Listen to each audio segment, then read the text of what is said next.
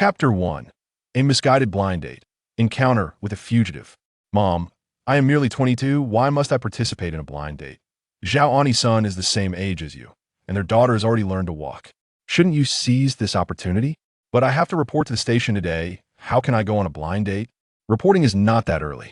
You could just grab a coffee with him an hour is certainly sufficient. Today is merely a casual meeting, a chance to converse and exchange WeChat, then arrange to dine or watch a movie over the weekend. But Lu Cheng hung up the phone, letting out a resigned sigh. His mother had orchestrated everything with remarkable clarity, even consulting the lunar calendar. In the year of the Yin Snake, month of the Metal Dragon, day of the Fire Horse. Auspicious for travel, haircuts, business openings, and matchmaking. There was no way out. Even if Lu Cheng had traversed time, he could not escape the fate of blind dates. The task assigned by his mother was not to be taken lightly. Failure to comply would result in dire consequences. For the sake of world peace, Lu Cheng must honor this appointment. His mother had assured him that the other party was a stunning beauty, possessing both an exquisite face and an enviable figure.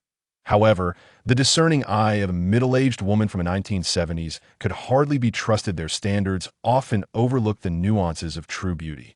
Lu Cheng steeled himself. At Seagull CF, 10 minutes prior, a breathtakingly beautiful woman had entered. Her delicate, fair oval face, chiseled features, and flowing long hair were striking. She wore a white silk shirt paired with a denim miniskirt, her tall figure accentuated by slender waist. Even such a simple ensemble radiated her noble elegance and ethereal charm. Her cool, clear, elongated eyes held a mesmerizing allure that captivated onlookers. After entering, this enchanting woman gracefully made her way to the less crowded second floor. Had she not exuded such an aloof demeanor that suggested others should maintain their distance, the upper floor would surely be filled with admirers. Lu Cheng settled into a corner of the second floor, having no intention of reaching out to her blind date. She ordered a latte and began sipping while perusing her phone. In this day and age, being compelled by parents to attend blind dates was commonplace, even for a goddess like Lu Cheng. Ignoring familial directives would undoubtedly lead to a tumultuous life. Fortuitously, she had a beautiful blue silk scarf in her bag, which she placed on the table, hoping her blind date would recognize it as a signal. As Lu Cheng entered the CF, his tall stature and handsome, sun-kissed visage drew the attention of many patrons. This was indeed an era that valued appearances. Lu Cheng also noticed Lu Cheng. She had seen the photograph sent by her mother, confirming that this was undoubtedly her blind date. He was even more handsome in person than in the picture, fitting the type she found appealing. Yet that was where her admiration ended. After surveying the room, Lu Cheng approached table A09. "Hello, I am Lu Cheng." Introduced by Aunt Guda, he glanced at the blue silk scarf on the table before pulling out a chair and sitting down confidently. Opposite him sat a short-haired woman, not conventionally beautiful, yet not unattractive either. She appeared slightly older, seemingly 6 or 7 years his senior. Indeed, his mother's idea of a beauty seemed to be rather conservative. Lu Cheng had little interest in blind dates to begin with, and the looming obligation of reporting to the station weighed heavily on him. Being late on the first day of his internship was simply unacceptable. Thus, a swift resolution. The short-haired woman was taken aback for 2 seconds, her mind clouded with 3 question marks. She did not recognize Lu Cheng. Lu Cheng got straight to the point. "I apologize, but this blind date was arranged by my mother without my knowledge. That it has become commonplace for young people to be coerced into such meetings. I assume your family has pressured you as well. Meeting face-to-face suffices as a completed task, allowing us to report back home. Let's leave it at that. I have other matters to attend to." That he had memorized his lines in advance to avoid awkward small talk. Just as Lu Cheng was about to rise and bid farewell, he suddenly sat back down. "Have we met somewhere before?" Lu Cheng's unexpected question left the short-haired woman bewildered. Lu Cheng genuinely found the woman before him familiar. Where had he seen her? The second floor. Lu Cheng, with her slender legs crossed, sipped her coffee while watching the scene below with an odd expression. It seemed that the blind date had mistaken her identity. The coincidental blue scarf. But Lu Cheng had no intention of intervening. Instead, she opted to continue observing the unfolding drama. Lu Cheng was seated at a table by the window, affording Lu Cheng a clear view from above. Lu Cheng was certain that this was his first encounter with a short-haired woman, yet the sense of familiarity was perplexing. Who was she? His expression remained unchanged, but his mind was a tempest. Soon, a blurry image began to sharpen in his memory. A glint of recognition flickered in Lu Cheng's eyes. It was her. Lu Wan, a fugitive wanted in Luxian County. Though he had not yet acquired a system since his arrival, Lu Cheng possessed an impressive memory, in his leisure time. Aside from studying professional texts like investigation strategies and director's notes, he had memorized many wanted posters. The woman before him bore a striking resemblance to the fugitive Lu Wan, approximately 70% similar. Why 70%? Because Lu Wan had wavy long hair and single eyelids in her wanted photograph, whereas her current appearance and attire had undergone certain changes. Now, she sported double eyelids, which Lu Cheng could discern were surgically altered. Acquired double eyelids appeared unnatural when closed, revealing a faint surgical line. In contrast, naturally occurring double eyelids would present a smooth and seamless appearance when the eyes were closed. A distinguishing feature was the black mole on her right earlobe. Lu Cheng's nerves tensed. His blind date was, astonishingly, a wanted criminal. "Mother, what have you done?" The bewildered, short-haired woman exclaimed. "I don't even know you. What blind date? This is absurd. Are you out of your mind?" She shot Lu Cheng a glare, gathered her belongings, and turned to leave. Lu Wan. Lu Cheng called out the name behind her. Her footsteps faltered, her muscles tensing in response. It had been ages since she had used that name, and an inexplicable sense of danger surged from the depths of her being. Instinctively, a single word flashed through the short-haired woman's mind run. Lu Cheng narrowed his eyes. It was unmistakably her. He sprang to his feet, anticipating her flight. The moment she attempted to escape, Lu Cheng propelled himself forward, executing a swift tackle. Bang! The short-haired woman fell, her shoulder colliding with the leg of the table, causing coffee to splatter and startled cries to erupt. Reflexively, Lu Cheng employed the grappling techniques he had learned at the police academy, forcefully twisting the woman's arm and pinning it down firmly. The actions were executed with remarkable proficiency. During his time at the police academy, these maneuvers were often directed towards instructors and peers. Now, however, they were being employed against real criminals. Lu Cheng swiftly seized the blue silk scarf, using it in lieu of handcuffs to tightly bind the wrists of the short-haired woman. In Zhanghai City, at the Sanli Bridge police station, Chief Chen Weiman stood with his hands on his hips, incessantly lamenting into the phone. "I say, Director Yang, can we not pursue a path of fairness? All the promising candidates have gone to the stations in the eastern city and Shijing, leaving us with the leftovers. What? The high achiever? Coming in with a cap. It's obvious they're just seeking to embellish their resume. They certainly want stay."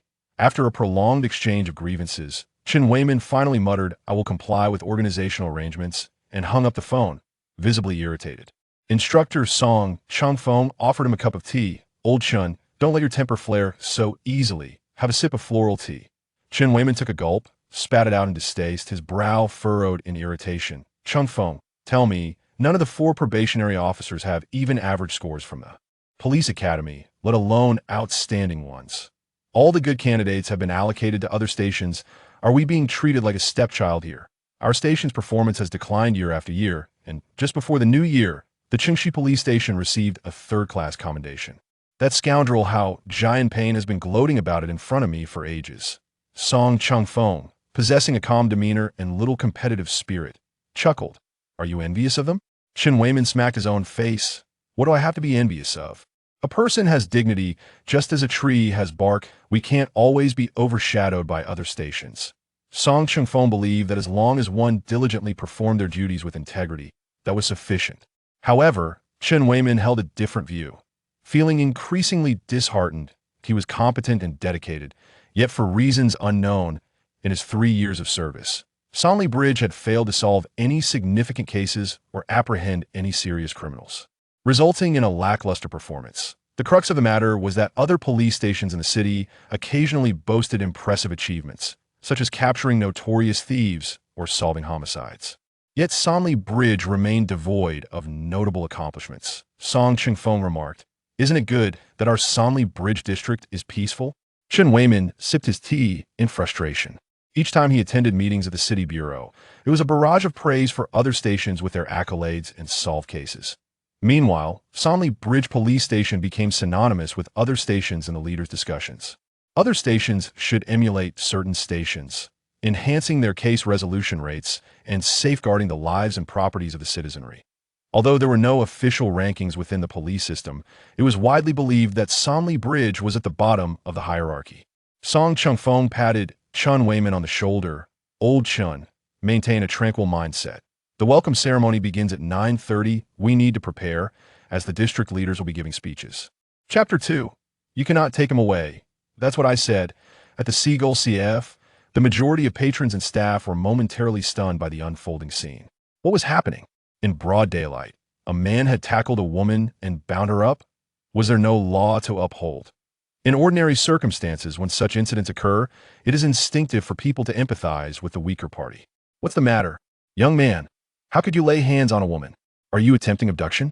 I just overheard you were on a blind date. If she's not interested, you cannot force her. Let her go, or I shall call the police.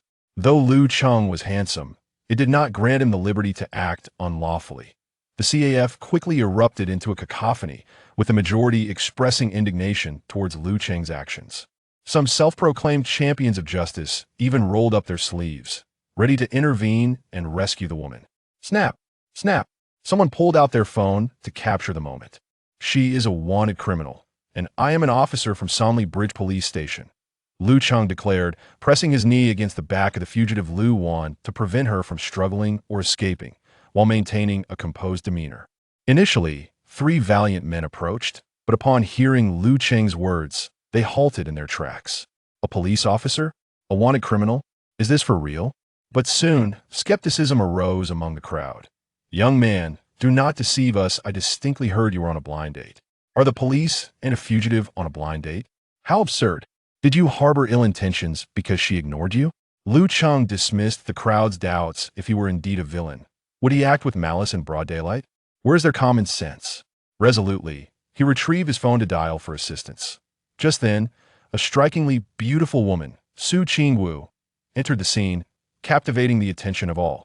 With long, flowing black hair, porcelain skin, and long, shapely legs, she presented an enchanting visage adorned with subtle makeup. Such a blend of purity and allure was irresistible, drawing the gaze of both men and women alike. Lu Cheng found himself utterly mesmerized by her beauty. This blind date attire was not typical of Su Qingwu style had it not been for her mother's scrutinizing approval of her outfit. She might have been interrupted during her rare day off. Although the high heels accentuated her long, elegant legs, she was not entirely accustomed to their wear. Calmly, Su Qingwu extracted her police badge from her bag and spoke. I am from the Yuhua District Public Security Bureau. Here is my identification. She is indeed a fugitive named Lu Wan. You may verify this on the Ministry of Public Security's official website. Lu Cheng was slightly taken aback, not expecting this stunning woman to be a police officer. Could she be a police flower in the flesh? As law enforcement officials, you may resume your activities.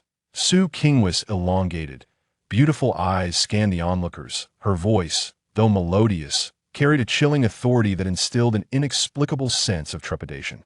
Upon seeing Su Qingwu's credentials, the crowd retreated, and a hush fell over the CF. Even those with no wrongdoing could not help but feel a wave of anxiety in the presence of genuine law enforcement.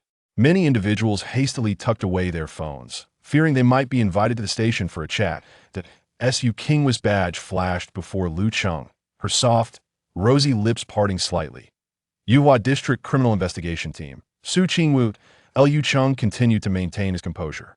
As he approached the wanted criminal, tilting his head upwards and declaring, reporting in, I am Lu Cheng, an intern officer from the Sonley Bridge Police Station. He had previously examined Su Qingwu's sleek black vertical leather wallet and the anti-counterfeit emblem along with the official seal on her police ID. The credentials were authentic, as merely an intern officer who had yet to officially report for duty and lacking even a uniform. He recognized that the detectives from the Criminal Investigation Unit held positions of higher authority than his own. Thus, he deemed it essential to adopt a humble demeanor. Just as Lu Cheng intended to express his gratitude towards the stunningly beautiful policewoman for her assistance, he heard Su Qingwu state, I'll take care of this. I'll have my colleagues from the Bureau come to take over. as Lu Cheng was quite familiar with this wanted criminal. Lu Wan had been one of the suspects in a joint operation 6 months prior. Out of an 8-member theft ring, 7 were apprehended, while 1 managed to escape, none other than Lu Wan herself. After pursuing her for a month without success, she vanished into another province. Subsequently, a wanted notice was issued, yet no leads had surfaced until now, when Lu Wan unexpectedly returned to Shanghai and was captured right under her nose. What a fortuitous turn of events. However, Lu Wan had undergone significant changes in appearance, which made it difficult for Lu Cheng to recognize her first. Curiously, she scrutinized this potential romantic interest, pondering how he had identified the individual as a wanted criminal. Sanli Bridge Police Station, intern officer, Lu Cheng. Lu Cheng mused thoughtfully before retrieving her mobile phone from her bag to call her colleagues. With Lu Wan's capture, the case concerning the gold theft at the jewelry store in Luxian County from 6 months ago could finally be resolved. Lu Cheng was momentarily taken aback. Was it appropriate for the Criminal Investigation Unit to take her away? After all, he was the one who had apprehended her, representing the Sanli Bridge Police Station. Catching Lu Cheng's gaze, Lu Cheng offered a brief explanation. Lu Wan is one of the suspects in a gold theft case our bureau has been investigating for the past 6 months. This implied that her decision to have Lu Wan taken away posed no issue, even if she were to be brought to the police station. The case would ultimately revert to the bureau, thus saving valuable time. Yet, from Lu Cheng's perspective, this time ought to be preserved. If she were taken away immediately, the credit for apprehending the wanted criminal would likely slip through his fingers. Lu Cheng could tolerate many things, but not being shortchanged. Officer Su, could you please help me hold her for a moment? I urgently need to make a phone call. Lu Cheng cast a sidelong glance at Lu Cheng, nodded, and gracefully lifted her long leg, her high heel pressing against Lu Wan's back. Her smooth and delicate calf, seemingly fragile, possessed considerable strength. Unable to suppress his admiration, Lu Cheng thought to himself, what exquisite legs. Lu Wan struggled briefly, but upon feeling discomfort, ceased her movements. Lu Cheng then discreetly stepped aside to make his call. 9:30 a.m. Sanli Bridge Police Station. Chen Weimin led the team in tidying up the yard, as intern officers gradually reported for duty. Chief, I am intern officer Yuan Jia. Here to report. Chief, I'm intern officer Chen Zilong. Good morning, Chief. I am intern officer Guo Lei. Filled with youthful exuberance, the three entered the courtyard, and the atmosphere seemed to invigorate with their presence. Excellent. Welcome, intern officers. Chen Weimin approached and extended his hand in greeting, introducing the instructor Song Chengfeng and other colleagues. Ultimately, he reached the exceptional student Yuan Jia and engaged in a lively conversation. Yuan Jia, a distinguished student of criminal investigation. Excellent. Chen Weimin patted Yuan Jia on the shoulder, his fondness evident in his demeanor that he intended to personally mentor this talented individual, harboring the hope that he would remain at the station and shine in the future. In these times, what is most precious? Talent. However, the likelihood of that seemed rather slim. Song Chengfeng turned to glance at the entrance, expressing his confusion. Weren't there supposed to be 4 trainee officers? One is still missing. Everyone scanned the area, but could not locate the 4th trainee officer. Chen Weimin furrowed his brow. What was that one's name? Arriving late on the first day? Such carelessness. Just as he was about to express his frustration, he noticed a police car from the sub-bureau entering the courtyard. Song Chengfeng remarked, "It appears Director Yang has arrived." Chapter 3. The late arrival of the trainee officer and the wanted criminal upon alighting from his vehicle. Director Yang Zheng of the Yuhua District Public Security Bureau extended a warm welcome to the newly arrived officers, adhering to customary formalities. Just as he concluded his remarks, he was sidetracked by the affable Chen Weimin, who beckoned him aside. Come, Yang Director, let us have a seat in my office. I have some exquisite tea, a fine Jin Junmei." Yang Zheng deftly extricated himself from Chen Weimin's grasp, well aware of the old fox's intentions. Once he indulged in his tea, Chen would eagerly solicit personnel, vehicles, equipment, and funds, forever lamenting his financial plight. Yang Zheng, accustomed to this routine, found himself at a loss in dealing with Chen's antics. "I cannot stay. I must visit other precincts. Time is of the essence," Yang Zheng stated, taking a few steps before turning back to observe the 3 inexperienced trainee officers. He inquired, I recall that our San Likio precinct was assigned 4 trainee officers. Where is the 4th? Song Ching-fong promptly elucidated. He should be en route. It seems he's caught in traffic, as he resides quite far. Yang Zheng's expression soured. Is it not prudent to leave early when one lives far? To be late on the very first day is utterly unacceptable. What is his name? Chen Weiman remained silent, equally displeased. Indeed, it was quite intolerable. Song Ching-fong responded. I believe his name is Lu Cheng. Yang Zheng glanced at his watch. 9:50 a.m., 20 minutes past the designated time. He cleared his throat and addressed the 3 trainee officers. The police force is a bastion of discipline. If one cannot even manage basic punctuality, how can one aspire to be a good officer? A warning must be issued. It is far easier for newcomers to adopt bad habits than to cultivate good ones. He jotted down the name Lu Cheng. The 3 trainees whispered among themselves. It's over. Director Yang has taken note of Lu Cheng. Our precinct chief does not appear pleased. When that individual arrives, he is certain to face a barrage of reprimands. One muttered, "What a character, arriving late on his very first day." Another remarked. Chen Weiman's countenance turned grave as he instructed Song Ching-fong to place a call to ascertain the situation. At that moment, a patrolling officer rushed in, breathless. Report to the chief. A citizen has reported the capture of a wanted criminal at the Seagull CAF, a fugitive from Lushui County, Luwan. The focus, previously on the tardy trainee Lu Cheng, swiftly shifted to this startling news. A wanted criminal, captured by the citizens?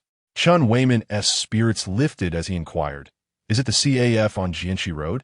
Who apprehended him?" "Indeed, Chief Chen, it is that CAF," the officer replied excitedly. "The apprehenders are officers from our precinct."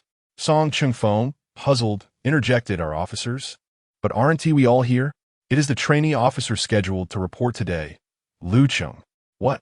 Both Chen Weiman and Yang Zheng raised their eyebrows in surprise, while the others exchanged incredulous glances. The officer continued, "He urged us to hurry to retrieve the individual. The Bureau has dispatched personnel as well, insisting on bringing the suspect directly to the precinct." He emphasized that the apprehended individual was indeed caught by their precinct since they were in closest proximity and would arrive first. The individuals present were not foolish. Had the wanted criminal been brought back to the station first, the credit would undoubtedly belong to the Sanli Bridge police station. This clever young man indeed. At that moment, the officer on the phone finally noticed Yang Zheng, and his expression shifted to one of alarm as he hastily closed his mouth. Upon realizing that the late trainee officer had apprehended the suspect, Chen Weiman was both astonished and exhilarated. The significance of a wanted criminal far surpassed that of an ordinary thief. Although it might not warrant a third-class merit, it could certainly earn a commendation. The Sanli Bridge police station had not handled a noteworthy case in quite some time, and this capture of a wanted criminal was a tremendous morale booster. Yuan Ye, Chun Zilong, and Guo Lei, the 3 trainee officers, exhibited expressions of shock. It turned out that Lu Cheng was not merely tardy, but had actually captured a wanted criminal. Remarkably, before even officially starting his duties, he had accomplished such a significant feat. This Lu Cheng was rather impressive, ignoring the presence of the district leaders. Chen Weiman promptly issued a stern command. "Old Zhao, Shaolin, hurry and respond to the call. Bring the suspect back. Remember, do not allow the district office to take the suspect away. Let them come to the station for the individual." He spoke these words in front of Yang Zheng, eliciting peculiar expressions from those present. Chen Weiman was unconcerned with their reactions, as he was already contemplating whether to request equipment or a vehicle from Yang Zheng. This was a matter of converting merit into tangible rewards. How practical. The 2 field officers immediately complied with the order, activating their sirens as they hastily proceeded to the scene. Yang Zheng's mind wandered back to the wanted criminal Lu Wan. He recalled her involvement in a gold theft case 6 months prior, where she was one of the suspects responsible for lookout duties and the disposal of stolen goods. She had fled to another province, and the Jianghai City Public Security Bureau had collaborated with provincial forces for a month to pursue her, but to no avail. It was unexpected that she had returned to Jianghai, only to be captured by a trainee officer. Yang Zheng had led the investigation into that theft case. At this moment, his expression fluctuated with uncertainty. A trainee officer, Lu Cheng, so formidable? or merely a fortunate coincidence? The specific circumstances remained unclear. In any case, he etched the name Lu Cheng into his memory. Yang Zheng was subsequently taken by Chen Weimin and Song Chengfeng to the office for tea. After finishing the call, Lu Cheng returned, reclaiming the wanted criminal from Officer Su Qingwu, who had been holding her. Officer Su, allow me to handle this rough work. I wouldn't want you to tire yourself. This credit belongs to me, and you cannot take it away. Su Qingwu narrowed her elegantly elongated eyes slightly. You just called your colleagues at the Sanli Bridge police station, didn't you? You had your people take her away. The Sanli Bridge police station was a mere 8 kilometers away, while the district office was 5 kilometers distant. The calls were made in quick succession, so it was evident that the police vehicle from Sanli Bridge would arrive first. This astute trainee officer was quite calculating. Lu Cheng did not deny it. After all, he was the one who had apprehended her, and bringing her back to the station posed no issue. Su Qingwu remained indifferent. As long as the suspect was captured, it was a positive outcome. The case could be resolved. She made another call to her colleagues, instructing them to proceed directly to the Sanli Bridge police station to retrieve the individual. 5 minutes later, 2 police officers arrived at the station, entering the CAF, where they immediately spotted the wanted criminal pinned to the floor by Lu Cheng. Lu Cheng tossed Lu Wan's wallet to them, which contained 2 identification cards. One was authentic, cleverly concealed within the wallet's lining, bearing the true name of Lu Wan. After a thorough comparison, the information was confirmed. Lu Cheng, impressive lad. On your very first day, before even reporting for duty, you've apprehended a wanted criminal. They patted Lu Cheng on the shoulder, envious of his remarkable fortune. It was only then that they noticed the stunning beauty beside him, Su Qingwu, their eyes instantly alight with admiration. This lady was Officer Su from the 3rd Criminal Investigation Team of the precinct, fortuitously enjoying coffee in the same establishment. Lu Cheng made a brief introduction. Su Qingwu merely nodded slightly, maintaining her cool demeanor. From the precinct? Wow, so beautiful. However, the 2 officers had no time for idle chatter. Each took an arm of the wanted criminal and escorted him to the police vehicle. As the officers apprehended the suspect, numerous passers-by applauded, exclaiming, "Well done, officers! Excellent work!" The crowd began to murmur, astonished to learn that the criminal had been captured by a trainee officer. Is this how formidable the new recruits are nowadays? Lu, you too. Get in the car. Take the passenger seat. Understood. Lu Cheng nodded at Su Qingwu before climbing into the police car. Shortly thereafter, a vehicle from the precinct arrived, and Su Qingwu, along with her colleagues, proceeded to the Sanli Bridge police station. Chapter 4. Is the police flower also there for blind dates? Arriving at the system, the director exclaimed, "I'm the probationary officer Lu Cheng, here to report for duty." He stood tall and straight, his height of 183 meters, making him stand out in the courtyard. The wanted criminal, Lu Wan, was brought inside, and as she entered, she cast a venomous glare at Lu Cheng. After evading capture for 6 months, she had been exceedingly cautious, even altering her appearance to avoid recognition. Yet, by unfortunate coincidence, she was identified by a police officer, no less than a probationary one. "What are you staring at? Get inside." Officer Xiao Lin nudged Lu Wan, ushering her into the building. This marked a significant achievement for their small precinct, finally stirring some excitement. "Excellent work, Lu Cheng." Director Chen Weimin beamed with uncontainable joy. Among the 4 new probationary officers, the top-ranking student, Yuan Jia, had initially outshone Lu Cheng. Now, Lu Cheng had remarkably risen to the forefront by apprehending a wanted criminal. Although luck played a considerable role in his encounter, it is often said that fortune is a facet of skill. Having delivered such a significant accomplishment on his first day, Lu Cheng had become a veritable blessing for the Sankyo police station. Officer Song Chengfeng patted Lu Cheng on the shoulder with a smile, inquiring, "Did you sustain any injuries while subduing the wanted criminal?" Lu Cheng shook his head. "No. Well done," Song Chengfeng affirmed. Yang Zheng scrutinized Lu Cheng, voicing his curiosity. "How did you recognize Lu Wan?" This sparked intrigue among Chen Weimin, Song Chengfeng, and the other officers. Lu Cheng recounted the details of the encounter. Yang Zheng nodded, his gaze toward Lu Cheng reflecting admiration. while Lu Cheng's chance meeting with the wanted criminal bore much luck. His ability to retain her likeness in his memory was indeed commendable. The official police website listed at least 80 wanted criminals. Among probationary officers, very few made the effort to memorize their faces.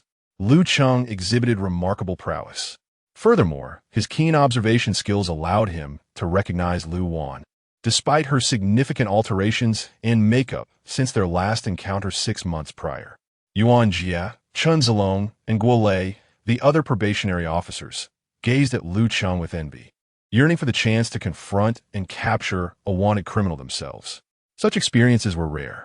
In a matter of minutes, another police vehicle from the bureau arrived.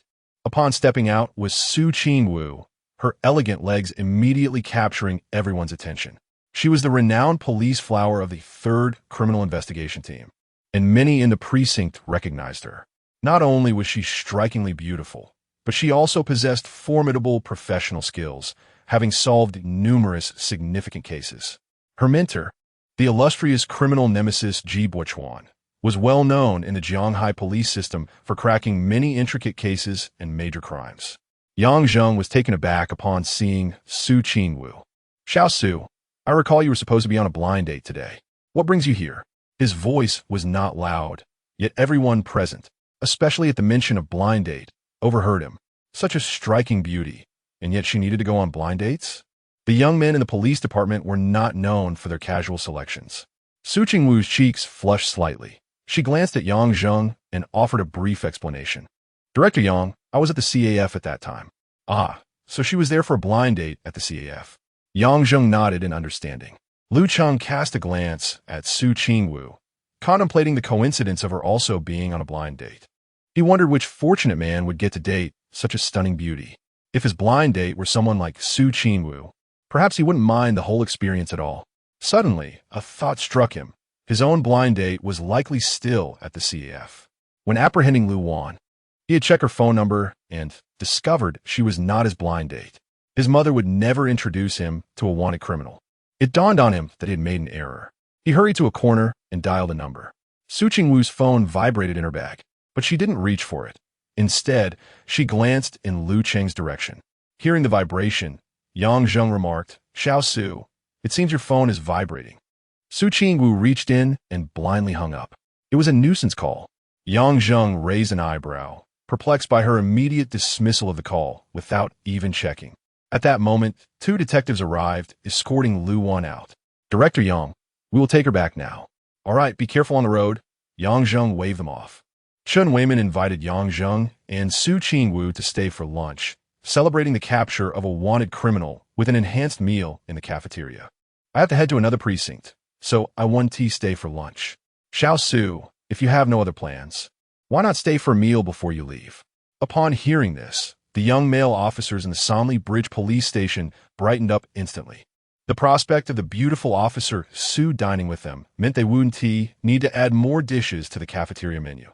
After several attempts from Chen Weiman to persuade her, Su Qingwu agreed to stay for lunch, unable to decline such hospitality. Lu Cheng and his fellow trainee officers were issued uniforms and standard individual police equipment: body cameras, handcuffs, retractable batons, pepper spray, walkie-talkies, and powerful flashlights. Though they were trainees, the equipment was on par with that of regular officers. Their badge numbers were also 6 digits long, though the shoulder epaulets bore a distinct 2-bar insignia to denote their status. Even as the lowest rank with 2 bars, Lu Cheng and his fellow rookie officers were filled with excitement, particularly by the gleaming silver handcuffs and batons, which lent them an air of authority when worn at their waists. It was common for new recruits to display such enthusiasm upon donning their uniforms, and the seasoned officers were accustomed to it. However, as Lu Cheng slipped into his police attire, a mechanical voice suddenly echoed in his mind. His expression shifted sharply. The system had arrived. The system might be delayed, but it would never be absent. Without the system, what was the point of his transmigration? The system is named Super Police God, and Lu Cheng can obtain system rewards by solving various cases. Recently, Lu Cheng apprehended a wanted criminal, and the system rewards promptly followed. The initial reward consists of 2 fundamental skills: Flycatcher LV1, when a suspect is nearby. A fly will randomly activate to capture the suspect, with a trigger range of 20 meters and a sensing range of 200 meters. Master of Combat LV1.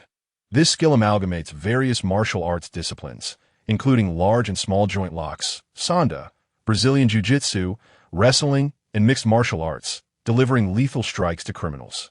The potency of the skills increases with each level. Both skills were infused into Lu Cheng's mind and body. His heart raced with excitement, and he felt as if he had been reborn. The system was incredibly efficient.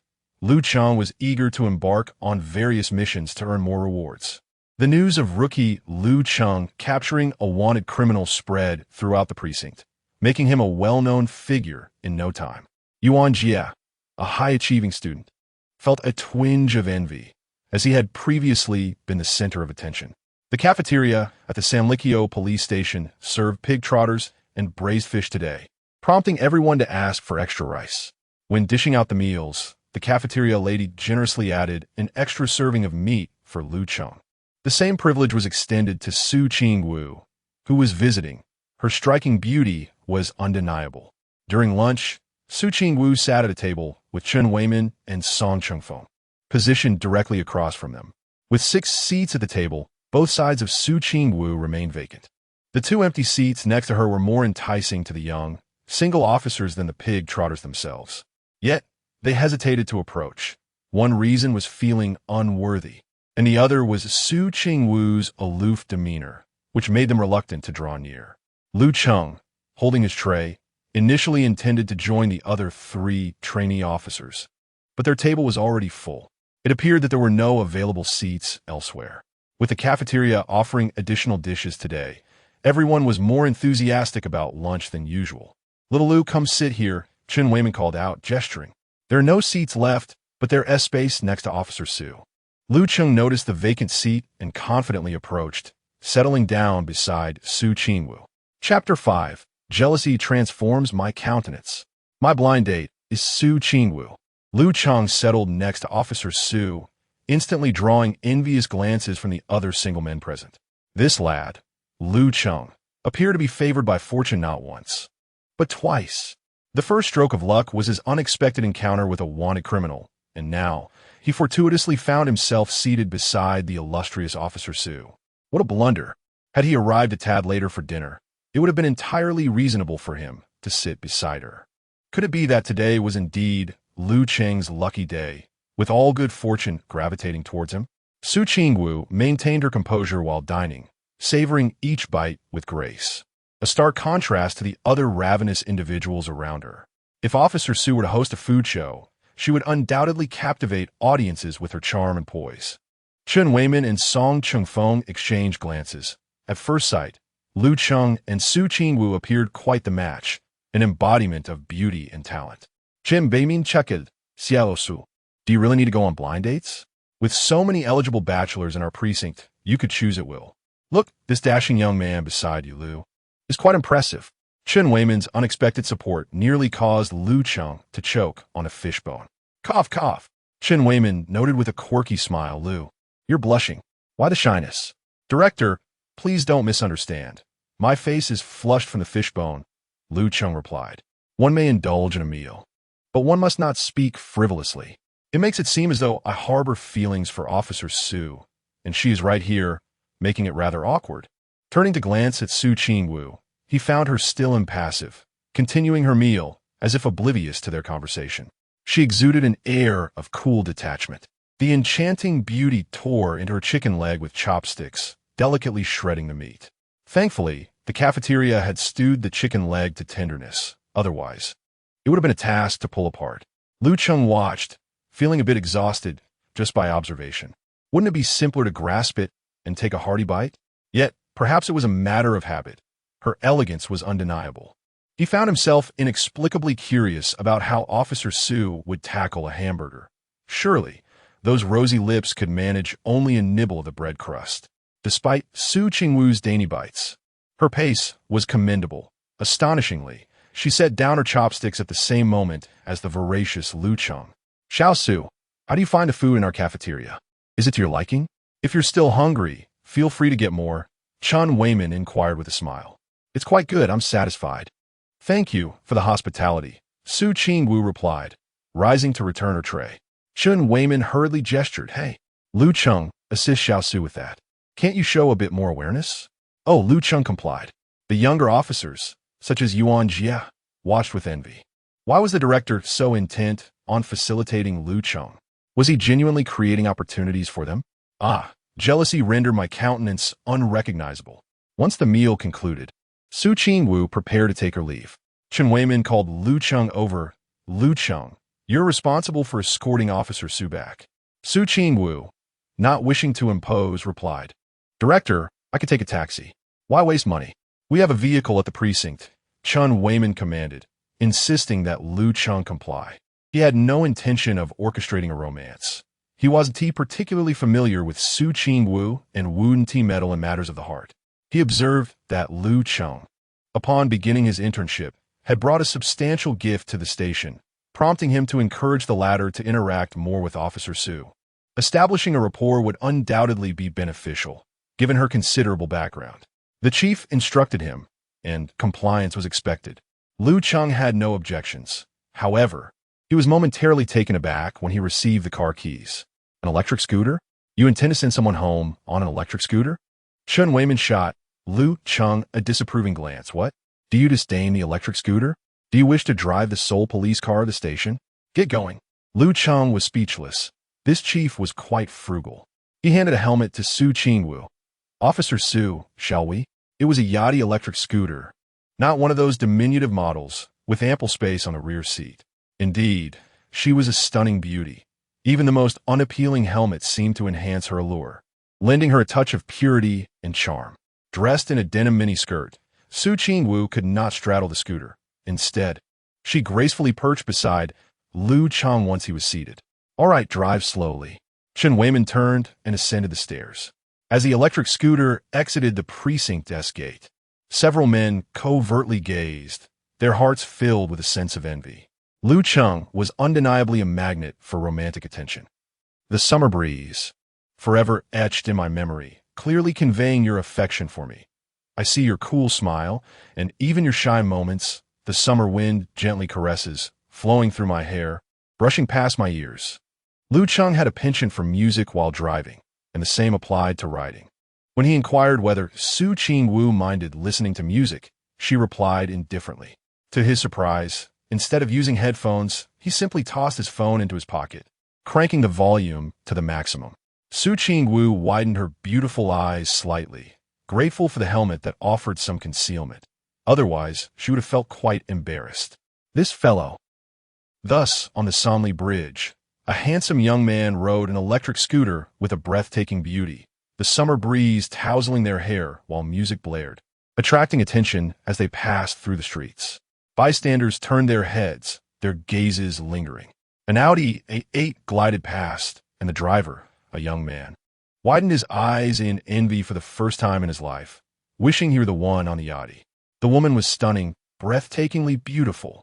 Such a woman truly existed, one who delighted in laughter on a Yachty rather than shedding tears in an Audi. The summer wind lifted Su Ching-Wu's silky hair, occasionally brushing against Lu Cheng's neck, creating a ticklish sensation. A taxi swerved to avoid braking, nearly colliding with Lu Cheng's electric scooter. How do you drive? Lu Cheng shouted in frustration. The Yachty's front brake was remarkably responsive. A gentle tap nearly caused the rear to lift. Due to inertia, Su Ching-Wu's delicate form leaned against Lu Cheng's back. He felt his muscles tense up suddenly, a flush creeping across his face beneath the helmet. Although Su Ching-Wu stood at an impressive height of 1.7 meters, her figure was not slender. Certain curves were quite voluptuous. The sudden contact from her bosom against his back provided a distinct, elastic sensation. This feeling, how to describe it, is simply exquisite, a sensation that Lu Cheng had never experienced before. Su Ching-Wu's delicate jade-like hands could only grasp the edge of Lu Cheng's garment, struggling to regain her balance. Her beautifully arched eyebrows knitted in discontent, evidently displeased with Lu Cheng's abrupt halt, yet she remained silent. Are you all right? The current state of the taxis is chaotic. The roads seem to belong to them. Lu Cheng lamented helplessly, continuing on his way. However, Upon descending the bridge, the traffic did not improve. Instead, it grew even worse. Delivery riders clad in yellow and blue darted through the crowded, non-motorized lanes, causing Lu Cheng to nearly wear out his brakes. He muttered curses under his breath, feeling the impact of near collisions against his back.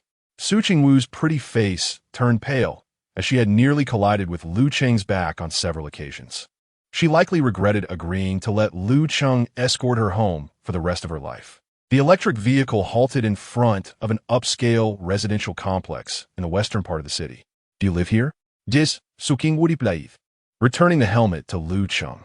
Well then, Officer Su, you may go in. I will return to the station. Lu Cheng tossed the helmet into the trunk, only to find Su Qingwu standing still in place, not moving. Is there something else? Lu Cheng inquired, puzzled. Did Aunt Gu introduce you? Su Qingwu calmly remarked, a glimmer of enchanting light flickering in her slender, beautiful eyes. Huh? Lu Cheng's mind momentarily faltered, and after a few seconds of confusion, his quick-witted brain rebooted. What?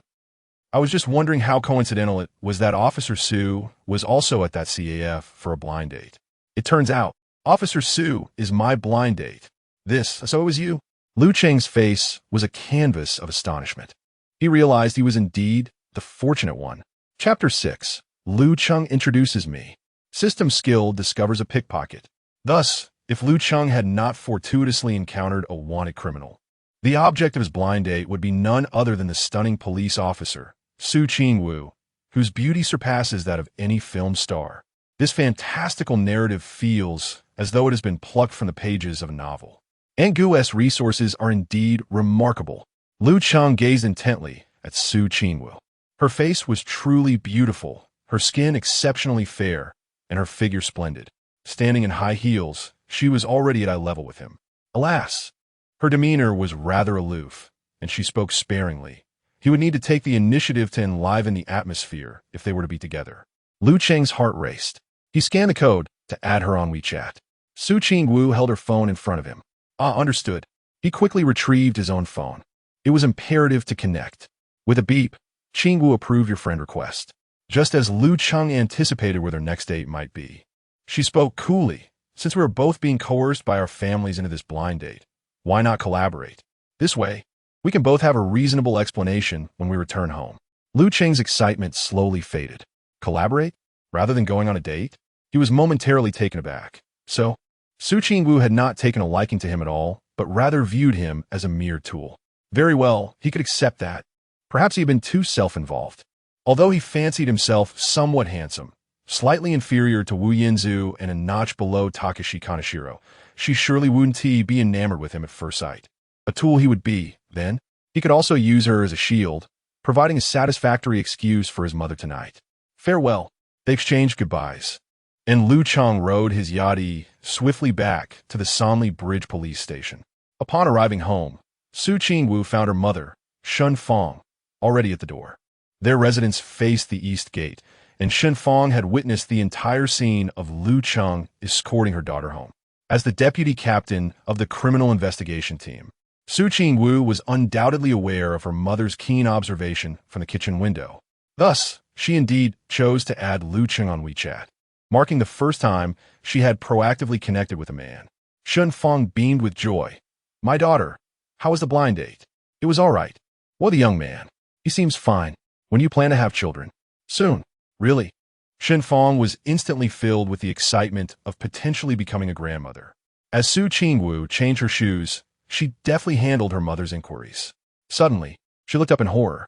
Children? Hold on. Comrade Shun, you skipped the marriage step and jumped straight to children? If you adore children so much, why not have one yourself? Su Qingwu dared not voice her true thoughts. She wished to live. Mom, we just met for the first time. Such matters happen quickly. Don't young people nowadays favor whirlwind marriages? Su Qingwu was left speechless and hastily retreated to her room. Conversing with Comrade Shun was far too terrifying. When will that boy be brought back for a meeting? Sanlikyo Police Station. Shun Weiman found himself in a dilemma with the high-achieving Yuan Jia on his left and Lu Cheng on his right. He had initially resolved to personally escort Yuan Jia. but soon realized that Lu Cheng also possessed commendable qualities. "Chief, did you call for me?" Middle-aged officer Zhao Han entered the office, his demeanor notably cheerful, as the intern officer assigned to him was none other than the remarkable Lu Cheng. On his very first day, he had apprehended a wanted criminal, a stroke of luck that underscored the potential of his protege. If nurtured properly, it would reflect well on him as a mentor. "Old Zhao, how about you take the high achiever Yuan Jia?" "I'll take Lu Cheng," Chun suggested. "Chief, didn't we agree that I would mentor Lu Cheng? Why the sudden change?" "Zaufans Smilabanisha. You are the head of a department. Your word should hold weight. Since Lu Cheng has been assigned to me, why would you want to take him back? I've already devised a teaching strategy tailored to his strengths, and switching to another student would require me to rethink my entire approach. Moreover, I even consulted my horoscope. It aligns perfectly with Lu Cheng's. If you assign me the high achiever, I'll need to consult the stars again, and that costs 300 each time." Shen Weiman's head spun with the exchange. All right, enough of this. Lu Cheng will remain with you." Zhao Han promptly ceased his prattling. "Had you said so earlier, we could have avoided this. I'll get back to work." With a resigned sigh, Chen Weiman conceded, "Fine, the high achiever isn't too bad either." Meanwhile, Lu Cheng was riding his Yachty electric scooter back to the Sanlikyo police station. As he traversed the bustling old street, his system skill, Flycatcher, unexpectedly activated. There was a suspect nearby. Lu Cheng's heart raced. Within a 20-meter radius, he looked up to see a green laser hovering in the air, which upon closer inspection, revealed itself to be a fly. Lu Cheng parked his scooter at the roadside as the fly zoomed toward a suspect in the vicinity. Which one could it be? The fly circled above the crowd, and moments later, it dove down, seamlessly blending into the throng and locking onto its target. The target was a slender man wearing glasses, with the fly silently alighting on his shoulder. This was how the flycatcher functioned, essentially pinpointing the suspect's location. A glimmer of excitement flickered in Lu Cheng's eyes as he covertly observed the man to discern his intentions. The man occasionally cast glances towards the ATM across the street, not at the bank itself, but rather at the individuals emerging from it, evidently searching for a target. Most likely, he was a thief, a pickpocket. While he scanned for potential victims, the man frequently turned his head, wary of being noticed. His vigilance was palpable. Lu Cheng shifted his gaze, carefully avoiding the man's line of sight, and stepped into a nearby convenience store to purchase a drink. After acquiring his drink, he walked several paces in the opposite direction. The man's high level of alertness suggested he was a seasoned criminal, while Lu Cheng, a novice intern officer with no prior field experience, was apprehensive about being detected. Thus, he chose to maintain a safe distance. The tracking signal of the flycatcher extends within a radius of 200 meters. As long as one remains within this boundary, the target remains secure, all under control. Moments later, a visibly anxious middle-aged man emerged from the self-service bank, clutching a bulging handbag. The lean man, upon spotting him, resembled a wolf eyeing its prey. He discarded the toothpick from his mouth and stealthily followed behind. Meanwhile, Lu Cheng quietly trailed the lean man. Like a mantis stalking a cicada, he pursued with intent. As the flow of pedestrians ahead increased, the lean man quickened his pace, drawing closer to the middle-aged man. Seizing the moment, he deftly twisted his wrist, concealing a sharp blade between his middle and ring fingers. With precision, he raised his hand. With a swift motion, the bottom of the middle-aged man's handbag was slashed open, and bundles of cash cascaded to the ground. A hand swiftly scooped up the money, wrapping it in newspaper and tucking it into the waistband of the trousers ahead. By the time the middle-aged man noticed the sudden lightness of his handbag and shouted about the theft, the lean man had already vanished into the throng of people. The middle-aged man lifted his handbag, revealing a gaping hole the size of a bowl. The recently withdrawn 50,000 yuan had disappeared. In a state of panic, he cried out for help, simultaneously alerting the authorities while anxiously searching for the thief. Chapter 7. That was my wife's life-saving money. The pickpocket had a knife. On the bustling streets, a middle-aged man, having lost his money, cried out helplessly, yet the passers-by merely turned to glance, with not a single soul approaching to offer assistance. This was not a reflection of the coldness of society. Rather, It was the absence of any visible thief that left them indifferent. Everyone behaved like innocent bystanders, wary of being wrongly accused of theft themselves. "Hello, is this the police station? This is bad. My money has been stolen. Officer, please help. That money is for my wife's surgery." "What? It was just stolen?" "The location is near the Agricultural Self-Service Bank on Fengshan Road. There were so many people, and I didn't even notice when it disappeared. Officers, please hurry. My wife is waiting for the money to save her life." The middle-aged man was drenched in sweat, pounding his thigh in regret for not having clutched his handbag closer. Within 5 minutes, 2 police officers from the Xiqing police station arrived at the scene. The middle-aged man sat despondently on the steps of a small shop, his face etched with despair. "Did you call the police?" one officer inquired. Yes. "Your name?" "Wu Sanmao." "Where did you lose the money?"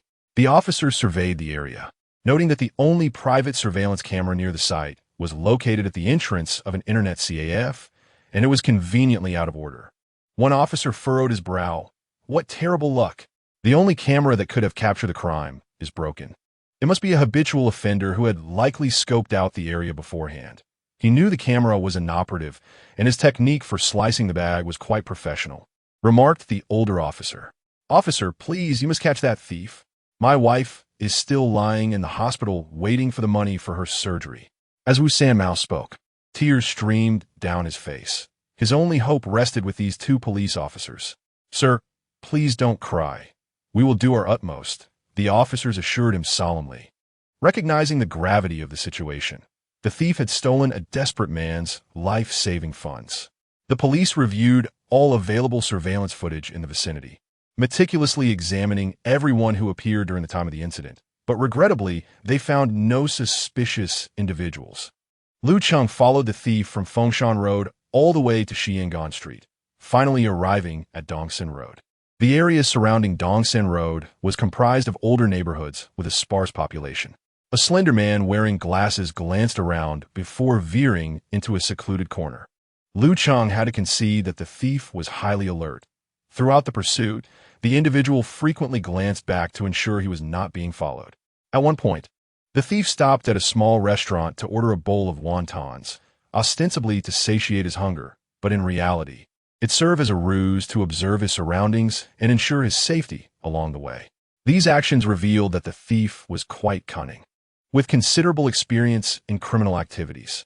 Fortunately, the flycatcher remained closely attached to the thief, allowing Lu Cheng to maintain his pursuit even when the thief was out of sight. As he followed closely, he deliberately avoided glancing in the direction of the pickpocket, wary of meeting his gaze. A mere exchange of glances could confirm his identity. The cunning criminal possessed a keen instinct, capable of discerning whether someone was a mere observer or a threat with just a fleeting eye contact. Lu Cheng, aware of his own inexperience, understood the necessity of proceeding with utmost caution.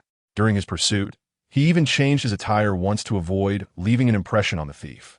Certainly, Lu Cheng could have seized the opportunity to confront the pickpocket directly, yet such an action bore significant risks.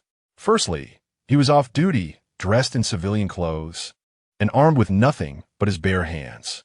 Secondly, the thief was equipped with a blade and demonstrated considerable skill, potentially harboring other weapons. With the bustling streets teeming with people and vehicles, any hasty attempt to apprehend the criminal could lead to uncontrollable safety hazards. Thus, it was imperative to wait until the pickpocket retreated to an isolated area to inspect his loot. This would present the optimal moment for Lu Cheng to act. At last, the moment arrived. He observed as the lean man turned the corner of the street, standing beside a trash bin. The thief extracted a roll of freshly minted bills from his belt, the pungent scent of ink wafting through the air. Cash transactions had become increasingly rare. Yet fortune favored the pickpocket, as his target, Wu Sanmao, was a rural laborer unfamiliar with smartphones and reliant solely on an outdated mobile device, an unfortunate oversight that made him a prime target. The thief possessed not only a red wallet but also a mobile phone, both ill-gotten gains. He extracted the cash from the wallet and discarded it into the trash. He also disposed of the SIM card. With a triumphant whistle, he prepared to make his escape. Suddenly, a figure darted out from behind him, moving with remarkable speed. A flash of motion startled him, followed by a jarring impact to the back of his head, causing him to stagger in pain. A precise chop struck his occiput, nearly rendering him unconscious. Disoriented and seeing stars, he realized it was not a punch or kick, but rather a skilled hand strike designed to incapacitate. With years of thievery under his belt, he deduced from the finesse of the attack that his assailant was no amateur. Their combat prowess exceeded his own. Though he had not collapsed, he anticipated another strike would follow. Swiftly, he twisted his wrist, revealing a sharp blade nestled between his fingers, and slashed backward. Indeed, another fierce gust swept past his back, a glint of the blade cutting through the air as his opponent deftly evaded the attack. Seizing the opportunity, the pickpocket widened the distance between them. In the quiet corner of the street, Lu Cheng maintained his composure as he observed the thief, who proved to be no easy adversary.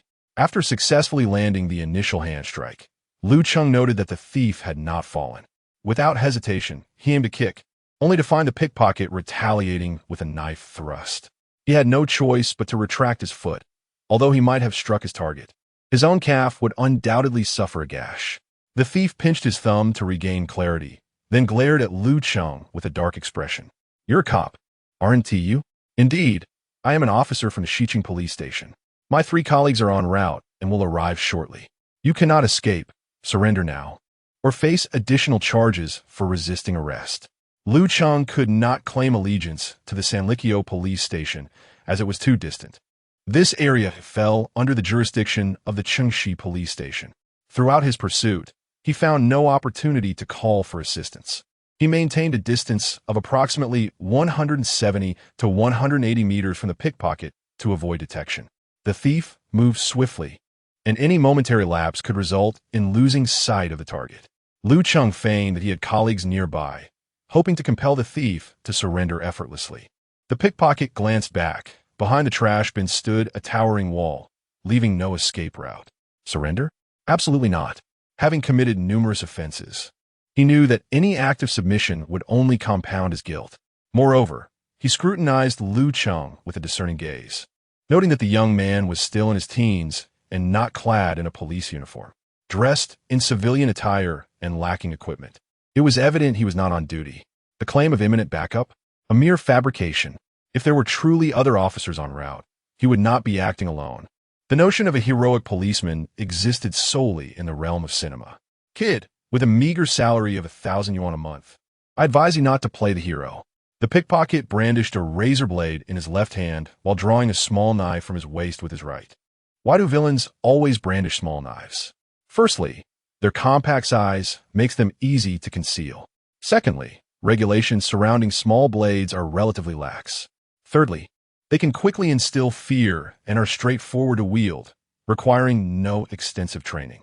Recognizing that the opponent was unwilling to back down easily, Lu Cheng understood that he would have to handle the situation solo. Possessing proficiency in combat, albeit at a basic level, he felt confident in dealing with the pickpocket, provided that both parties were unarmed. However, with the thief armed, the circumstances were indeed challenging. Out of the corner of his eye, Lu Cheng spotted a small wooden stick nearby. With a deft movement of his foot, he flicked it up and caught it in his hand. Chapter 8. Lu Cheng captured a pickpocket. In the street corner, amidst the chaos of urban warfare, a glimmer of excitement danced in Lu Cheng's dark eyes. The system bestowed upon him the skill of mastery in combat, encompassing techniques such as grappling, freestyle fighting, Muay Thai, and wrestling. Yet he had yet to employ these skills in earnest. Now, an opportunity had arisen for real combat, an exhilarating and thrilling prospect. Lu Cheng felt a confident 80 assurance of subduing his adversary without incurring injury. The opponent wielded a sharp knife, while he brandished a wooden stick. However, the blade was not inherently superior to the stick. Lu Cheng's stick measured 2 feet in length. An inch longer meant an inch stronger. Moreover, Lu Cheng possessed legitimate combat skills. The battle was on the verge of erupting. At the West City police station, Wu Sanmao had been waiting for half an hour, his anxiety mounting with each passing moment. The hospital had already called twice, urging him to settle the surgical fees. He had made 7 or 8 calls seeking financial assistance, managing to scrape together only a little over 3,000 from his co-workers, far short of the necessary amount. An officer, intending to offer a cup of water and a few words of comfort, opened his mouth but ultimately refrained from speaking. In such dire circumstances, words held little weight. The most effective course of action was to swiftly apprehend the pickpocket. 40 minutes had elapsed since the crime was committed. In the conference room, the station's key personnel had gathered, replaying the critical surveillance footage twice, yet failing to identify any suspicious individuals. The issue lay primarily in the bustling old street of Fengshan Road, where the sheer volume of pedestrians, many of whom were tourists, rendered the crowd exceedingly complex and fluid. The surveillance cameras at nearby intersections had been reviewed, and all identifiable faces had been cross-referenced, but no suspects emerged. Chief Hao Jianping could no longer remain seated. Acutely aware that this case could not afford to languish, the victim's wife awaited funds for a life-saving operation at the hospital. It was imperative to capture the thief promptly to retrieve the stolen money. Any delay could result in the funds being transferred, rendering any subsequent arrest futile. In cases of theft, apprehension heavily relied on surveillance. Without clear footage from the scene, the task ascended to a level of near impossibility. At this juncture, several of Wu Sanmao's co-workers, who had been working alongside him, surged into the police station, offering their support while imploring the officers to expedite the capture of the thief. This situation further compounded the invisible pressure on the officers at the West City Police Station. Within the office, all officers convened. Hao Jianping, bearing a grave expression, urged collective brainstorming to devise any potential strategies to swiftly apprehend the thief. In the absence of a definitive lead, the search was akin to searching for a needle in a haystack. One required clues. Amidst the discussion, an experienced officer proposed a novel approach: summon incarcerated pickpockets, thieves, and habitual offenders to review the surveillance footage, inquiring if they recognized anyone. If they could provide valuable leads, leniency in punishment or reward could be offered. Hao Jianping pondered this suggestion, realizing he had no alternative, and thus agreed to proceed with the proposed method. Fortune smiled upon them, as a burglar from the prison provided a crucial lead. He pointed to a surveillance screen and said, "The one in the camel gray shirt and glasses, I recognize him. He's a highly skilled pickpocket. I encountered him before in Tonga County." The image displayed only a profile. "Can you be certain?" "Absolutely. His face is quite distinctive and easily recognizable. He is slender." "What is his name?" "Please elaborate further." "I do not know his real name, but he is nicknamed Monkey 4. At that time, it was on a number 16 bus.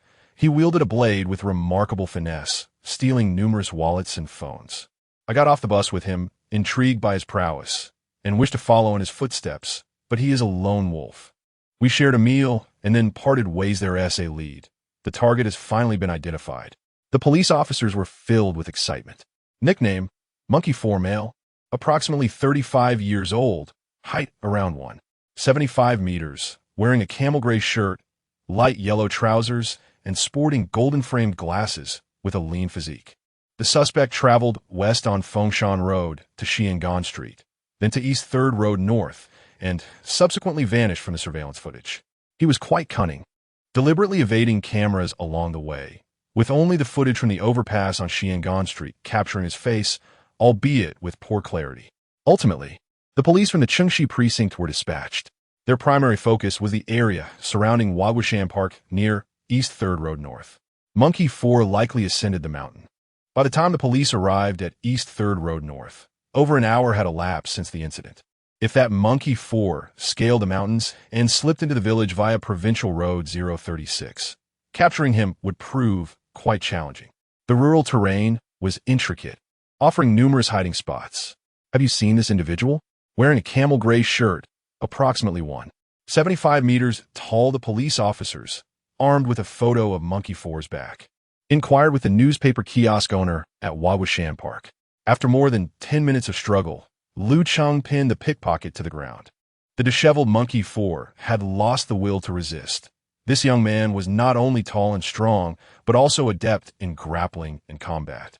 Fierce as a wild beast, he was no match for Lu Cheng, and after his small knife was struck from his hand by a wooden stick, he was thoroughly subdued.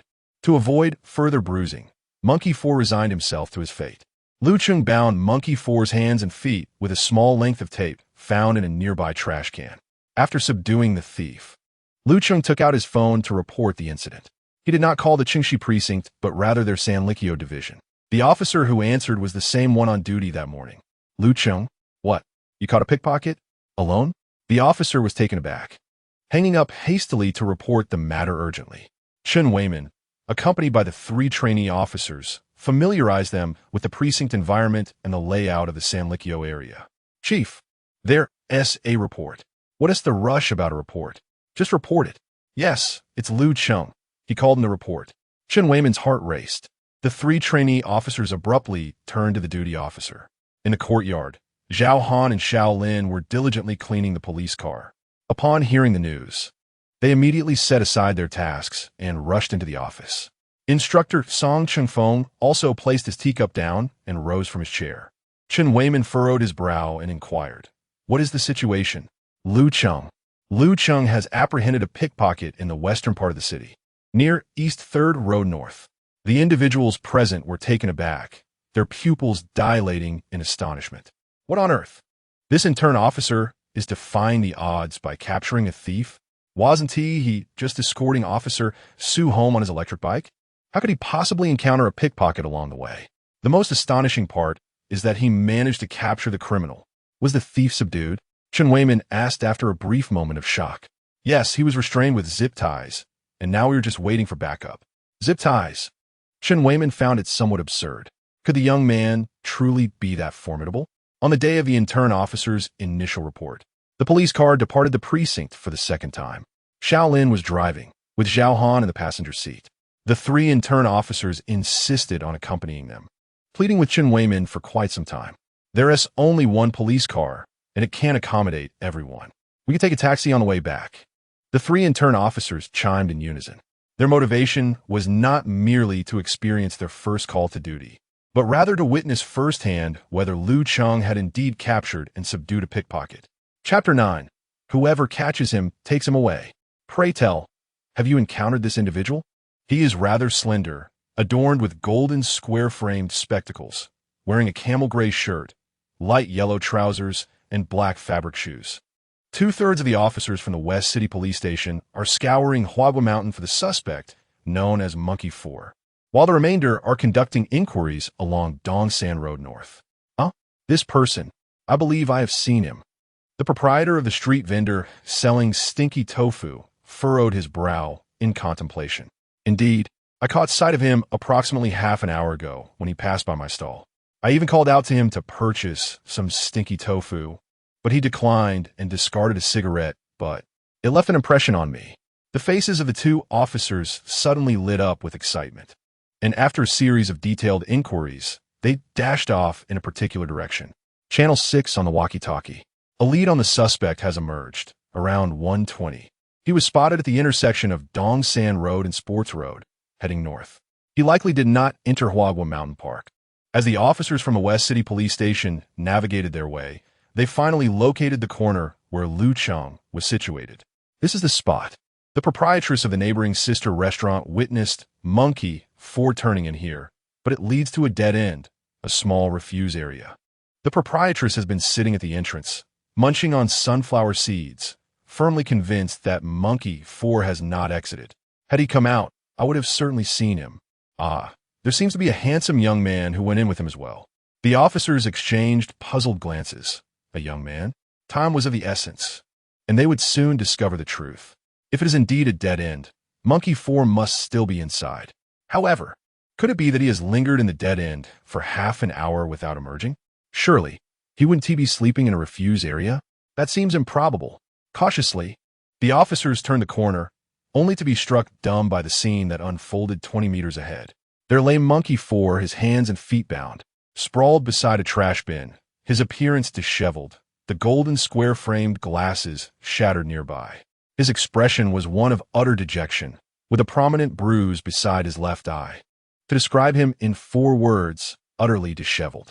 Seated beside him was a striking young man, intently observing Monkey 4.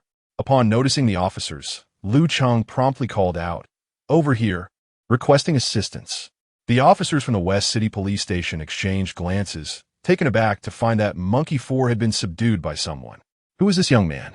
With curiosity, they approached. Lu Cheng glanced around and realized that these officers were not from Somley Bridge. They must be from West City, right? Who are you? Did you capture Monkey 4?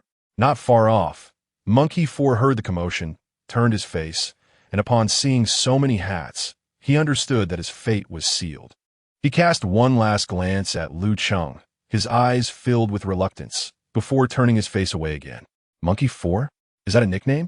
His real name is Ho Saida. Lu Cheng opened Ho Saida's wallet, extracted the identification card, and displayed it for all to see. Comrade, may I inquire as to how you apprehended him? The officers were filled with curiosity. They had not anticipated such an outcome. In the vicinity of Fengshan Road's Old Street, I witnessed him deftly snatch a large man's handbag, and thus I trailed him here. The officers at the West City Police Station were astonished. This young man had audacity indeed, daring to follow a criminal. Young comrade, in such situations, you should alert the authorities first. Such recklessness is inadvisable. What if the perpetrator is armed with a knife? That could be perilous. At that moment, there was no time to call for help. He fled as soon as he had his prize, moving faster than one could run.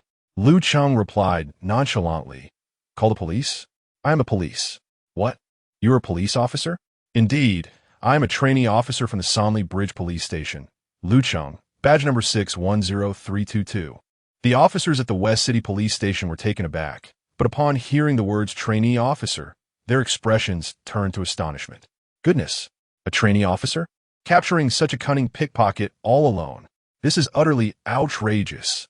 From Fengshan Road's Old Street to East 3rd Road, he had followed the thief for a full 4 kilometers without being detected. When did Somley Bridge have such a remarkable young officer? And a trainee at that. One of the officers noticed a small knife and several blades at Lu Cheng's feet. This knife and the blades are. Did you not just mention the possibility of the other party being armed? Indeed, he was armed, and he concealed these blades as tools for his crimes. The officers at the West City Police Station gasped, looking at Lu Cheng with increasing incredulity. He had a knife? How did you subdue him? In a one-on-one confrontation? The fierce techniques learned in police academy are not in vain. Lu Cheng replied with an air of nonchalance. In such moments, a touch of bravado is hardly unwarranted. Throughout the entire process of subduing the pickpocket, Lu Cheng emerged unscathed, and he himself felt somewhat impressive. Several officers gazed intently at Lu Cheng, pondering whether this young man was simply reckless or genuinely skilled. Did he dare to confront alone? When they were trainees, they would only muster the courage to hide behind their mentors. Naturally, under ordinary circumstances, novices would not act rashly, as senior officers would always prevent them from doing so. Thank you. We can discuss the details later. We will take this Monkey 4, Ho Saida, into custody first. An officer from the West City Police Station pulled out his phone to call Director Hao Jianping. Hello, Director. We have captured Monkey 4. Yes. Right near the Legion Hotel on East 3rd Road. The others moved to detain the suspect. Oh, so the West City Police Station thinks they can reap the rewards without effort? How naive. Lu Cheng stood up about to speak. Just then, a police car with sirens blaring pulled up at the intersection. A group of individuals disembarked. It was Zhao Han, Xiao Lin, and the trio of trainee officers, Yuan Jie, Chen Zilong, and Guo Lei. Upon spotting Lu Cheng, Zhao Han's eyes lit up, ready to call out, but he caught sight of the officers from the West City Police Station. Ding Qingji, Zhou Heng. 5 individuals swiftly approached Lu Cheng. Zhao Han pulled him aside and whispered, Lu Cheng, why are the officers from the Xiqing Police Station here? Did they apprehend the suspect? I did, Lu Cheng replied. I was waiting for you all, but I didn't expect the Xiqing team to arrive first.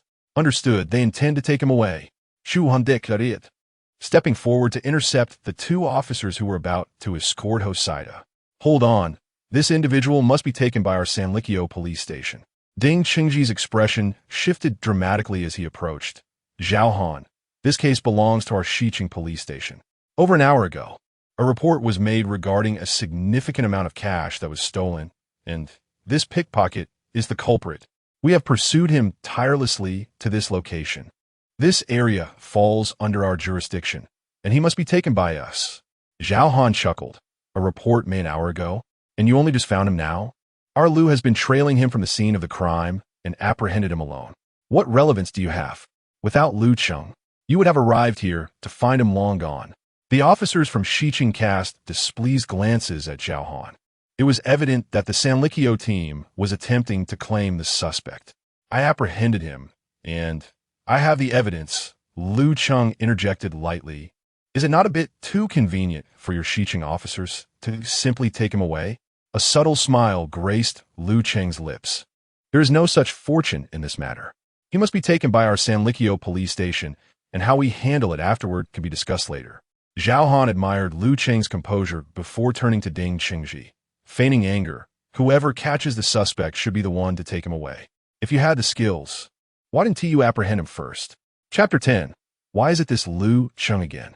On the first day of their assignment, Lu Cheng and his fellow trainee officers were unaware of the rivalry between Sanli Bridge and the neighboring police stations. Historically, the Xiqing police station had overshadowed Sanli Bridge due to their impressive record of achievements. They frequently apprehended thieves, captured criminals, and solved high-profile cases, often leading joint operations with the city bureau, with Sanli Bridge rarely receiving recognition. This time, however, Lu Cheng had apprehended a formidable pickpocket within the jurisdiction of Xiqing, bringing honor to Sanli Bridge. Zhao Han stood tall, declaring, "Our chief has issued a strict order. Regardless of whether we are in Xiqing or Nanshan, we must take the suspect into custody." Zhao Han exchanged a knowing glance with Shaolin, who promptly understood and went forth to detain the individual. Yuan Jia, Chen Zilong, and Guo Lei, the other trainee officers, were not oblivious either and quickly joined in the effort. Since Lu Cheng had caught the suspect single-handedly, Shaolin was particularly assertive, directly reclaiming the individual. Yuan Jia and Chen Zilong promptly lent their assistance, while Guo Lei gathered the weapon, cash, and other stolen items. Shaolin drove the vehicle, with Zhao Han and Yuan Jia securing the suspect, Hao Saida, in the back seat, while Lu Cheng enjoyed the comfort of the passenger seat. The remaining two officers took a taxi back. Ding Chengji watched helplessly as Zhao Han and his team took the suspect away, his fists clenched in frustration. "Brother Ding, are we just letting them take the suspect?" Ding Chengji replied curtly. "The suspect was apprehended by that trainee officer. What could we possibly do? Are we to confront them in broad daylight over a criminal? Imagine the scandal if it made the news tomorrow." The officers from Xiqing remained silent, yet visibly discontent. No sooner had Zhao Han departed than how Jian Pain arrived on the scene.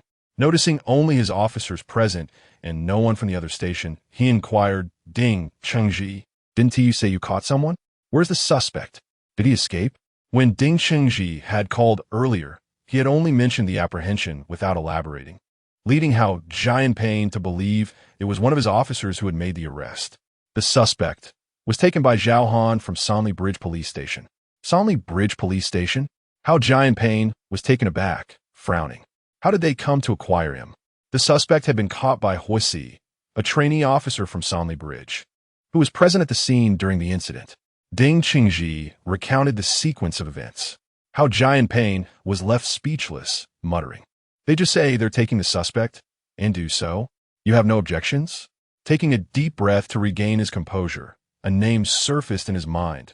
Lu Cheng. Why is it this Lu Cheng again? Earlier that afternoon, Yang Zheng had mentioned this trainee officer, stating that he had captured a wanted criminal on his way to report for duty.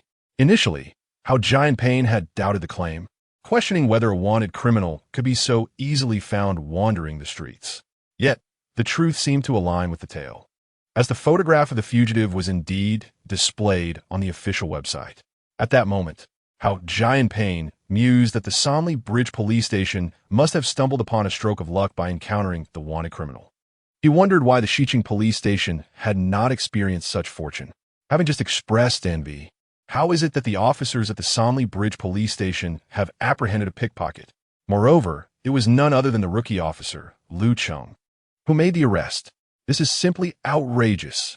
Could it be that this fledgling officer has stumbled upon extraordinary luck, encountering criminals one after another? However, to speak candidly, if one lacks the requisite skill or unique qualities, it is highly improbable that they could single-handedly apprehend a suspect, particularly a novice like Lu Cheng.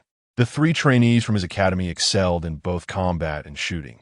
Yet when faced with actual malefactors, would they possess the fortitude to act independently? As Lu Cheng did, real combat scenarios differ vastly from training exercises. How Jian Pain has witnessed trainees, even those with titles as Sonda champions, become paralyzed by a mere glance from genuine criminals, allowing the latter to flee without resistance. Therefore, it is clear that the rookie officer at Sonley Bridge is quite exceptional. What are you waiting for? Call someone to make a trip to Sonley Bridge Police Station while the rest of you return to the precinct. How Jian Pain's expression darkened. The case belonged to their West City Police Station, yet the suspect had to be taken to Sonley Bridge. It was likely that Chen Weiman would not relinquish the individual easily, and he would have to make a call himself. The mere thought of Chen Weiman's smug demeanor made How Jian Pain feel disheartened. Inside the vehicle, everyone was in high spirits, save for Hosaida. Zhao Han praised Lu Cheng profusely, leaving the latter somewhat bashful. Zhao Han felt a sense of satisfaction. Lu Cheng had become his protégé, bringing pride to his name. Yuan Jie occasionally glanced at the front passenger seat, feeling an undeniable pang of envy. Yet, he acknowledged that he could not emulate Lu Cheng's audacity in apprehending a suspect alone. This endeavor requires more than mere courage. At the West City Police Station, Wu Sanmao was nearly overwhelmed with joy upon hearing that the thief who had stolen his money had been caught, almost dropping to his knees in gratitude. A police officer quickly supported him. "Thank you, officer. I am eternally grateful. My wife is saved." Wu Sanmao's co-workers shared in his excitement. "Well done, officers. You captured the thief so swiftly. Speed is of the essence." The West City Police Station truly is formidable. As the praises rang out, several returning officers wore uneasy expressions. Station Chief How Jian Pain entered the precinct without a backward glance, heading straight for his office. The atmosphere felt off. Wu Sanmao and the others exchanged puzzled glances. One officer approached to explain the suspect has been apprehended, but they are at Sonley Bridge Police Station. "You should hurry over." "Sonley Bridge? Did you not catch him?" Wu Sanmao inquired, confusion evident on his face. The officer's expression turned awkward. Wu Sanmao's co-workers quickly discerned the underlying issue and urged him to move along. Since the suspect is at Sonley Bridge, it is clear that the officers there made the arrest. No need to ask further. Let us go quickly. Your wife's surgery expenses are urgent. A group of them rushed towards Sonley Bridge Police Station with great urgency. Meanwhile, at Sonley Bridge Police Station, Chen Weiman was on the verge of bursting with laughter. He pointed at Lu Cheng and said, "You ought to try your luck at the lottery. It seems you either encounter wanted criminals or stumble upon pickpockets." Song Chung Fong chuckled, remarking, "The crux of the matter lies in the fact that this young lad managed to apprehend the suspect. He must refrain from acting alone in the future. It is perilous." Zhao Han nodded in agreement, stating, "I recognize your bravery, but you cannot afford to be reckless again. If you encounter a truly malevolent and formidable adversary, it will not be so easily dealt with." Despite their words, these seasoned officers could not help but admire Lu Cheng's audacity and meticulous courage. After all, he had only just reported for duty today. The morning's fugitive was perhaps a stroke of luck, being a female and thus relatively easier to capture. However, the afternoon's pickpocket was a cunning habitual offender, armed with a knife.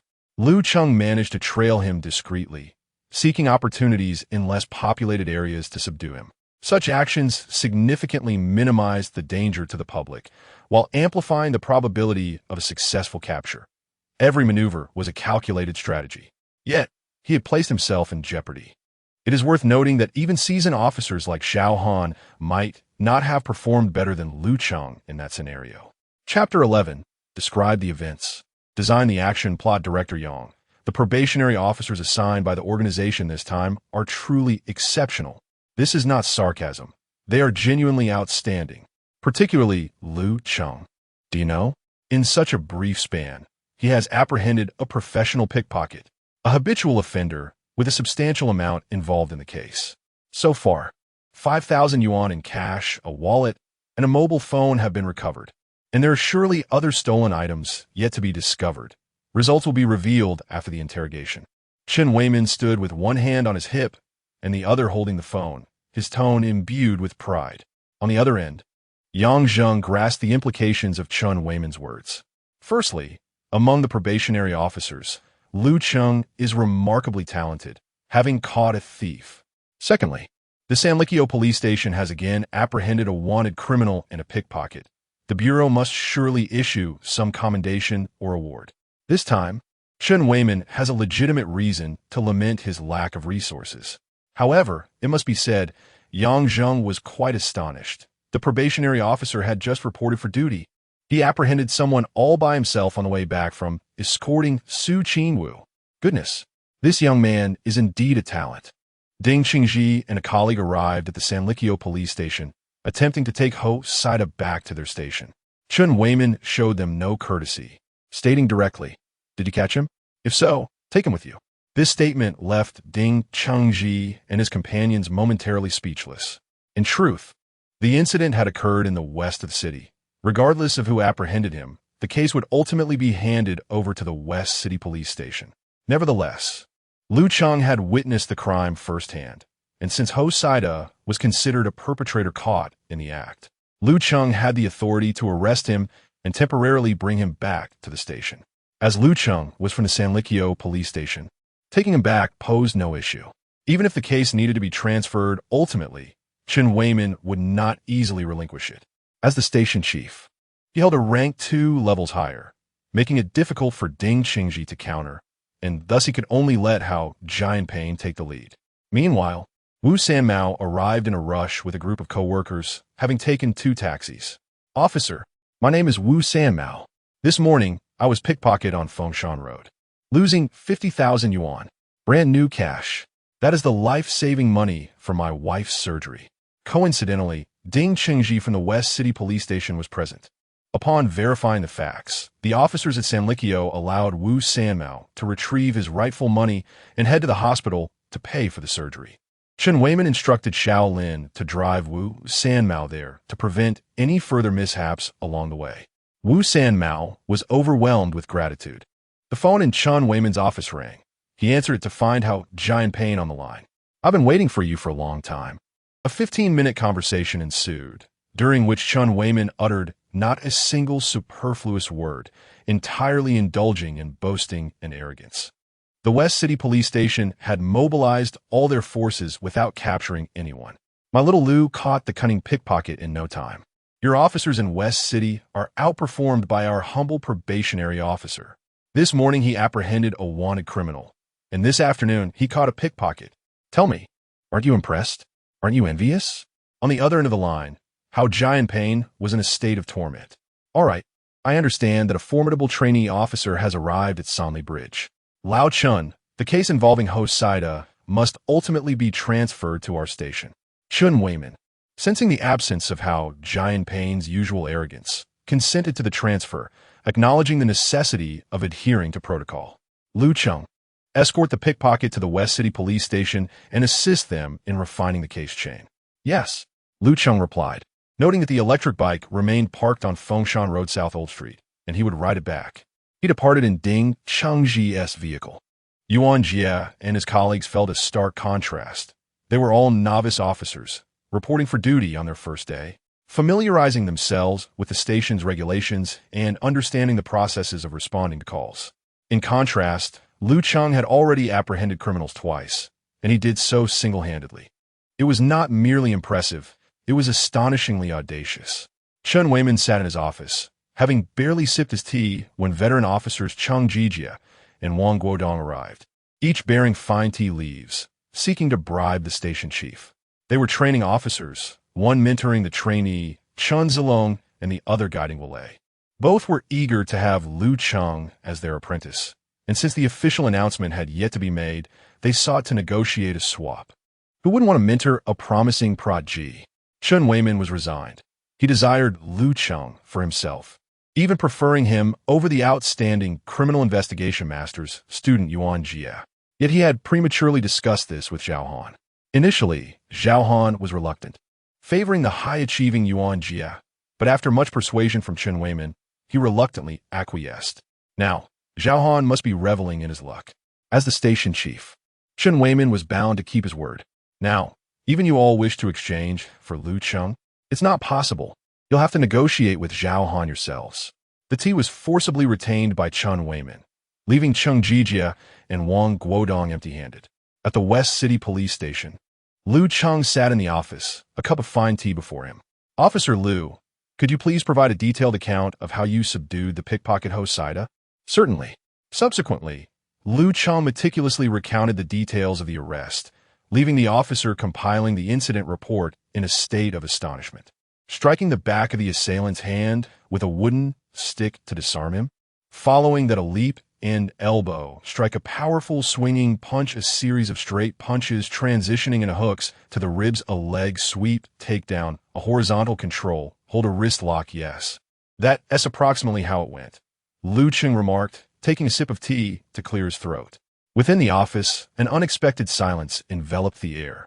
Ding Chengji's hand, poised to lift his teacup, remained motionless. The other officers stared at Lu Cheng wide-eyed.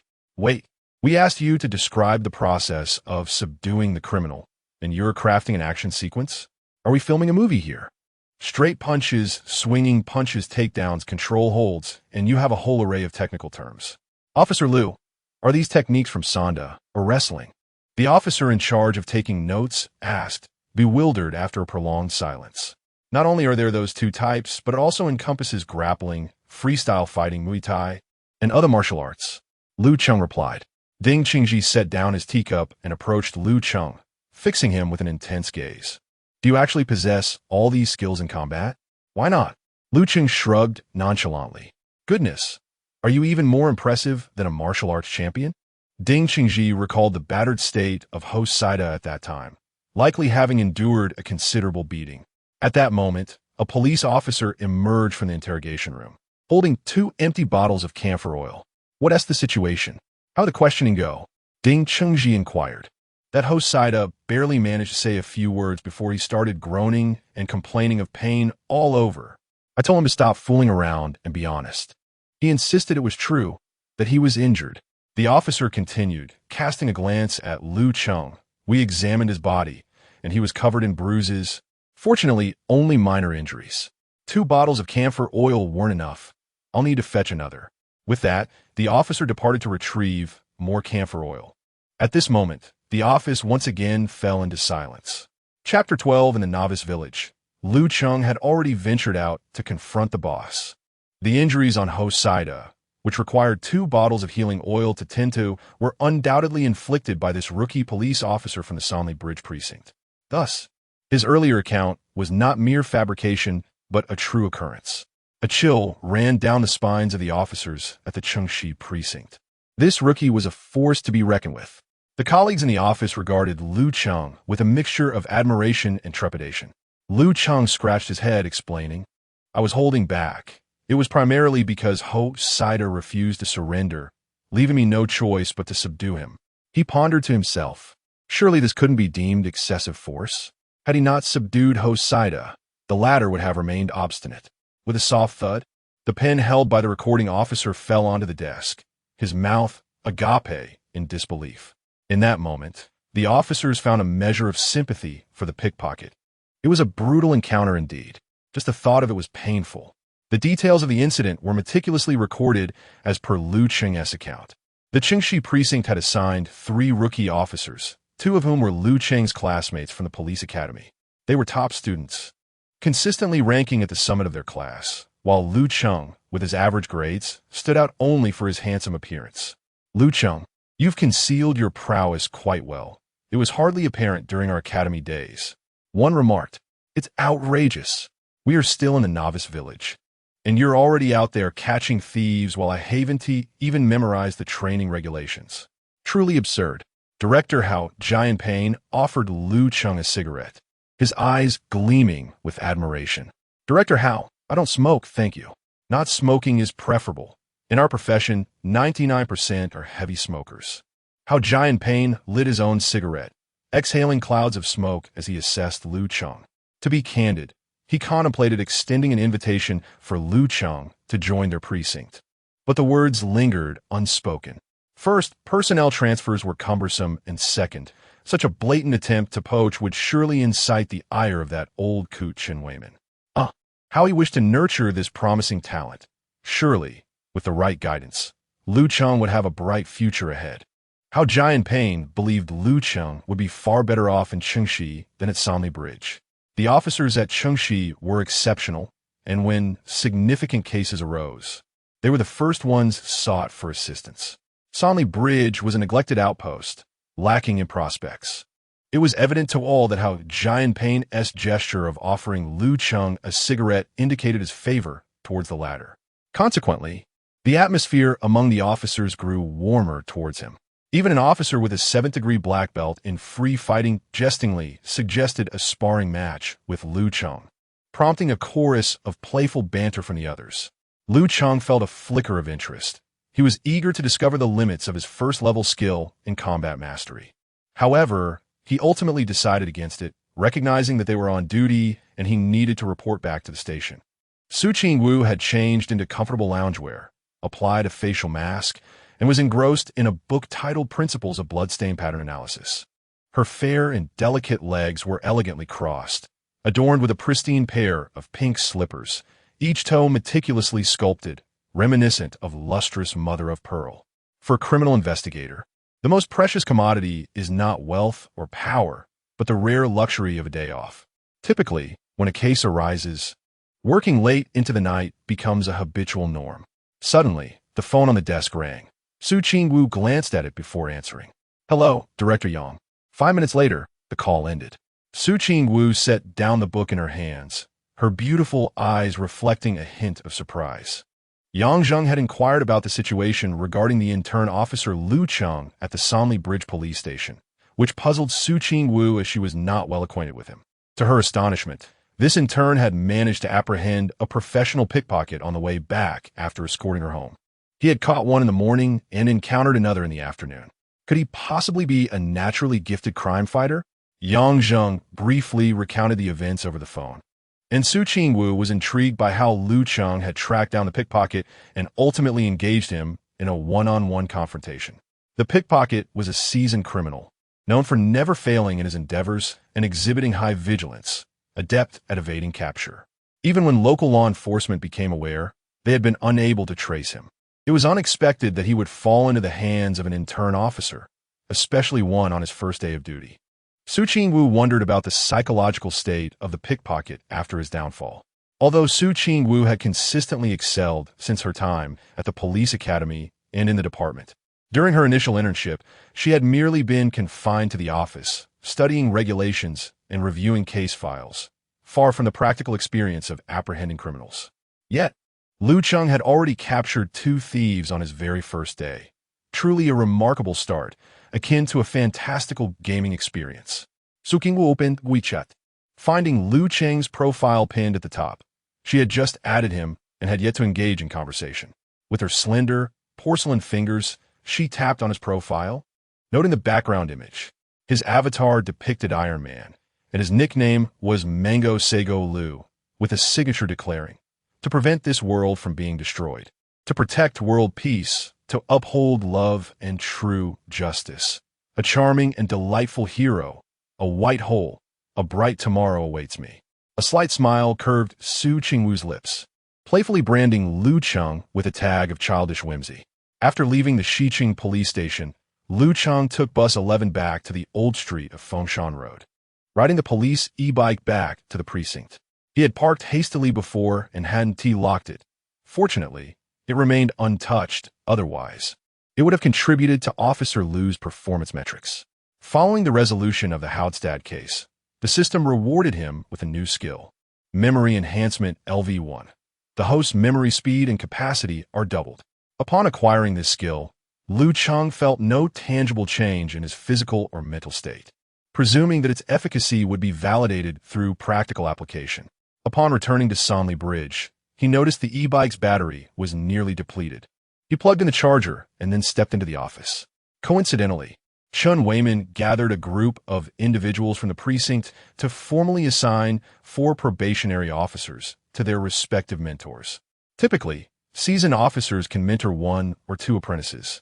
Exceeding this number could dilute their focus, as mentoring is merely a secondary duty alongside their primary responsibilities. Once the assignments were made, Several individuals eagerly called out to their mentors. Zhao Han undoubtedly stood out as the most proud and elated, as this remarkable apprentice had already apprehended 2 criminals shortly after joining, whereas he himself had not encountered any thieves in over 6 months. Although Lu Cheng possessed an advanced system, he did not allow himself to bask in arrogance. He recognized that there was much experience to glean from the seasoned Zhao Han, and he was eager to learn. Zhao Han, age 37, held the rank of 2nd lieutenant and was a cornerstone of the Sanli Bridge police station.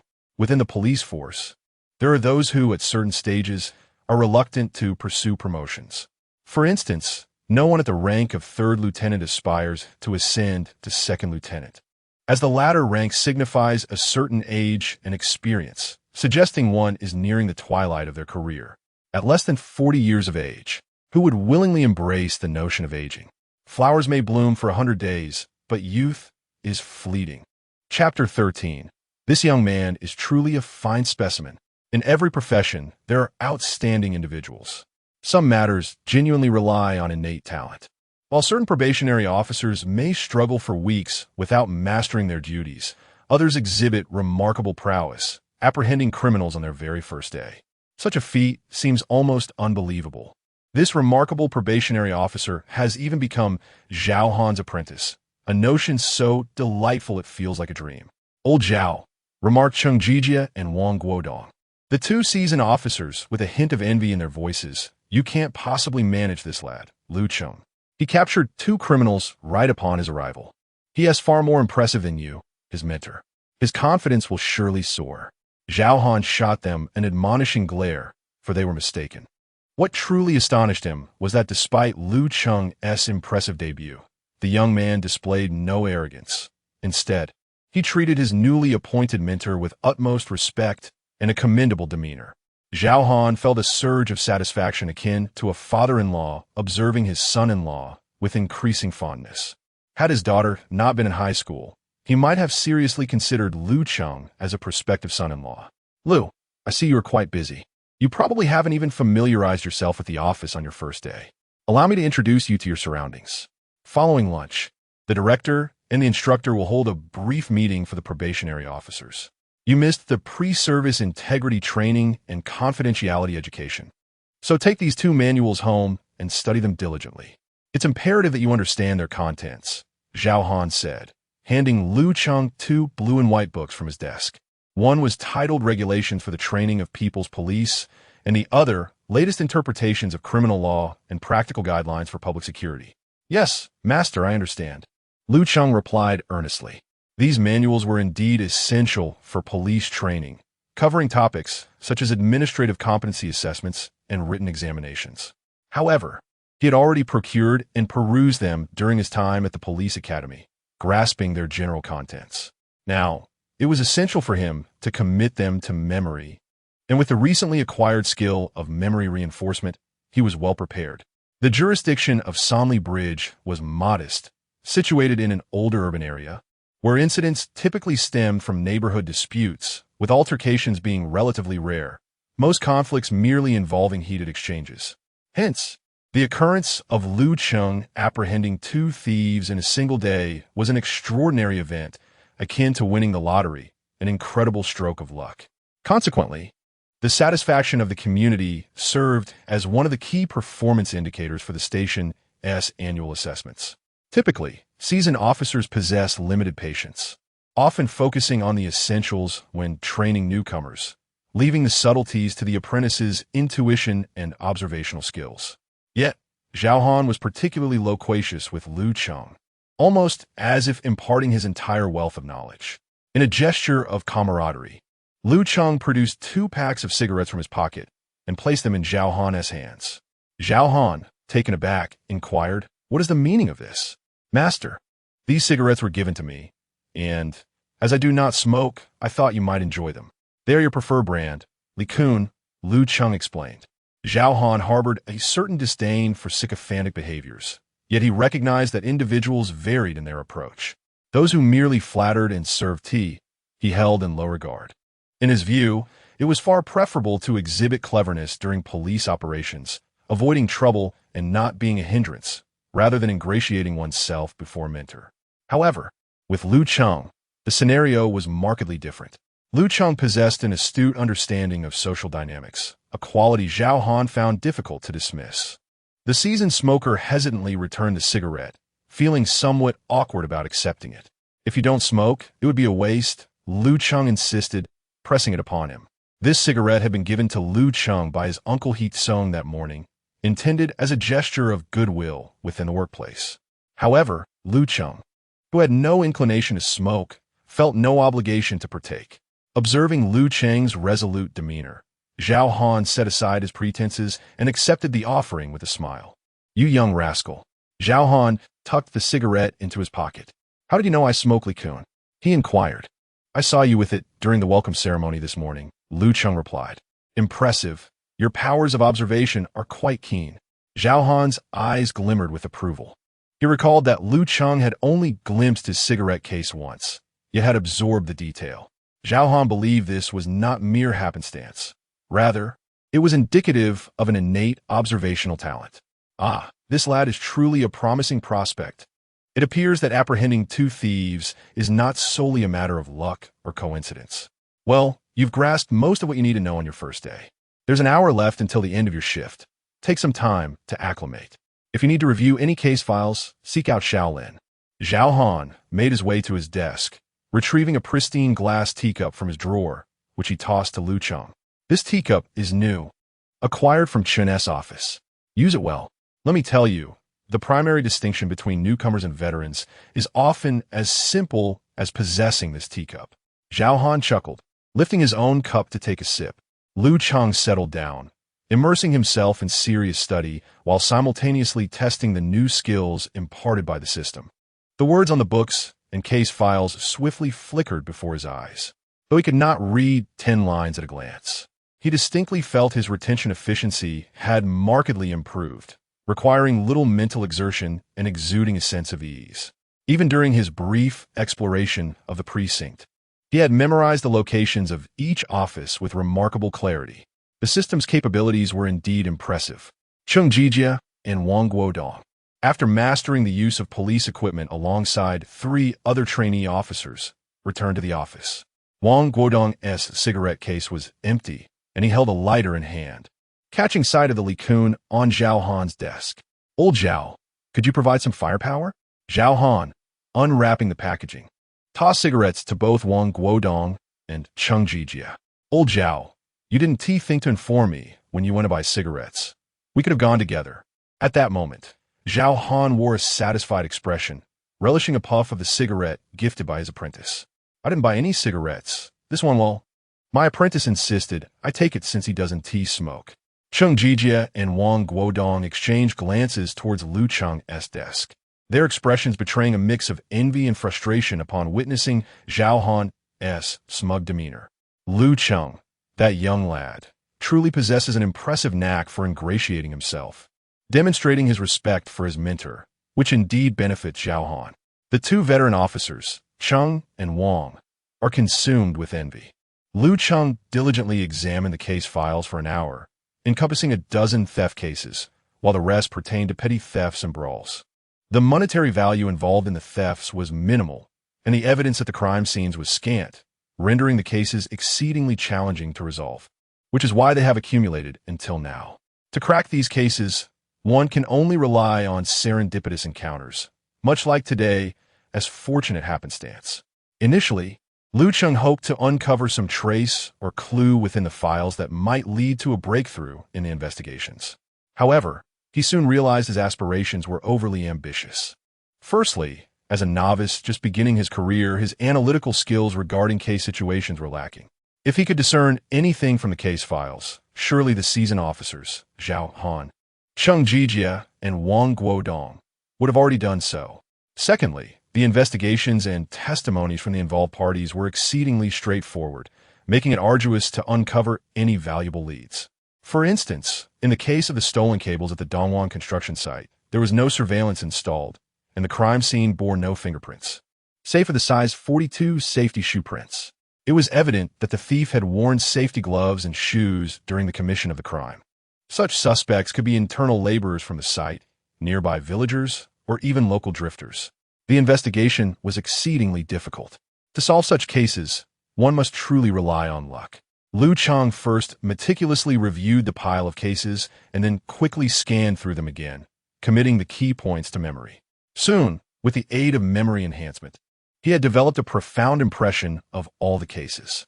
At this moment, nearly half an hour had passed since the end of the workday. Lu Cheng lifted his gaze, only to find the office enveloped in silence, with Chen Weiman and Zhao Han standing behind him, smiling as they observed his efforts. Chapter 14. Where are the missing persons? Is a case of missing livestock. Chen Master, are you still at work? Are you so engrossed in these files? It has been a long time since I have seen such a diligent intern. Chen Weiman gazed at Lu Cheng with a sense of pride. He no longer envied the police stations in the West City or King Shijing for having promising recruits. In Chen Weiman's eyes, 10 outstanding graduates from their precinct could not compare to a single Lu Cheng. All right, when you're not on duty, you have plenty of time to read. Now, it's time to go home. Lu Cheng was pulled out of the office by Zhao Han, who drove him back. Zhao Han owned a 2012 white Jetta. Although it was an older model, it was quite reliable, with no issues except for a slightly sluggish start, making it sufficient for transportation. After being dropped off at the Jingwan community, Lu Cheng thanked Zhao Han and strode toward his apartment building, Block 10, Unit 1, 802. As he opened the door and had yet to change his shoes, Shueting approached him with a spatula, inquiring about the blind date. Met-hair. Had a good impression. We'll contact her next time. Lu Cheng had already prepared his response, which was indeed truthful. He genuinely held a favorable impression of Officer Su. However, the disparity seemed significant. She was a renowned police officer, reportedly with considerable background, serving as the deputy captain of the criminal investigation team. As a mere rookie intern, he wasn't sure if she would even take notice of him.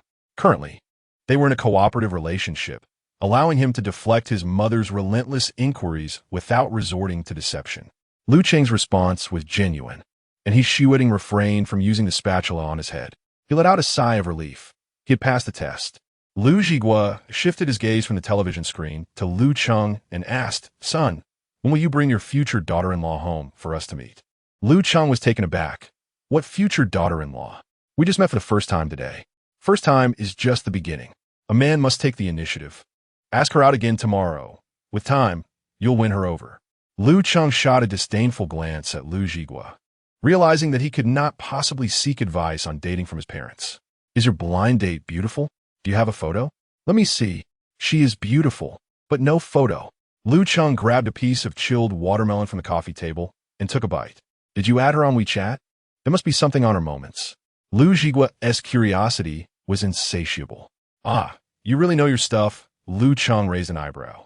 Naturally, not showing it to you. You brat. Lu Cheng retreated to his room, flopped onto his bed, and opened WeChat, clicking on the moments of the graceful dancer. The app only displayed posts from the past 3 days. Well, there was nothing to see. He tossed his phone aside. Having traversed time, the greatest happiness was possessing a warm family. Lu Jigua served as a minor leader in the Land Resources Bureau, enjoying a stable and leisurely job. Shueting was a homemaker, but had partnered with Lu Cheng's uncle, He Tsong, to open a medium-sized supermarket, which was quite profitable. They lived a comfortable life, free from financial worries.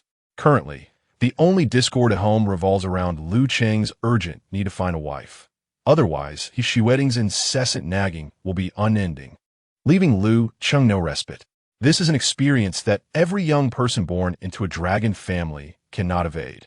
Fortunately, Lu Cheng has already found a partner. The next day, Lu Cheng, with a stuffed egg pancake in his mouth and riding a shared bicycle to work, reflects on the fact that his family does possess a car. His father, Lu Jigua, drives a Bora to and from work. Shueting offers her red Mercedes A-Class for Lu Cheng to use, as she rarely drives it herself, primarily due to her lack of driving skills. Despite owning it for 2 years, she has yet to accumulate 5,000 kilometers. It's as pristine as ever. However, Lu Cheng declines, as even a modest luxury vehicle would draw too much attention, and given the nature of his profession, discretion is paramount. At the Sanli Bridge police station, it is as anticipated. Every few days, there are incidents reminiscent of television dramas, murders, and robberies. The majority of cases encountered are merely brawls, disturbances of public order, or trivial matters like arguments and lost items. Nevertheless, responding to these incidents and mediating solutions is part of their duty. After all, the people as police serve the people. Official working hours commence at 8 o'clock a.m., but Lu Cheng arrives at the station by 7:30. In the event of special circumstances, there are no fixed hours for coming and going. Other officers adhere to the same schedule, exhibiting strict discipline with no tardiness. Life as a frontline officer is far from the leisurely existence one might imagine. It is a relentless grind from dawn till dusk, taking reports, patrolling, responding to calls, supervising school safety, conducting night patrols, organizing case files, and visiting households, among other duties. For Lu Cheng and his fellow probationary officers, this bustling environment is refreshing, busy, and fulfilling. Upon his arrival at the office, he barely has time to sip water before Xiao Lin approaches him, summoning him to respond to an emergency call. Just as they start their shift, they receive several reports, and the station buzzes with urgency. Xiao Lin and Lu Cheng are paired together by Zhao Han as directive, an implicit acknowledgement of Lu Cheng's capabilities, granting him the freedom to operate independently, thereby shedding his probationary label. Typically, probationary officers are expected to shadow their mentors closely, remaining silent and observant at scenes, only learning through observation to accumulate experience. However, Zhao Han believes that Lu Cheng possesses the acumen to handle straightforward cases competently. Meanwhile, Zhao Han attends to another case with a different officer, Yuan Jie and Chen Zilong. Noticing that Lu Cheng is not accompanying his mentor, but rather another young officer, feel a pang of envy. Being tethered to a mentor means one can only listen and observe, unable to exercise any influence. Yet, from the perspective of veteran officers, they do not expect much from probationary officers. So long as they do not cause trouble, that is sufficient. Here, causing trouble often refers to a probationary officer's inability to refrain from voicing their opinions, as trouble often arises from imprudent words. Most reports involve mediating disputes, frequently ignited by trivial matters. The role of the officer is to counsel and reconcile. Young officers, typically quick-tempered and impatient, may hastily express their opinions, inadvertently escalating conflicts. Thus, trouble arises. Lu Cheng did not accompany Zhao Han. Instead, he teamed up with other officers. This decision signified his master's trust in his disciple and acknowledgement of his capabilities, which, in turn, instilled a profound sense of disparity in Yuan Jie and Chen Zilong. The female trainee officer, Guo Lei, was assigned to the position of answering emergency calls, and she felt a twinge of envy at the prospect of being dispatched to the scene. However, the outdoor toil under the sun had its pros and cons. Lu Cheng and Xiao Lin were dispatched to Jiangbei community to address a case of a missing person. A missing person? Lu Cheng was momentarily taken aback. This was a rather significant case. Did Zhao Han genuinely assign this novice officer to gain practical experience? It seemed implausible. Yet, upon further reflection, Lu Cheng began to discern a subtle clue. The report had come from an elderly woman in her 80s who claimed her son was missing. How could a man of at least 50 or 60, being the son of such an aged mother, truly be missing? Lu Cheng began to grasp the situation. Brother Lin, could it be that the missing son is merely the elderly woman's pet cat or dog? Calling him Brother Lin made Lin Wenbin feel quite pleased, and he gave Lu Cheng a thumbs up. Your master said you were clever and quick-witted, which is why he chose you to accompany me on this call. He was certainly right. Lin Wenbin chuckled. This is hardly a case of a missing person. It's more of a case of a missing livestock. Ha. Lu Cheng laughed as well. These solitary elderly individuals were indeed pitiable.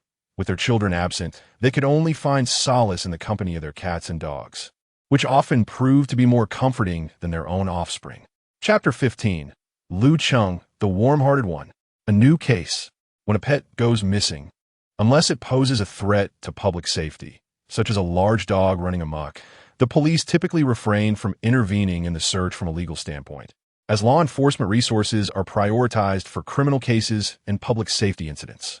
However, from a humanitarian perspective, if an elderly person living alone is physically impaired or emotionally distressed, the police may assist in reviewing surveillance footage and offering advice.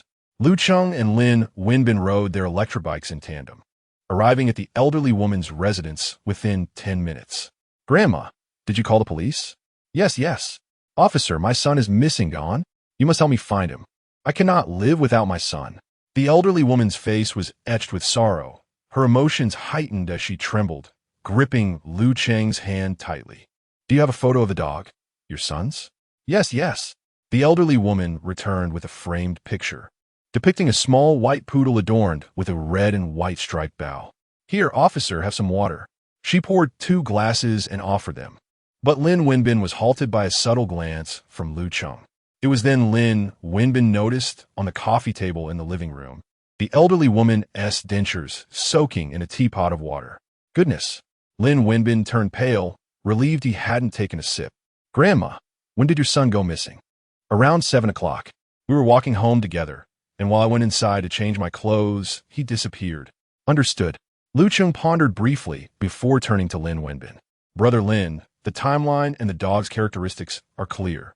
There are surveillance cameras both inside and outside the community. It shouldn't be difficult to locate them.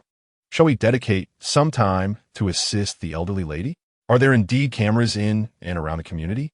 Lin Wenbin queried, perplexed. Yes, I observed them on our way here, Lu Cheng affirmed.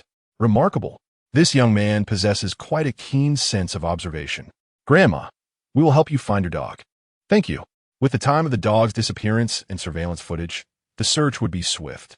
Within 10 minutes, Lu Cheng and Lin Wenbin uncovered a lead in the community security's monitoring room. This was an old neighborhood, populated largely by elderly residents and their pets. The poodle had spotted other dogs in the park, becoming overly excited and pulling at the leash, but was forcibly led home by the elderly woman. Seizing the moment, the dog slipped out when she was distracted, as the door had not been securely closed, and ventured out to frolic with other dogs.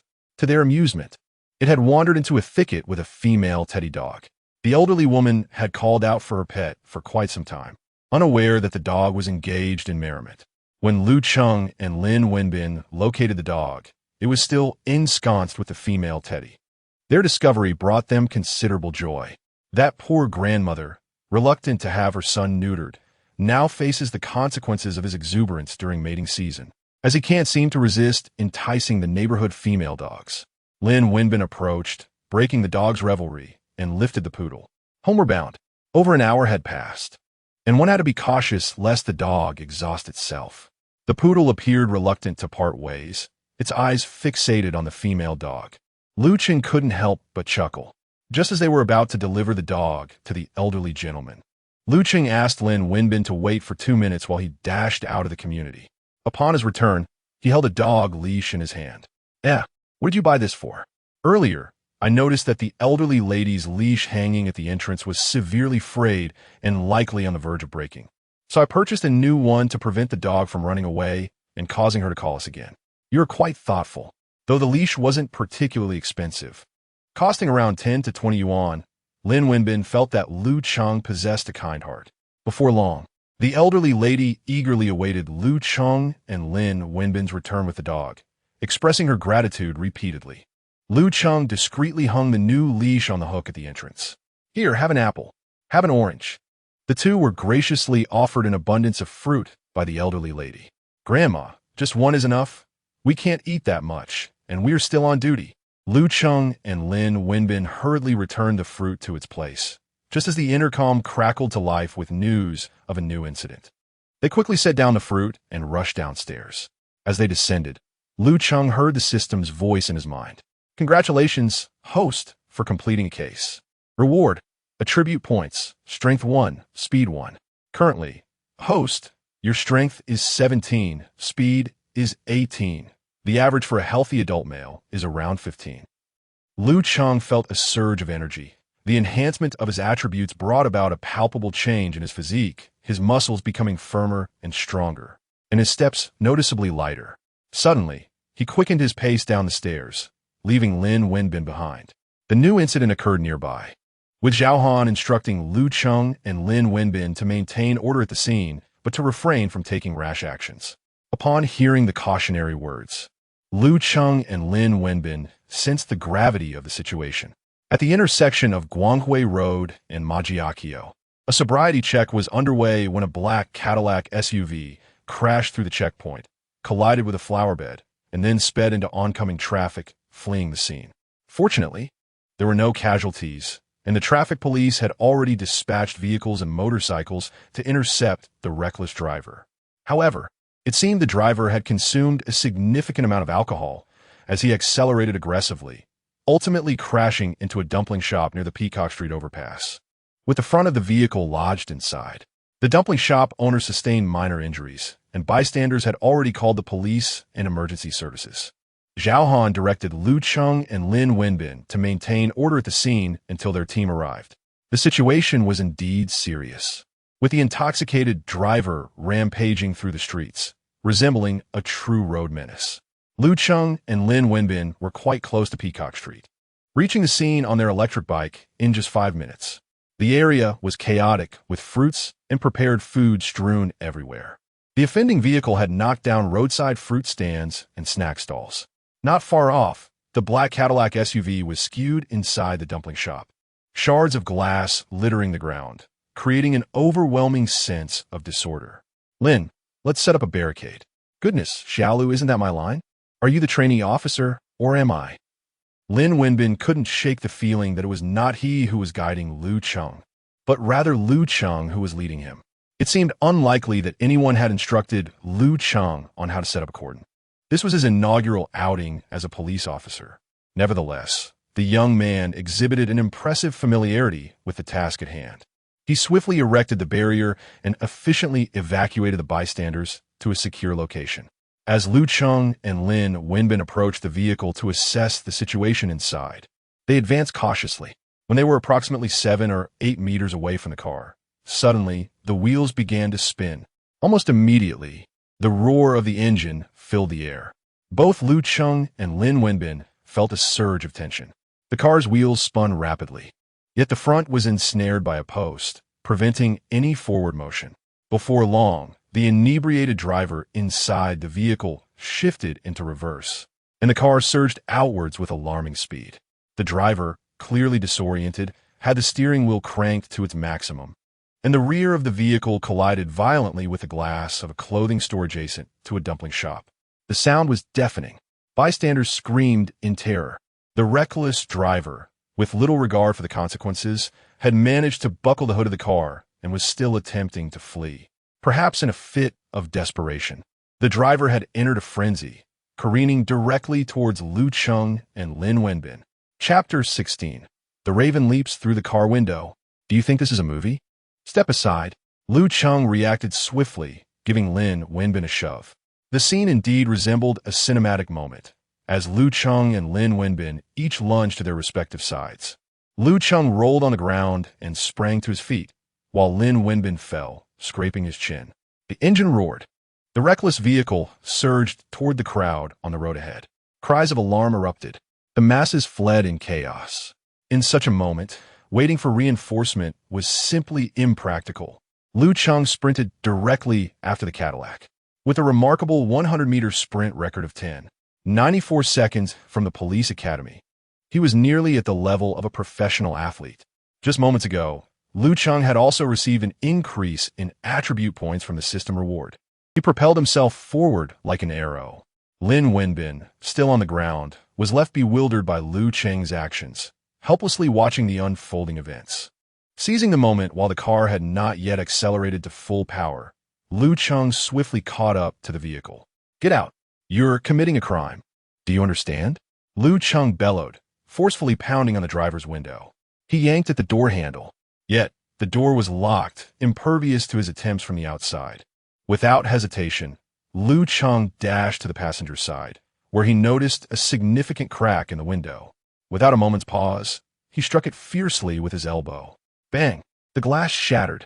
Lu Cheng pressed his hands on the car roof and deftly squeezed through the passenger window. This audacious act left Lin Wenbin and the onlookers utterly astonished. The scene was reminiscent of those thrilling moments from Hong Kong action films where characters dive through car windows. The shards of glass had left a few shallow cuts on Lu Cheng's lower back, drawing blood, yet he paid no heed to the pain. The vehicle had already picked up speed. Inside the driver's seat sat a middle-aged man, his eyes bloodshot and face flushed, reeking of alcohol, clearly inebriated. His erratic and frenzied state resembled that of a desperate criminal. Lu Cheng slapped the man across the face in an attempt to rouse him from his stupor. But the effect was minimal. The vehicle had already crashed through the central barrier, and through the cracked windshield, Lu Cheng discerned a bubble tea shop ahead. Many patrons were crammed inside, half of them original customers and the other half seeking refuge.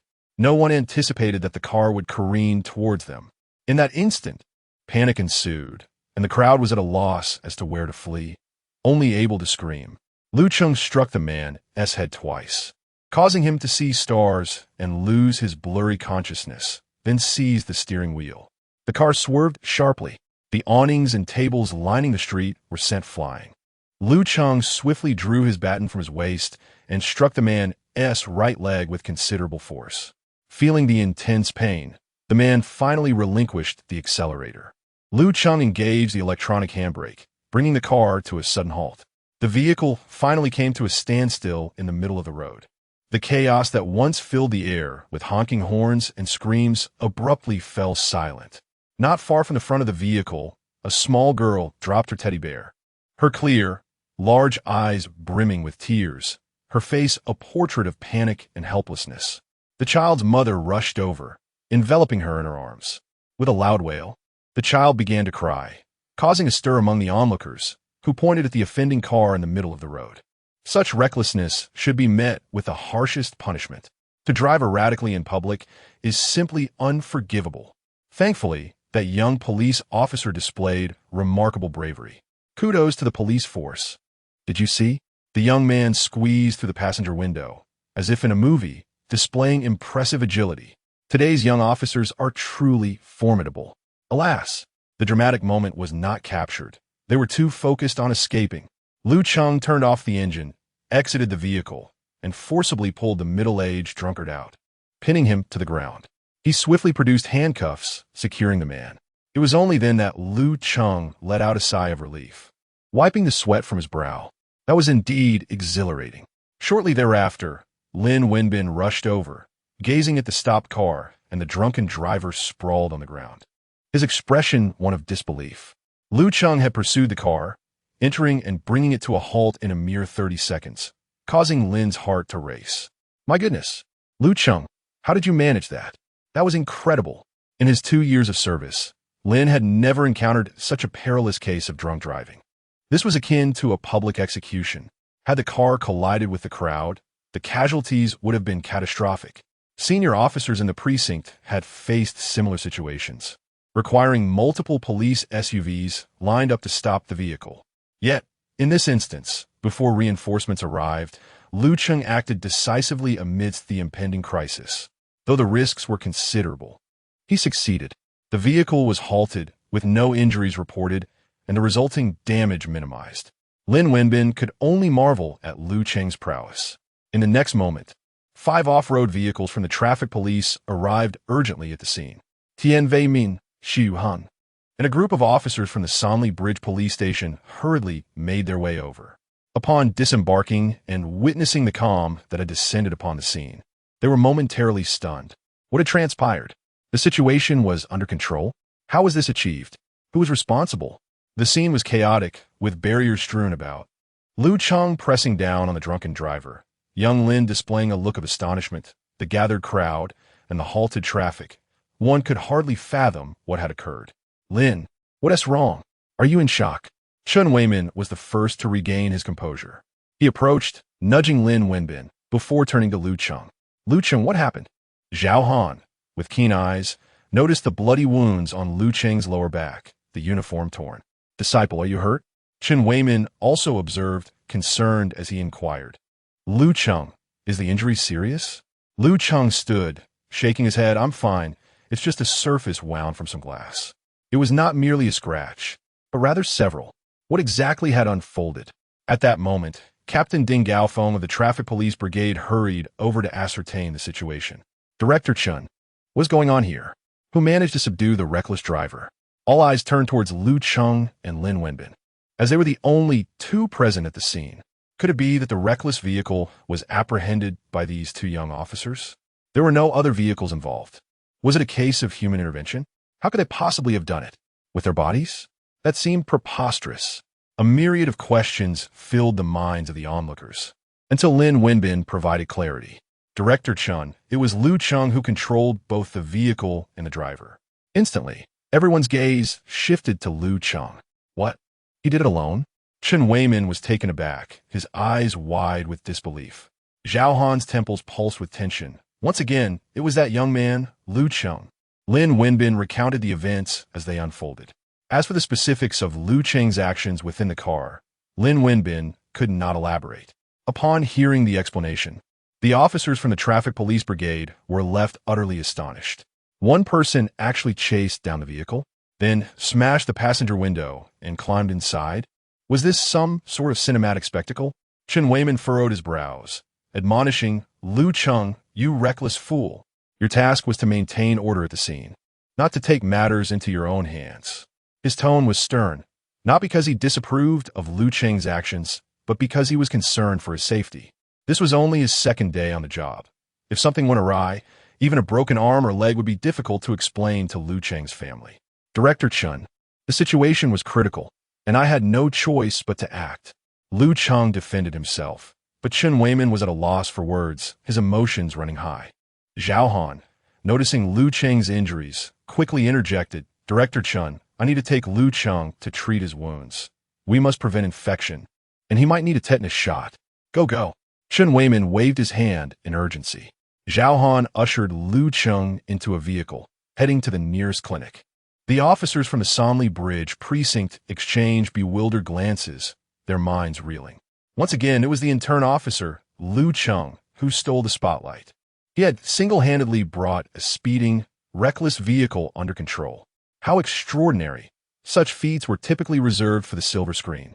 Yuan Jie and Chen Zilong, also interns, swallowed hard, struggling to comprehend the reality before them.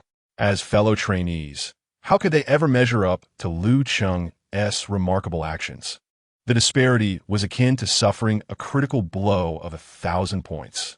Chapter 17. High energy ahead. Reckless, yet effective. At that moment, the traffic police officers investigating the DUI were still in disbelief, as the vehicle involved, a Cadillac SUV, had been subdued by an intern officer from the police station. The intoxicated driver had behaved like a madman, flooring the accelerator and crashing into 2 police cars before zigzagging away. Could a single individual possibly stop such a deranged vehicle? Although Ding Gaofeng harbored numerous doubts, the subsequent maintenance of order and site clearance required the continued efforts of their traffic department. He dared not waste time, offering a cigarette to Chen Weimin and stating, Director Chun, we will take the reckless driver back, but we will need your team's assistance to wrap up the scene. Chen Weimin took a puff from the cigarette and nodded, Captain Ding, you need not worry. Our personnel from the Sanli Bridge police station are already on site, driving under the influence, evading a checkpoint, and endangering public safety. This was no longer merely a traffic incident. It had escalated into a criminal case. The situation was grave, and the Sanli Bridge police station could only assist in a supportive capacity. The case would require the traffic police to gather evidence on site before being handed over to the Public Security Bureau for criminal filing, ultimately leading to prosecution and adjudication by the judicial authorities. In the clinic, Lu Cheng lay on the examination table, blood seeping from his lower back, causing Zhao Han, observing nearby, to wince in sympathy. You fool, what kind of heroics are you attempting alone? Thankfully, it's just a minor injury. What would you do if you lost an arm or a leg? You'd never find a wife. Zhao Han's tone was stern, yet it brimmed with concern. This young man was far too reckless.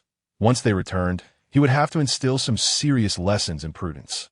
Desiring a smoke, Zhao Han reluctantly stowed his cigarette pack back into his pocket upon realizing he was in a clinic. No need for a tetanus shot. The injury hasn't penetrated the dermis. A little disinfection and some ointment, and it will scab over in a few days.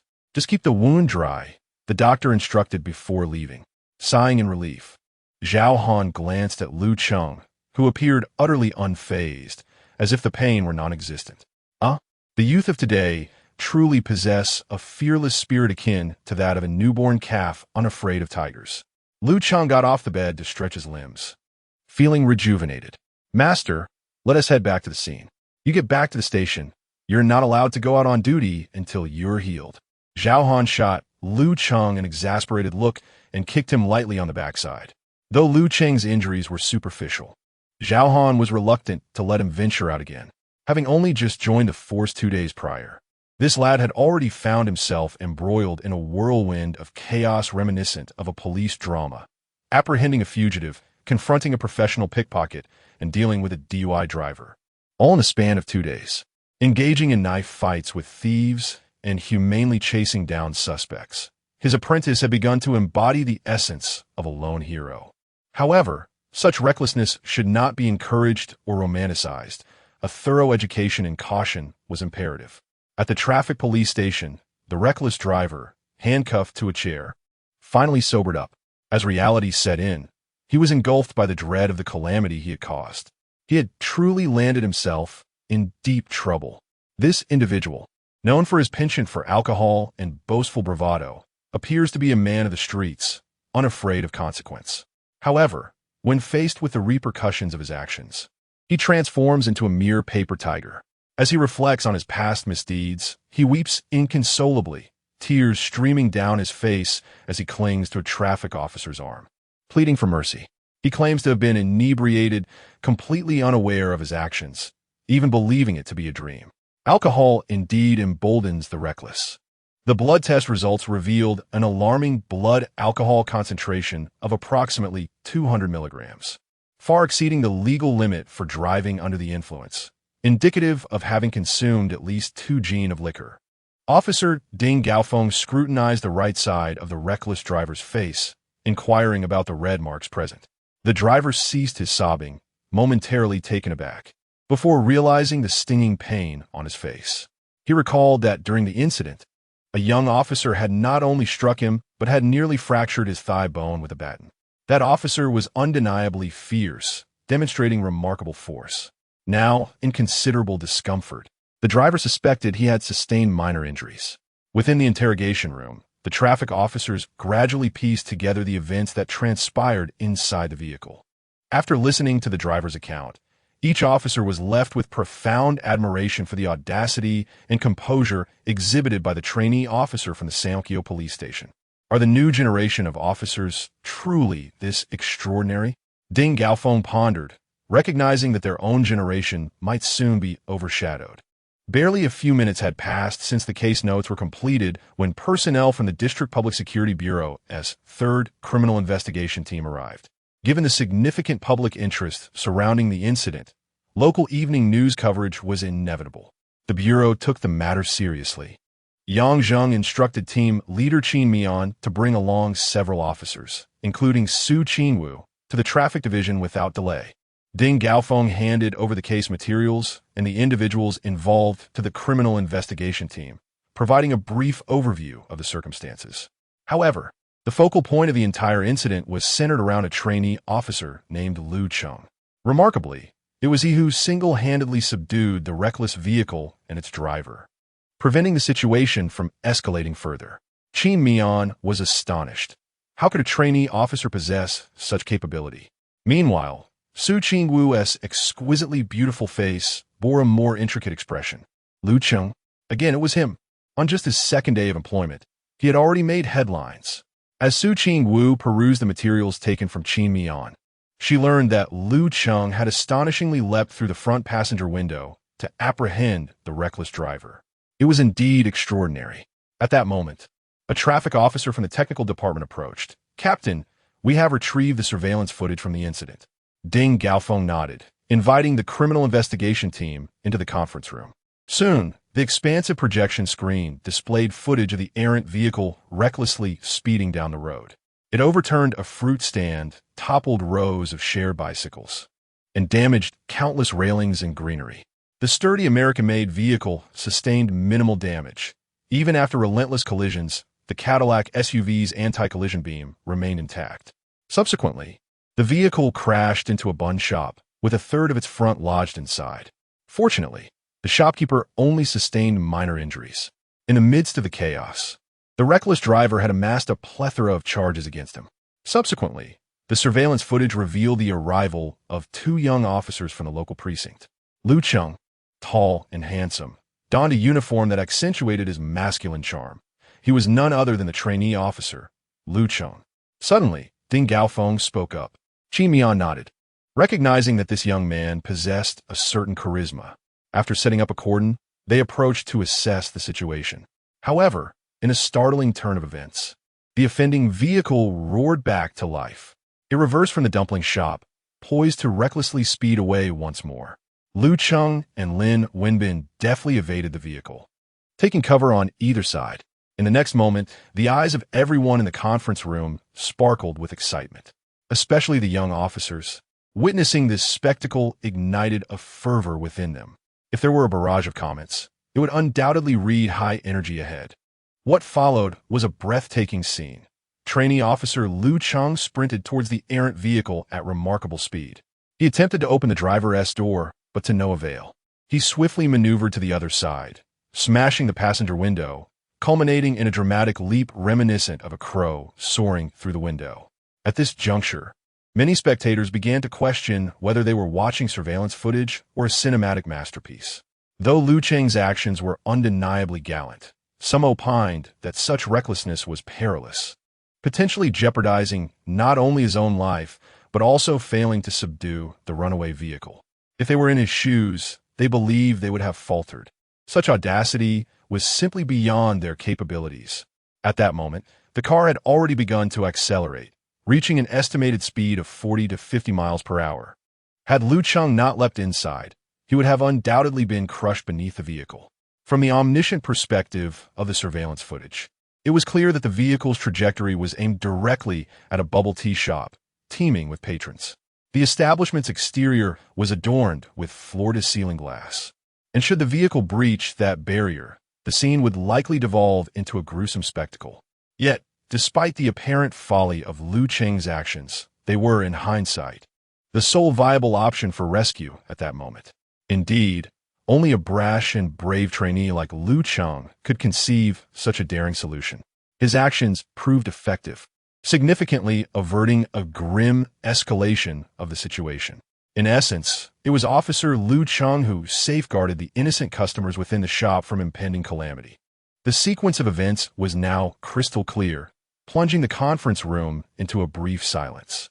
Were it not for the courageous intervention of the trainee officer, the reckless vehicle would have surely crashed into the bubble tea shop, and the incident involving a drunken driver in Yuhua district would have undoubtedly trended on social media the following day. How fortunate it was.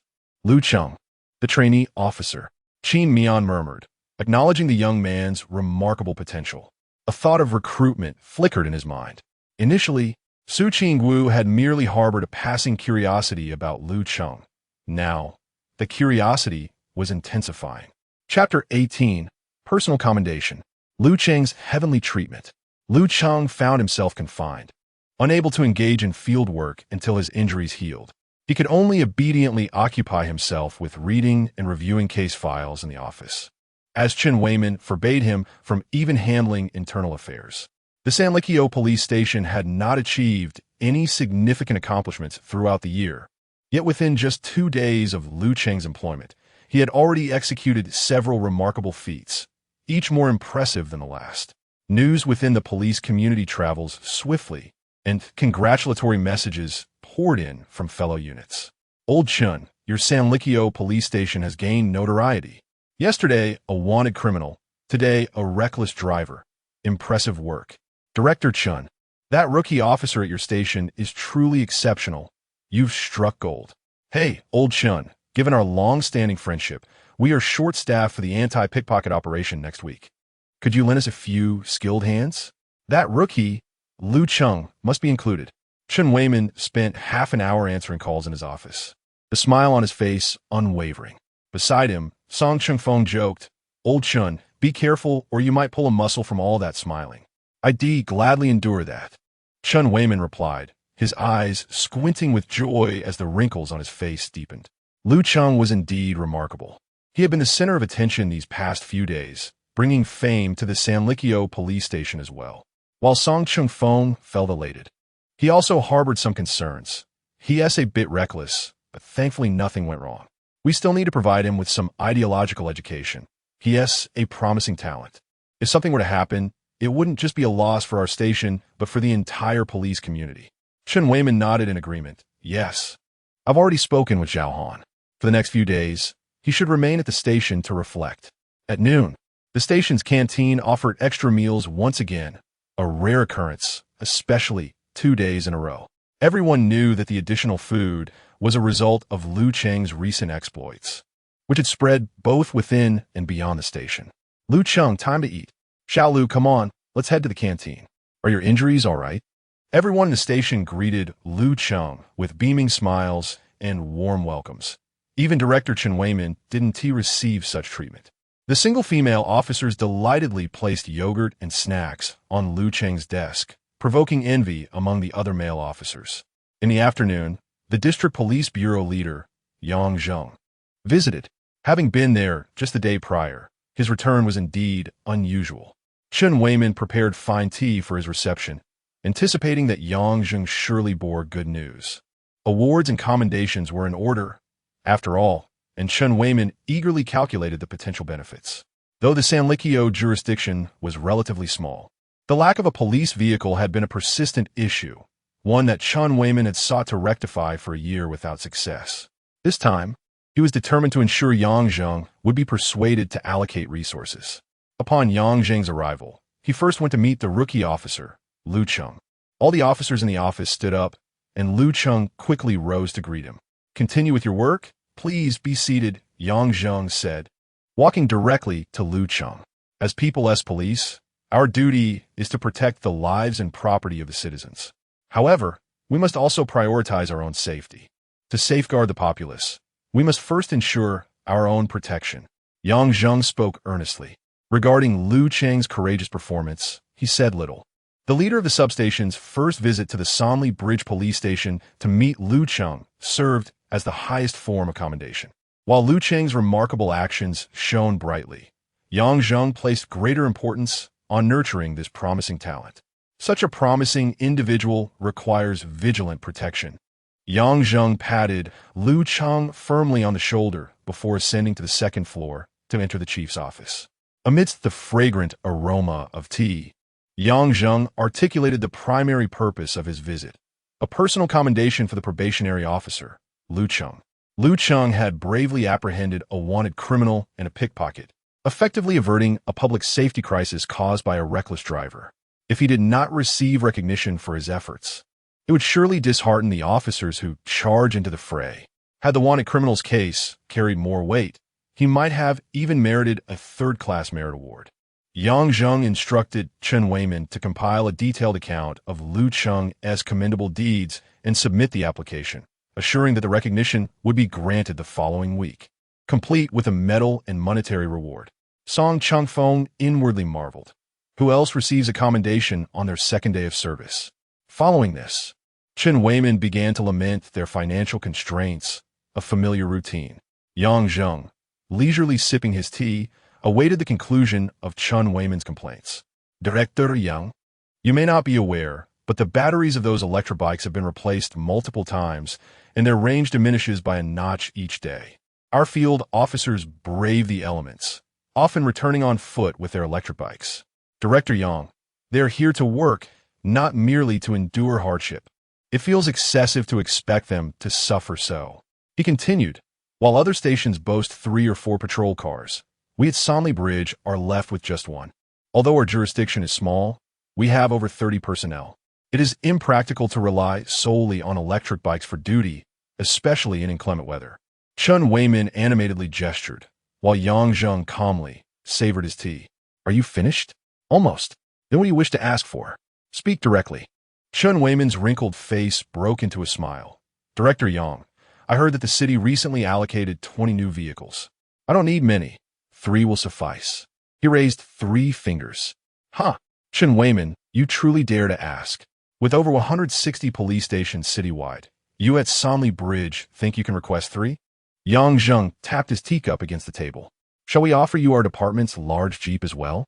Chen Weiman, unfazed, replied, if you dare to give it, I will accept. Yang Zheng looked at Chen Weiman and shook his head in disbelief. I want to waste my breath with you. Forget those 20 new vehicles. They've already been allocated. I'll arrange for an older one to be sent your way. Director, we don't want any junk. It's an 8/10 new hybrid model, fuel efficient and fast. Consider yourself fortunate. Only then was Chun Wayman satisfied, accompanying Yang Zheng downstairs.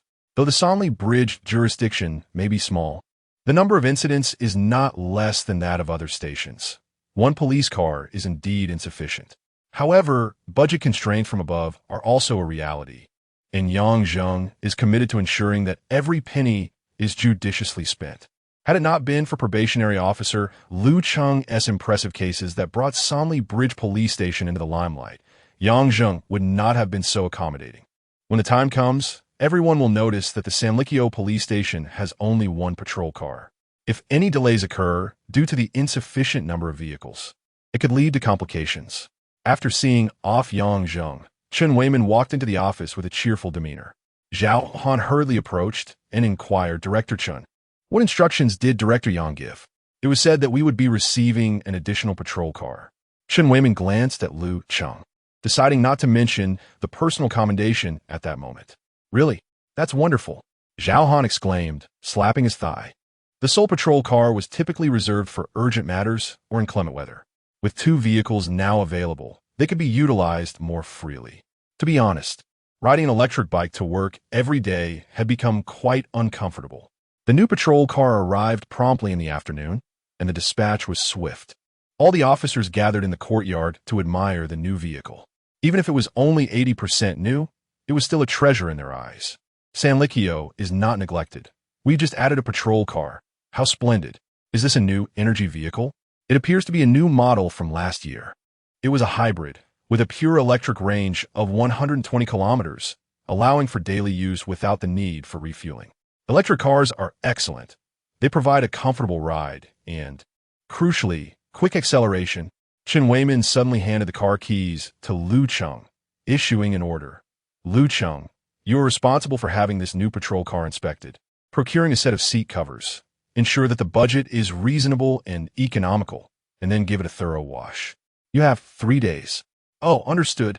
Lu Cheng hesitated for a moment before stowing the keys in his pocket. The others looked on with envy at Lu Cheng. It seemed that Director Chan intended for him to take the new car for the next 3 days. What a fortunate arrangement.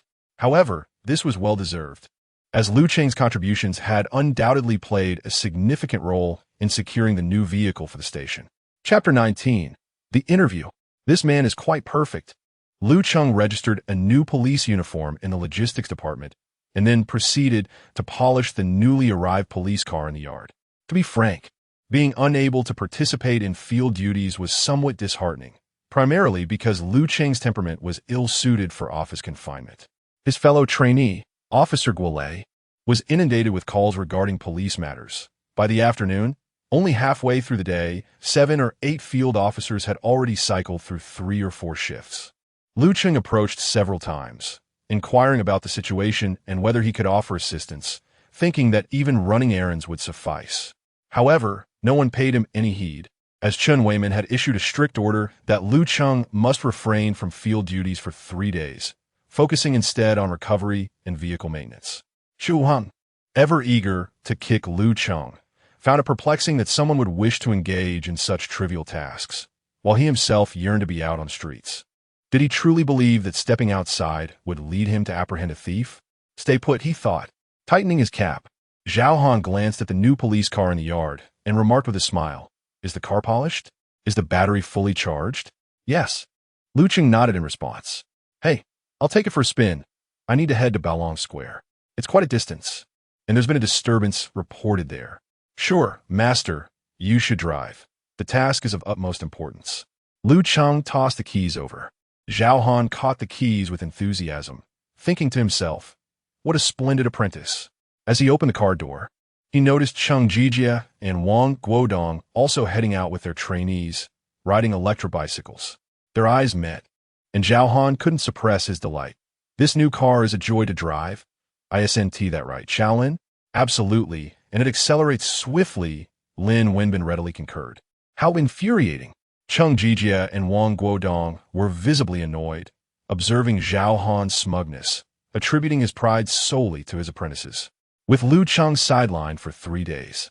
Zhao Han would undoubtedly have the opportunity to drive the vehicle frequently. Throughout the afternoon, Lu Cheng busied himself with organizing case files, answering calls regarding incidents, and taking statements. Though he was occupied, it was considerably more comfortable compared to the field work of Zhao Han and the others. "Quick, someone bring me some water. My throat feels like it's on fire after a whole afternoon. I can't believe it. Do children nowadays really call the police for help with their homework? That's utterly ridiculous." Both Yuan Jie and Chen Zilong, the 2 trainee officers, deeply felt the challenges faced by grassroots police officers. They turned a glance at Lu Cheng, who sat comfortably in the office, expressing their envy. "Lu Cheng, you're quite fortunate, free from the sun's harsh rays." Lu Cheng merely smiled. In truth, the responsibilities of internal affairs were not to be underestimated. By 4:30 p.m., the returning officers trickled back in, just as they were enjoying tea and resting. One officer burst in, excitedly exclaiming to Chen Weiman, "Director, the Yuhua Comprehensive Television Station is here for an interview." This announcement captured everyone's attention. A television interview? The Sanli Bridge police station had always been quite peripheral, remaining inconspicuous without any notable events. The prospect of a television station conducting an interview was indeed worthy of celebration. "Quickly, everyone, attend to your appearance," Chen Weiman instructed, urging everyone to tidy their uniforms while casting a glance toward Lu Cheng. It was evident that this interview was primarily focused on him. "Lu Cheng, please refrain from speaking incorrectly in front of the camera. Simply respond truthfully. Take a moment to contemplate and prepare your thoughts." There is no need to elaborate further on Chen Weiman's instructions. Lu Cheng is astute and likely knows what to say during the interview. In truth, Chen Weiman himself is uncertain about what should be articulated, as this is his first experience in such a context. In the courtyard, a strikingly beautiful female reporter stands, accompanied by a cameraman. The microphone bears the logo of the Rainflower District Comprehensive Station. Although it is merely a local station with a potentially limited audience, news dissemination has transcended traditional radio, now reaching mobile devices as well. Veteran officer Zhao Han and Cheng Jie observe quietly, maintaining a low profile, unlike the younger ones who eagerly crowd the camera. "Why are you all jostling for position when the camera isn't even rolling?" Chen Weiman scolds, nudging the miscreants, including Yuan Jie, to the back and pushing Lu Cheng forward.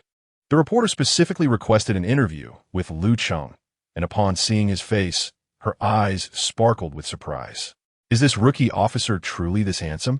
Zhao Han whispered to Chen Weiman, "Director, Lu Cheng is indeed the pride of our Sanlikyo police station." Even the reporter seems a bit flushed. "Indeed, that lad could make a living off his looks." Chen Weiman concurred. The interview primarily focused on the incident involving the Cadillac driver who drove under the influence, with Lu Cheng heroically pursuing the vehicle, managing the situation, and safeguarding the lives within the bubble tea shop. He could be deemed a hero of the people. As questions were posed, Lu Cheng answered sincerely, exhibiting humility. His responses were a pleasure to hear. He did not take full credit for the achievements, often acknowledging the Sanlikyo police station and emphasizing their spirit of serving the people and persevering. Chen Weiman listened with delight, while instructor Song Chengfeng discreetly gave Lu Cheng a thumbs up. This young man is truly exceptional, modest about his accomplishments and articulate in his speech. Simultaneously, Xiu Han, Lu Cheng's mentor, felt a bit shy as Lu Cheng attributed much of his learning to him. The camera panned to Zhao Han for a brief moment, eliciting envy from Cheng Jijia and Wang Guodong. Zhao Han, the fortunate mentor, certainly benefited from Lu Cheng's success. As the interview concluded, the reporter rushed to finalize her article. Upon exiting, she encountered a group of 7 or 8 migrant workers entering.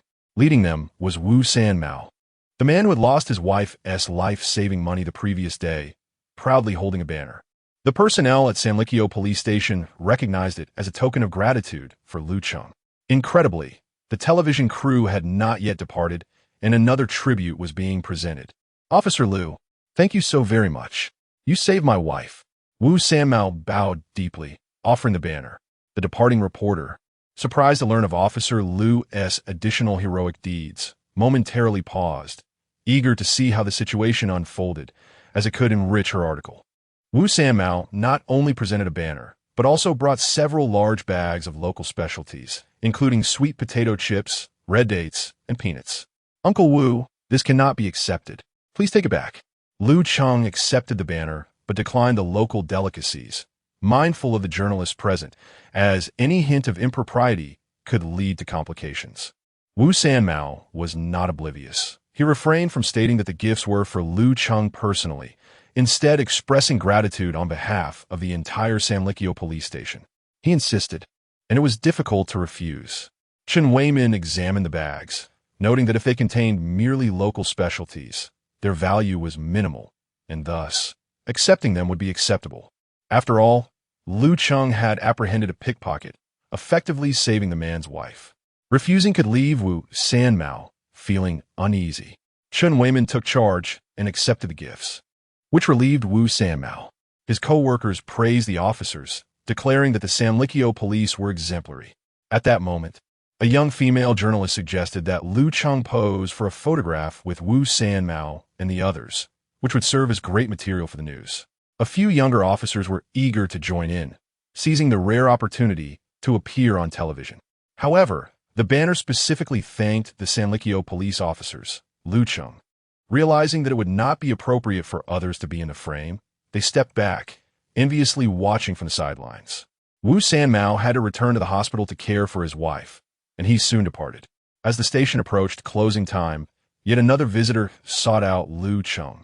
Alongside Lu Cheng was Lin Wenbin, accompanied by the elderly woman who had reported her missing grandson that morning.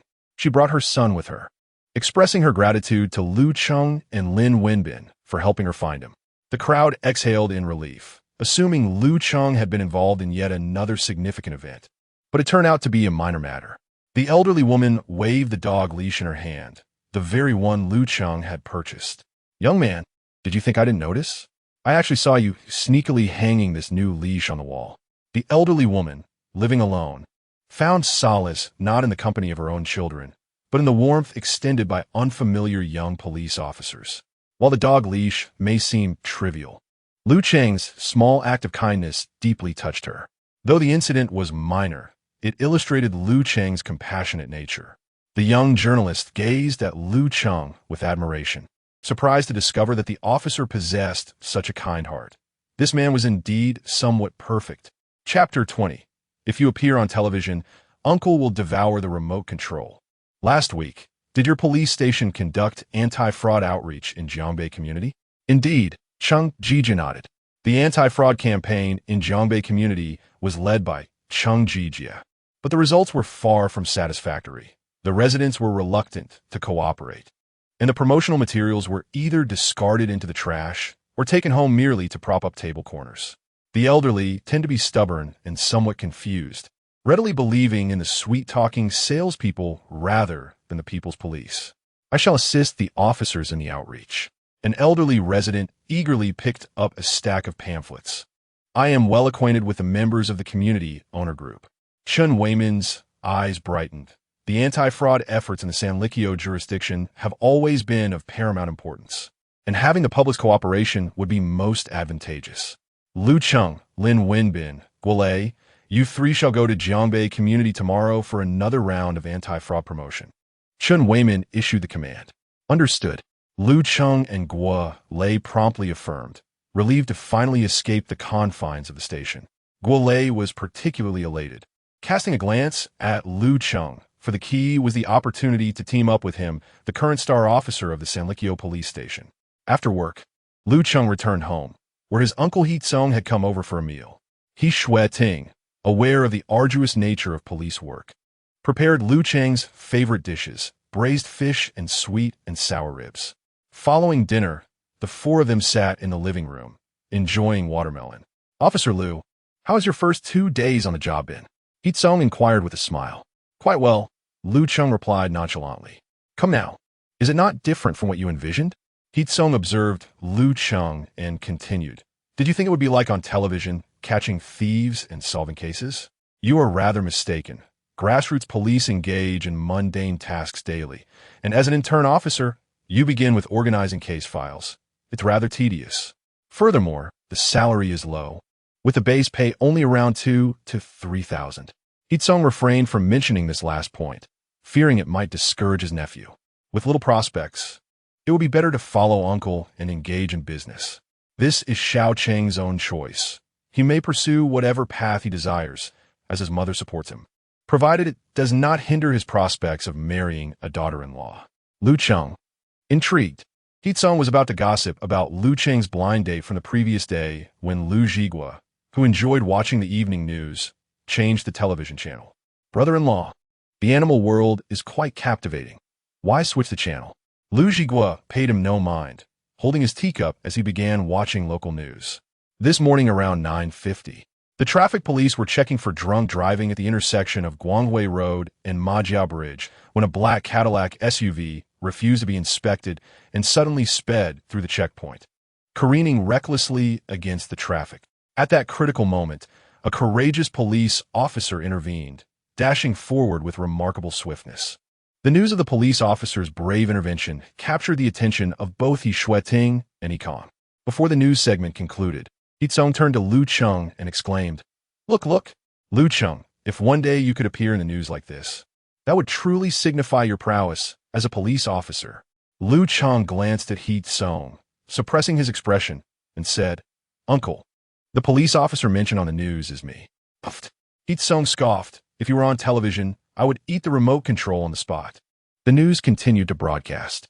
This valiant officer, who rescued over 20 patrons from peril in a milk tea shop, is none other than a probationary officer from the Sanlikyo police station.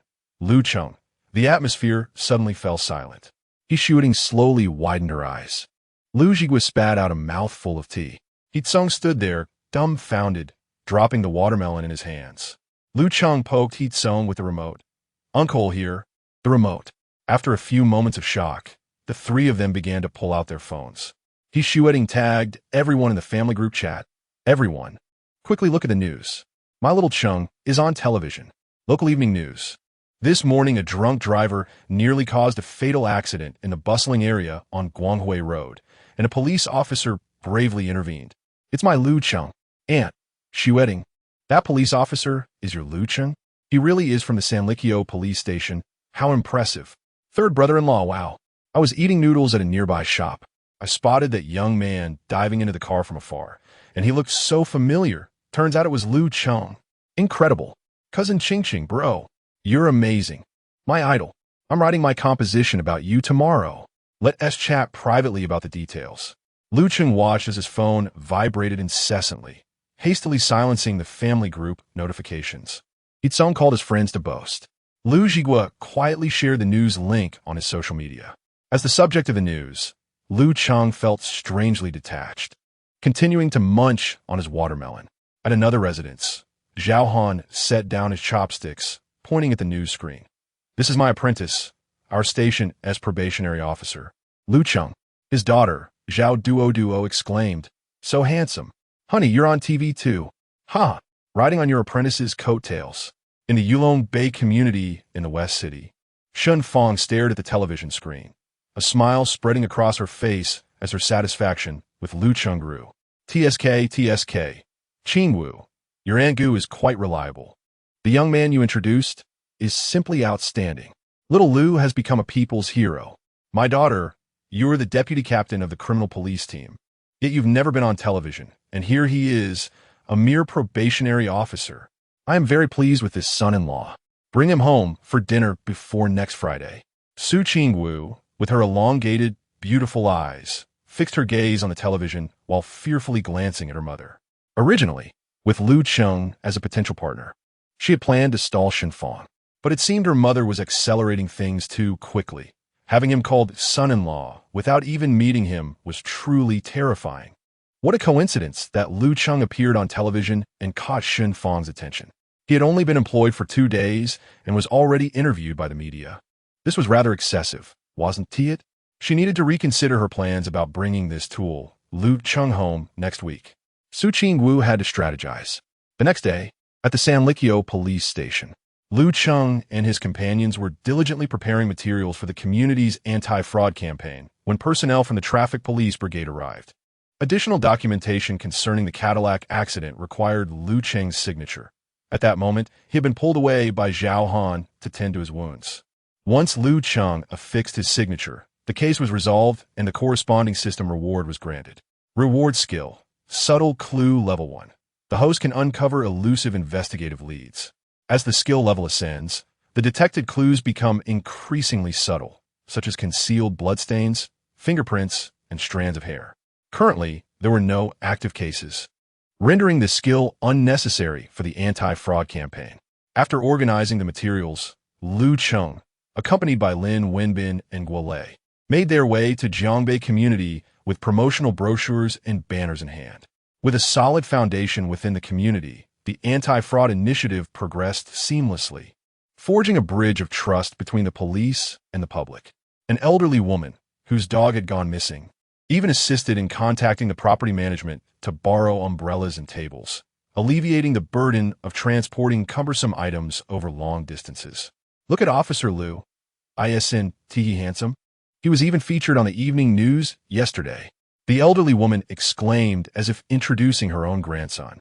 Residents gathered around, eagerly accepting anti-fraud brochures while scrutinizing Lu Cheng. Officer Lu, you're quite tall. Do you have a girlfriend? One resident inquired. You must be in your early 20s. My daughter is around your age. Would you like to meet her? She works at a bank. Lin Wenbin and Guo Lei exchanged apprehensive glances, realizing that Lu Cheng's presence was perhaps less about the anti-fraud campaign and more akin to a matchmaking endeavor. Chapter 21. There is a reason for their excellence. A case has arrived. Lu Cheng, a lad who could easily thrive on his looks, insists on relying on his capabilities. Lin Wenbin feels a tinge of envy. The television interview yesterday was one thing, but today, this anti-fraud promotional event has turned into a matchmaking scene. The elderly, with granddaughters to introduce, are eager to connect them with Lu Cheng. Meanwhile, Lin Wenbin remains single, feeling the pangs of both drought and flood. Beside him, Guo Lei remarks, Lu Cheng is genuinely outstanding, both inside and out. Dear elders, remember this. Any unfamiliar phone call, regardless of what is said, ultimately aims to coax you into transferring money to unknown accounts. Do not be deceived. Scammers employ an array of tactics, and some may even mimic the voices of your children. Lu Cheng patiently educates the attendees. Is that true? The voice sounded exactly like my son S. A silver-haired gentleman inquires. Lu Cheng gestures to Lin Wenbin. Brother Lin, showcase your talents. Lin Wenbin opens his laptop. Sir, do you have any videos or voice recordings of your son? The gentleman retrieves his phone. I do. There's a video of my son playing with my grandchild at the amusement park. His voice is in it. Thus, Lin Wenbin employs a specialized software, and after a series of operations, the program swiftly replicates the gentleman's son's voice. It cannot merely be described as similar. It is indistinguishable. The elder is taken aback, and the other seniors express their astonishment. Goodness. Nowadays, scammers are remarkably sophisticated. Officer Lu, how should we defend ourselves? Lu Cheng replies, download the National Anti-Fraud app. Subsequently, the three assist 50 to 60 residents in downloading the anti-fraud software. Sir, your old phone cannot download it. What should we do then, in case we encounter a scammer? Simple. In the event of an unfamiliar call, you may converse about anything, but refrain from discussing money. Lin Wenbin realizes that Lu Cheng possesses even more anti-fraud knowledge than he does himself. Despite being a mere newcomer, Lu Cheng seems to know everything Lin Wenbin. A 2.5-year trainee who has conducted numerous anti-fraud promotions, knows, and even more beyond that, exotic romances, false shopping schemes, overseas purchasing, tea-selling scams, pig slaughtering schemes, etc. upgrades, healthcare card upgrades, refund schemes, sales of retirement products, bottle cap twisting. Lin Wenbin curiously inquires, Lu Cheng, what is the bottle cap twisting scam? Guo Lei, equally intrigued, admits she has never heard of it. An elderly person or child may ask you to twist off a bottle cap, claiming they lack the strength. Once you assist them, if you haven't walked far, someone may intercept you, alleging that you gave the elder or child something to drink. When you turn around, you find the person lying on the ground, and they begin to demand compensation. Lu Cheng elucidates. This is a newly emerged scam, though fortunately, Our province is yet to experience any related cases. Lin Wenbin gazes at Lu Cheng in confusion. How do you know all this? I researched it online last night. Lu Cheng replies, explaining how he utilized memory enhancement to memorize all the anti-fraud tactics currently in circulation, which proved to be effortless. Oh, Lin Wenbin fell silent. Indeed, there was a reason for his excellence. Guolei felt a twinge of guilt, having merely skimmed through the anti-fraud pamphlet. Hearing Lu Cheng's remarks, she realized her efforts were woefully insufficient. As the weather grew warmer, Lu Cheng noticed some residents purchasing floral water and took the opportunity to remind them. Floral water is, in fact, a type of pesticide. It is imperative to verify the registration number. Those for mosquito and fly pesticides begin with WP. If yours starts with PD, then it is counterfeit.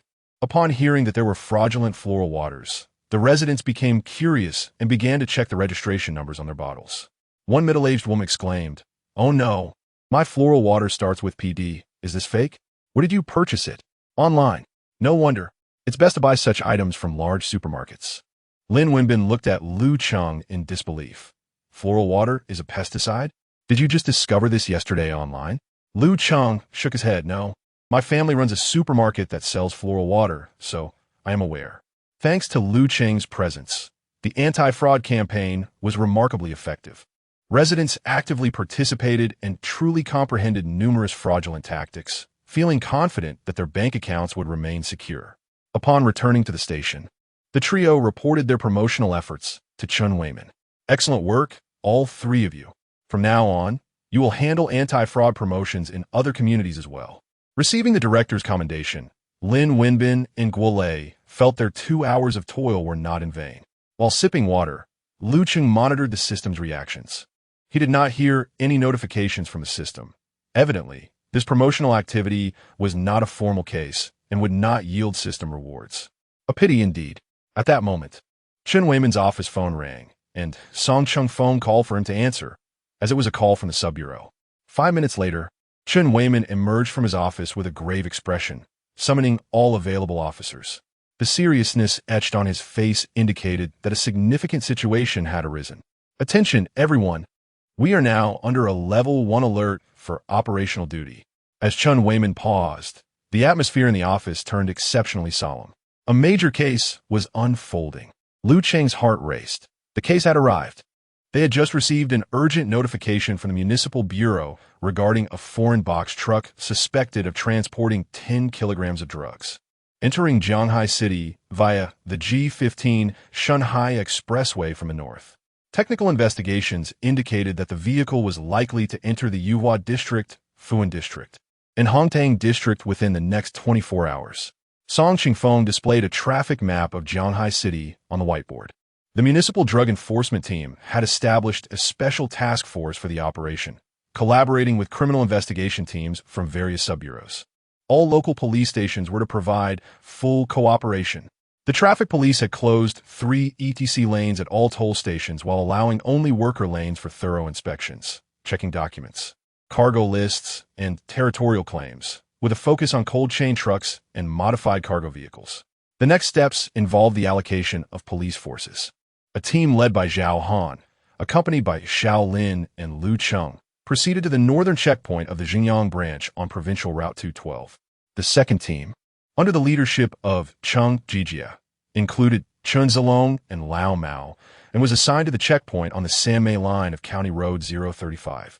The third team, led by Wang Guodong, consisted of Lao Ding and Guolei, and was directed to the checkpoint on the Dongfa line. The fourth team, under my own command, included Yuan Jia and Xiao Chun, and was tasked with the checkpoint on Provincial Route 217. Each checkpoint team was spearheaded by members of the Enforcement Action Group, with all actions subject to command. It is especially crucial for trainee officers to heed instructions, as any recklessness could prove detrimental. Due to the insufficient details in the intelligence received, the route of the drug-laden vehicle entering Jianghai City remained unknown, necessitating a citywide deployment with vigilance every 3 steps and a post every 5. This demanded considerable manpower, with Chun Weiman only able to include trainee officers in the operation. Under normal circumstances, trainees would not participate in such actions. After reiterating the importance of caution, all personnel donned their equipment and set off. Zhao Han and his seasoned colleagues continued to remind their prot.gs along the way to cooperate with the enforcement action teams, emphasizing the need to follow orders meticulously. Drug traffickers are not ordinary criminals. They are often desperate and dangerous. Even the veteran officers like Zhao Han were on high alert, adjusting their focus throughout the journey. Upon arriving at the checkpoint, Zhao Han and Lu Cheng found that the traffic police had already established roadblocks. You are from the Sanlikyo police station, correct? I am Wang Maosheng from the Narcotics Control Unit, Team 3. Hello, Officer Wang. I am Zhao Han from Sanlikyo police station, and these are Lin Wenbin and Lu Cheng. Following mutual introductions, the enforcement work commenced immediately. Chapter 22, The Investigation, A Suspicious Truck. Wang Maosheng had been serving in the anti-drug squad for 7 or 8 years, amassing a wealth of experience and having participated in the resolution of significant cases. Officer Zhao, it is not just the box trucks that warrant inspection. I believe any truck should be scrutinized.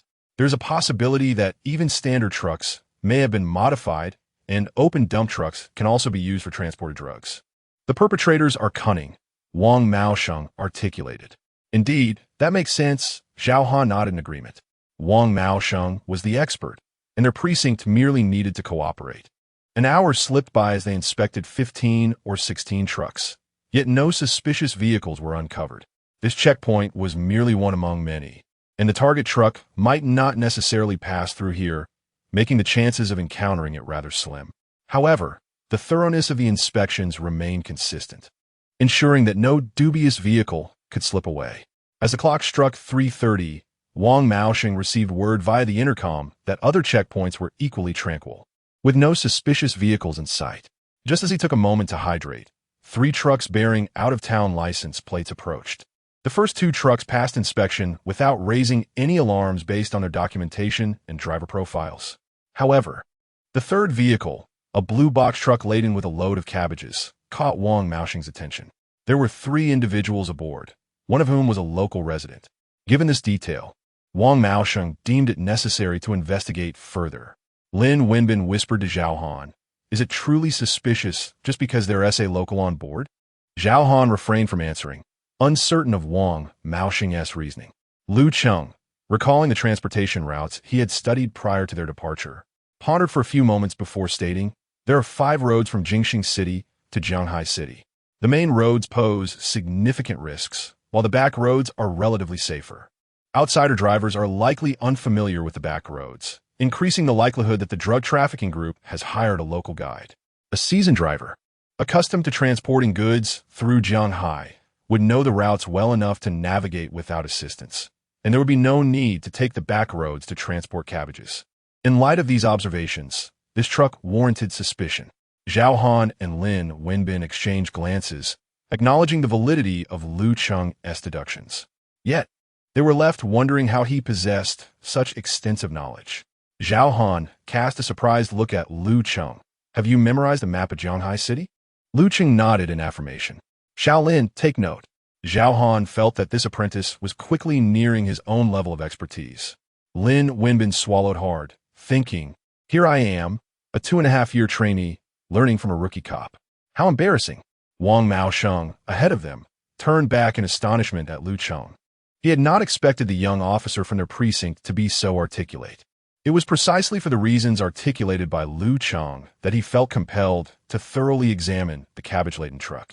If it were indeed drug traffickers, they would likely require the guidance of a local, given their unfamiliarity with the area. However, the dealers were unaware that their plans had been compromised, as all routes within Jianghai City were under surveillance. "Hello, police conducting an investigation. Please exit the vehicle and cooperate with the inspection." The 3 individuals disembarked from the truck, displaying signs of anxiety upon seeing the uniforms.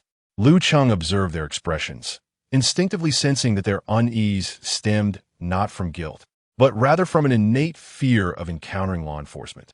Wang Maosheng scrutinized the credentials of the 3 individuals, while Zhao Han stood nearby, observing their every move. Lu Cheng and Lin Wenbin proceeded to inspect the vehicle for any suspicious signs.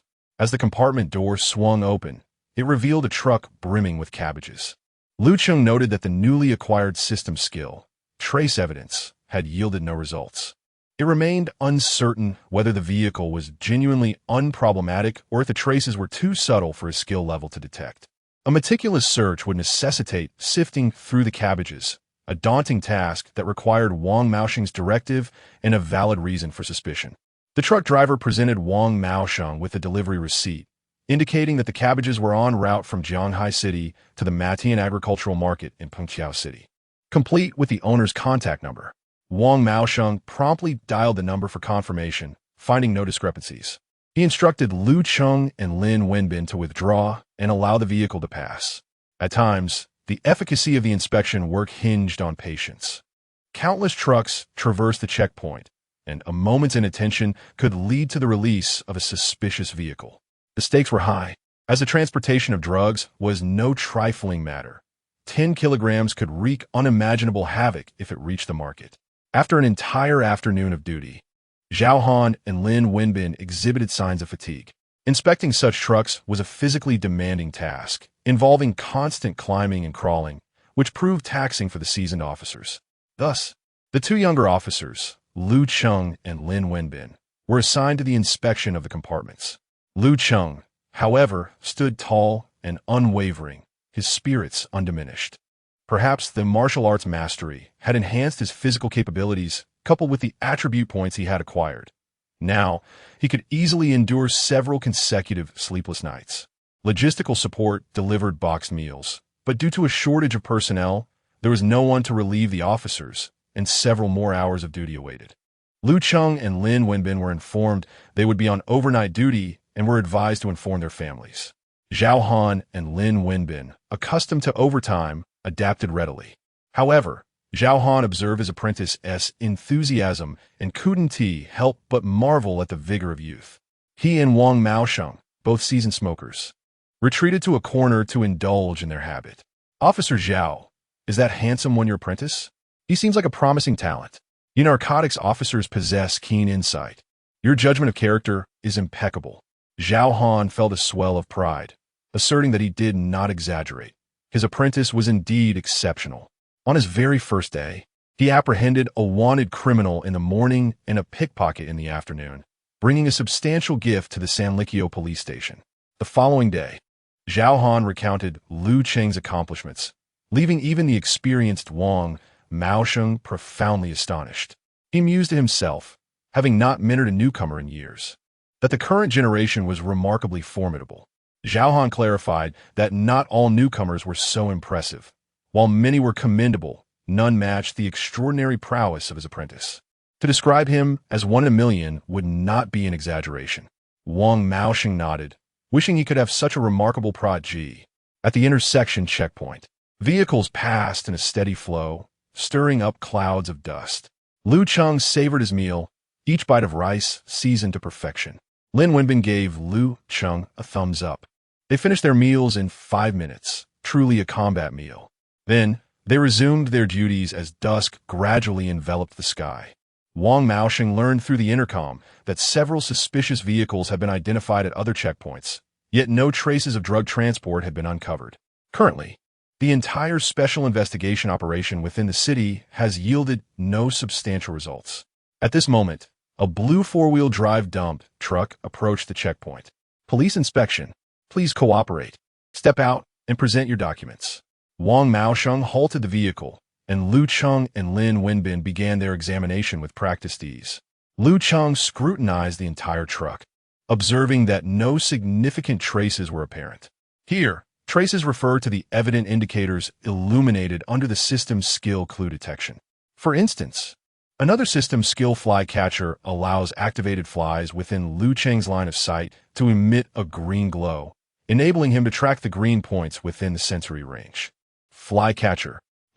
Lu Cheng had forgotten that the fly catcher skill could activate autonomously. However, it showed no signs of activity at present. This suggests that no suspects involved in drug trafficking were aboard the vehicle. 4 individuals disembarked, a driver with a Yunnan accent and 3 rugged men who appear to be laborers. Was the truck empty? Where did it come from? What business did it have in Jianghai? Wang Maosheng fixed his gaze on the faces of the 4 men, observing their expressions. We came from Yunnan to haul a truckload of potatoes back. Potatoes? Wang Maosheng furrowed his brow in contemplation for several seconds, scrutinizing the expressions of the four men, but found no suspicious signs. Yet, one question lingered. Why travel such a distance to transport potatoes to Shanghai? A simple calculation of freight costs revealed that this journey was not economically viable. May we inspect the vehicle? Of course, it's just an empty truck. Feel free to check. The driver and the three laborers appeared indifferent, suggesting that the vehicle should pose no issues. However, it is better to err on the side of caution than to overlook something. Wang Maosheng exchanged a glance with Zhao Han, who then accompanied Lu Cheng and Lin Wenbin to inspect the truck. They meticulously examined every corner of the cab, the chassis, tires, and fuel tank. The cargo area was completely empty, with a layer of yellow sand adhering to the floor, likely from frequently transporting earthy goods like potatoes. No suspicious elements were discovered. Lu Cheng, undeterred by dirt, even crawled beneath the truck, illuminating the area with a powerful flashlight. Emerging, he shook his head, indicating no findings. Wang Maosheng returned their identification. You may proceed. The four men climbed back into the vehicle and started the engine. Lu Cheng casually lifted a large clump of dirt from the cargo area and tossed it aside. Turning back to look, he was astonished to find that the steel floor beneath the removed clump emitted a faint green glow. Lu Cheng's mind raced. The system's skill clue detection had been triggered. Chapter 23. The police's intuition. The truck slowly began to move, and Wang Maosheng instructed the traffic police to open the checkpoint. Suddenly, Lu Cheng shouted, "Wait!" This exclamation drew the attention of Wang Maosheng, Zhao Han, Lin Wenbin, and the traffic police guarding the checkpoint, all of whom turned to Lu Cheng in unison. Zhao Han's heart raced. Lu Cheng's sudden outburst could only mean he was about to. Had he forgotten that all actions should follow orders? We are merely assisting, and the narcotics team is right here. Captain Wang, we cannot let them pass. Lu Cheng swiftly ran forward. Noticing the truck had already shifted into second gear, he spread his arms and positioned himself in front of it. Zhao Han exclaimed in disbelief. Lin Wenbin was equally startled. What on earth was happening? The truck slammed to a halt, nearly colliding with Lu Cheng's face. Wang Maosheng furrowed his brow and hurried over. Have you discovered something? Having heard Zhao Han's account of the trainee officer's story, Wang Maosheng believed Lu Cheng might have noticed something. However, they had just conducted a meticulous inspection.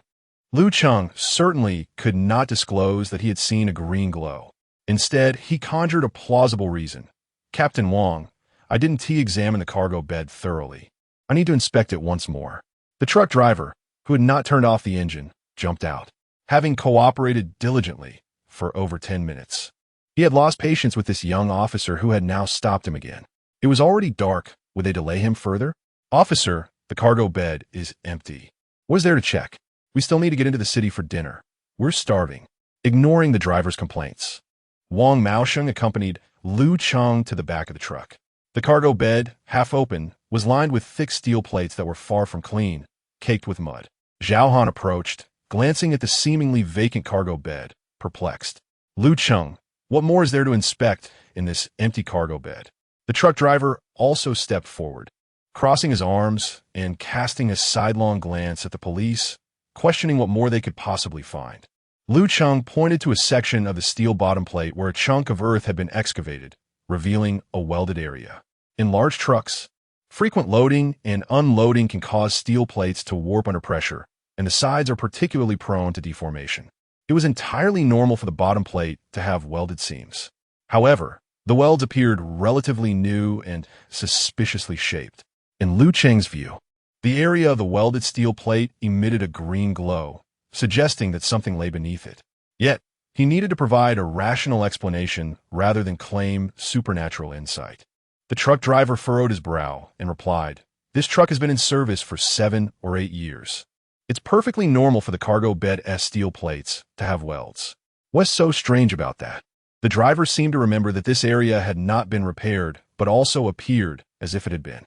Yet, that was inconsequential. What truly mattered was, what was the issue? Wang Maosheng leaned in, scrutinizing the shape of the welds, which formed a perfect rectangle. If the steel plate had warped or cracked, the welds should manifest as linear. However, they were rectangular, indicating that such a thick steel plate had been punctured with a significant hole.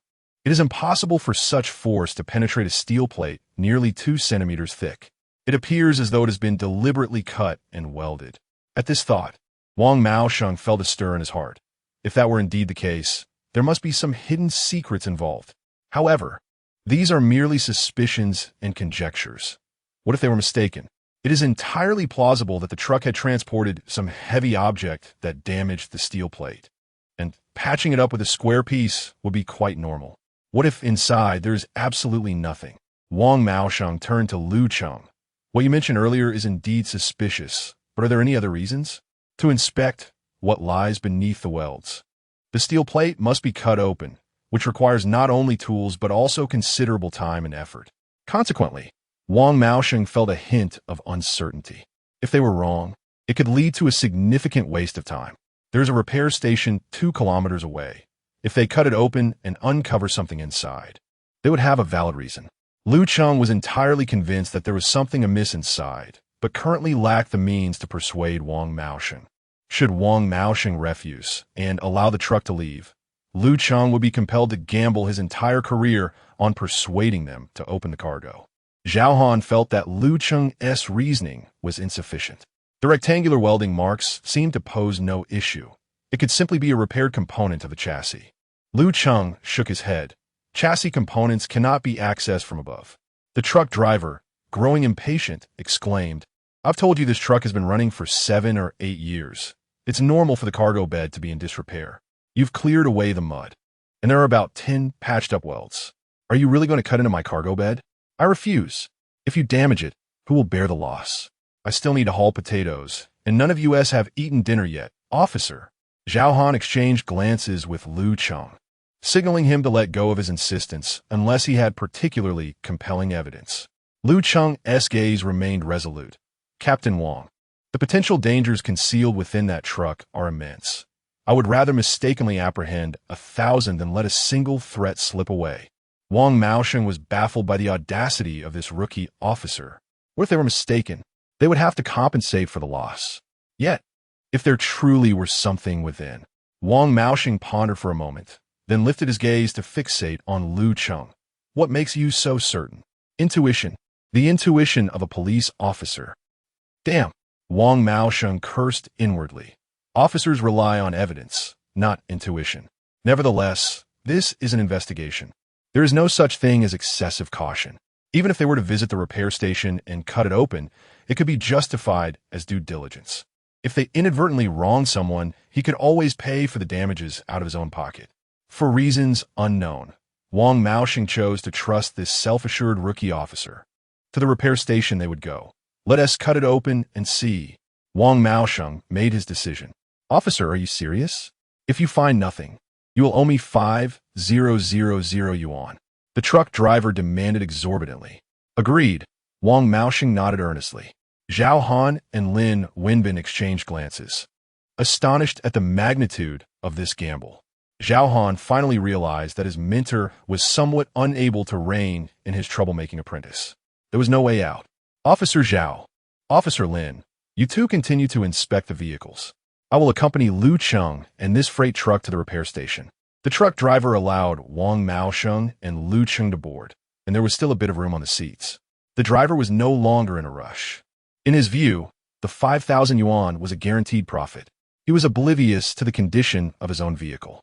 How could there possibly be any contraband? These officers were merely making unfounded assumptions, wrongfully accusing innocent individuals. A few immediately boarded the vehicle, and the truck headed towards the gas station in the east. Lu Cheng discreetly observed the reactions of the 4 individuals in the vehicle. If the situation were about to unravel, their demeanor would surely reflect anxiety and panic. However, they only exhibited irritation. Thus, Lu Cheng was convinced that these individuals had no knowledge of the illicit substances they were transporting. They were merely pawns in the hands of the unseen drug traffickers. This explained why the system skill Flycatcher had not been activated. Wang Maosheng, being seasoned in criminal investigations, could certainly recognize the patterns of such puppetry. The critical question now was whether there were any hidden secrets beneath the steel plates once they reached the repair shop. For reasons he could not comprehend, Wang Maosheng inexplicably placed his trust in a rookie officer who had only been on the job for 2 days. Lu Cheng was guided by instinct to believe that this vehicle was involved in drug trafficking, and Wang Maosheng instinctively trusted Lu Cheng's intuition. Chapter 24. This young man truly guessed right. City Bureau. The investigation operation has now surpassed 15 hours, yet there remains no sign of progress. Director Qi Shuyang, with a grave expression, personally oversees the command center. As information personnel continuously report, the number of intercepted suspicious vehicles increases.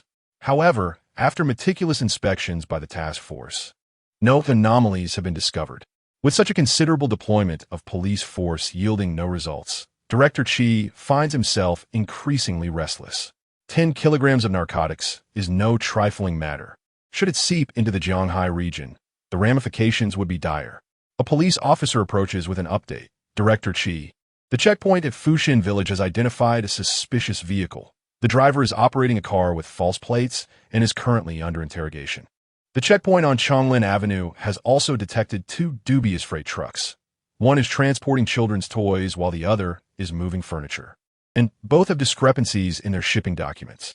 Additionally, the checkpoint on Provincial Road 212 at Jinyang North has intercepted an empty dump truck from Yun Province, which is now en route to the repair shop for disassembly of the truck bed. Upon hearing this, Qi Shuyang's brow furrows in confusion.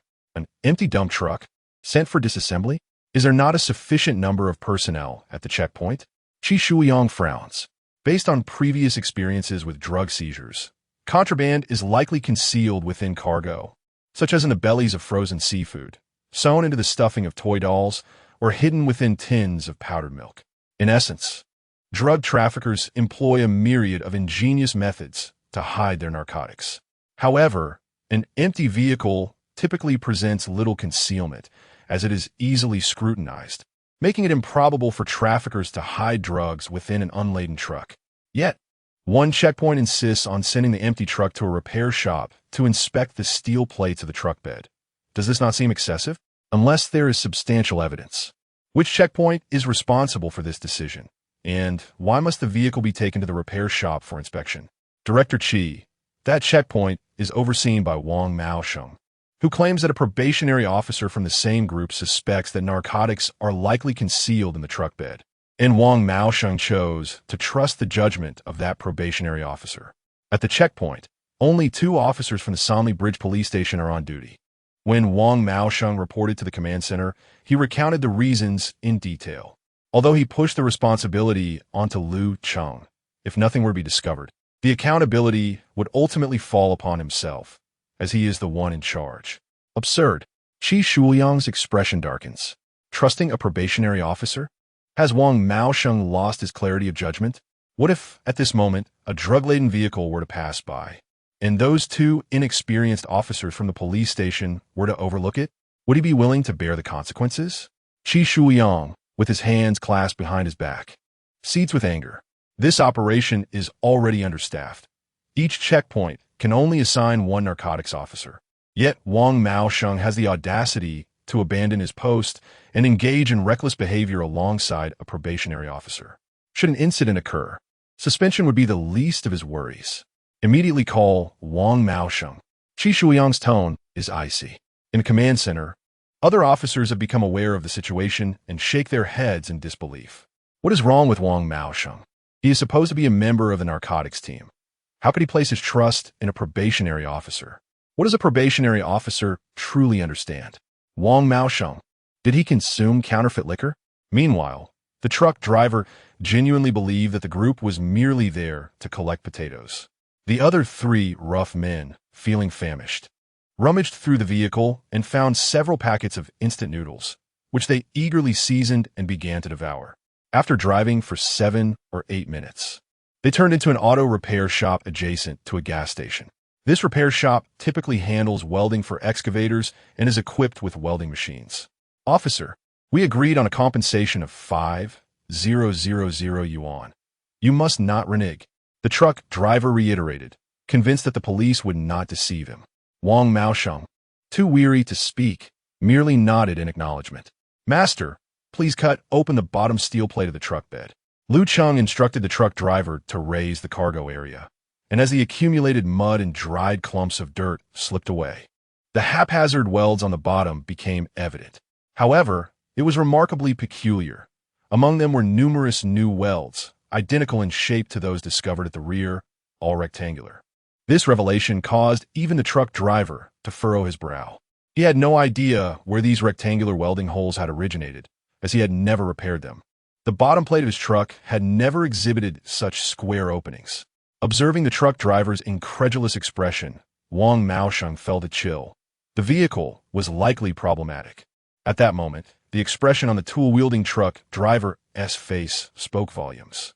Wang Maosheng turned to Lu Cheng, realizing that this young man might have indeed been correct. The repairman, upon seeing Wang Maosheng and Lu Cheng in their hats and uniforms, dared not inquire further. He cut where instructed. The blue flame seared the steel plate, slicing along the welds. A rectangular steel plate was extracted intact. Wang Maosheng and Lu Cheng hurried to examine it, their eyes widening and hearts racing. Beneath the cut steel plate lay a shallow groove. Inside was something wrapped in butter paper. If it were not illicit substances, why would it be concealed so meticulously? From the underside of the truck, these grooves were invisible, perfectly concealed above the transverse reinforcement beams. This could be considered a veritable ceiling for drug concealment. Had it not been for an inexplicable inclination to trust Lu Cheng, even Wang Maosheng, a seasoned narcotics officer, might have been blindsided. What a stroke of fortune! The truck driver and his 3 companions turned pale upon discovering the hidden items beneath the bottom plate. I have no idea what this is," the truck driver exclaimed in a fluster. "Officer, I have no clue when this was hidden inside," he hastily explained. During regular maintenance, he only focused on the fuel tank, tires, and engine. There was no way he could have inspected the truck bed, especially with a layer of mud covering it. Wang Maosheng ignored the truck driver's protestations and directly unwrapped the butter paper, revealing several layers of plastic wrap inside. However, judging by the weight, it certainly did not exceed 10 kilograms. He instructed the repairman to continue cutting open the remaining rectangular welds. Lu Cheng's body camera recorded the entire sequence of events.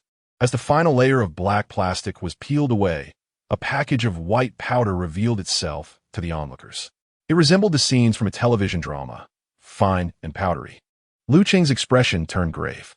"Captain Wang, is it heroin?" Heroin, chemically known as diacetylmorphine, is a white powdery substance produced through the reaction of morphine and acetic anhydride, colloquially referred to as white powder. Wang Maosheng, suppressing his inner excitement, nodded. "It is highly probable and of high purity." High-purity heroin exhibits a pale yellow or pure white hue, while low-purity variants appear grayish-brown or brick-like, often referred to as green skin, yellow skin, or black skin due to their crude processing. "How many grams?" Lu Cheng inquired. "This package weighs approximately a pound," Wang Maosheng replied, weighing it in his hands. The 4 individuals turned pale. Trafficking drugs is a severe crime that could lead to the death penalty. They had never encountered drugs before, but understood the gravity of the situation. They could hardly fathom that such a calamity would befall them. The truck driver's legs buckled, and he collapsed to the ground, his face a portrait of despair and terror. Chapter 25. Whoever partakes of the second bite of meat accomplishes a great deed. At present, only a single package has been discovered, weighing approximately 500 grams, a far cry from the 10 kilograms sought. Wang Maosheng instructed the repairman to sever the remaining rectangular welds. Before long, Wang Maosheng and Lu Cheng unearthed 10 butter paper packages from the various recesses. Each butter paper package contained a pound of flour. "Is that all?" "Captain Wang, the quantity is insufficient." Wang Maosheng commanded the repairman to summon 2 additional assistants to pry open the entire steel plate of the cargo compartment.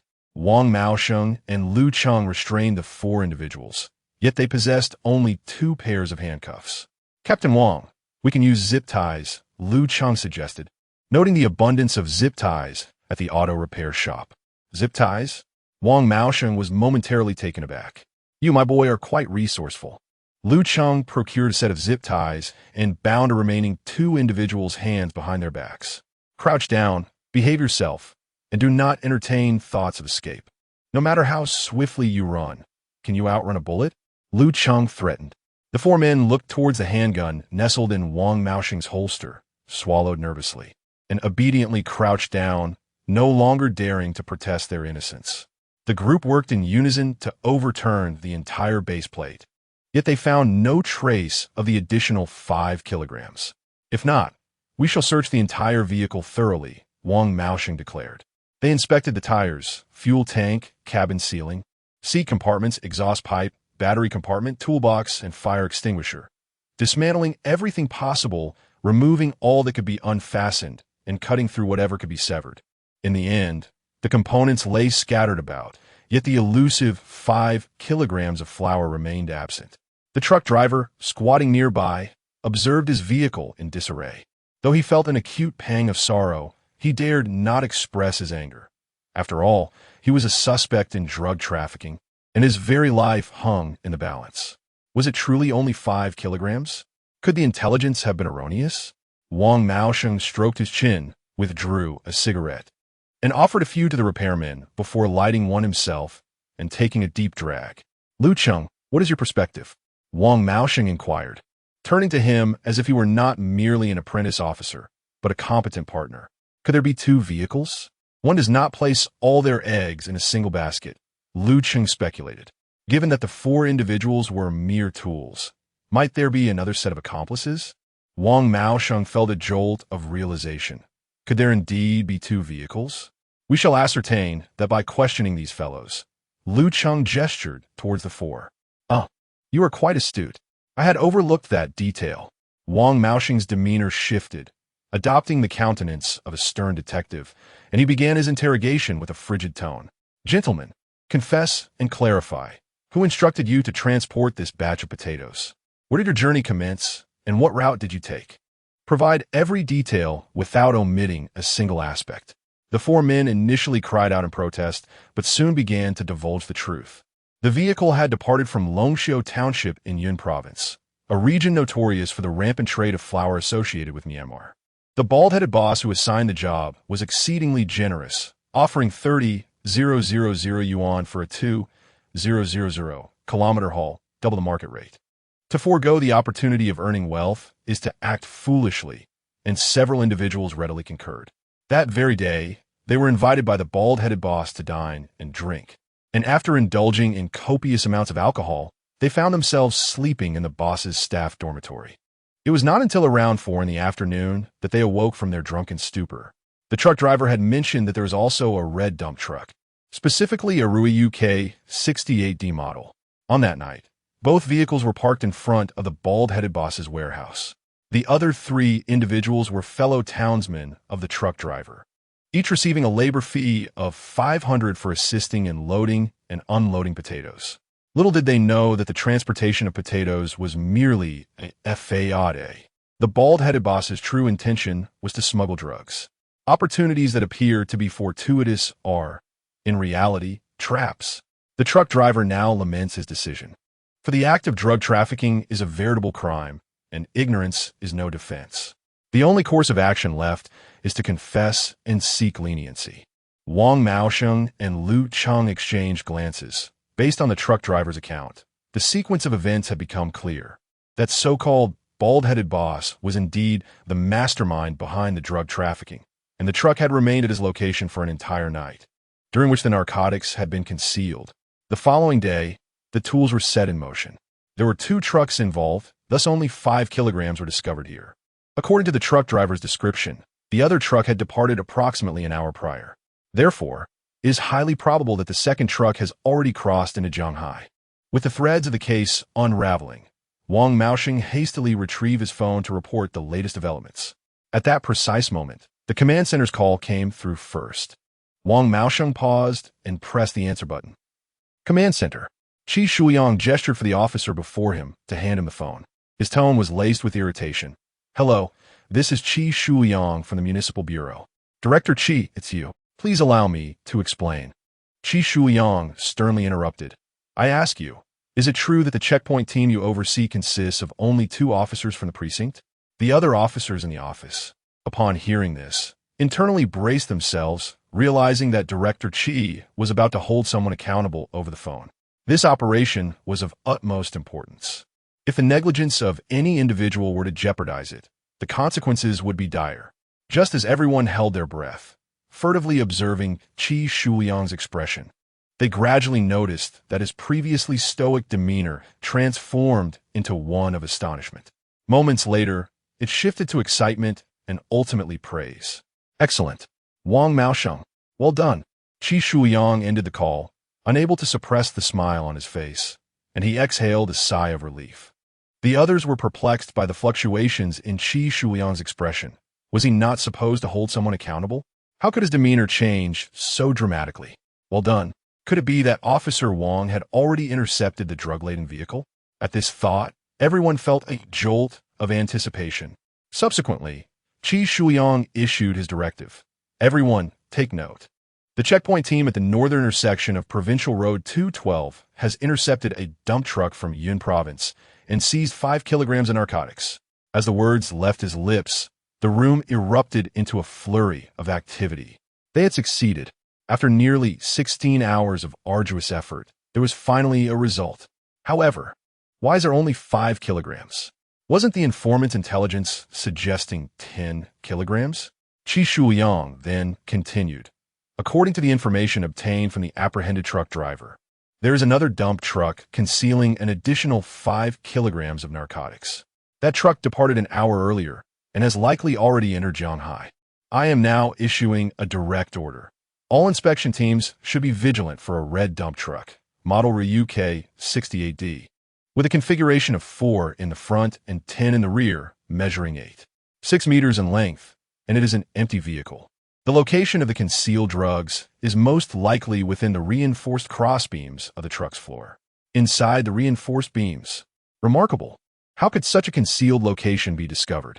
The 212 checkpoint team is impressive, with the color of the vehicle and specific model information in hand. Although we lack the license plate number, we have significantly narrowed down the search parameters, making the forthcoming inspection operations considerably simpler. The actions of each checkpoint team remain unchanged. If the other drug-laden truck has entered Jianghai, we can simply utilize the city surveillance network. Once the command was issued, all inspection teams were invigorated as if they had received a surge of energy. The 212 checkpoint team has already savored the first bite. Whoever secures the second bite will also achieve a significant feat. Chapter 26. Absurdity at its peak. At the checkpoint of Provincial Road 217, Chen Weiman was stationed with his intern officer Yuan Jia and the young officer Xiao Chun, enduring the harsh conditions at the entry point. This was Yuan Jia's first experience in such a role, and he found himself somewhat unaccustomed to the grueling environment. The lack of rest after several hours of continuous work was exhausting, and the monotony of stopping truck after truck without any results was disheartening for this bright scholar. The task of manning the checkpoint required minimal technical skill. It consisted merely of a repetitive cycle. Halt the vehicle, turn off the engine, inquire about its origin and destination.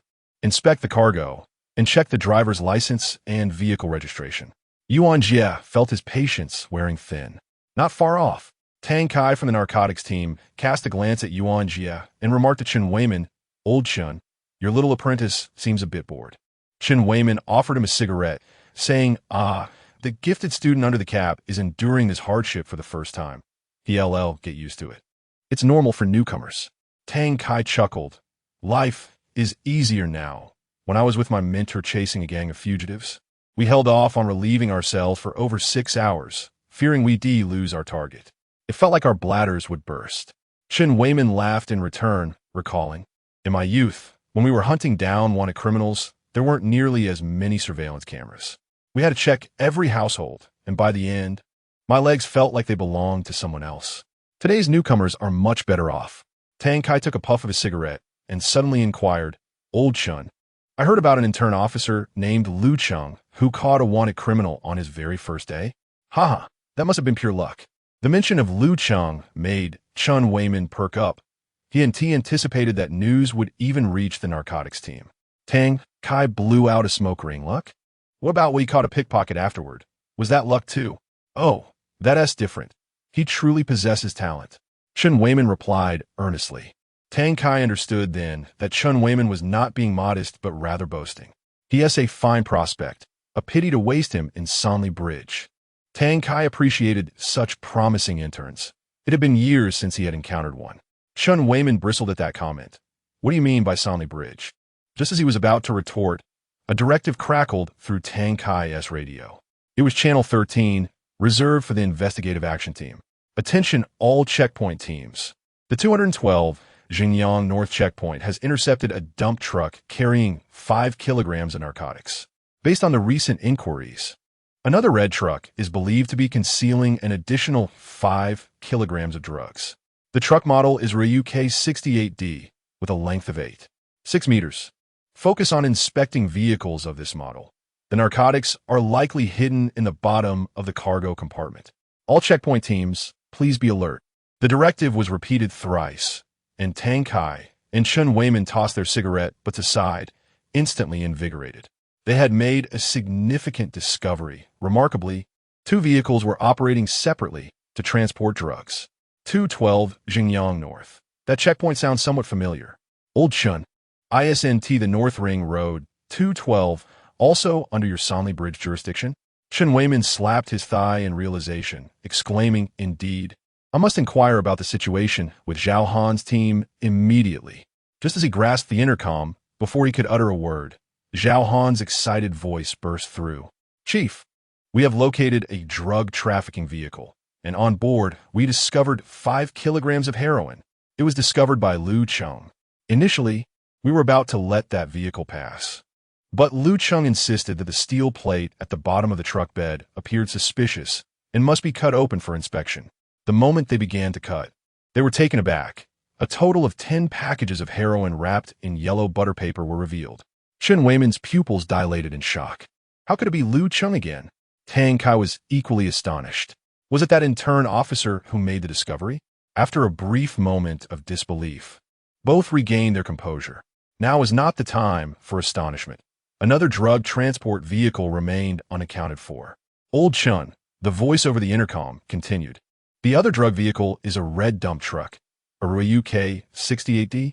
Chun Weiman froze momentarily before exclaiming, the red dump truck with a front 4 and rear 10 configuration, Ryuk 68D. My goodness, we checked it around 5 o'clock. Tang Kai's expression turned grave, cold sweat instantly soaking his back. It's over. The other drug transport vehicle was allowed to pass by our checkpoint. At that moment, Yuan Jie and Xiao Chun rushed over. Noticing the troubled expressions on their faces, they inquired about the situation and turned pale upon hearing the news. Yuan Jie shook his head in disbelief, asserting that it's impossible. We conducted a thorough inspection. We even checked the external air conditioning. It was an empty truck. Where could it possibly hide drugs? Such an oversight was intolerable for Yuan Jie, an arrogant intern officer. However, as an intern, he felt overshadowed by Tang Kai, who remained unfazed. Chun Weiman frowned and glanced at Yuan Jie, saying, why the agitation? There is still a chance.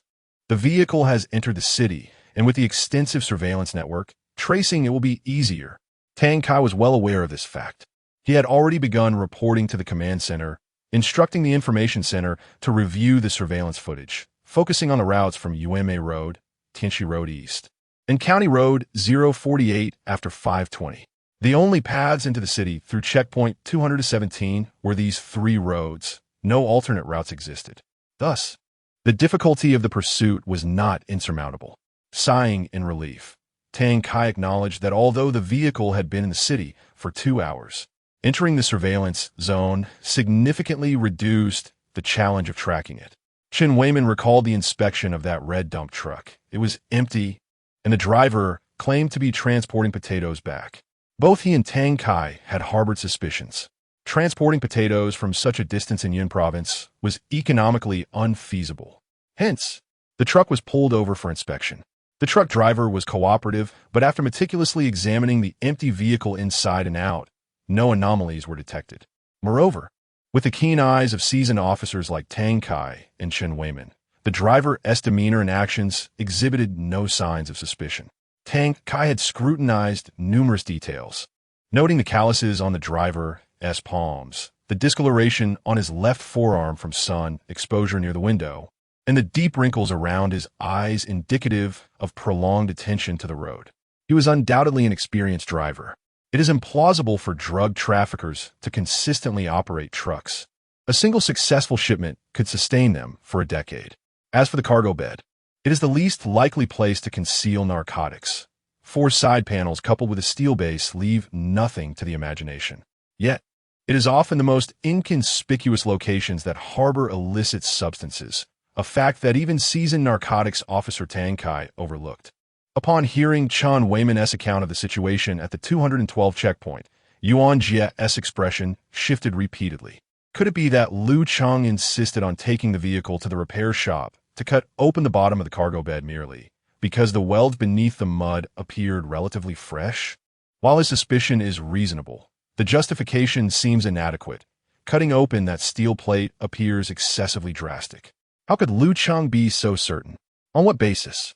Yuan Jie recalled their inspection of the red dump truck, noting that the bottom of the cargo bed was laden with mud and decaying vegetable matter, indicating that the vehicle frequently transported soil-bearing produce, a perfectly plausible scenario. At that time, it had been empty. There was little to investigate within the cargo bed.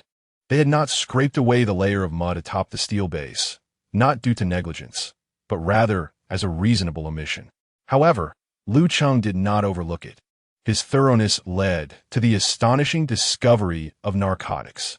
It is utterly absurd, beyond comprehension. Chapter 27. Undoubtedly a talent. Join our 9th team at Haifeng Auto Repair Shop. The owner was absent, leaving a few mechanics on the night shift. As closing time approached, they were contemplating heading to a barbecue stall for a small beer and some skewers when an urgent task interrupted them. It was not a car repair, but rather the cutting of steel plates. The police were conducting an investigation, and they complied without hesitation. 5 kilograms of narcotics concealed within the reinforced beams at the bottom of the truck bed had been uncovered. Goodness, this batch is remarkably white. The purity must be exceptionally high. How much could this be worth? If the purity is high, it could fetch 4 to 5 million for 5 kilograms. How do you know? I've seen it in the news. It's truly valuable. A single package could cost me my life. The mechanics whispered among themselves, no longer in a hurry to finish their shift, as they smoked and watched the commotion. The truck driver and his 3 companions squatted on the ground, their legs numb, yet they dared not breathe a word. Wang Maosheng was still buzzing with excitement. Among so many teams, it was his group that had identified the drug-running vehicle, marking a significant achievement. Such a substantial quantity of narcotics ranks among the top 5 cases he has investigated.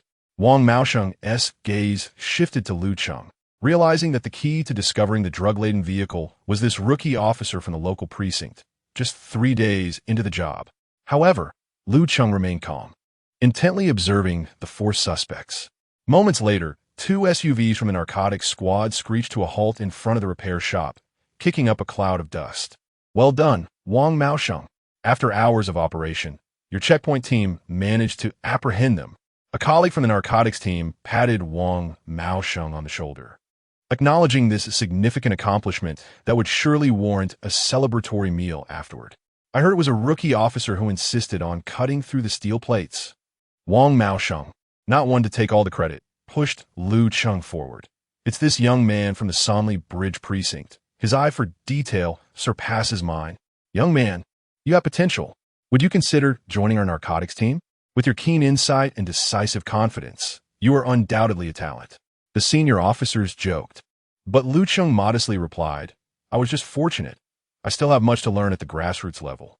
His polite, humble, and gracious refusal resonated well with the narcotics team. This young seedling is indeed too inexperienced. Transferring him directly to the narcotics team may not be prudent. The more Wang Maosheng observed Lu Cheng, the more he appreciated him. This young man's future was boundless. After a brief exchange, Wang Maosheng handed over the individuals, the vehicle, and the narcotics to his colleagues, and he and Lu Cheng returned to their checkpoint team. Although another drug-laden vehicle had likely entered Jianghai City, there was still no news, and the checkpoint team could not afford to relax their vigilance. Through the radio, other checkpoint teams were informed of the developments at the 212 checkpoint. Everyone was surprised that the crucial discovery of the drug-running vehicle had been made by a rookie officer. It was he who noticed the suspicious elements and insisted on further inspection at the auto repair shop. Who was this rookie officer from the Sonley Bridge precinct? Even the seasoned veterans had overlooked the signs, but a novice had discerned them. His name seems to be Lu Cheng. Was it merely luck? A blind cat stumbling upon a dead rat? Lu Cheng, that intern police officer featured on the evening news. I can't believe it. No. How can it be him again? I heard he apprehended a wanted criminal on his very first day, and the following day thwarted a reckless driver in the bustling city, making headlines once more. Now he has discovered a drug trafficking vehicle. This is simply astonishing. He is undoubtedly a prodigy. He should join our 9th Division. Our anti-theft unit needs someone of his caliber. The economic investigation team could greatly benefit from such talent as well. Enough. Lu Cheng has only been at our Sanlikyo precinct for 3 days, and you're already trying to poach him? Have some decency. The last to speak was Chun Weiman. He had been enjoying the praises for Lu Cheng until he heard the others suggesting they recruit him, which immediately infuriated him. After Chun Weiman's outburst, the radio fell silent. Upon receiving the news, Cheng Jijia from the 2nd group and Wang Guodong from the 3rd group were left in a daze. Their precinct was merely cooperating with the operation. The real heroes were the officers from the drug enforcement team. Yet, how is it that all the accolades seem to point back to Lu Cheng? Once or twice could be mere luck, but a third time? This young man truly possesses remarkable abilities. Intern officers Chun Zilong and Guo Lei were already in awe of Lu Cheng. At this rate, he might soon become the precinct chief. When Wang Maosheng and Lu Cheng returned to checkpoint 212, Zhao Han approached Lu Cheng, stating, "You shouldn't have been allowed to go out. Every time you do, you steal the spotlight." Zhao Han spoke with a tone of pride, the admiration in his eyes unmistakable. Lin Wenbin felt as though he should kneel before Lu Cheng. This individual was no ordinary talent. Minutes later, intelligence reports filtered in. The suspicious drug trafficking vehicle had been identified, entering Tianchi Road East at 5:32 p.m., reaching Sana Street by 5:47 p.m., and appearing on Tauta Village Street by 6:15 p.m. It had now entered the Zhongjia Garden area, ready for interception. The command center immediately dispatched officers, and in just 18 minutes, they managed to intercept the red dump truck and uncover the drugs concealed within. The hiding spot was identical, tucked beneath the steel plate at the bottom of the truck bed. The truck driver, an unwitting accomplice, was utterly bewildered. He had been promised a load of potatoes, only to find himself transporting drugs instead. One could imagine the driver contemplating the possibility of taking a wrench to his bald-headed boss. The drug bust concluded successfully. This was a significant case indeed. The drug enforcement unit in Jianghai City had their hands full, managing this hapless cohort of drug couriers and tracing the connections to unearth the masterminds behind the operation, collaborating with law enforcement from Yin Province. Naturally, none of this pertained to the precinct officers assisting in the case. After several hours of continuous work, the most pressing matter now was to return home, take a refreshing shower, and enjoy a restful sleep. As several groups had yet to return to the precinct, Chen Weiman's phone incessantly rang. The intern officers at Sanlikyo precinct were again in the limelight. Had it not been for Lu Cheng, 2 drug trafficking vehicles would have likely succeeded in delivering their illicit cargo into Jianghai, with potentially dire consequences had they reached the market. This thought sent a chill down Chun Weiman's spine. His checkpoint team had unwittingly allowed another drug vehicle to slip through. It cannot merely be attributed to their negligence. Rather, the cunning of contemporary drug traffickers is unparalleled, capable of concealing narcotics in the most inconspicuous locations, without pinpointing the suspect vehicle. The challenge of seizing such contraband is indeed formidable.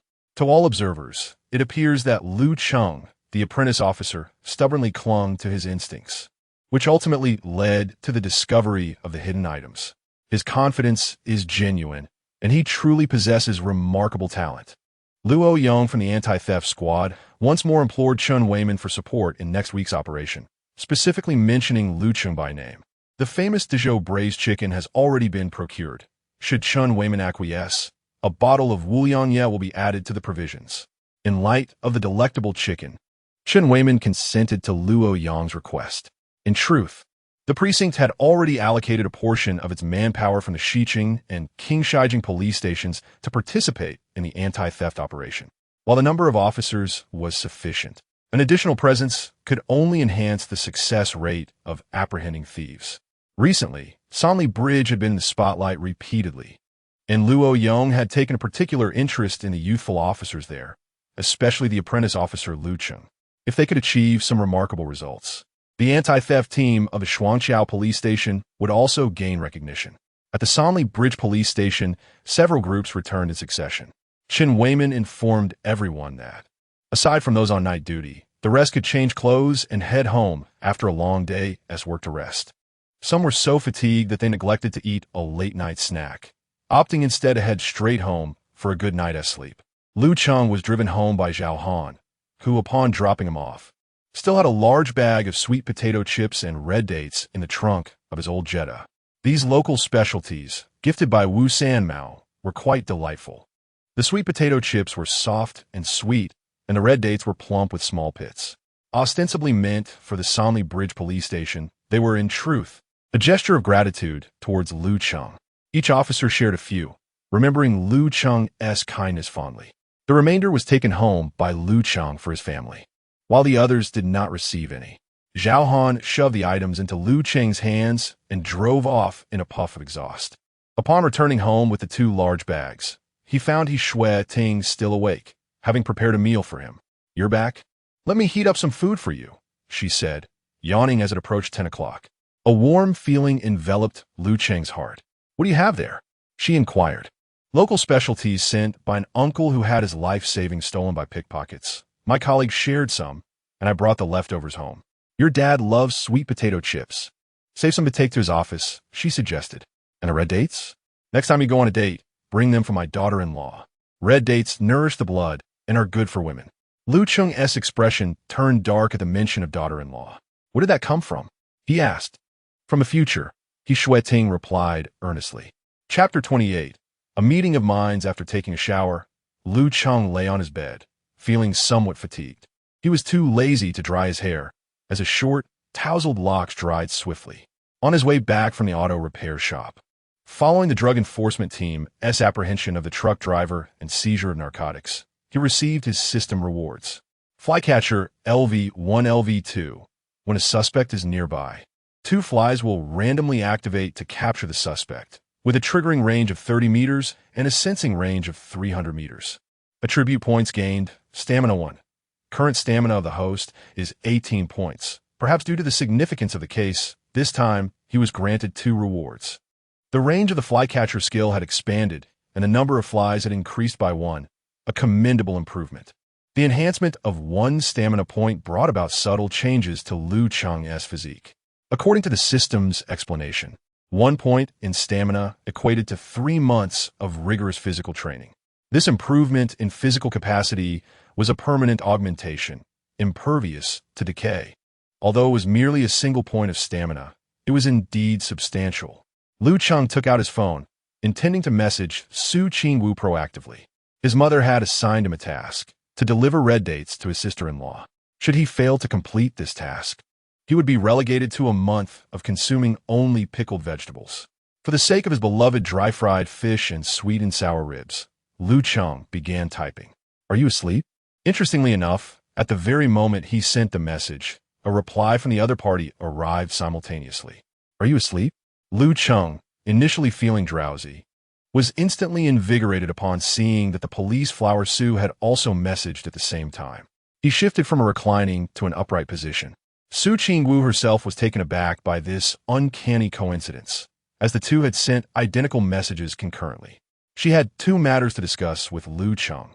First, the plan to pretend to be a couple, as Shun Fong wanted to meet Lu Cheng. And second, she wished to inquire how Lu Cheng had discovered the drugs hidden in the truck's cargo bed during the seizure earlier that day. She was curious about the details, especially since veteran narcotics officer Tang Kai from the 217 checkpoint had overlooked the signs and allowed the vehicle to pass. How had a mere intern officer managed to notice what eluded him? Her slender fingers hovered over the keyboard, initially typing, "I have something to discuss," before deleting it. She hesitated to initiate the conversation, fearing sure enough, 2 seconds later, Lu Cheng replied, "You need something from me?" Relieved she hadn't sent her message first, she responded, "You have something too, don't you? You go first. Do you like eating red dates?" Lu Cheng ventured tentatively. "Red dates? They're okay, I suppose." Su Qingwu pondered before replying, "As long as you don't dislike them. I have a task, and my mother asked me to deliver a bag of red dates to you. Why not just eat them yourself? I can't finish a whole big bag." Lu Cheng replied with a wry smile emoji. He quickly added, "Red dates are good for blood nourishment, especially for women. If you don't enjoy them plain, you can steep them in water or use them in chicken broth." After a few seconds, Su Qingwu replied, "All right." Lu Cheng sighed with relief. "So, what did you want to discuss? I have a task as well." "Certainly. No problem. You assist me, and I shall assist you." In this world of camaraderie, 3 words encapsulate loyalty. Lu Cheng sent a gesture of affirmation, somewhat reminiscent of an old tool. "My mother wishes to meet you." Lu Cheng replied with a coal-black expression. "Could it be that we are already at the stage of meeting the parents? Are you afraid?" Su Qingwu raised an eyebrow. "Not at all. What is there to fear? Let's proceed." Lu Cheng responded with a strained smile, adopting a casual tone. Meeting the parents is far more nerve-wracking than the college entrance examination, particularly since he was unaware of Su's mother's temperament. What if he said the wrong thing and was shown the door? Lu Cheng resolved to remain as reticent as possible during the visit, merely nodding in agreement. At this moment, he seemed to forget that he was merely a faux boyfriend and fully immersed himself in the scenario. A slight smile graced Su Qingwu's lips. "I will inform you of the specific time. There is one more matter I wish to discuss with you." "What is it?" Subsequently, Su Qingwu shared details regarding the case. Having graduated from the police academy 3 years ago, her performance has been exemplary, and she is now a deputy captain. Her capabilities are undoubtedly commendable, and she possesses the ability to handle cases independently. This time, her team in the 3rd Criminal Investigation Unit also participated in the drug bust operation. Su Qingwu hypothesized whether she could intercept the 2 drug-laden vehicles if they passed through a checkpoint. After careful consideration, she concluded that she would not be able to detect the drugs concealed within the truck's steel bed. Such a hiding place is exceedingly cunning. Yet, Lu Cheng had the ability to uncover them, which was indeed a remarkable skill. Su Qingwu held a modicum of admiration for him. This rookie officer had outperformed 2 seasoned narcotics officers, which was truly impressive. After discussing the case, the 2 began to plan their next date. It was indeed a blend of romance and casework. Both being police officers, they do not have fixed rest hours. They're always on call for tasks. Consequently, they could not determine a specific time for their familial meeting. One stationed at the police station and the other at the criminal investigation unit. Finding a moment to be together was no easy feat. It was a matter of chance. The following day, Lu Cheng arrived at the San Licchio police station. Upon entering the office, he was met with glances of admiration from his colleagues. The drug bust operation had been a resounding success, and it would not be an exaggeration to say that half of the credit belonged to Lu Cheng. Despite the significant manpower deployed by the 3 district police departments in Jianghai City for the interception, without Lu Cheng's astute observation, the 2 drug-carrying vehicles might have slipped through unnoticed. Even the seasoned narcotics officers Tang Kai and Wang Maosheng had overlooked them. This incident further enlightened the police regarding the cunning tactics employed by drug traffickers in their smuggling operations. It served as a lesson to remain vigilant in the future. In the morning, Chen Weiman received a call from the district leader, Yang Zheng, primarily discussing Lu Cheng. Following the interception of the drug vehicles, accolades swiftly reached Yang Zheng from the municipal bureau. Even Yang Zheng, a district leader, felt a sense of pride due to the exemplary performance of the rookie officer Lu Cheng, although there was no individual commendation due to the joint operation. How could Yang Zheng refrain from marking a merit for Lu Cheng on the ledger? Upon entering the office, Lu Cheng found his teacup already filled with brewed tea. Awaiting him, Lin Wenbin approached with a cheerful smile. "Lu Cheng, I brewed the tea." "Oh, thank you." Lu Cheng nodded in response. "How about we form a team? We can act together in the future, and I've even thought of a name for our group, the Green Forest Heroes." Before Lu Cheng could respond, Zhao Han came over and playfully tapped Lin Wenbin on the back of his head. "You uncultured fellow, We are police officers, not bandits. Have you even read a book? Lin Wenbin was taken aback, rubbing the back of his head, realizing that it indeed sounded like a bandit's name, which could tarnish their image. That morning, there weren't many police incidents, and those who weren't on field duty were lounging in the office. Chen Weiman and Song Chungfeng descended from upstairs. He gathered the younger officers in the station and announced, "Now, don't say we haven't given you youngsters a chance to showcase your abilities. Next week, the precinct will conduct an anti-theft operation. If you perform well, there will be accolades and rewards. Whether or not we catch the thief depends on your skills. There are 8 spots available. Those interested can register with Old Song." In truth, registration was unnecessary, as the eager young officers would undoubtedly wish to participate. Sure enough, as soon as he finished speaking, a flurry of hands shot up among the young officers. Catching thieves was akin to a game of cat and mouse, and no officer relished spending their days resolving trivial disputes. Naturally, Lu Cheng was among them. The seasoned officers like Zhao Han and Cheng Jijia were excluded from this excitement, as other precincts had already deployed their main forces. This time, the Sanli Bridge precinct had not drawn a lot, thus they could not partake in the anti-theft operation. However, the young officers could certainly gain experience and broaden their horizons. Of course, since it was a learning experience, the Sanli Bridge group would likely be assigned to less significant areas, which meant places with relatively fewer thieves. Chapter 29, My Dear, let us practice boxing. The day before the anti-pickpocket operation, within the confines of the Seagull CF, Lu Cheng and Su Qingwu returned to a familiar place. By a stroke of fortune, both managed to free up the same day for a respite. Thus, they hastened to fulfill their domestic obligations and embarked on the masquerade of pretending to be a couple. Today, Officer Su donned a beige silk blend shirt, its flowing fabric creating gentle ripples as she settled into her seat.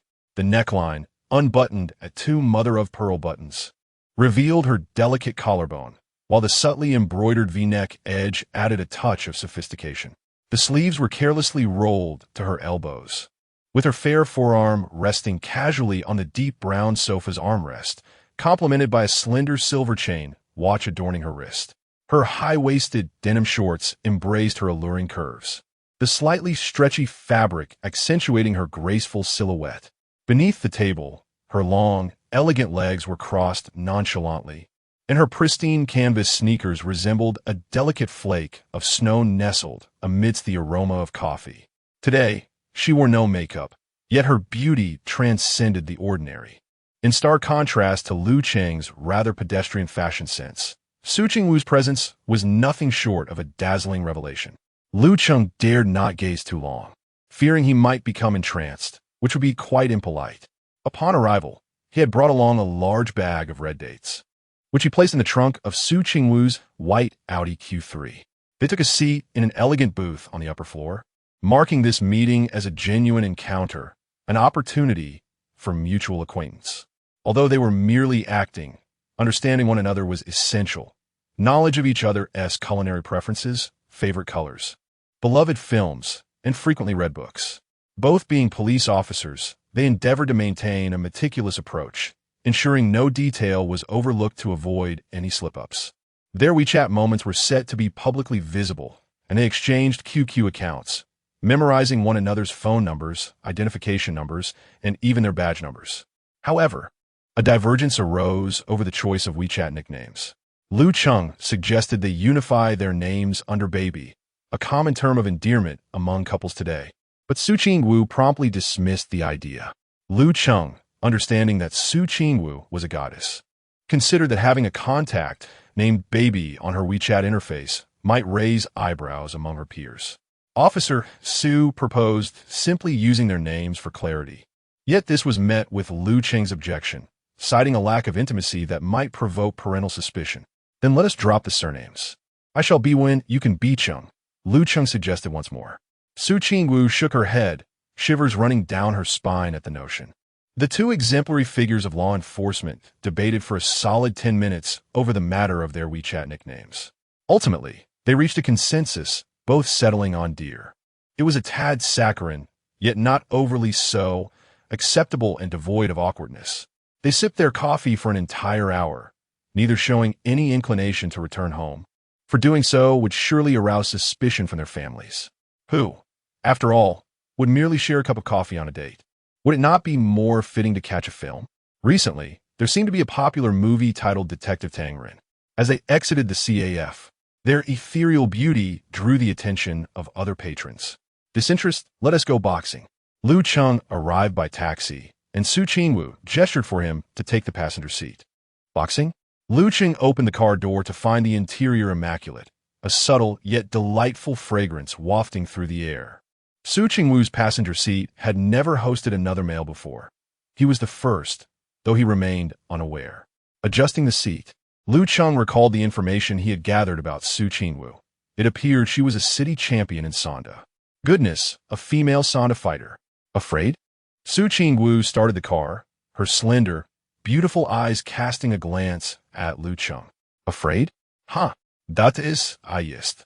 Lu Cheng saw this as an opportunity to gauge the limits of his primary, combat proficiency. They arrived at a rather upscale VIP boxing gym, where Su Qingwu led Lu Cheng through the lobby. The space was sparsely populated, and the open ring echoed with sharp sounds of striking. Su Qingwu's entrance drew attention, but today was the first time she brought a male companion, igniting curiosity among the onlookers. Typically, the cool and composed Su Qingwu maintained a frosty demeanor in public, even towards familiar faces, exchanging only brief greetings and minimal conversation. Thus, others hesitated to gossip openly about the identity of the man she had brought along. However, they were not oblivious. Someone who could accompany Su Qingwu to such a venue was likely more than just a friend.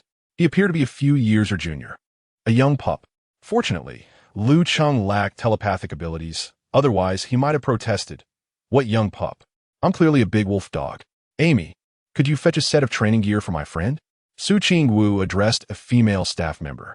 Oh, Amy replied, her hair styled in small braids, exuding a cool and stoic aura. She likely possessed some skill. Donned in boxing gloves, she would resemble a female boxer. Lu Cheng offered her a friendly nod, but she met him with an indifferent expression. Su Qingwu tossed a set of protective gear to Lu Cheng, instructing, "Put this on. I'll go easy on you." "Oh, then I'll take it easy as well," Lu Cheng retorted, unwilling to concede. "Although you've won a city Sanda medal, I'm still a man, and our strengths are not in the same league." Once changed, Lu Cheng donned the protective gear, including a helmet and chest guard, while Su Qingwu opted for a simple black elastic tank top and shorts, her shapely legs encased in black honeycomb-patterned shin guards. Lu Cheng stole a glance. This woman has a defined waist. Quite appealing. Yet, she chose not to wear protective gear herself, which irked Lu Cheng. What gives? I'm required to wear gear. But you don't? This clearly suggests a lack of respect for oneself. Indeed, Su Qingwu did not consider Lu Cheng her equal. She was exceptionally skilled and exuded confidence. Having reviewed the case report of Lu Cheng apprehending a thief, she recognized he too possessed skills in grappling and combat, which was why he had the fortune of being brought here as her sparring partner. Standing in the center of the ring, both remained silent, exchanging only a glance before commencing. Bang! Su Qingwu struck first, executing a lightning-fast front kick that sent Lu Cheng sprawling to the edge, nearly propelling him off the ring. Hiss! Lu Cheng underestimated his opponent, retracting his earlier thoughts. Although Su Qingwu was a woman, her strength was undeniably formidable. It seemed she had devoted considerable time to training with sandbags. Would he be able to withstand her? Su Qingwu maintained an air of aloofness, yet her beautiful eyes sparkled with a hint of mischief. "Haven't you eaten?" Lu Cheng inquired, a flicker of annoyance crossing his face as he shifted into a serious mindset. Simultaneously, he began to assess the true extent of the system's combat mastery LV1, questioning whether he could contend with the city's women's Sanda champion. The gazes of both combatants turned calm and focused. There were no extravagant maneuvers. Rather, their actions were solely aimed at incapacitating one another, akin to a real combat scenario. Amy sat on a bench, arms crossed, intently observing the match. The other fighters on different rings ceased their bouts, casting curious glances towards Su Qingwu. In their eyes, the goddess of Su was a medalist from the city. One should not be deceived by her stunning appearance, for she struck with considerable force and skill. Chapter 30. The ancestral tomb of the old Lu family is smoking. On the arena, Lu Cheng launched a powerful whip kick. His mastery of combat seamlessly blending elements of Muay Thai, rendering the impact of his strike formidable. Engaging with a skilled opponent is not merely about executing a single move. It is akin to a game of chess, where every step anticipates several future moves. Thus, even if Lu Cheng's whip kick were to be parried, he had already prepared subsequent grappling maneuvers. Su Qingwu twisted her waist, feinting with a left jab, while her right hand suddenly aimed to lock Lu Cheng's throat with a grappling gesture. At the moment her fingertips pressed into his wrist joint, Lu Cheng's right knee surged upward, targeting her ribs, but just as it was about to connect with her chest, it veered off by 3 inches, colliding with the air and producing a dull sound. Lu Cheng's gaze flickered. That was a close call. In this contest, he realized he possessed an inherent disadvantage. This was not a real fight, after all, and his opponent was a woman. The situation was complicated by the fact that her athletic work could not conceal her ample bosom, rendering a significant portion of her torso off-limits for his attacks. How unfair. Before Lu Cheng could catch his breath, Su Qingwu did not hesitate. Seizing the fleeting moment when Lu Cheng's balance shifted, she closed in, hooking his unwithdrawn right leg with her left hand while her right palm struck towards his collarbone. Lu Cheng was compelled to tilt his head to evade, yet the sharp tip of her elbow pressed against the back of his neck, rendering him immobile, akin to a snake pinned in midair. Suddenly, Lu Cheng's core engaged with force, and his Muay Thai elbow grazed past her ear, cutting through a few strands of her hair. In a surprising turn, Su Qingwu executed a signature side kick, akin to a silver blade unsheathing, before Lu Cheng could stabilize his crossed arms in defense. She leveraged the momentum to propel herself into a spinning back kick. It was not only exceedingly graceful, but also possessed considerable force. Lu Cheng's back slammed against the metallic ropes with a resounding thud. The crowd was left in stunned silence. Such a thrilling bout compelled them to consider grabbing popcorn and soda to watch from the front row. Though protected by gear, Lu Cheng felt a distinct pain. Hiss! Sweat beaded on his brow. He had to concede that Su Qingwu was exceptionally strong, truly deserving of her title as the city's champion in Sonda. At present, he found himself at a disadvantage. Su Qingwu regarded Lu Cheng with her slender, radiant eyes, sparkling with allure. This novice police officer was no pushover. Her desire to fight intensified. The ensuing exchanges were fervent and exhilarating, both combatants exerting their utmost strength. After a quarter of an hour, the skirmish came to a halt. If points were awarded for successful strikes, Su Qingwu emerged victorious. Lu Cheng had been hit numerous times, yet thanks to his protective gear, he sustained no injuries. Merely a few minor bruises on his arms and shins, trivial for a fighter. Of course, Su Qingwu could not claim to have emerged unscathed. Lu Cheng had landed a kick on her left thigh, and her right forearm bore the mark of an urgent block against one of his punches. Lu Cheng's strength had taken her by surprise. Consequently, her fair skin bore a blush in one spot and a bruise in another. For men, such minor injuries were inconsequential. However, for the goddess Su, her skin, a delicate blend of pink and white, marred by patches of red and purple, was far from pleasing. Lu Cheng felt a twinge of regret. He shouldn't have struck her so hard earlier. Yet, Su Qingwu remained unfazed. Those who exercise frequently possess a swift metabolism, and such bruises would fade within 2 or 3 days. You are quite strong, Lu Cheng admitted with a grin, revealing a set of pearly white teeth. Next time, let's continue. Su Qingwu shot him a sidelong glance, finding the man somewhat endearing. Having a free sparring partner was rather advantageous. She mused that for their next outing, bringing him along for boxing would be far more entertaining than the usual dinner and movie. The typically reticent Amy approached, her gaze fixed on Lu Cheng, expressing her interest. Your skills are impressive. We should spar sometime. Su Qingwu tossed a towel to Lu Cheng, giving Amy a frosty look. He is my sparring partner. Watching Su Qingwu lead Lu Cheng away, Amy smirked. She is quite protective. While Amy was indeed intrigued by Lu Cheng, her interest was confined solely to the realm of boxing. This VIP boxing gym offered private shower rooms, and someone like Su Qingwu, who had practiced for years, had her own exclusive space. The sound of water splashing echoed as the shower head was turned on, droplets hitting the floor. Lu Cheng rubbed his nose, struggling to maintain his composure. Just imagine a stunning beauty bathing without a care in a private room. Even the frosted glass could not contain the wild imaginings of Lu Cheng's mind. Chanting a calming mantra in his head, he finally managed to steady himself. This bout with Su Qingwu allowed him to gauge the upper limits of his martial arts mastery LV1. Currently, the city's sauna champion had the upper hand, but once his skills advanced to the next level, the dynamics would shift dramatically. Just as he regained his composure, Su Qingwu's voice floated from the bathroom. "Could you grab my clothes from the bag?" "Huh? Clothes? Why don't you take them before you shower?" The voice in Lu Cheng's head protested, adamantly insisting he refuse. Yet, his rational mind quelled the outcry, and he obediently opened Su Qingwu's gym bag. Inside lay her discarded undergarments, a silk shirt, and denim shorts. All her clothes were neatly packed.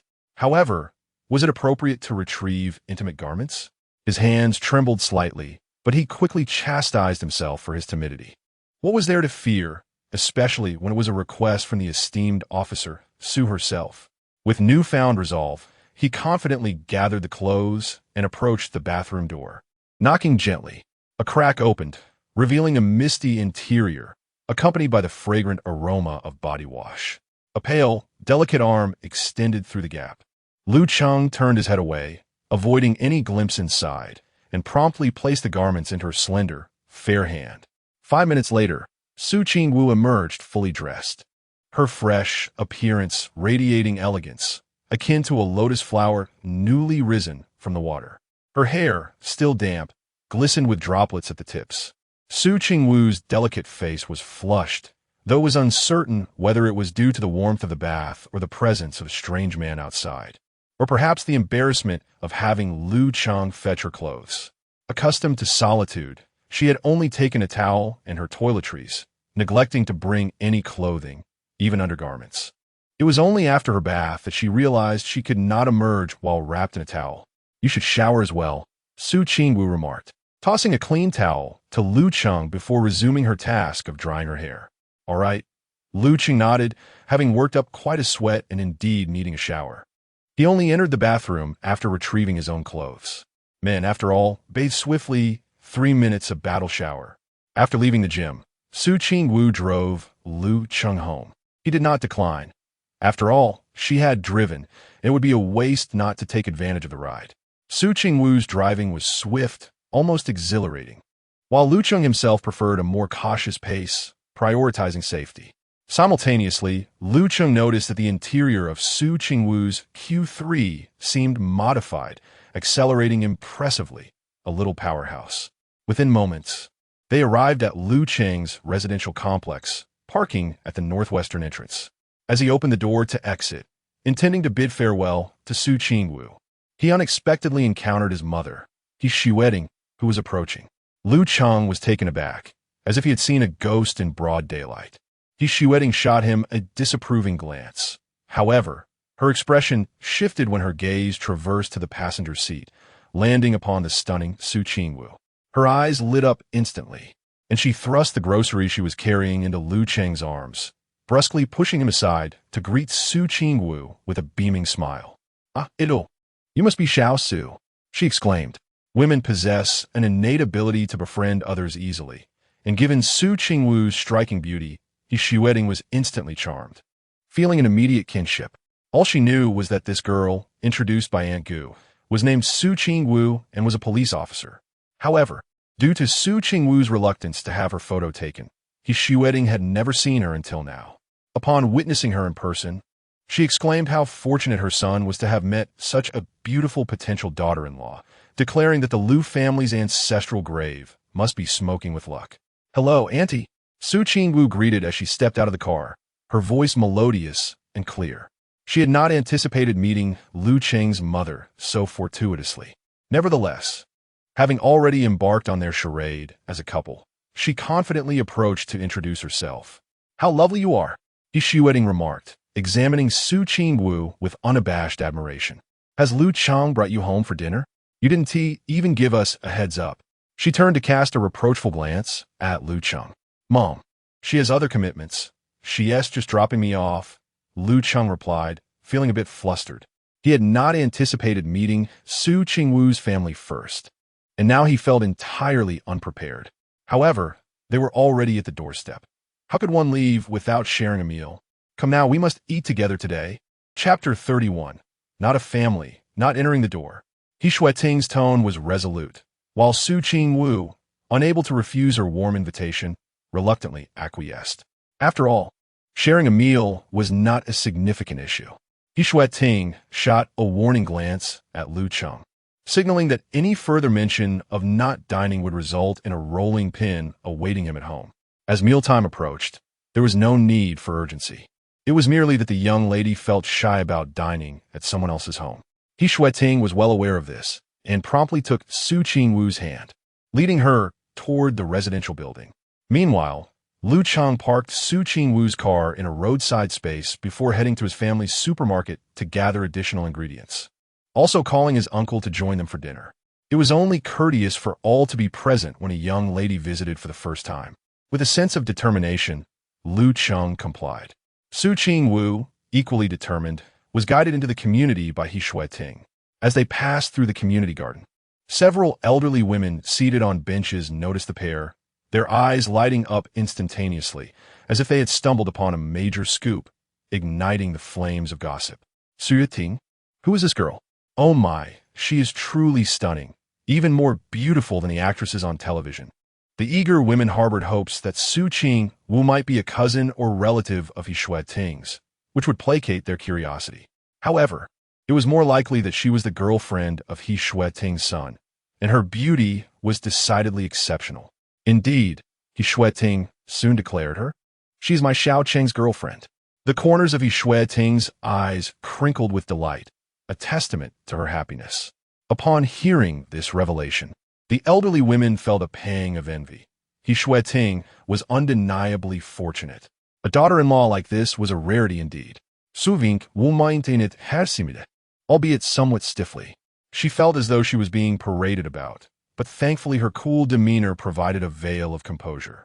The ladies felt a twinge of discomfort, their hearts heavy with the knowledge that another family's son had secured such a beautiful girlfriend, a thought more painful than their own son's failures. He Shuiting, however, did not linger on flaunting her future daughter-in-law, hastily ushering them upstairs. Lu Jigua had not yet returned from work, leaving the house empty. He Shuiting provided Su Qingwu with a pair of slippers and guided her to the living room, where they began to enjoy watermelon and engage in light conversation. The so-called conversation consisted of He Shuiting posing questions and Su Qingwu providing answers. Oh my, Qingwu, you're so impressive, already a vice captain. He Shuiting grew increasingly fond of Su Qingwu, wishing for her to become her daughter-in-law immediately. Her silly son was indeed fortunate in his own way. After approximately 20 minutes, Lu Cheng returned, his left hand laden with lobsters and abalones, while his right hand held a base and a prime cut of Wagyu beef. Thanks to Su Qingwu, it felt as though the new year had arrived early. Upon changing in his slippers, Lu Cheng raised his gaze to the living room, where he found the ethereal Su Qingwu sitting obediently on the sofa, cradling a glass of cool water. For some inexplicable reason, his heart fluttered momentarily. It felt as though this pure and beautiful girl, not far away, was indeed his girlfriend, visiting his home for dinner for the very first time. However, Lu Cheng quickly regained his composure, reminding himself that such thoughts were mere illusions, a mere pretense. Lu Cheng placed the vegetables in the kitchen and then said, Mom, Uncle will come over once he finishes his accounts. Got it, He Shuiting replied dismissively, continuing to inquire about Su Qingwu's birth date. Upon learning that Su Qingwu was 3 years older than Lu Cheng, her spirits lifted. As the saying goes, a girl 3 years older brings fortune. Mom, how should I prepare these vegetables? Aren't you coming to cook? Lu Cheng sought to summon He Shuiting into the kitchen to rescue Su Qingwu from her predicament. At your age, you still don't know how to wash vegetables? Rinse the rice, wash the vegetables, and clean the crabs and lobsters. If you don't know how, look it up online. He Shuiting issued her commands with a frown, warning that if her foolish son dared to utter another word, he would be met with a rolling pin. So irritating.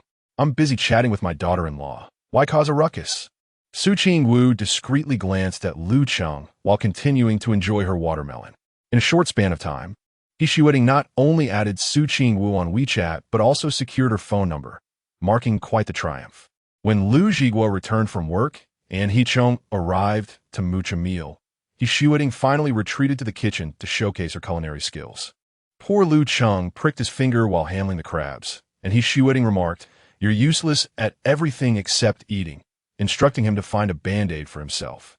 Lu Jigua and He Cheng entered together, and upon seeing the graceful and stunning Su Ching-woo lounging on the sofa, they experienced the same thoughts as He Shueting.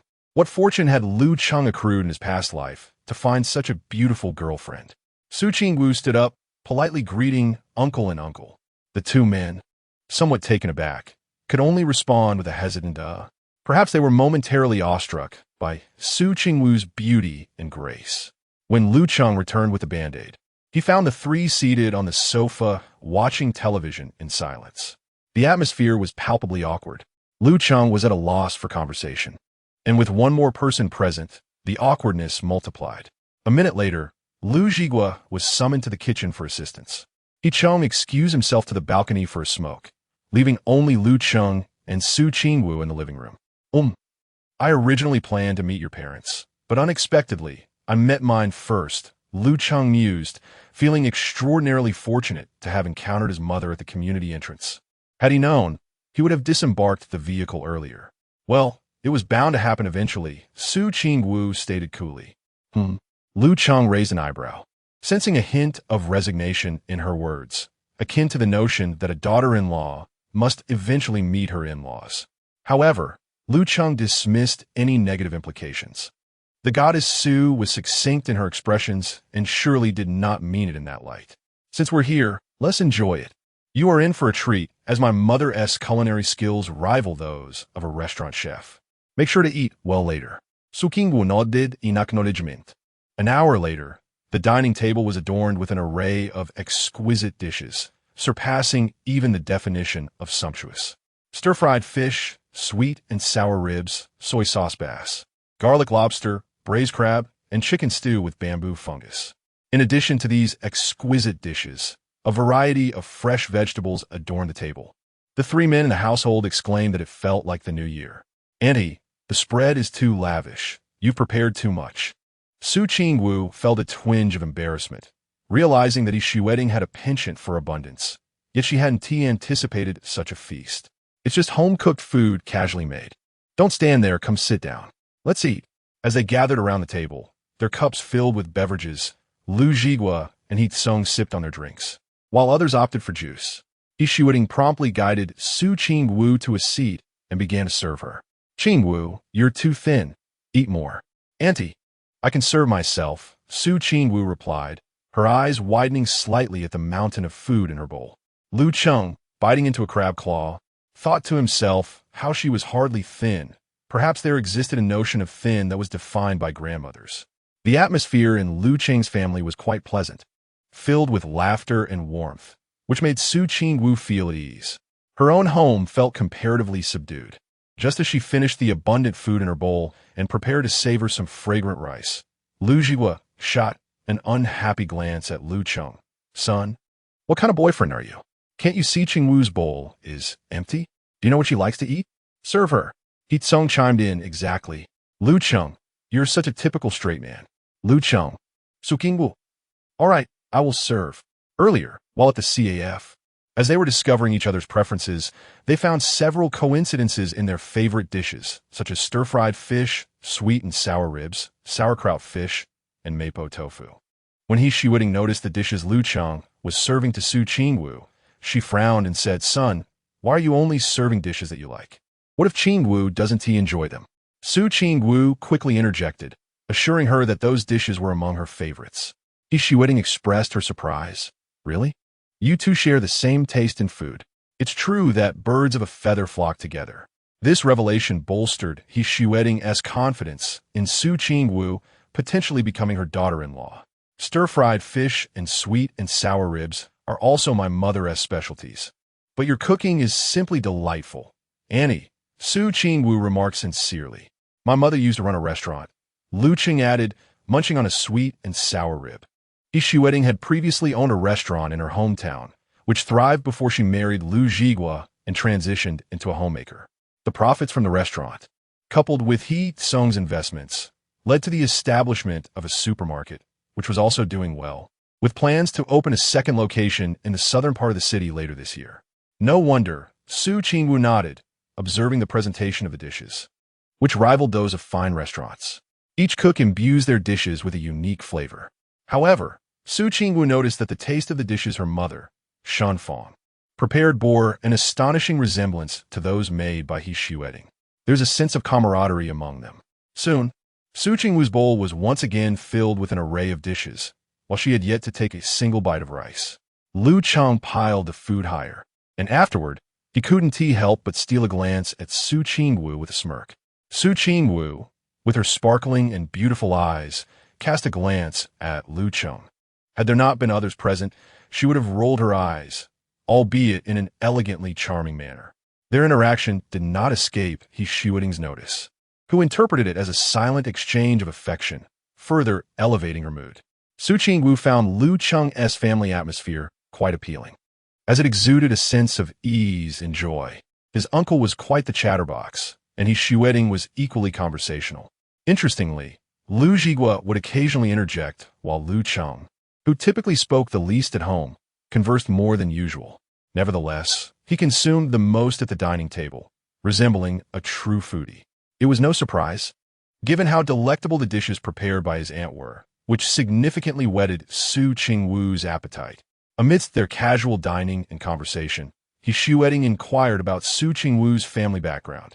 Su Qingwu revealed that she belonged to a family of three, with Shen Fong as a homemaker and Su Guoyang holding a significant position within the police system, serving as a leader in the provincial department. Thus, it was hardly surprising that Su Qingwu had a master like Ji Buchuan. Oh, your mother's hometown is also in Fengning County? What a coincidence, so is mine.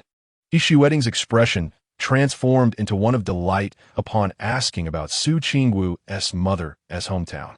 Su Qingwu was slightly taken aback by the coincidence. Which village? Heimu village. Ah, my mother is from the same village. As soon as the words left her lips, Lu Cheng, Lu Jigua, and He Song simultaneously lifted their heads, astonished, thinking how incredibly coincidental this was. He Wedding, now animated, exclaimed, "What is your mother's name? We might very well know each other. Heimu village is quite small, and most people are familiar with one another. My mother's name is Shen Fong." At that moment, He Wedding abruptly stood up from her chair. "Shen Fong, we are best friends, having played together since childhood." Chapter 32. Only 2 days of acquaintance and already home. Doesn't this raise any questions? One could almost sense the sudden stillness in the air. The bone that Lu Cheng had been chewing fell onto the table. What is happening? What? To his astonishment, both his mother and Su Qingwu's mother turned out to be childhood best friends from the same village. How absurd does this plot sound? Even Su Qingwu found herself unsettled by the coincidence. Could this truly be fate? He Ting, overwhelmed with excitement, spoke with a quiver in her voice. "The steamed fish was taught to your mother by me." This perfectly explained why Su Qingwu felt that the dishes prepared by the two were so strikingly similar. Lu Jigua and He Song, the two gentlemen, were equally bewildered by the unfolding drama. 20 minutes later, an additional person graced the dining table, Su Qingwu's mother, Shen Fong. After years apart, these two long-lost sisters embraced, their reunion speaking volumes beyond words. They soon became immersed in animated chatter, reminiscing about the years gone by, one calling out to Wafong and the other to Shui Ting. This scene left Lu Cheng and Su Qingwu momentarily dumbfounded. Lu Jigua sighed in reflection, while He Song thought it was a foregone conclusion that the two families would be united. He mused that Lu Cheng, this Navi young lad, was indeed fortunate. What followed was a joyous reunion dinner. Lu Cheng, showing great insight, eagerly fetched a pair of chopsticks and a bowl for his future mother-in-law, who claimed that He Ting's cooking was excessive. It was just right. The dining table was filled with the sounds of the two sisters sharing their meals and stories. As the wine flowed and the dishes were savored, the conversation shifted to the two young people present. "Ah, He Shueting expressed her profound satisfaction with Su Qingwu. And again, Shen Fong held Lu Cheng in equally high regard. What was holding them back? They should hasten to choose a date. At that moment, Lu Cheng and Su Qingwu, who had been engrossed in their meal, abruptly raised their heads, eyes wide with alarm. Marriage? Could this be a serious proposition? Indeed, it was.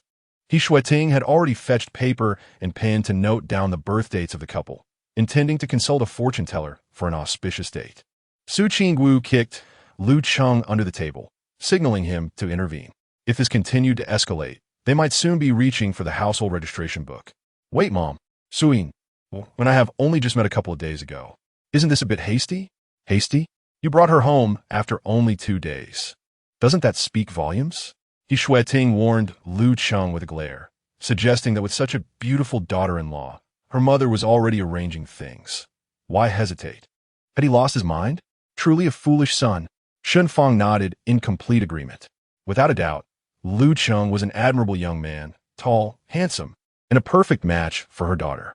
Just the fact that he was Shueting's son made her, as a potential mother-in-law, fully supportive. I agree, Shen Fong declared firmly. He Shueting beamed with joy. Lu Zhiguo raised both hands in approval. He Tsong waved his hand grandly, stating that he would cover the expenses for the wedding festivities. Shortly thereafter, He Shueting and Shen Fong began to deliberate on the bride price and the venue for the wedding. Shen Fong suggested foregoing the bride price, but He Shueting insisted it was necessary, emphasizing the importance of maintaining dignity and inviting all the relatives and neighbors from Heimu village. Lu Cheng and Su Qingwu were truly taken aback by how the situation had unfolded. What was supposed to be a charade had inadvertently transformed into reality. They exchanged glances, both feeling as if the sky was about to fall. Lu Cheng realized that speaking to He Shueting was utterly futile. His standing at home was even beneath that of a cockroach. Su Qingwu found herself in a similar predicament, while she projected an image of a cold goddess in public. She appeared utterly inept at romance in front of Shen Fong. Thus, any attempts at persuasion were in vain, as the challenge loomed like a nightmare. The only recourse was to delay. Yes, the strategy of postponement. One could hardly expect a newly appointed probationary officer to request a marriage leave so soon after starting their job. Sukingwu kankakti da yastification, citing several ongoing cases in her role as deputy captain that rendered her unable to step away. The unique nature of their profession, which concerns the welfare and safety of the public, commanded respect from both families. Therefore, the marriage plans were to be postponed for another 6 months. Lu Cheng and Su Qingwu sighed in relief, but the subsequent dialogue between he and Su nearly shattered their composure. Shueting, do you prefer a grandson or a granddaughter? I like both. Twins would be splendid. Then why not have 2? The nation encourages childbirth. Our families cannot lag behind. Let's aim for 4. Absolutely. We can all take care of them together. Lu Cheng. Su Qingwu. Lu Cheng nearly choked on a fishbone, while Su Qingwu accidentally ingested a chili pepper, her pretty face turning crimson from a spice. They could no longer endure the atmosphere of this household. The sun shone brightly, a perfect day for apprehending thieves. At the Double Bridge police station, officers gathered in the courtyard, preparing for a preemptive anti-theft operation. Over the past 3 months, there had been a surge in theft reports in the Yuhua district, with thieves exhibiting increasingly professional and organized behaviors. In response, the police had formed a cross-station anti-theft task force to tackle this grave security issue. This large-scale anti-theft operation in Yuhua district, coordinated with various police stations, was timed to coincide with the May Day holiday when foot traffic in public spaces would swell, aiming to deliver a decisive blow to the criminals. Task Force leader Luo Yong stood at the forefront, surveying the sea of officers who had donned plain clothes, reiterating critical precautions. The operation would encompass various crowded public venues, including train stations, buses, subways, and shopping malls. Anti-theft operations are a long-term endeavor. Since the establishment of the task force, Luo Yong had led his team to apprehend numerous thieves. However, the criminals are endless, and those who remain at large are often as elusive as slippery eels, making them exceedingly difficult to catch. This large-scale initiative aimed to ensnare some of the more notorious offenders, uprooting deeply entrenched theft rings. Otherwise, the persistent high rate of theft reports would tarnish the reputation of the police force. It was evident that only seasoned officers could effectively catch these crafty eels, as younger ones often reveal their vulnerabilities and lack the necessary composure. Characters such as Luo Yong from the Shuangqiao police station, Chun Feng from Qingshijing, and Ding Qingji from Chengxi have formed a formidable team, preparing to ensnare bigger fish at the train station. Meanwhile, the younger recruits like Lin Wenbin and Lu Cheng are tasked with apprehending petty thieves, their success largely contingent on luck. Before the various teams commence their operations, Luo Yong managed to pinpoint the locations of several individuals from the Sanlikyo police station and strode purposefully toward them. Lin Wenbin Yuanye and Chun Zilong paused as they noticed the captain of the anti-pickpocket squad approaching. Luo Yong halted in front of Lu Cheng, evidently seeking him out. "Are you Lu Cheng?" Luo Yong inquired, standing before him. With his dark complexion and robust physique, he appeared quite capable. Lu Cheng nodded in acknowledgement. Fame can be a double-edged sword.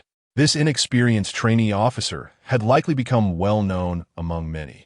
Upon hearing Lu Cheng's name, others turned their heads in curiosity. The police community is rather small, and news spreads quickly. In recent days, Lu Cheng, the trainee officer from the Sanlikyo police station, had garnered considerable attention. His tall stature and clean-cut appearance, coupled with a handsome demeanor, made him quite the standout.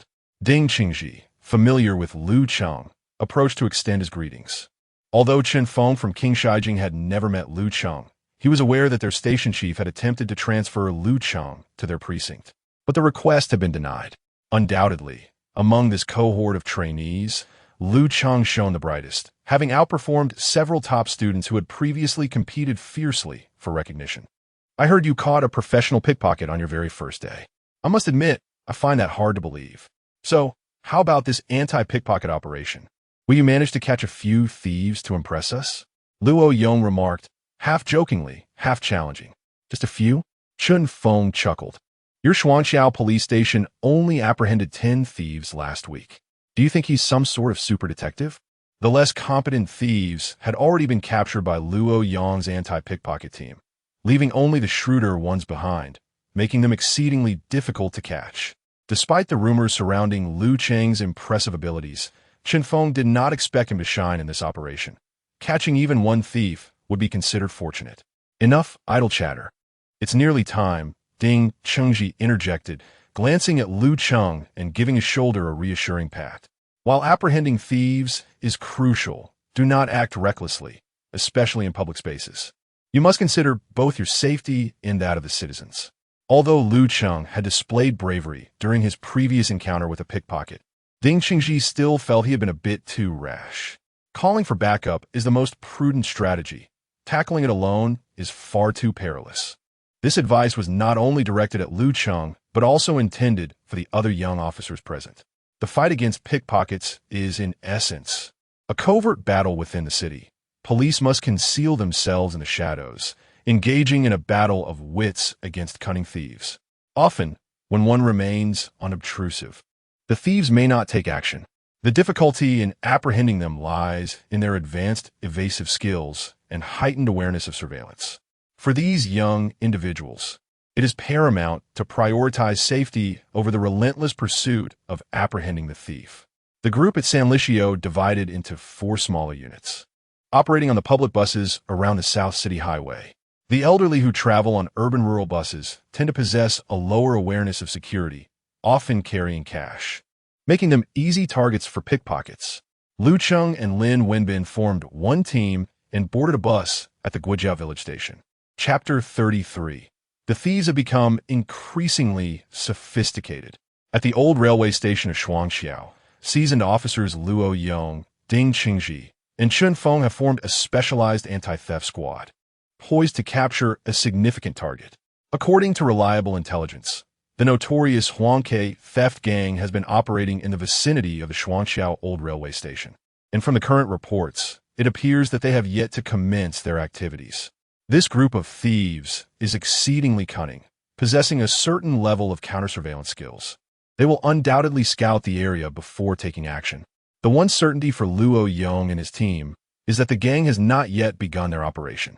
Once they do, it will take them merely an hour to complete their task and swiftly withdraw, making it exceedingly difficult to apprehend them.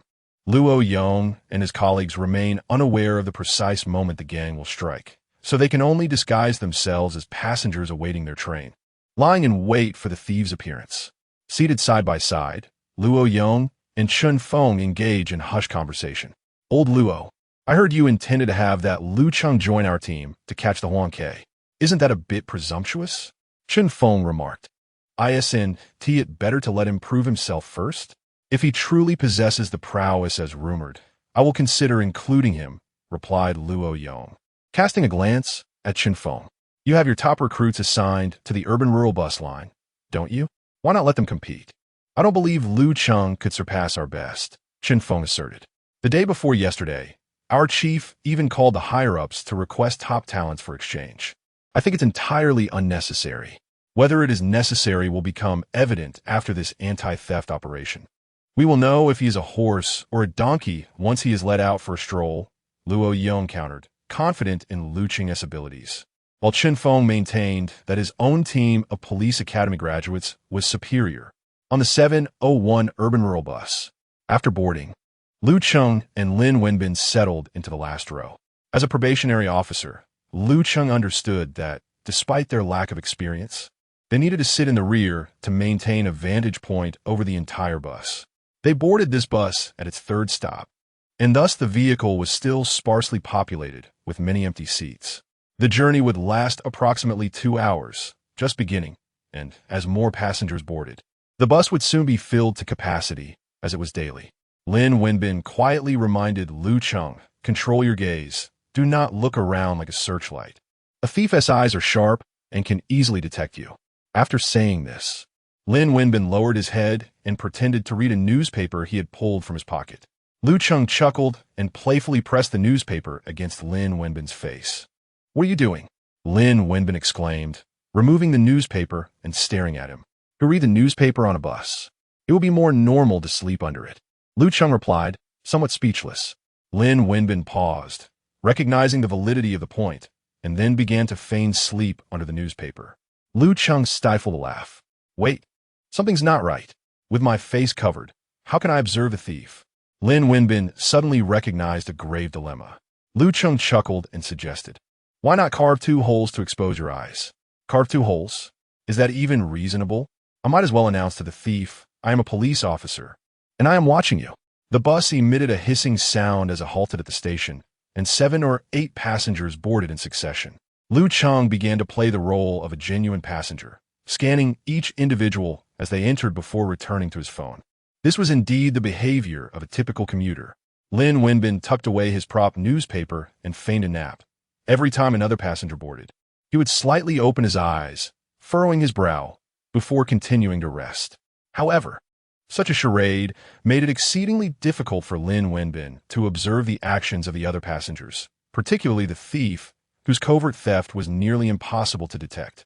Lin Wenbin felt a profound sense of despair, as if he were weeping over his own foolishness. Had he known, he would have simply pretended to play with his phone like Lu Cheng. Half an hour passed with passengers coming and going, yet no suspicious individuals emerged.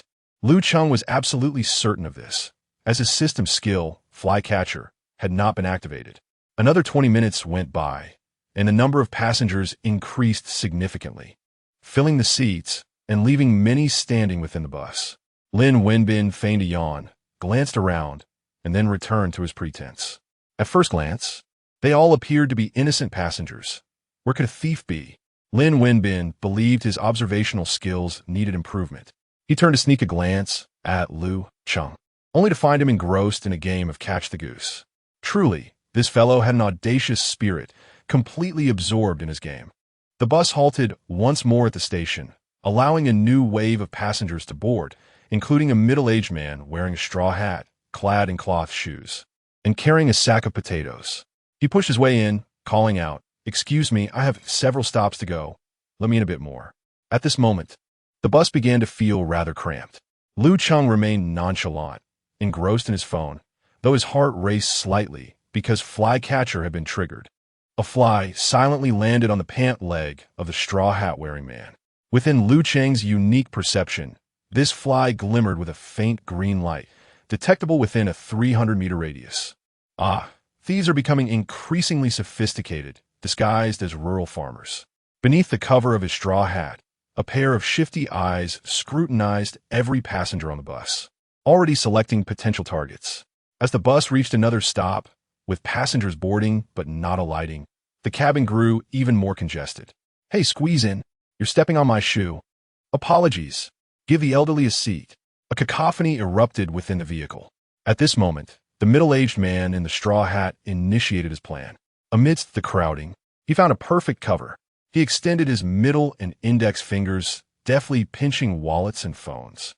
Those fingers, with their pronounced joints, exuded strength. The roads between urban and rural areas are far from smooth, causing inevitable friction among passengers as the vehicle sways. This circumstance proves advantageous for pickpockets.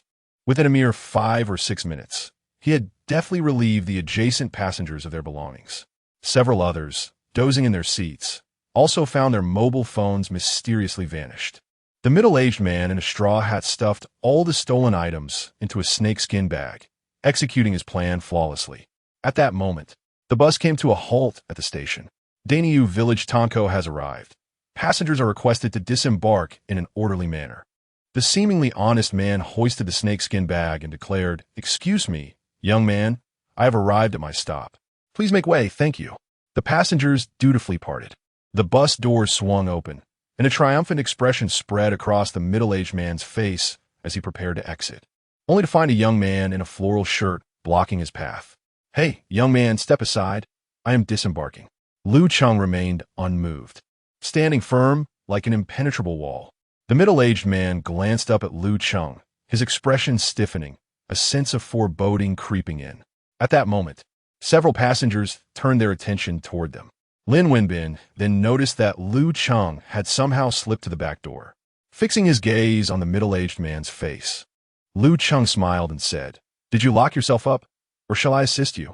As he spoke, he had already drawn a pair of handcuffs from his waist, playfully dangling them with his index finger. The middle-aged man's complexion faded instantly. The sight of the gleaming silver handcuffs sent a ripple of commotion through the bus. "Is this young man a police officer?" The driver, witnessing the unfolding drama, promptly turned off the engine. "Run." The middle-aged man gritted his teeth, preparing to swing the snakeskin bag at Lu Cheng's face, hoping to escape in the chaos. Yet, the young man seemed to possess an uncanny foresight.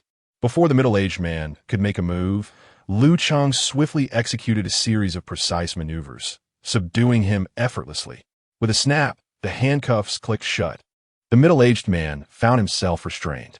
Lin Wenbin's heart raced at the sight. Lu Cheng truly possessed remarkable skills. The way he had subdued the pickpocket was decisive and clean, showcasing the prowess of a seasoned officer rather than a mere trainee. The pickpocket attempted to struggle, but Lu Cheng's grip was like iron, unyielding. "Stay still, behave yourself," Lu Cheng admonished, pinching the nerve on the pickpocket's forearm. The latter winced in pain, ceasing all resistance. Only then did the passengers realize what had transpired. Pointing fingers at the pickpocket, "Is this man really a thief? He looks so unassuming. Goodness, how can we even tell what a thief looks like nowadays? It's impossible to guard against. My phone is missing. My wallet is gone."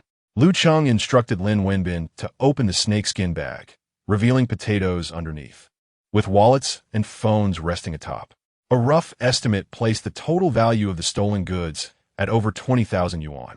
8 passengers had fallen victim to the theft, completely unaware of when they had been robbed, exclaiming in disbelief at the pickpocket's professional techniques.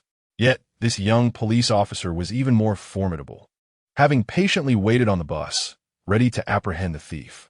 "Alas, officer, I am exceedingly grateful to you. Your keen eyes have saved the day. My mobile phone is still new, having been recently gifted to me by my son.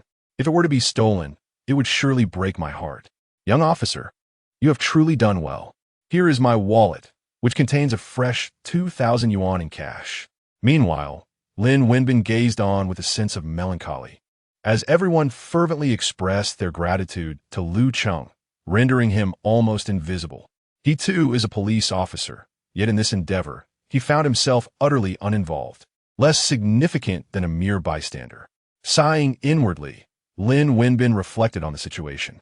As the criminal was caught red-handed and confessed, the items were promptly returned to their rightful owner to save time, with names and contact numbers taken for follow-up inquiries. Lu Cheng and Lin Wenbin escorted the pickpocket off the bus and called to report to the anti-theft unit at the Shuangqiao police station. Chapter 34. Ge has unleashed his potential. There shall be no escaping thieves.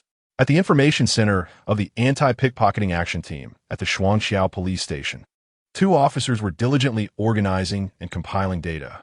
The anti-pickpocketing operation was set to last a week, and it had only just commenced, so it was unlikely that any leads would emerge so swiftly. However, just then, the telephone rang. One officer answered, "Hello. Huh? A pickpocket has been apprehended? Where?" "At the 11th stop of the 701 urban bus line, at the bus station in Daniu village." "Understood. We'll dispatch a patrol car immediately." After hanging up, the officer displayed a look of astonishment. What incredible luck to catch a thief so quickly. The other officer inquired, which team made the arrest? The first team from the Sanlikyo police station, a duo of young officers, one named Lin Wenbin and the other Lu Cheng. Lu Cheng, the trainee officer? Which trainee officer? The second officer, somewhat uninformed, asked. "Oh dear, you don't know."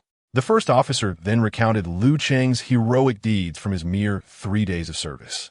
The other officer listened in awe, astonished that such a remarkable trainee had emerged within the police system of Yuhua District, a rarity indeed. News of the arrest swiftly circulated among various anti-pickpocketing teams, leaving everyone astounded. Within just 2 hours of the operation, an arrest had already been made. Other teams had neither spotted a thief nor even a suspicious character. Anti-pickpocketing is a test of patience and fortuity. One can never predict when a thief might strike. Consequently, it is not uncommon for plainclothes officers to spend an entire day on stakeouts without encountering any wrongdoing, akin to fishermen returning empty-handed. Yet, upon hearing the news of a swift arrest, and considering the stolen amount exceeded 20,000, this was no petty thief to be detained for a few days and released. Such a case warranted a sentence starting at a year. Goodness, who is so formidable? When they learned that the apprehending officers were from the Sanlikyo police station and that one was a trainee, their disbelief intensified. If seasoned officers had made the arrest, it would have been more palatable. Upon receiving this news, Luo Yong felt a jolt of surprise. Sanlikyo police station? Could it be? When he inquired about the names, it was indeed Lu Cheng's team. Was it pure luck, or did they possess genuine skill? Meeting them would reveal whether this young man truly had something exceptional to offer. In the team, Ding Chengji and Chun Feng also learned of the news, each equally astonished. They had apprehended a thief in such a brief span of time. Had those two encountered the thief as soon as they boarded the bus? Remarkable luck indeed. Chun Feng attributed the success primarily to fortune, a belief he had held previously. However, he had never anticipated Lu Cheng's ability to apprehend a thief so promptly. "So, we failed to catch a thief due to our bad luck?" Ding Chengji disagreed with Chun Feng's assertion. "That trainee officer is truly impressive. Do not underestimate him." Chun Feng fell silent, realizing that if he spoke, he might inadvertently draw attention to himself and risk being publicly humiliated. The Lu Cheng team had secured the first capture, setting a promising precedent and invigorating the other teams with a surge of motivation to apprehend thieves. At the bus stop in Daniu village, Lu Cheng discreetly covered the handcuffs with a black plastic bag. Within moments, a police car arrived with a siren's wail. The officers from the Shuangqiao police station greeted Lu Cheng and Lin Wenbin with warmth, engaging in brief conversation before escorting the suspect into the vehicle. Upon hearing the words trainee officer, the thief's expression morphed into one of disbelief.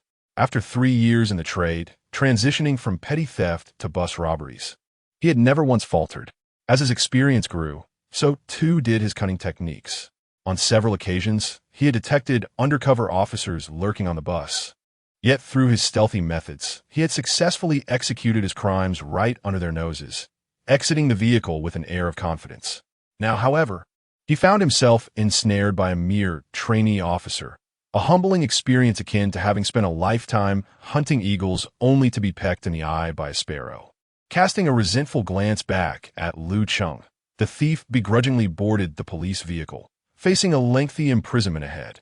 Meanwhile, Lu Cheng and Lin Wenbin pressed on with their mission, subsequently boarding a rural bus bound for Zhengjiao. As was their custom, the duo seated themselves in the rear, where few passengers sat due to the motion sickness that often accompanied the back row. This time, Lin Wenbin, opting for wisdom over pretense, chose not to feign sleep, but rather to immerse himself in the digital realm, scrolling through Douyin on his phone. However, no thieves appeared during this journey. Upon reaching their destination, Lin Wenbin, feeling a tinge of dissatisfaction after an hour's wait, remarked, "Lu Cheng, do you think we simply failed to spot a thief on the bus, rather than there being none at all?" It was indeed a possibility. Perhaps the thief had not identified a suitable target, thus refraining from action.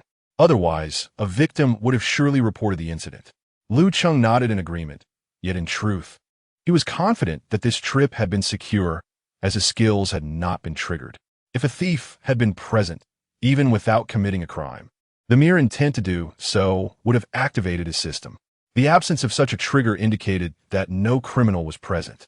I must be quite fortunate. There's no way a thief could evade capture.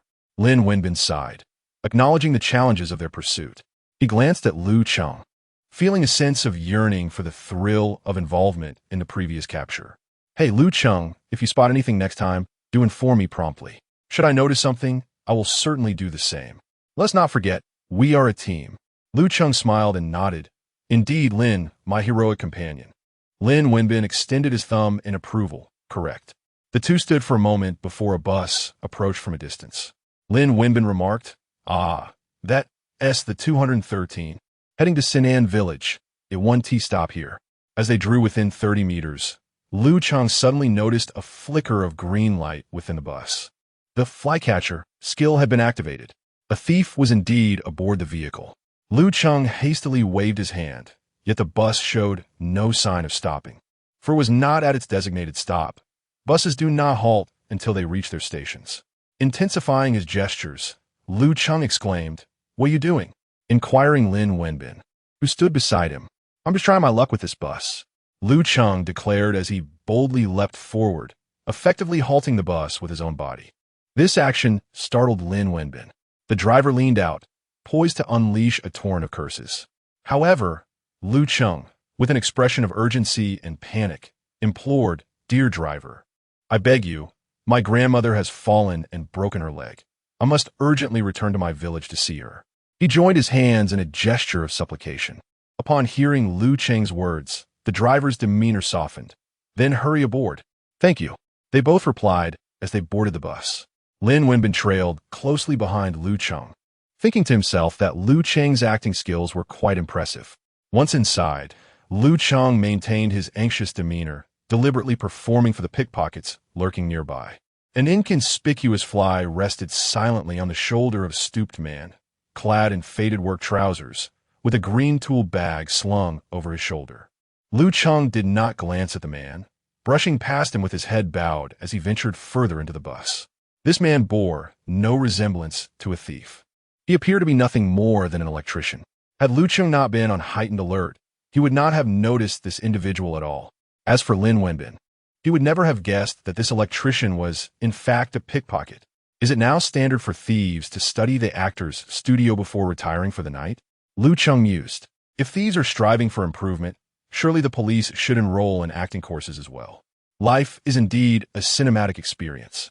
The bus was devoid of empty seats, with the aisles crowded.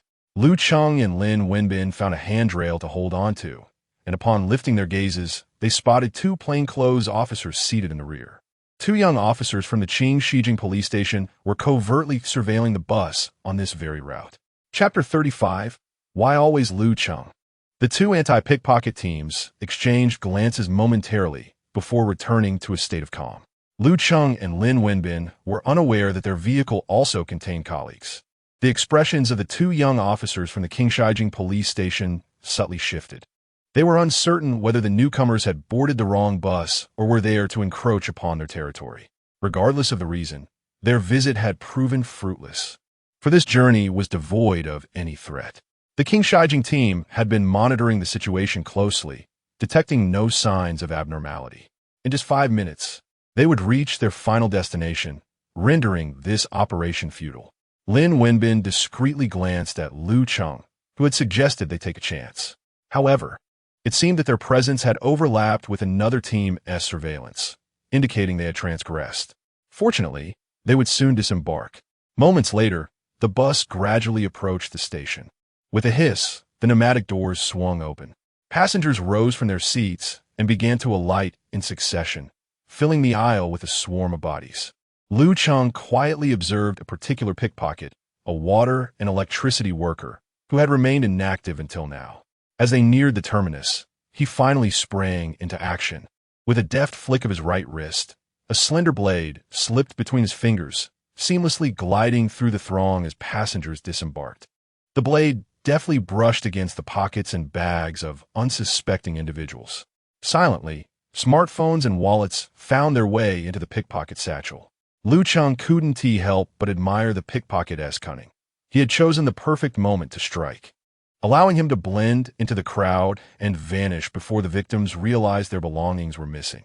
The two officers from King Shijing rose, casting a glance at Lu Cheng and Lin Wenbin before stepping off the bus. However, they lingered nearby, seemingly waiting to remind Lu Cheng and Lin Wenbin to remain vigilant and avoid further missteps. Once off the bus, Lin Wenbin grasped Lu Cheng's arm, but Lu Cheng reached for the handcuffs at his waist. Lin Wenbin's heart raced at the sight of Lu Cheng's actions. What could he possibly be planning? Hurriedly, Lin Wenbin followed Lu Cheng's gaze to a man in faded work trousers, clutching a tool bag, preparing to exit. Could this man be?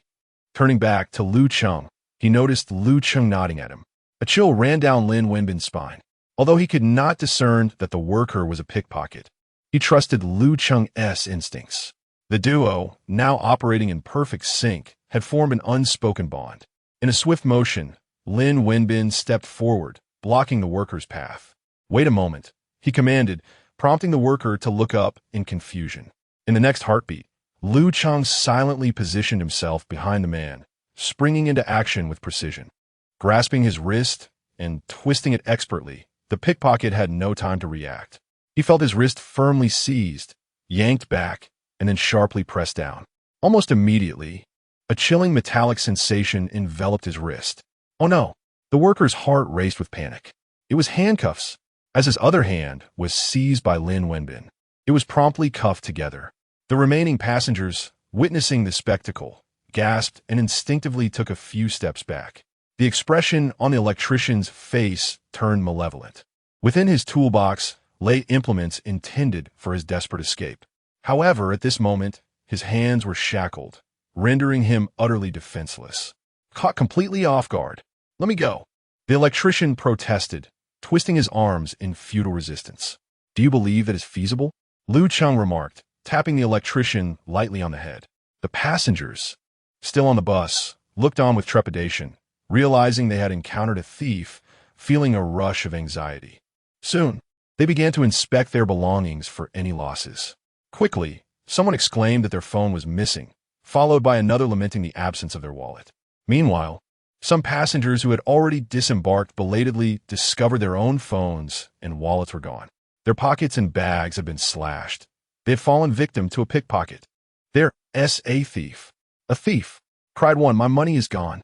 The expressions of the two young officers from the Qingshijing police station shifted dramatically as they hurried over to inquire about the situation.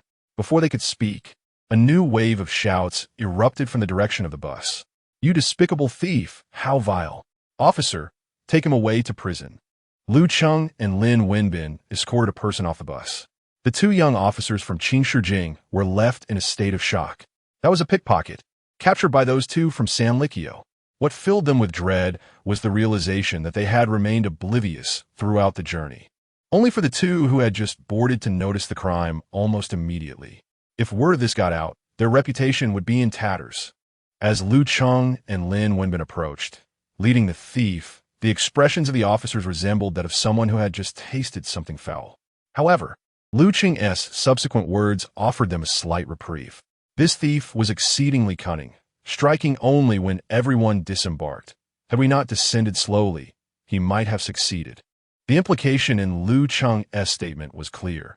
It was not merely that the officers had overlooked the thief, but rather that they had been unfortunate, disembarking just as the thief commenced his act. Had Lu Cheng and his companions also exited earlier, they would have been unable to apprehend the pickpocket. The two officers from Qingshijing managed an awkward smile.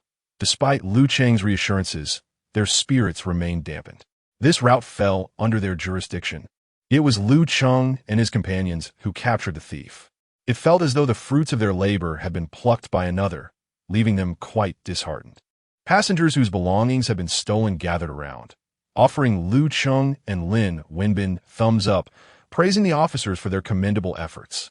Lin Wenbin, filled with a sense of participation, wore a proud expression. Meanwhile, the two officers from Qingshijing remained in civilian attire, their connection to the apprehension of the thief tenuous at best. After the passengers had retrieved their phones and wallets, Lu Cheng took out his own phone and called the anti-pickpocket information center at the Shuangqiao police station once more. The same desk officer answered, Officer Lu, is it you again? Once again, a pickpocket has been apprehended? Oh, splendid. I shall dispatch a vehicle immediately. After ending the call, Lu Cheng and Lin Wenbin awaited the arrival of the police car. The two officers from Qingshijing found themselves in an awkward predicament, standing still. Fortunately, a bus was returning to the city, and they hurriedly boarded it. The news of the second arrest spread across various teams, leaving everyone in astonishment. How could it be that yet another thief was caught by Lu Cheng's team? How old is he? Are there truly so many thieves on the bus route today? Chun Feng's expression darkened, for that line was assigned to the young officers of Qingshijing. How is it that his own team failed to capture the thief, while Lu Cheng's team succeeded?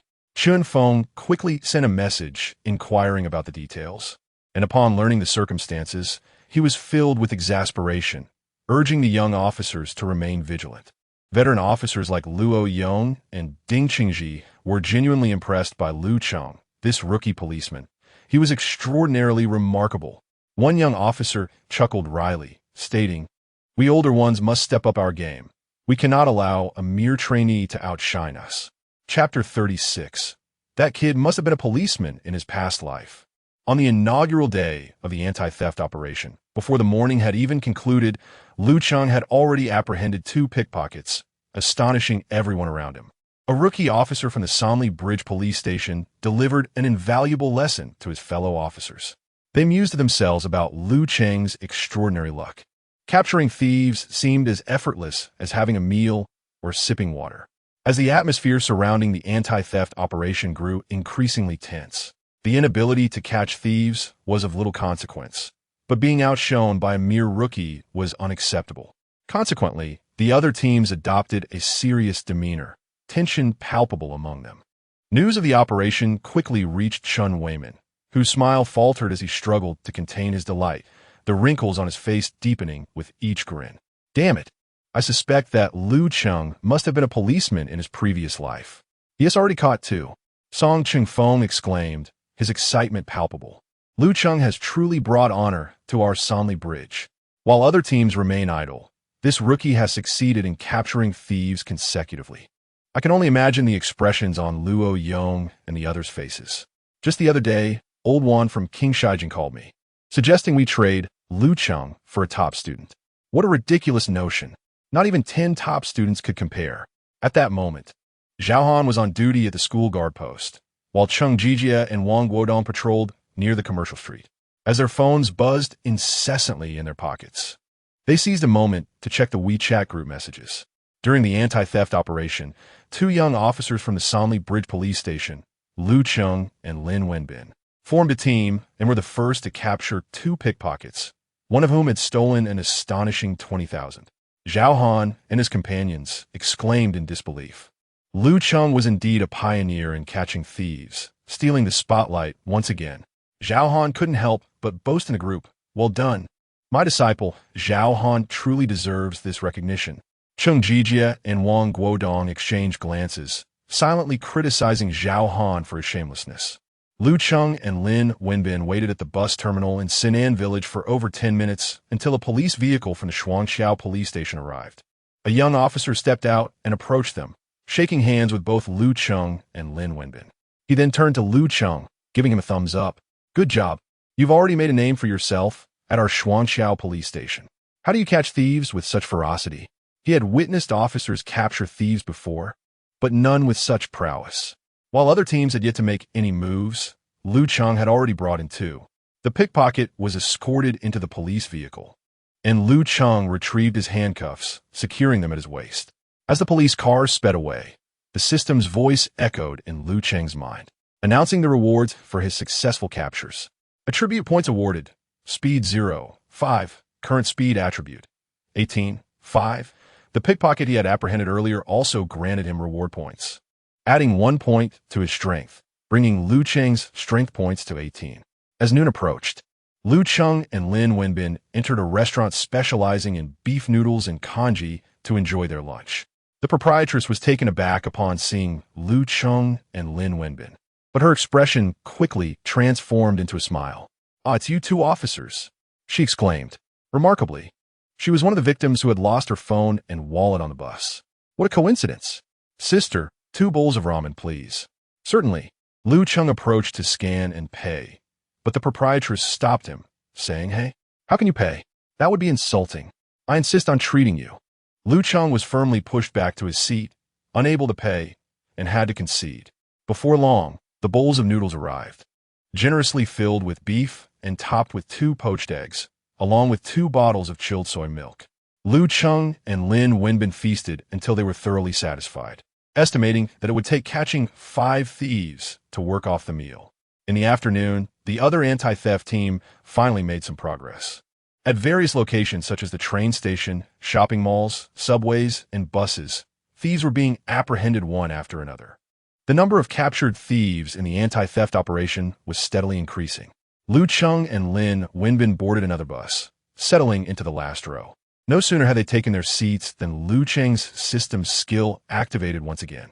2 flies appeared, each buzzing towards a young man and woman who had just entered the bus. Lu Cheng discreetly scrolled through his phone while subtly observing them from the corner of his eye. The pair, a young man and woman, were dressed in a rather flashy manner, sporting eccentric hairstyles, tight t-shirts, leather pants, tattoos, and ear piercings. As soon as they boarded and sat down, their eyes began to dart around suspiciously. Even Lin Wenbin noticed that something was amiss with them. The two exchanged a knowing glance. There was no doubt they were thieves. As the bus continued its journey and more passengers boarded, the atmosphere grew increasingly crowded. The 2 thieves sensed the opportune moment and stood up, feigning an intention to disembark. Squeezed among the passengers, they began their nefarious activities as the bus jostled.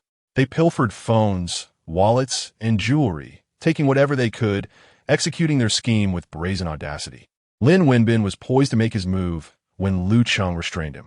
Moments earlier, an unassuming middle-aged man with sunglasses and a distinctive mustache had boarded the bus.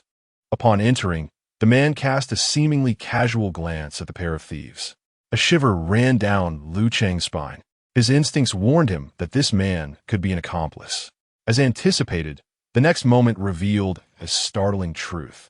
In Lu Cheng's unique perspective, 2 green glowing flies took to the air, circling above the heads of the 2 thieves and the mustachioed man in turn. Previously, Lu Cheng had questioned the efficacy of his system skill. Now, with a flycatcher, at level 2, he could summon 2 flies. But what if multiple criminals were present in the vicinity? Now he had the answer.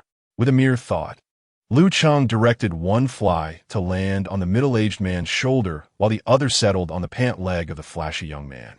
The middle-aged man with a mustache stealthily maneuvered himself beside the duo of thieves, executing a series of discreet actions that resulted in the illicit goods being transferred into his black briefcase. Lin Wenbin observed this scene in silence, exclaiming inwardly, "What a clever fellow. There are indeed thieves who specialize in transferring stolen items. They're operating as a gang. This operation could potentially capture 3 culprits in one fell swoop." He glanced at Lu Cheng. Acknowledging the young man's keen insight in recognizing the presence of accomplices, There was no denying his perceptiveness. The next stop lay 500 meters ahead, and it was certain that the middle-aged man would disembark with the stolen goods. Meanwhile, the two young thieves would remain on the vehicle, ready to distance themselves from any suspicion once the incident unfolded. Lu Cheng typed a message on WeChat to communicate with Lin Wenbin. As the next station approached, the mustachioed man indeed alighted from the train. Lu Cheng also stood up, following suit, while Lin Wenbin remained on board, continuing to monitor the two young thieves. Chapter 37. I have a gun. Huh? A replica gun? The bus came to a halt at the station. A middle-aged man with a mustache, clutching a briefcase, disembarked, followed closely by Lu Cheng. They were the only two passengers to alight at this stop, which piqued the man's interest in Lu Cheng. Hidden behind sunglasses, his sharp gaze discreetly assessed Lu Cheng, who, after exiting, proceeded in an entirely different direction.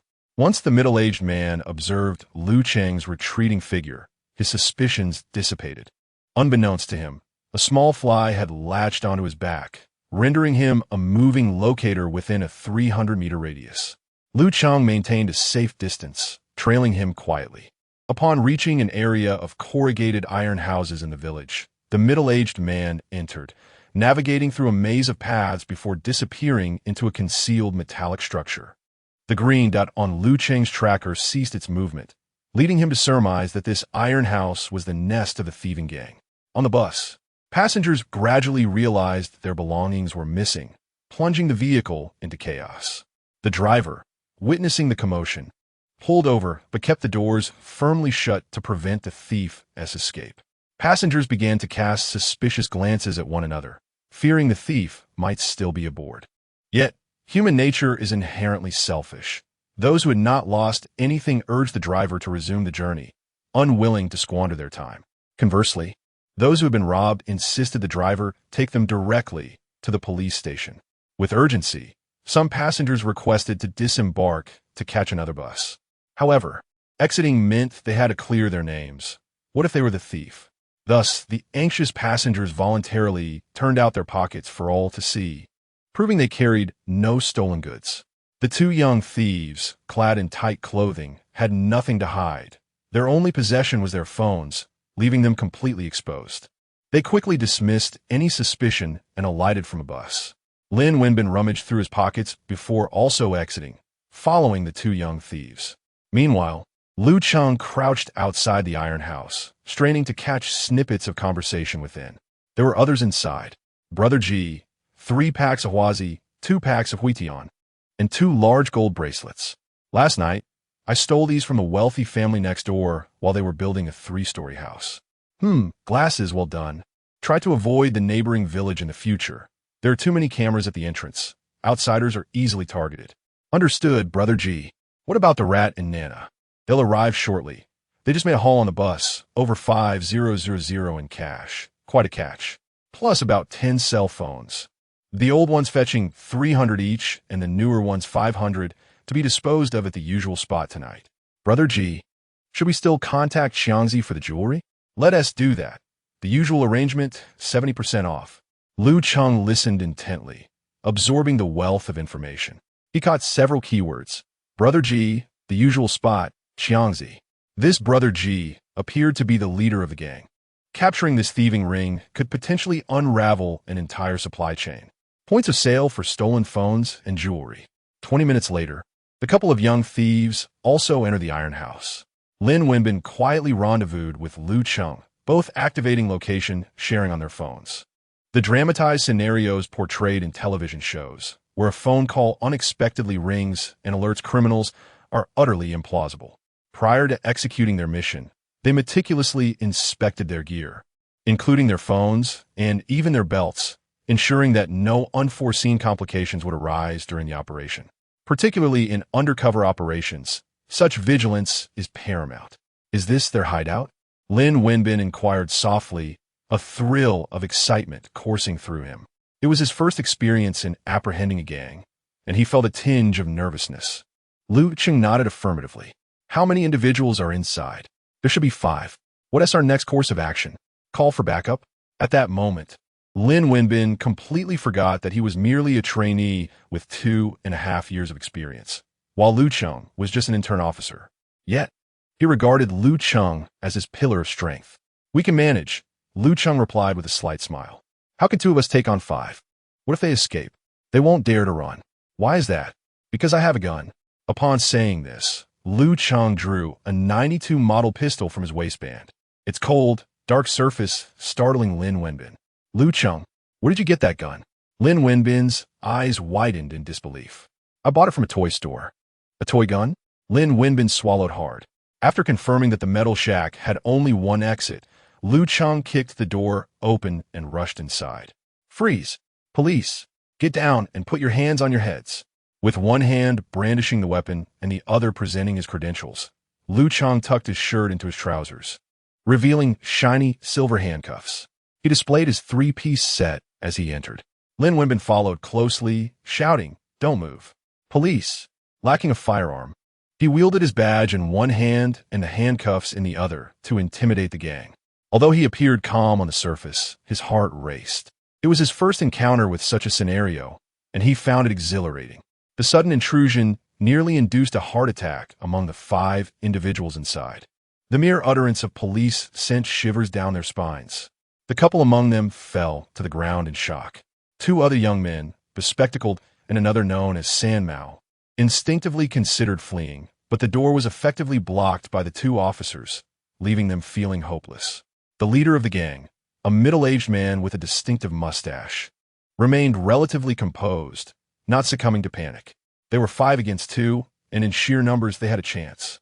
Yet, when he glimpsed the ominous muzzle of Lu Cheng's gun, his hopes swiftly dimmed. What chance did they have against a firearm? Although the leader had spent over 40 years navigating life, it was his first encounter with a real gun, and at that moment, it was pointed directly at his head. His legs felt weak beneath him. He pondered why they had resorted to using a gun against a group of petty thieves. He couldn't fathom how they had been tracked down. Their hideout had been compromised. As Brother G lifted his gaze, the floral shirt struck a familiar chord. Upon closer inspection of Lu Cheng's face, realization dawned upon him. Lu Cheng, with a frigid tone, commanded, "Everyone, crouch down and clasp your heads. Failure to comply will be deemed as resisting law enforcement, and I will not hesitate to open fire." The mere mention of gunfire rendered the 5 men as timid as quails, hastily crouching and shielding their heads. Scarcely daring to meet Lu Cheng's gaze for fear of a bullet, Lin Wenbin glanced at Lu Cheng, pondering how this young man, wielding a replica firearm, exuded a presence more intimidating than that of an actual weapon. Lu Cheng produced a pair of handcuffs from his waist and tossed them to Lin Wenbin, instructing him to apprehend the suspects. Once Brother G and the bespectacled man were secured, they found themselves devoid of further handcuffs. Lin Wenbin surveyed the surroundings, seeking a length of rope or something similar. Lu Cheng, ever prepared, tucked the replica gun into his waistband and extracted a bundle of zip ties from his pocket. "Use these," he suggested. Lin Wenbin's eyes widened in astonishment. "You are thoroughly prepared." Accepting the zip ties, he proceeded to restrain the remaining individuals. Remarkably, these zip ties proved even more effective than handcuffs. A swift tug rendered them immobile. These were hefty, reinforced zip ties purchased from a hardware store adjacent to a toy shop. What marked Lu Cheng as a promising candidate was his meticulous attention to detail, thinking far more comprehensively than his peers. Although the zip ties had a limit to their tensile strength, surpassing it would result in them snapping. However, human strength alone would be insufficient to achieve such a feat, especially with hands bound behind one's back. Lin, conduct another search to ensure they possess no concealed blades or similar items. Lin Wenbin nodded, recognizing Lu Cheng's astute foresight, as zip ties could indeed be severed by a sharp edge. While Lin Wenbin conducted the search, Lu Cheng systematically gathered the stolen goods and tools of the trade. This metal shack served as their hideout, and Lu Cheng uncovered over 30 mobile phones, more than 20 wallets, all emptied of their contents. A plethora of gold and silver jewelry was also found, along with a modest amount of cash, approximately 7,000 to 8,000. In the corner lay a heap of pristine brass cables, undoubtedly pilfered from some construction site, weighing at least 1,000 pounds. Even at the cheapest rate of 21 cents per pound, they could yield a substantial profit. Lu Cheng nodded in satisfaction. This is sufficient for sentencing. A minimum of 2 years. Lin Wenbin was taken aback, realizing the weight of the theft ring S. Hall. Indeed, this operation had proven worthwhile. Chapter 38. Goodness. Is this how thieves are caught? At the Shuangqiao police station, anti-pickpocket operations were in full swing. In the first-floor waiting hall of the West Railway Station, officers Chen Hui, Gu Liqiao, and Tian Lei from the Xiqing police station apprehended 2 pickpockets. Meanwhile, Zhao Yu and Fong Kai from the Hukou police station's first unit captured 1 thief at the Changlinkio stop of the 479 rural-urban bus line. Officers Ma Jiangwo and Wang Xian from the Qingshijing police station's 3rd unit caught a burglar at the Futian market who had stolen 2 electric bicycles valued at over 3,000 yuan. Furthermore, Yuan Jia, Chen Zilong, and Zhu Yiping from the Sanlikio police station's 2nd unit detained a thief at the Dongwang department store. The scattered action teams occasionally sent in reports of their successes, and the statistics reported to the Anti-Pickpocket Information Center began to look considerably better. Prior to 1:30, it was solely the 1st unit of the Sanlikio police station that had been holding the fort, having captured 2 pickpockets while other units remained silent. This operation involved over 20 police stations across the Yuhua district working in unison with such a vast net cast. It was crucial to achieve results to maintain the dignity of the district's police force. Despite the collaborative nature of the operation, rivalry brewed among the police stations, each vying for supremacy.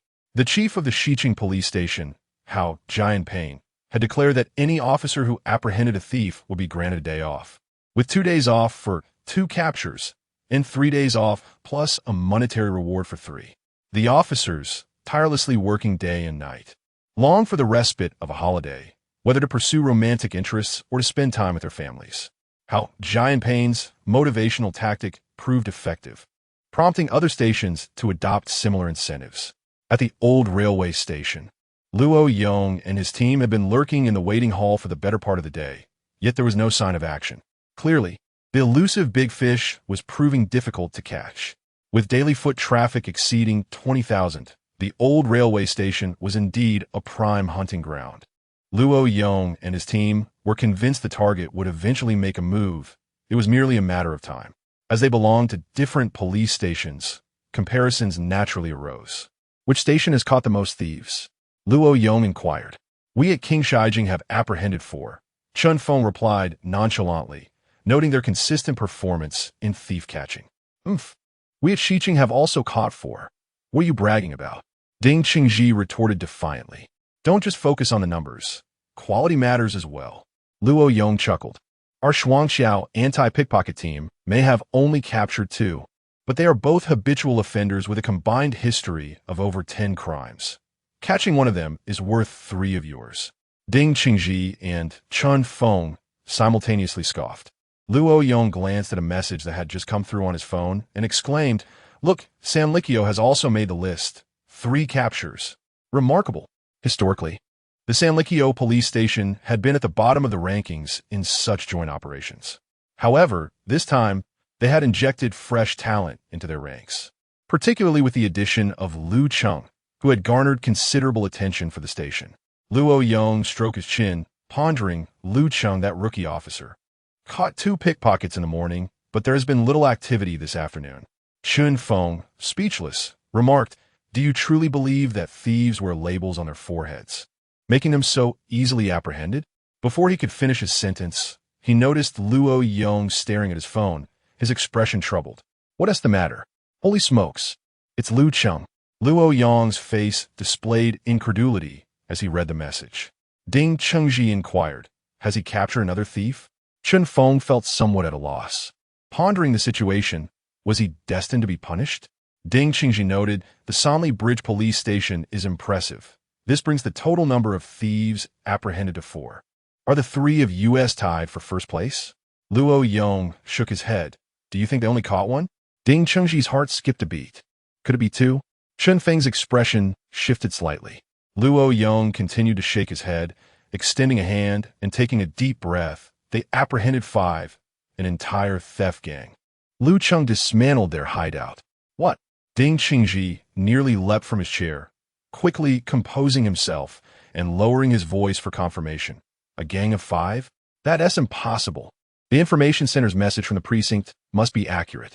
Luo Yong furrowed his brow, harboring a significant doubt. This doubt was articulated by the previously silent Chen Feng. Their team consists of only 2 people. How did they capture 5? If they called for backup, that would be a different story. Ding Qingji, upon hearing this, was momentarily taken aback. Indeed, 2 against 5. They wouldn't even have enough handcuffs. Although Ding Qingji was aware that Lu Cheng had some training, facing 5 opponents was an unwise choice. If those thieves were armed with knives, the odds would be drastically against them. They were in plain clothes, without even batons, merely aiming to catch petty thieves. In contrast, Luo Yong and his colleagues, who were fishing for big catches, concealed a pistol. In light of the uncertainty, Luo Yong messaged his colleagues at the station for clarification. Soon, the response arrived. After reading it, Luo Yong struggled to contain himself, internally exclaiming, "Is that even possible?" Ding Qingji and Chen Feng leaned in to see Luo Yong's phone. How did that intern officer, Lu Cheng, manage to apprehend a gang of 5 thieves? The astonishing answer was that the intern brandished a toy gun, boldly storming into the thieves' den and intimidating all 5 into submission. Without a shot fired, he swiftly bound them. Lacking handcuffs, he improvised with zip ties. This was unbelievable. Luo Yong, Chen Feng, and Ding Qingji, seasoned officers, were astonished. Is the imagination of the post 2000 generation truly this boundless? The duo raided the thieves' hideout and discovered stolen goods valued at over 50,000. Lu Cheng's report also indicated that this theft gang had further channels for disposing of stolen items. Remarkable. While not the biggest catch, it was certainly substantial. 2 individuals apprehending 5 thieves was utterly absurd, especially under plainclothes circumstances. Typically, apprehending such a theft gang would require at least 3 police vehicles. Luo Yong inhaled deeply once more. Lu Cheng, this in turn is phenomenal. Ding Qingji and Chen Feng have lapsed into silence, no longer exchanging words. The Shuangqiao police station has dispatched 3 patrol cars, with Director El Jinghua aboard one of them. This time, Lu Cheng has garnered significant notoriety throughout the Shuangqiao precinct. News has spread like wildfire within the police network, creating quite a stir. Before dinner, the data was released, revealing that the anti-theft team from the Sanlikyo police station had achieved remarkable success, apprehending a total of 8 thieves. Lu Cheng, as part of a 2-person team in the police academy, managed to capture 7 of those criminals. Among them, one group consisted of 5 members of theft ring, while 2 others dismantled their hideout. Such audacity is truly astonishing. Many teams are at a loss, unable to comprehend how 2 individuals could take down a criminal den without calling for backup. What audacity they possess. The police cars arrived with a whoosh, halting outside the dilapidated tin shanties of Jianxiao village. Villagers passing by, upon noticing the police, paused in curiosity to observe the unfolding scene. Following Lu Cheng's coordinates, 4 or 5 officers ventured forth. El Jinghua waited outside. Moments later, 5 thieves were escorted out by Lu Cheng and Lin Wenbin, while the officers from a Shuangqiao police station carried the stolen goods. Chapter 39. The spotlight is entirely on this young man. El Jinghua observed the radiant figure of the probationary officer escorting the criminal, his eyes sparkling with delight. To his surprise, the officer was quite handsome. Lu Cheng and Lin Wenbin approached El Jinghua and saluted. Chief El Jinghua cast a glance at the group of thieves, then turned his attention to Lu Cheng and Lin Wenbin, nodding in approval. Well done. You 2 have dismantled the den of thieves. His gaze lingered on Lu Cheng, unabashedly expressing admiration. He had previously heard that Old Wan from King Shijing had sought to exchange 2 promising students for Lu Cheng, leaving El Jinghua curious about the caliber of this individual who could elicit such fervor from Old Wan. Your division would never agree to a trade, and now I understand why. Had I been in your position, I would have refused as well. Lu Cheng merely smiled faintly, choosing not to respond. Lin Wenbin, upon hearing this, marveled at the situation. Other divisions were vying for Lu Cheng's talents. The prowess exhibited by the probationary officer was truly extraordinary. Simultaneously, Lin Wenbin felt fortunate to be Lu Cheng's teammate, recognizing the stark contrast in their future prospects. He hoped Lu Cheng would not forget him, Lin Wenbin, and their formidable duo, the Lu-Win combination. Meanwhile, several officers from Shuangqiao Police Station continue to transport the confiscated stolen goods, primarily consisting of heavy copper core cables, weighing over 1,000 pounds. When Lu Cheng reported this over the phone, he specifically mentioned the issue, prompting El Jinghua to arrange for an off-road vehicle to assist. Chief L, we can't transport all the cables in one trip. It will likely take 3 trips. Understood. Xiao Lu and Lao Wu will oversee the site. The rest can return first. Lu Cheng and Lin Wenbin climbed into El Jumbua's vehicle and headed back. At 5:30 p.m., various anti-theft teams returned in succession, causing a slight commotion at the entrance of Shuangqiao Police Station. As El Jinghua and his team disembarked, all eyes turned towards them, with the majority focused on Lu Cheng. Was this the famed Lu Cheng? He was remarkably handsome. The spotlight of the first day of the anti-theft operation was wholly on this young man. This extraordinary probationary officer would be a tremendous asset to our station. Our 3 teams, operating on the urban-rural bus lines, had not managed to apprehend a single thief, while he, as a probationary officer, seemed to catch criminals effortlessly. At that moment, 2 officers emerged from the station, escorting the 5 members of the theft ring from the vehicle. The 5 criminals hung their heads low, their faces resigned to their fate. Just then, Luo Yong, Ding Chengji, and Chen Feng returned. The 3 men, upon seeing Lu Cheng beside El Jinghua, exhibited a range of expressions. Luo Yong felt assured that he and Chen Weimin had made the right choice in seeking Lu Cheng. It was indeed a wise decision. He approached with a smile, clapping Lu Cheng on the shoulder. You did exceptionally well. With just a replica gun, you managed to take down the entire gang without a struggle. Today's youth truly possess innovative ideas. What regular officer would employ such tactics to catch thieves? Your confidence is remarkable. A mere toy gun effectively intimidated the criminals. As 5 thieves were being escorted inside, they suddenly widened their eyes upon hearing the term fake gun. The most agitated among them was Brother G, who had navigated the treacherous waters of the thieving world for many years without ever being so humiliated. He felt as though his intelligence had been mercilessly ground into the dirt. If this news were to spread, he would undoubtedly become the laughingstock among his peers. In a fit of rage, he turned his glare towards Lu Cheng, as if intending to devour him whole. Fake gun. Damn. Just as he uttered the curse, he noticed the surrounding police officers directing their cold, piercing stares at him. Brother G's tirade abruptly ceased. He almost forgot that this was a police station, the very stronghold of law enforcement. Did he, a captured thief, dare to insult the police? Was he courting death? How foolish. Insulting the police would only add another charge to his already precarious situation. Lu Jinghua cast a frosty glance at Brother G, instructing his men to swiftly take him away. Observing their leader's downfall, the other 4 fell silent, realizing they had been frightened by a mere rookie officer wielding a fake gun. If this incident were to leak, they would be the subject of ridicule, even from their fellow inmates, who would regard them with contempt. In the Western District, the anti-theft teams from various police stations returned one after another. The teams that had initially apprehended thieves were expected to bask in glory, perhaps even light a cigarette in celebration. Indeed, capturing thieves was no easy feat, and those who succeeded were commendable. However, upon seeing Chief Lu Jinghua of the Shuangqiao Police Station and Captain Luo Yong of the anti-theft unit chatting amiably with the rookie officer who had stolen the spotlight, the others felt a wave of despair wash over them.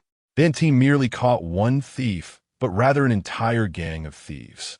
Earlier that morning, they had managed to arrest 2 individuals, and in the afternoon, they had dismantled a theft ring. In comparison, their own single or dual captures paled in significance. You caught 1? 2. Look at the rookie from Sonley Bridge. He apprehended 7 in a single day. The disparity in both quantity and quality was stark. The Gang's reported theft amount reached as high as 50,000, and further investigation would likely yield even more revelations. Was this anti-theft operation specifically tailored for Lu Cheng, the rookie officer? Yuan Jie and Chen Zilong, like Lu Cheng, were embarking on their first anti-theft operation. Though termed an anti-theft initiative, it essentially involved patrolling public spaces like department stores in plain clothes.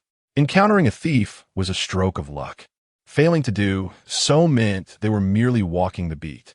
The group had little hope of catching any thieves.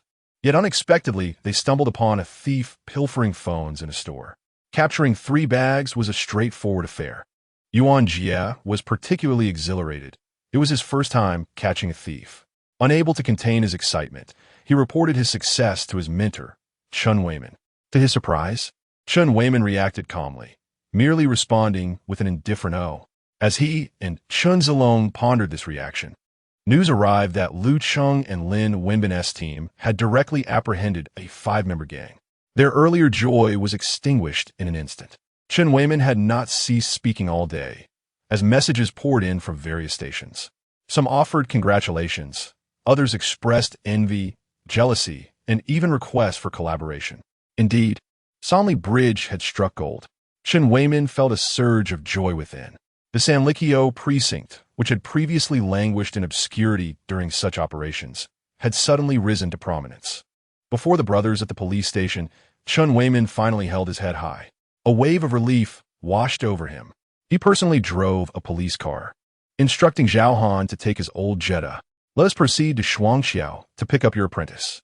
Upon arriving at the entrance of the Shuangqiao police station, Chen Weiman and Zhao Han stepped out of the vehicle. They deliberately maintained stern expressions, yet the mirth in their eyes was impossible to conceal. "Ahem. We are from the Sanlikyo police station. Come on, get in the car. We are here to take you home," Chen Weiman bellowed. This outburst released the frustrations that had been pent up over the past 2 years. "Who claimed that our Sanlikyo station was the underdog? Today, did you not witness it? A rookie officer who had only just joined could send your so-called elite members sprawling." Chapter 40. Disparate Treatment. The Flycatcher Enhancement Card. Chen Weiman and Zhao Hanqiao made their way towards Lu Cheng and his companions. Chen Weiman strode with an air of indifference, proudly clutching his belt. "Chen." Lu Cheng and Lin Wenbin exchanged greetings, and Yuan Jie and Chen Zilong hurried over. There was no doubt that the Sanlikyo police station was outshining others today, basking in the limelight. "Hey, old Chen, where are you off to?" "Back to Sanlikyo, of course. These lads have toiled all day, and I'm treating them to a fine meal. Oh, this feast is definitely on me. Our Shuangqiao has a truly authentic grilled fish. Kulme, let us treat you all from the Sanlikyo police station to a hearty meal. Everyone is invited." "Oh no, really, we should head back." Chen Weiman feigned dismissal. For this old fox was always calculating, and today he had come not only to save face, but also to secure a free meal. There was no way he would part with his money to treat so many youngsters. Returning would certainly mean a meal in the cafeteria. Besides, who was being apprehended during this anti-theft operation? It was only fair that the Shuangqiao police station contributed something.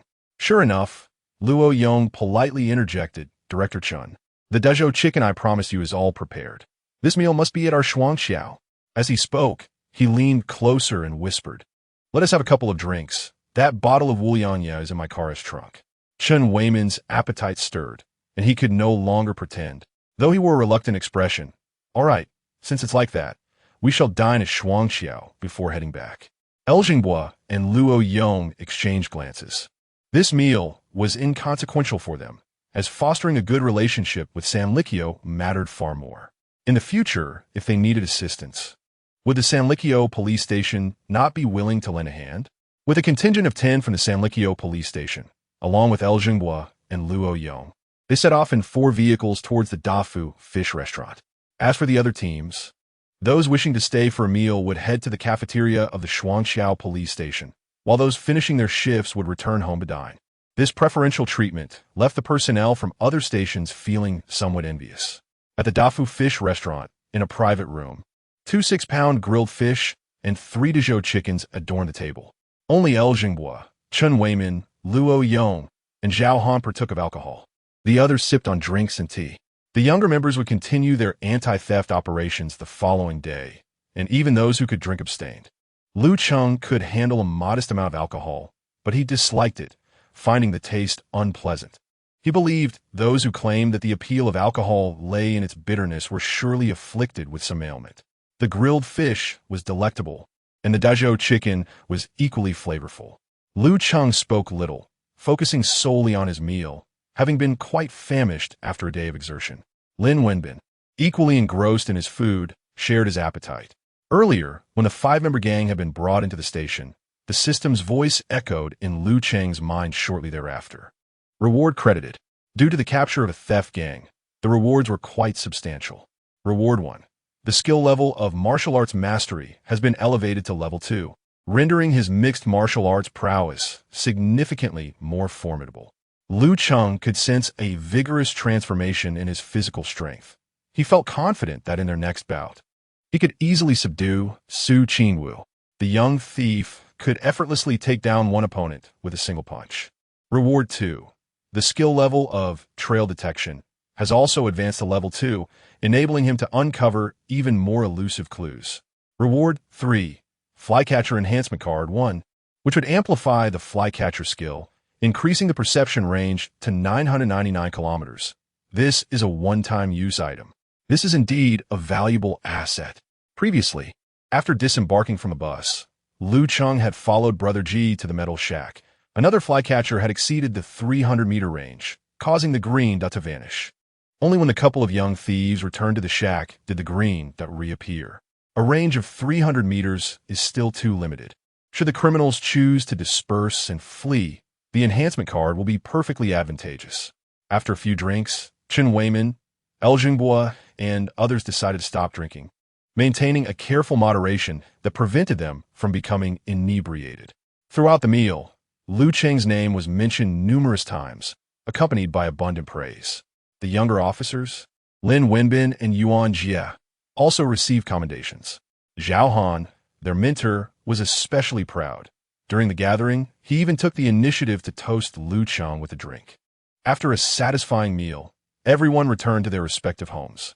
The day following the anti-theft operation was May 1st, a time when foot traffic in public places surged dramatically. This was particularly true in shopping malls, subways, pedestrian streets, and open tourist attractions.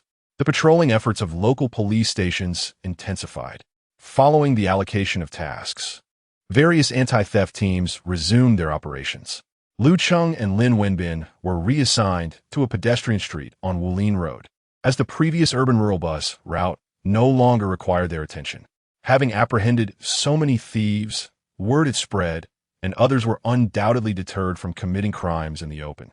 Wenhua Pedestrian Street, during the annual Labor Day celebration, saw no one laboring, as everyone congregated to indulge in food and entertainment. During holidays, such commercial streets became inundated with crowds, providing ample opportunity for criminal activity. Lin Wenbin surveyed the throngs of people, feeling a headache coming on, contemplating. If a thief were to be caught in this sea of humanity, it would undoubtedly be akin to searching for a needle in a haystack. Even if a theft occurred nearby, once the thief made off with their spoils, they would vanish into the crowd. How could they possibly apprehend them? Lin Wenbin widened his eyes, scanning left and right, gradually feeling disoriented, perceiving everyone as a potential thief, yet simultaneously not resembling one. He was on the verge of breaking down. Lu Cheng cast a glance at Lin Wenbin and smiled faintly. For him, the task required little effort. He merely needed to patiently await the automatic activation of the flycatcher.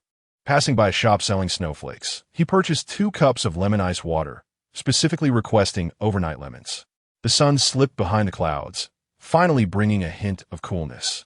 Taking another sip of the lemon water, he felt a delightful sense of ease. Observing Lu Cheng so relaxed, Lin Wenbin mused whether this young man was here to catch thieves or on holiday. Just then, Lu Cheng's demeanor suddenly shifted, and then, within his unique perspective, he noticed a fly emanating a green glow that landed on a middle-aged man clad in a striped polo shirt. A thief has arrived. Lu Cheng's heart raced. He observed the man, who sported a pair of frog-eyed sunglasses, perusing items at a bustling antique stall brimming with a myriad of goods. Unbeknownst to those around him, the middle-aged man deftly executed his plan. Lu Cheng's gaze sharpened as he witnessed the man's skillful maneuver. Under the pretense of scratching his ear with his right hand, he stealthily pilfered a wallet from the pocket of a man dressed like a construction mogul, the theft occurring without a whisper. After his successful heist, He casually set down the item he was inspecting and departed. Lu Cheng trailed the green dot from a distance. Lin Wenbin, sensing something amiss, inquired softly, "Do you have a target?" Lu Cheng nodded. 200 meters ahead, a middle-aged man in a striped polo shirt and frog-eyed sunglasses. Lin Wenbin craned his neck to look ahead, but the crowd obscured his view entirely. "It's too far. What if he slips away?" he exclaimed, hastening his pace. Lu Cheng, however, remained unhurried, confident that as long as the thief remained within his perceptive range, escape was futile. He followed closely, noting that the thief continued to pilfer with remarkable proficiency, accumulating wallets, gold chains, and other valuables with ease. Upon entering a narrow alley, the thief began rifling through the cash in the stolen wallet before carelessly discarding it into a trash bin. Lu Cheng and Lin Wenbin strategically positioned themselves at both ends of the alley, effectively sealing off all exits. Chapter 41. That youngster is truly spirited. He grabs wherever he goes. The middle-aged man seemed to sense something amiss and slowly turned his head, only to find a young man standing at the mouth of the alley. Upon turning again, he noticed another young man at the opposite end of the alley. Surrounded? The police? The man, wearing dark sunglasses, obscured his expression, yet he gradually pivoted to face Lin Wenbin. Confident and resolute, Lin Wenbin approached step by step. "Don't move, police." As he spoke, his hand instinctively moved to his lower back, inspired by Lu Cheng's impressive display of drawing a gun the previous day. Lin Wenbin had purchased a replica firearm, identical to Lu Cheng's. He brandished the gun, pointing it at the middle-aged man, and then produced handcuffs. "Crouch down. Hands on your head, or I will shoot." The middle-aged man stared at Lin Wenbin, remaining motionless. Noting the man's defiance, Lin Wenbin furrowed his brow and reiterated, "I'll say it again. Crouch down, hands on your head." As he shook the gun in his hand for intimidation, the middle-aged man finally complied, slowly lowering himself into a crouch with his hands on his head. A surge of joy welled up in Lin Wenbin. The gun was indeed effective. As he approached the middle-aged man to apply the handcuffs, the man revealed a sinister grin. In the fleeting moment that Lin Wenbin let his guard down, the middle-aged man produced a small knife as if by magic and lunged at Lin Wenbin's abdomen with alarming speed, the blade glinting menacingly. "Lin Ye, be careful." At that moment, Lu Cheng shouted a warning. Lin Wenbin's pupils constricted, a chill racing from his feet to the top of his head, instinctively urging him to evade. Bang! Lin Wenbin narrowly dodged, but the force of his movement sent him crashing against the wall. The middle-aged man, having evidently discerned that Lin Wenbin wielded a fake gun, immediately turned and fled after his attack failed. Lu Cheng leapt over Lin Wenbin in a flash, pursuing the man rapidly. Despite Lu Cheng's enhanced speed, the distance remained a challenge, preventing him from closing in immediately. The alley was crowded. If the man escaped into the throng, pursuing him would be arduous, especially considering he was armed with a knife, posing a significant danger. Lu Cheng drew his handgun, albeit a replica, yet it fired BB pellets. He aimed and fired pop. Pop, pop, pop. Given that it was merely a toy costing over 100 yuan, the accuracy was lacking, and only a few plastic pellets struck the middle-aged man's back, causing him slight discomfort. However, Lu Cheng achieved his goal. The man's speed diminished slightly. Closing the distance, Lu Cheng hurled the replica gun at the man, which weighed about 1.5 pounds, striking him at the nape of the neck. The middle-aged man stumbled, losing his balance and crashing to the ground. Lu Cheng pounced, pinning him down, with the man still wielding a knife. Lu Cheng did not hold back, delivering a forceful blow to the man's head. The strike was powerful enough to make the middle-aged man see stars. Lu Cheng swiftly knocked the knife from his hand and then secured him in handcuffs. At that moment, Lin Wenbin rushed over. Although his back throbbed with pain, it was not severe. Had it not been for Lu Cheng's timely warning, he might have been in grave danger. Nevertheless, his clothing was still torn by the blade, fortunately without inflicting any injury to his flesh. It was a close call, quite thrilling. Lin Wenbin was drenched in cold sweat. Lu Cheng had struck with considerable force, leaving the middle-aged man momentarily dazed for several seconds before he regained his composure. However, at that moment, he realized he was immobilized, his hands firmly cuffed behind him. Lin Wenbin seized the thief and exclaimed, "How dare you assault an officer? You are doomed." The middle-aged man's glasses were shattered, revealing a face filled with indignation. Lu Cheng gathered the man's discarded wallet and proceeded to call for backup. It wasn't too long before the police from the Shuangqiao precinct arrived to escort the middle-aged man away. For Lu Cheng and Lin Wenbin's team, apprehending another thief was no surprise. The previous day's arrests had already shattered their precinct's record for daily captures. With yet another thief caught, it was evident that their anti-theft operation was leading the way. Once the man was taken away, Lin Wenbin breathed a sigh of relief. He had concealed the tear in his clothing from the officers at the Shuangqiao precinct, fearing embarrassment. Lin Wenbin pondered whether the thief had discovered his fake gun or if he was simply fearless, daring to resist an officer. "Lu Cheng, thanks. That was a close one." Lu Cheng clapped Lin Wenbin on the shoulder and said, "Brother Lin, you must exercise more caution next time." The two exited the alley and continued their pursuit of thieves.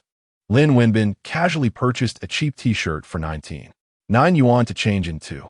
Meanwhile, Lu Cheng heard the system's notification, indicating that the reward for capturing a thief had been credited. Attribute points earned. Strength 1. Current strength, 19 points. Attribute points earned. Stamina 1. Current stamina, 19 points. Lu Cheng was momentarily taken aback, puzzled by the fact that capturing one thief had resulted in 2 rewards. At the Shuangqiao precinct, Lu Jingbua noticed 2 officers leading a thief toward the interrogation room and inquired, "Oh, another one? Which team caught this one?" "Chief Lu. It's the team led by the intern officer, Lu Cheng from Sanlikyo." "Damn it, it's him again. That kid is truly on a roll, catching thieves wherever he goes." Lu Jingbua was genuinely impressed, supporting no one but Lu Cheng. The grilled fish feast from yesterday had truly been worth every penny. "Has the facial recognition been completed?" Lu Jingbua asked. "It has been entered and is currently being compared," replied one of the officers. Facial recognition was conducted to verify whether this criminal had a prior record and if any other jurisdictions were pursuing him. In less than 2 minutes, the database yielded results. An internal officer rushed over, visibly excited. "Chief Lu, this man is named Wang De, nicknamed Old Cat, and he is the notorious Thief King being sought citywide in Su Province." Lu Jingbua was taken aback, his expression one of astonishment. The Thief King Old Cat? The one responsible for hundreds of thefts? Indeed, in the office, everyone was taken aback. The Thief King wanted in another province had been apprehended by their Shuangqiao precinct. This was a significant achievement. No, it was the intern officer from Sanlikyo who had made the arrest. Gasps of disbelief echoed around the room. Lu Cheng is truly destined for greatness. Yesterday, he dismantled a 5-member theft gang and simultaneously uncovered several fencing dens, all of which were raided last night. Today, he apprehended a notorious thief king. Perhaps he remains unaware that he has captured such a high-profile criminal, believing he merely caught an ordinary thief. The situation is indeed alarming. Including the Thief King, Lu Jingbua feels that this anti-theft operation has yielded remarkable results. At the Sanli Bridge police station, Qin Mian from the 3rd Criminal Investigation Team summoned Su Qingwu to collect information on a suspect. "Ah, the beautiful Su has arrived. How about a cup of tea to quench your thirst? What major case are you working on recently?" Chen Weiman greeted her warmly while instructing someone to retrieve the documents. The Sanli Bridge police station has recently garnered attention on the police network, and whenever visitors arrive, Chen Weiman cannot resist boasting. In front of Su Qingwu, he is particularly eager to showcase the prowess of the young men in their station, with a special emphasis on Lu Cheng. In recent days, Su Qingwu has been engrossed in a homicide case and is unaware of the developments in the anti-theft operation. Upon learning that Lu Cheng used a fake gun to take down a 5-member theft gang, a glimmer of surprise appeared in her elongated, beautiful eyes. She took a small sip of her tea, realizing that someone has once again made headlines during the anti-theft operation. He truly possesses an innate talent for capturing thieves. Even Su Qingwu began to envy Lu Cheng, as some individuals are undoubtedly favored by fate. Just as her envy blossomed, she noticed Chen Weiman glancing at his phone, and his eyes widened in shock. What on earth? Lu Cheng has captured another thief king. Chapter 42. The old train station. Lu Cheng fills the gap. Chun Weiman rose from his seat, exclaiming a string of expletives. Opposite him, Su Qingwu, sipping her tea, widened her beautiful eyes in astonishment. They had captured the king of thieves. Both were left in a state of shock for quite some time before gradually regaining their composure.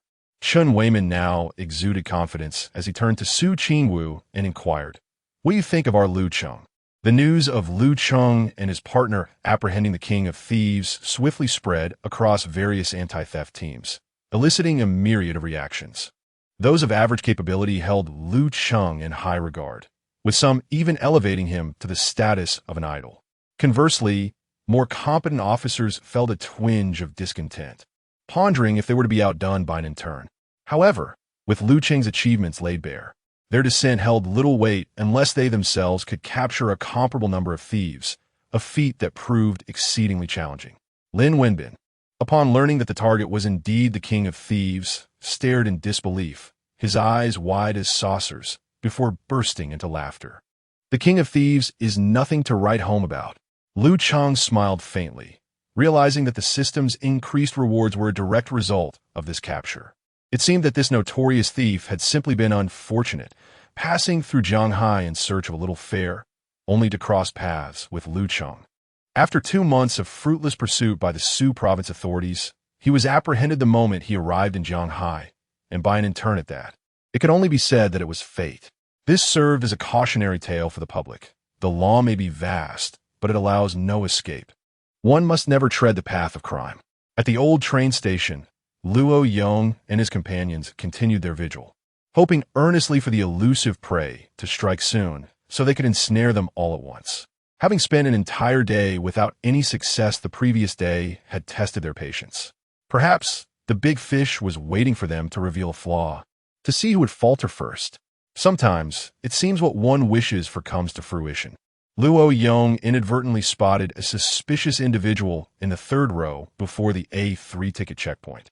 The youth, donning a baseball cap, exhibited restless eyes. And once the 2 patrolling officers departed, he began to make his move. He rose nonchalantly, trailing behind a woman with a child, his gaze frequently darting towards the handbag she carried. Luo Yong and Chun Feng were stationed in the first-floor hall, while Ding Chengji and others waited in the second-floor waiting area. Luo Yong glanced at Chun Feng, who had also noted the young man tailing the woman. They exchanged a knowing look, unsure whether the youth was merely a petty thief or part of the elusive gang. Thus, both chose to remain discreet. Meanwhile, the young man had commenced his thievery. He stealthily extended his hand, extracting an item from the woman's handbag and slipping it into his pocket. Luo Yong and Chun Feng observed silently. If he were indeed a petty thief, they would not reveal their undercover identities. After successfully pilfering once, the young man continued his search for another target, and once again, Luo Yong and Chun Feng watched as he stole something from an elderly woman's pocket, depositing it into his trousers. Subsequently, the young man resorted to theft once more, concluding that the lad was likely just a petty thief. Luo Yong could no longer tolerate the situation and called over the on-duty police officers to apprehend the little miscreant. Upon receiving the alert, the officers swiftly arrived and quickly identified the youth. Just as they were about to apprehend him, the young man took off running. The officers shouted for him to halt, but to no avail, the petty thief ran even faster. The passengers in the hall instinctively stepped aside, wishing to avoid any entanglements. After all, who knows if the criminal was armed, and they could be harmed for no reason. The 2 officers attempted to encircle him, but failed to catch him. As elusive as a slippery eel, the little thief dashed toward Luo Yong and Chun Feng, and the 2 could no longer restrain themselves. Luo Yong tripped him, causing the thief to fall, while Chun Feng swiftly held him down. "You certainly can run. What have you stolen?" "I haven't stolen anything." "If you haven't stolen anything, why are you running?" "You were chasing me. Of course I ran." "Be honest, quit with the nonsense." Luo Yong frowned. This young man was rather cunning. Chun Feng searched his pockets, but only found a few packets of tissues.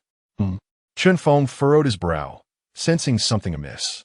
2 on-duty officers approached to search the youth, and indeed, they discovered only a few packets of tissues and his own mobile phone on him. Nothing more. "You only stole tissues?" Officer, I didn't steal. I merely borrowed a few packets of tissues to use in the restroom. Is it a crime? Luo Yang's expression darkened as he called in 2 victims for verification and confirmed that only tissues had been reported missing. Take him away. The officers escorted the young man off, and Luo Yang exchanged glances with Chun Feng. They both realized they had been exposed. Upon returning to the police station, after interrogation, it was revealed that the tissue-stealing youth was an unemployed drifter from near the old train station. His responses were evasive, and he could not provide any useful information. There was little they could do about someone stealing tissues. At most, they could offer him some ideological education before releasing him. However, Luo Yang and Chun Feng had been undercover for 2 days, and their identities had now been compromised. Pondering the implications sent a chill down their spines. What if the young delinquent was merely a bait cast by a cunning adversary, designed to expose hidden undercover officers? Such a wily ruse. The prospect of this elusive fish being difficult to catch grew ever more daunting. Lu Cheng's demeanor turned serious, given the current situation.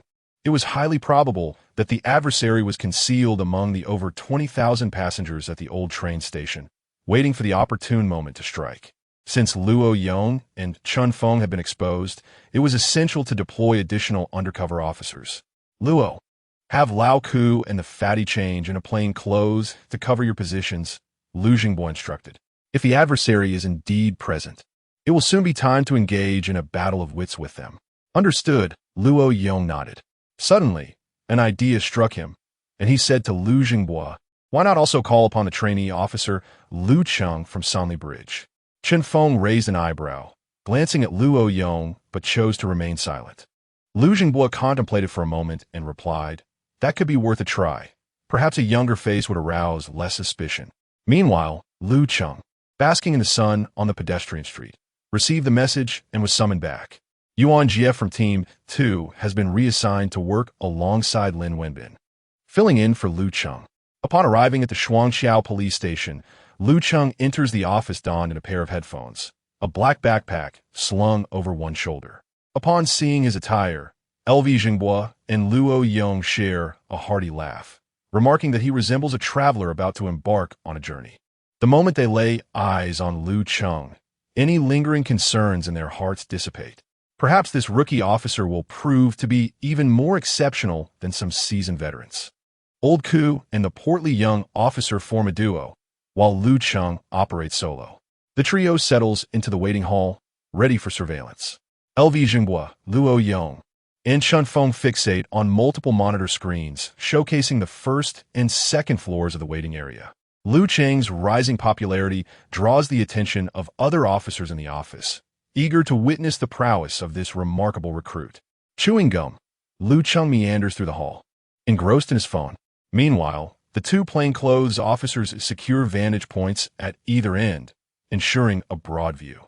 As the peak travel period unfolds, waves of passengers flood the hall, creating a cacophony of noise. Luo Yang, observing the monitor, notes Lu Cheng's aimless wandering and advises, Lu Cheng, your field of vision is far too limited with such aimless walking. Head south and find a spot to sit discreetly and observe. Lu Cheng still lacks experience. Relying on random wandering to uncover the elusive pickpocket gang is a strategy fraught with minimal probability of success. Chapter 43. Now is not the time for you, the trainee officer, to play the hero. Upon hearing Luo Yang's reminder through his earpiece, Lu Cheng settled into a position with a clear view. Contrary to Luo Yang's advice to take a seat in the southern area, he chose a spot near the entrance gate and proceeded to indulge in a mobile game. Chun Feng, observing Lu Cheng on the monitor, exchanged a knowing smile with Luo Yang, remarking on the youth's independent spirit, seemingly disregarding the directives of Captain Luo. Luo Yang merely shook his head, allowing the young man his freedom. Had it been another trainee officer, he would have surely reprimanded them sternly. Yet, recognizing Lu Cheng's exceptional nature, he opted to grant him the liberty to act as he pleased. Chun Feng, upon hearing Luo Yang's words, moved his lips, but ultimately refrained from further comment. Lu Cheng was not idly wandering. Rather, he was employing the system skill Flycatcher, which activated within a 30-meter radius, to conduct a thorough inspection of the waiting hall in the station. This 30-meter range, centered around Lu Cheng, formed a spherical radius that included vertical distance, thus encompassing the second-floor waiting area as well. The outcome revealed that the flycatcher skill had not been triggered. In a matter of minutes, Lu Cheng had meticulously scrutinized the waiting hall, accommodating a passenger flow of 20,000, ensuring no corner was overlooked, including restrooms and tea rooms. Meanwhile, Luo Yong and his team at the police station's command center remained fixated on various surveillance feeds. The old train station's monitoring system had numerous blind spots, and faces became indistinct at distances exceeding 25 meters, complicating the covert actions of pickpockets. Consequently, plainclothes officers primarily conducted surveillance, with background monitoring serving as a supplementary measure. The anti-theft operations at the old train station had always posed considerable challenges.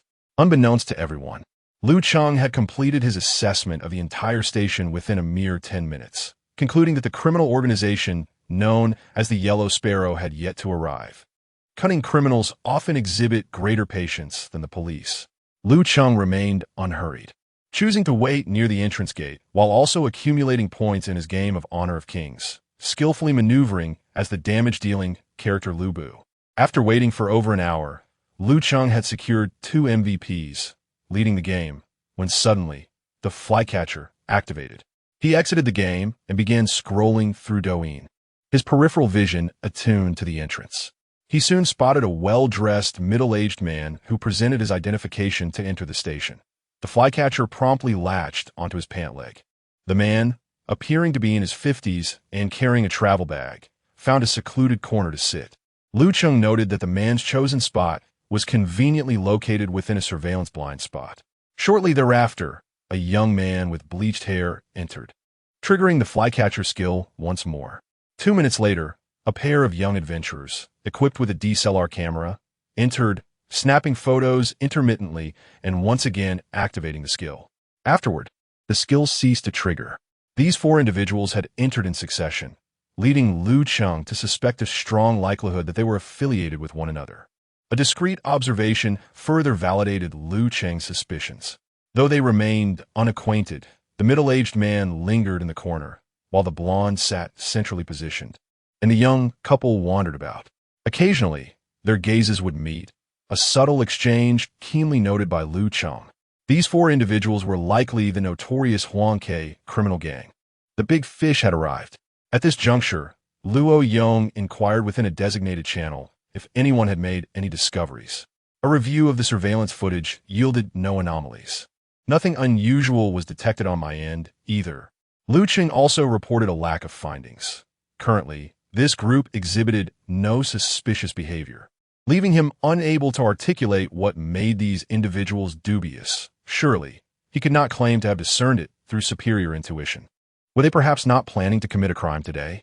Luo Yong furrowed his brow, finding the situation quite exasperating. LV Zhengbo clapped Luo Yong on the shoulder, stating, "The big fish isn't so easily caught." With that, he ascended the stairs, leaving Luo Yong, Chun Feng, and 3 officers from the information team to continue their vigil over the surveillance footage. Lu Cheng scrolled through Douyin for half an hour while discreetly observing the quartet. Drawing from his brief experience of just over a week, he speculated that the middle-aged man, who had entered first, was lurking in a shadowy corner. Remaining inconspicuous, he seemed to be the leader of this group, orchestrating the situation. The young couple, clearly on the hunt for targets, wielded a DSLR camera, which served as an effective tool for scrutinizing details. As for the blonde, he remained seated, engrossed in a game, leaving Lu Cheng perplexed about his role. After the young couple had surveyed enough potential targets, they settled in a nearby spot. Lu Cheng waited for over 20 minutes. Yet the 4 individuals exhibited no signs of unusual activity. He observed them occasionally glancing around, their eyes scanning the vicinity. He quickly averted his gaze, lowering his head to engage with his phone, narrowly avoiding their glance. This gang was organized and disciplined, far from ordinary thieves, which made Lu Cheng exceedingly cautious. Why had they yet to make a move? After pondering for a moment, a sudden epiphany struck him, suggesting he might grasp their intentions.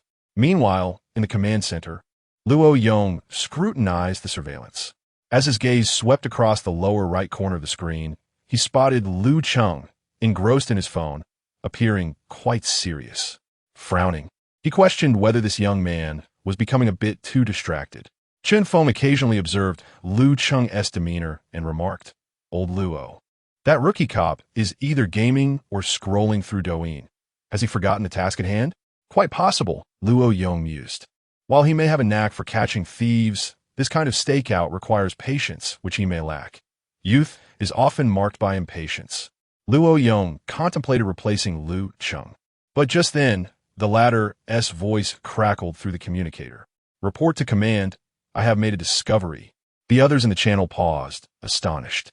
The rookie, Lu Cheng, had made a discovery? So soon? Just moments ago, he had claimed to have found nothing. Luo Yong was the first to react, urgently inquiring, "Quickly, what have you discovered?" The Yellow Sparrow gang should already be in the waiting area, comprising 4 members. Lu Cheng replied calmly. "What? The Yellow Sparrow has entered?" Everyone's spirits lifted at once. "For individuals? Where are they? What are their physical characteristics?" Luo Yong pressed on eagerly. "Do not rush, Captain Luo. It is not the right time to disclose that information." Lu Cheng responded. "Not the right time? What do you mean? Is this brat still playing games at a time like this?" Luo Yong wished he could strangle Lu Cheng to compel him to speak. "What are you playing at? Any discoveries must be reported promptly. This is a matter of teamwork. Not your moment to shine as an intern." Luo Yong's tone became stern. The Yellow Sparrow gang was no ordinary band of thieves. The anti-pickpocket task force had assembled seasoned veterans who had been lying in wait for 2 days. Just 2 hours ago, even their captain had been compromised, indicating the formidable nature of this group. Yet, at such a critical juncture, Lu Cheng was still acting up. Luo Yong's voice grew louder, drawing the attention of other officers in the office, who gathered to see what was amiss. Hearing the commotion, LV Jingbo descended from the upper floor and stood behind Luo Yong. Frustrated, Luo Yong felt on the verge of cursing when LV Jingbo took the walkie-talkie and asked, "Lu Cheng, please finish your statement." Chapter 44. The hunter often appears in the form of prey. At present, Luo Yong's mental state is one of urgent desire to apprehend the group known as the Yellow Sparrow. After observing them for 2 days, he has not only failed to achieve any results, but has also inadvertently exposed himself. Now, he cannot approach the scene directly and is left to monitor the surveillance footage, which, to be candid, is rather distressing. Previously, he had remarked upon Lu Cheng's lack of patience. However, it seems that this captain is somewhat hasty himself. Director L. Jingbo remains remarkably composed, believing that Lu Cheng certainly has his own strategies, and thus he wishes to hear Lu Cheng's thoughts in their entirety. Luo's assertion holds true. This band of thieves is not to be underestimated, which is why I cannot reveal the identities of these individuals just yet. At this moment, the office is enveloped in an unusual silence, broken only by Lu Cheng's voice emanating from the radio. After prolonged observation, I have noted that once this group entered the station, they meticulously conducted their reconnaissance, but have yet to take action. Why? We have been searching for them, yet they have also been searching for us. Upon hearing this, everyone was momentarily taken aback. They have also been searching for us. Some individuals, slower to grasp the implications, struggled to comprehend the statement. Yet, Elgin was heart-stirred. He inquired, "Do you mean they're seeking out our plainclothes officers stationed at the bus station?" Both Luo Yong and Chen Feng felt a shiver of apprehension. Lu Cheng affirmed, "Most likely, they wish to ascertain the locations of our undercover agents before executing their plan right under our noses." El Jingbo nodded in agreement.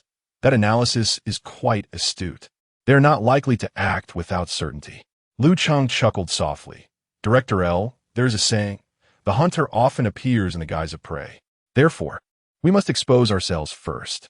If I were to disclose the whereabouts of that group now, our team would become aware of their existence. And such exposure would seem too deliberate, potentially alerting them to our intentions. In the film, the most obstinate character is one who would rather die than divulge information." After articulating his thoughts and plans, both Luo Yong and Chen Feng inhaled deeply. This young man possesses a depth of insight that is quite remarkable. The notion that the hunter often takes the form of prey? Goodness, he is indeed engaging in a battle of wits with those criminals. The officers in the office, upon hearing Lu Cheng's analysis, were left in a state of astonishment. They began to question whether Lu Cheng was merely an intern. He seemed to embody the qualities of a seasoned detective with years of experience. Moreover, among the 7 or 8 veteran plainclothes officers stationed in the waiting hall, none had noticed the thieves. Only Lu Cheng had made that discovery. To speak of it seems almost unbelievable. Lu Cheng nodded in approval of Lu Cheng's proposal and turned to Luo Yong, asking, "What do you think of Lu Cheng's suggestion?" "Feasible." Luo Yong clenched his fist, drawing upon his years of experience in anti-pickpocketing. He had encountered many cunning thieves in his time. A group like the Yellow Sparrow, composed of intelligent criminals, would certainly not act recklessly. Since they intend to play their cards cleverly, we shall engage them on their own terms, intentionally presenting them with an opening. Had Luo Yong witnessed this scenario unfold in real time, he would have arrived at the same conclusion as Lu Cheng. However, it is worth noting that Lu Cheng is merely an intern, having been on the job for less than a week. His thoughts are so outlandish that no one would believe them if he spoke of them. Consensus was reached, and Luo Yong issued the directive. Ding Chengji Lao Ku and the stout man need not conceal themselves any longer. They intentionally revealed minor flaws to draw the attention of the Yellow Sparrow and his band of thieves. The others were to do nothing but wait for Lu Cheng. Following the plan, Ding Chengji, Lao Ku, and the stout man commenced their charade within a charade. They took positions in different areas of the hall, their 3 pairs of eyes scanning for something amiss. Sha Chong asserted that by focusing intently on a single individual's gaze, one could discern whether that person was a police officer. The young couple was the first to spot the stout man's apparent slip. With a click, the woman captured his image with her DSLR camera. Upon recognizing the plainclothes officer, a triumphant smile graced her face. Shortly thereafter, the young man noticed Lao Ku, who feigned reading a newspaper while discreetly observing the passengers. Another plainclothes officer was uncovered. Finally, it was Ding Chengji who drew the attention of an elderly man in the corner. Ding intentionally allowed the butt of his firearm to protrude beneath his clothing, prompting the elder to take notice and smile knowingly. 2 patrolling officers and 3 plainclothes agents, having identified their counterparts concealed among the passengers, relaxed their vigilance. The Yellow Sparrow was poised to commence his thievery. At this juncture, Lu Cheng reported the physical descriptions and locations of the 4 individuals via the communication channel. On the surveillance footage, aside from the elderly man in the blind spot, the remaining 3 were quickly identified by Luo Yong and his team. "Is it them?" The other 4 plainclothes officers stationed in the waiting hall immediately locked onto the positions of these 4. The next step was to cast the net wide. Noticing an empty seat beside the yellow-haired youth, Lu Cheng confidently approached. Oblivious, the youth was engrossed in playing a mobile game, as if the impending operation bore no relevance to him. Uncertain of the yellow-haired youth's intentions during their heist, Lu Cheng boldly took a seat beside him. The youth's gaze remained fixed on the game, but his peripheral vision caught Lu Cheng, who was also wearing headphones and engrossed in the same game, raising no suspicion. As the word defeat blared from the speakers, the yellow-haired youth slammed his phone in frustration. "Damn, a bunch of losers." At that moment, Lu Cheng concluded his game, with the legendary warrior Elbu once again earning MVP, leading his team to victory. The youth glanced at Lu Cheng's phone screen, his eyes lighting up, and he patted Lu Cheng on the shoulder. Removing his headphones, Lu Cheng looked at him in confusion. "What is up?" The youth exclaimed, "Bro, you play Elbu quite well. Are you on WeChat or QQ? Let us duo Q." "QQ? Duo Q? Are you any good?" The youth's eyes widened in indignation. "Damn, I'm a sharpshooter with 100% glory." "Really? Then let us go. Just 1 match. I need to check tickets in half an hour." "Let us do it." The yellow-haired youth was like a gaming addict, and thus, the 2 began their duo Q.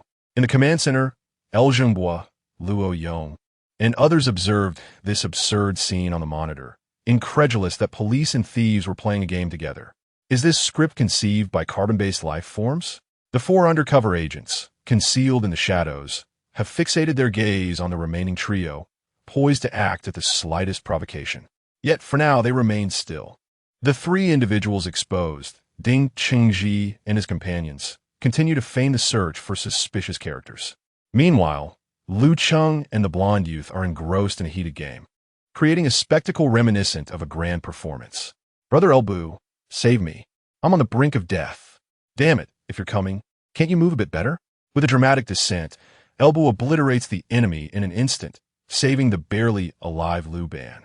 5 minutes later, the enemy base erupts in flames. After several unfortunate rounds, the blonde youth finally triumphs and gives Lu Cheng a hearty pat on the back. Well done, my friend. You did great. You still need to practice as a marksman. Lu Cheng shoots a sidelong glance at the blonde youth before rising to his feet. Aren't you coming back? Not anymore. I need to check tickets. One more round, just one more. No way. You're too much of a burden. The blonde youth narrows his eyes. Me a burden? You're the one who is pathetic. Lu Cheng retorts defiantly.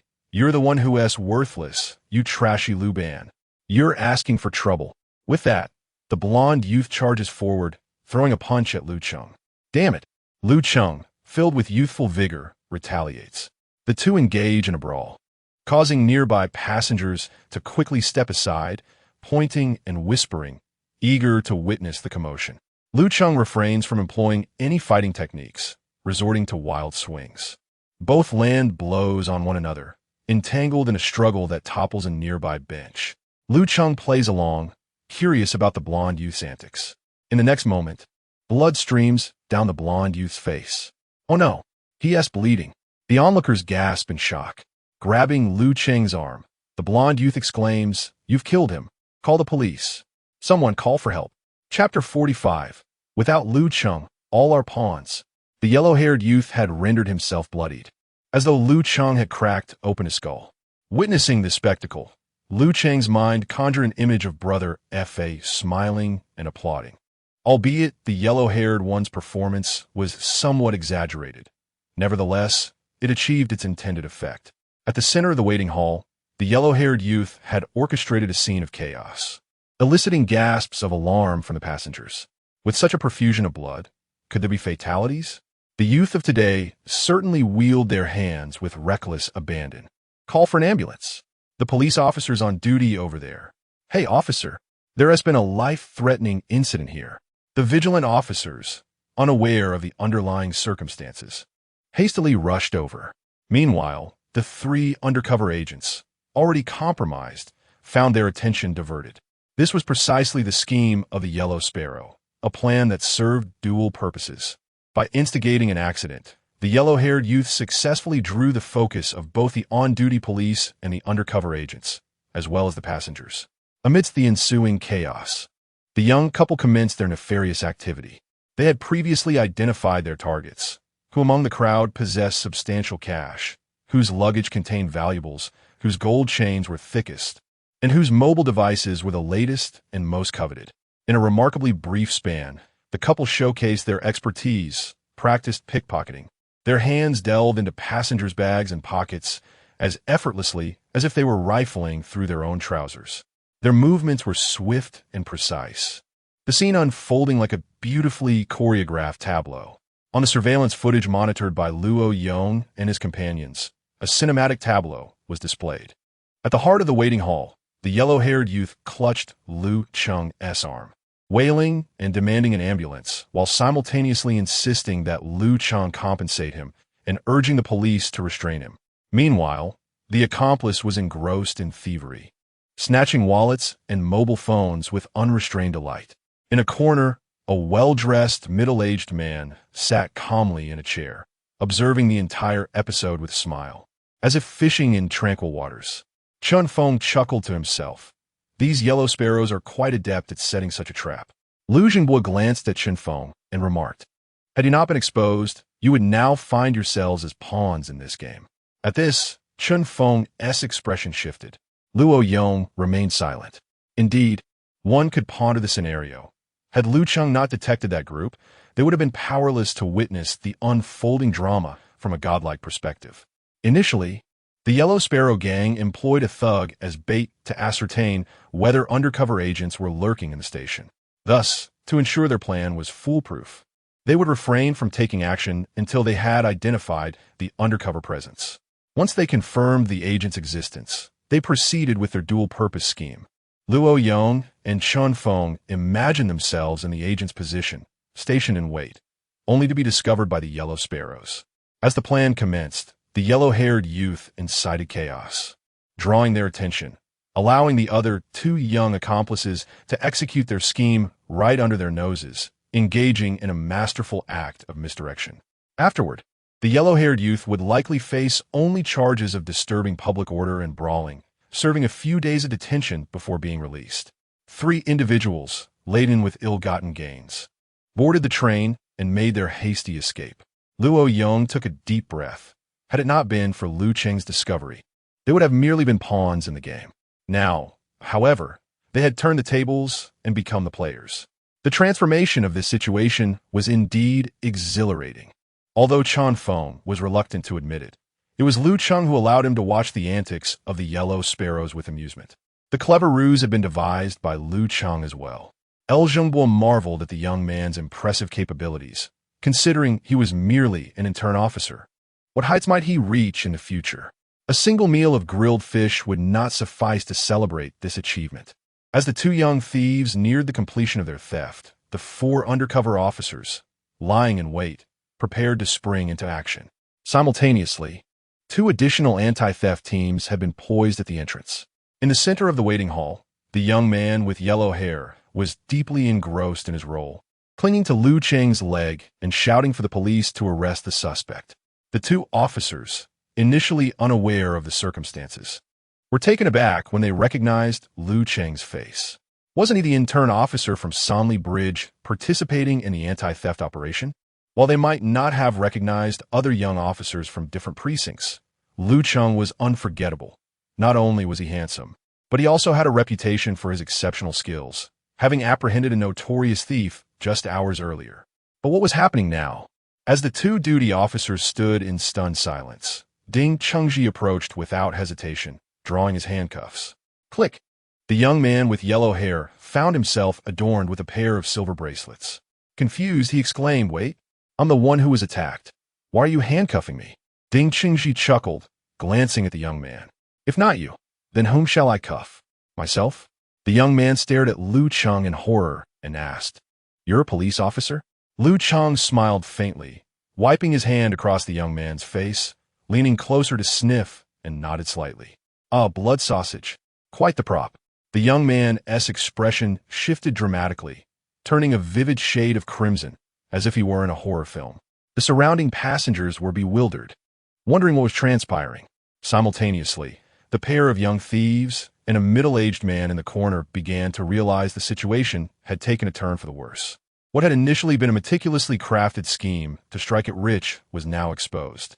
Sensing the impending danger, the young couple prepared to flee, only to find themselves encircled by 4 individuals who had suddenly appeared from all directions. At this moment, the 2 anti-theft teams at the entrance surged forward, led by Captain Luo Yong, with Chun Feng following closely behind. "Don't move. There's no escape. Yellow Sparrows, you've flown into the birdcage." Luo Yong strode forward with confidence. After 2 days of effort, they had finally captured the elusive Yellow Sparrows. The young couple, witnessing the arrival of so many officers, felt their hearts sink. Realizing their fate was sealed, no longer resisting, they raised their wrists, surrendering to the inevitable silver bracelets. Luo Yong turned his head and gazed towards the southeastern corner. Yet he found no trace of the middle-aged man. Where could he be? Just moments ago, he was right there, and now he seems to have vanished in the blink of an eye. Search for him. We cannot let him escape. Luo Yong instructed several individuals to escort the yellow-haired man and the young couple back to the station, while the remaining personnel sought out the ringleader of the Yellow Sparrow gang. The passengers stood frozen in place, complying with the police's demands. "Captain Luo, he's not in the hall. He has disappeared?" Luo Yong furrowed his brow. "Have you checked the restroom? I will take a look." Chun Feng took 2 men to search the restroom. Shortly after, Chun Feng emerged, shaking his head at Luo Yong. "What's this? Has he evaporated into thin air?"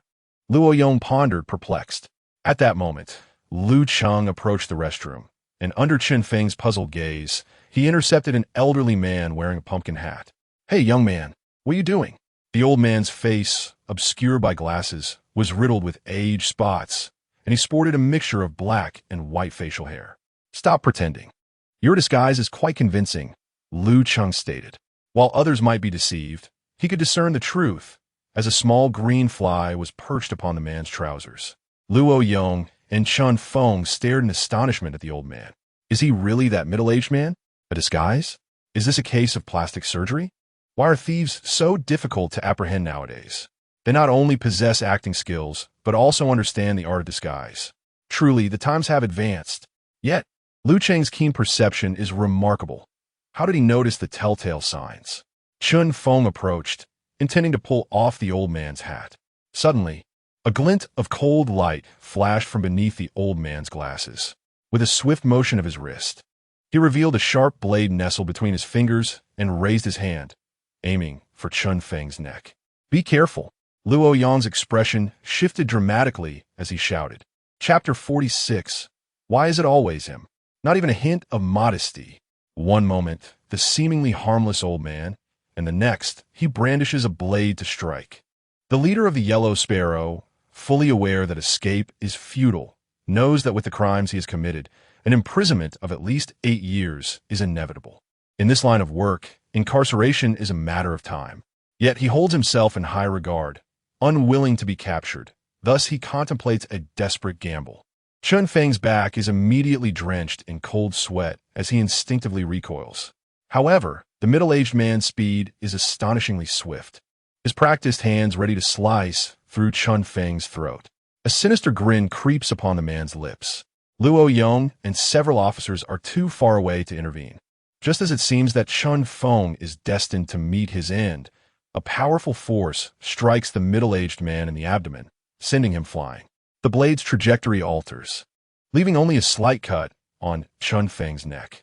It is Lu Cheng, who at the critical moment executes a fierce whip kick. The middle-aged man is propelled 3 meters through the air, sliding to a halt on his knees. He raises his head, casting a venomous glance at Lu Cheng, "You son of a," before he is interrupted by a violent expulsion of bile. The onlookers gasp in shock. The sight of that kick alone is painful to behold. How can young officers be so formidable these days? The incident unfolds so rapidly that many observers are momentarily stunned. Luo Yong regains his composure and rushes over, forcefully pressing the middle-aged man's head into the vomit on the ground, using his knee to pin his back, swiftly applying handcuffs. The other officers finally react, hastening to assist in lifting the Yellow Sparrow leader from the ground. Luo Yong turns to Chun Feng. "Are you all right?" "I'm fine," Chun Feng replies, touching the wound, which is merely a shallow cut. "No need for a hospital, just a band-aid will suffice." Luo Yong glances at Lu Cheng. "You young man have quite the kick." Internally astonished, he marvels at the impressive skills of this rookie officer. Chun Feng feels a mix of emotions, having narrowly escaped death. He nods appreciatively at Lu Cheng, sincerely expressing, "Thank you." Lu Cheng shakes his head in modesty. The following day, the anti-theft operation concludes successfully. Not only did they apprehend a notorious thief, but they also captured the Yellow Sparrow, a significant catch indeed. One could say the operation was immensely fruitful. Whether in capturing the thief or ensnaring the big fish, the credit undoubtedly belongs to Lu Cheng. This intern from Assonli Bridge Police Station has truly distinguished himself. It was him yesterday, and it is him again today. Why is it always him? Not a trace of humility. This anti-theft operation has turned into his personal showcase. In the cafeteria of the Double Bridge Police Station, the officers, exhausted and famished after a day of apprehending thieves, transform into voracious diners. As they eat, they discuss Lu Cheng, with the most talked-about moment being the instance he sent the Yellow Sparrow leader flying with a single kick. Absolutely impressive. This young man not only excels in apprehending criminals, but also possesses remarkable martial prowess. My goodness, are even intern officers so competitive now? Do not speak nonsensically. Have you heard of a rookie officer who has only been on the job for a week, capturing thieves as if they were mere chickens? He is unworthy of being a probationary officer. He must be promptly confirmed in his position. By the way, where is Lu Cheng?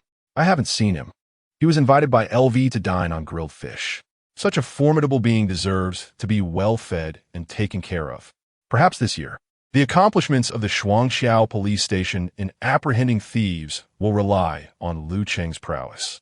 Next time we require assistance, we must call upon him. At the Da Fu Fish restaurant, Lu Cheng was the sole probationary officer in the private room. The others were either the station chief or seasoned officers, including Chen Feng. Lu Cheng's kick had prevented Chen Feng from visiting his great-grandmother, so this meal should rightfully have been on him. Since that kick, Chen Feng's attitude towards Lu Cheng has undergone a significant transformation. A rookie from the Qingshi Well police station, he graduated at the top of his class from the police academy and is Chen Feng's disciple. Later, Station Chief Wan Gong shockingly intended to exchange his disciple along with another top student for Lu Cheng, although the exchange did not materialize.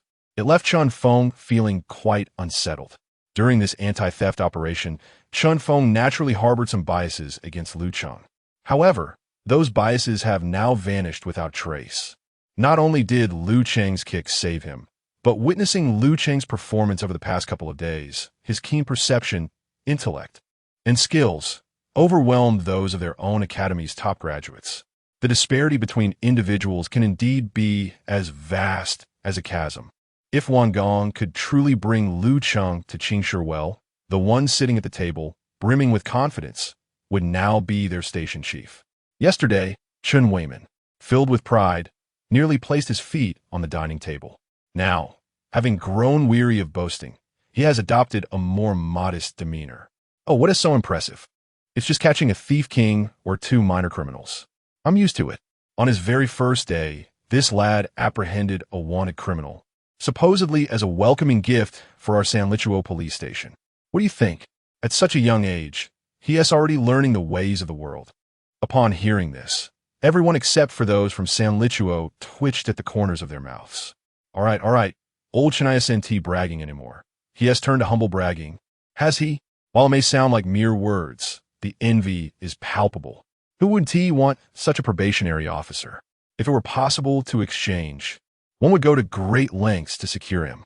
When Chen Weiman received a call from LV Jinghua, inviting him to the usual spot for grilled fish and even replacing the wine with Mao Tai, a rare vintage that LV had cherished for years, he surmised that Lu Cheng must have caught another thief king. Upon inquiring, he discovered that it was even more remarkable. The notorious Yellow Sparrow thieving gang, renowned throughout the province, had finally been captured. Although it was a collective effort, Lu Cheng played a pivotal role. Who would dare employ a probationary officer for such a significant catch? Except for Lu Cheng, Yuan Jie and Lin Wenbin had also captured two petty thieves today. Upon returning, they eagerly reported to Chen Weiman. Upon hearing that the Shuangxiao police station was once again treating everyone to grilled fish, Lin Wenbin's mouth watered, and he yearned to join in on the feast. However, Chen Weiman mercilessly declined his request. What is this? You think two minor thieves warrant a grilled fish feast? Have some decorum. In the future, there is no need to make a special phone call to report such petty thieves. Do you not realize how busy I, the director, After the call was disconnected, Yuan Jie and Lin Wenbin were left in stunned silence. After a long pause, Yuan Jie pouted. Our director Chen is getting a bit carried away. Even the petty thieves no longer regard us. Lin Wenbin sighed. In the past, when we were patrolling the Sanlichuo district, we couldn't even catch a glimpse of a thief. Ever since Lu Cheng arrived, everything has changed. The anti-theft operations are set to continue for several more days, but as previously agreed, the young officer from the Sanlichuo police station will only provide support for 2 days. Tomorrow, Chen Weiman will withdraw them. After all, this time, Sanlichuo was not assigned any cases and, in principle, is not participating. Moreover, the district's criminal investigation team is dealing with a homicide case, with suspects possibly from Sanlichuo, and the initial crime scene may also lie within our jurisdiction. Starting tomorrow, a thorough investigation will take place in the Sanlichuo area, which will undoubtedly stretch our resources thin. Hence, Lu Cheng and his team must be recalled. Lu Jinghua considered asking to retain Lu Cheng for a longer duration, but ultimately refrained from doing so. There was no need to voice his request. Chen Weiman would certainly be reluctant to part with such a valuable asset.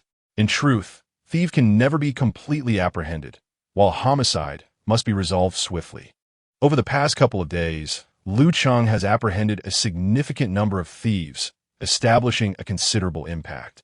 It is likely that news of the arrests will circulate among the criminal underworld, leading others to temporarily cease their activities. Lu Cheng patted Chen Weimin on the shoulder and remarked, "Should you require assistance from our Xuanqiao police station, do not hesitate to let us know." This goodwill must not only be drawn upon, but also replenished. Chen Weimin waved his hand dismissively. "If we need your help in the future, we will reach out. For now, you have your own anti-theft operations, and if you lack personnel, the higher-ups will surely make arrangements."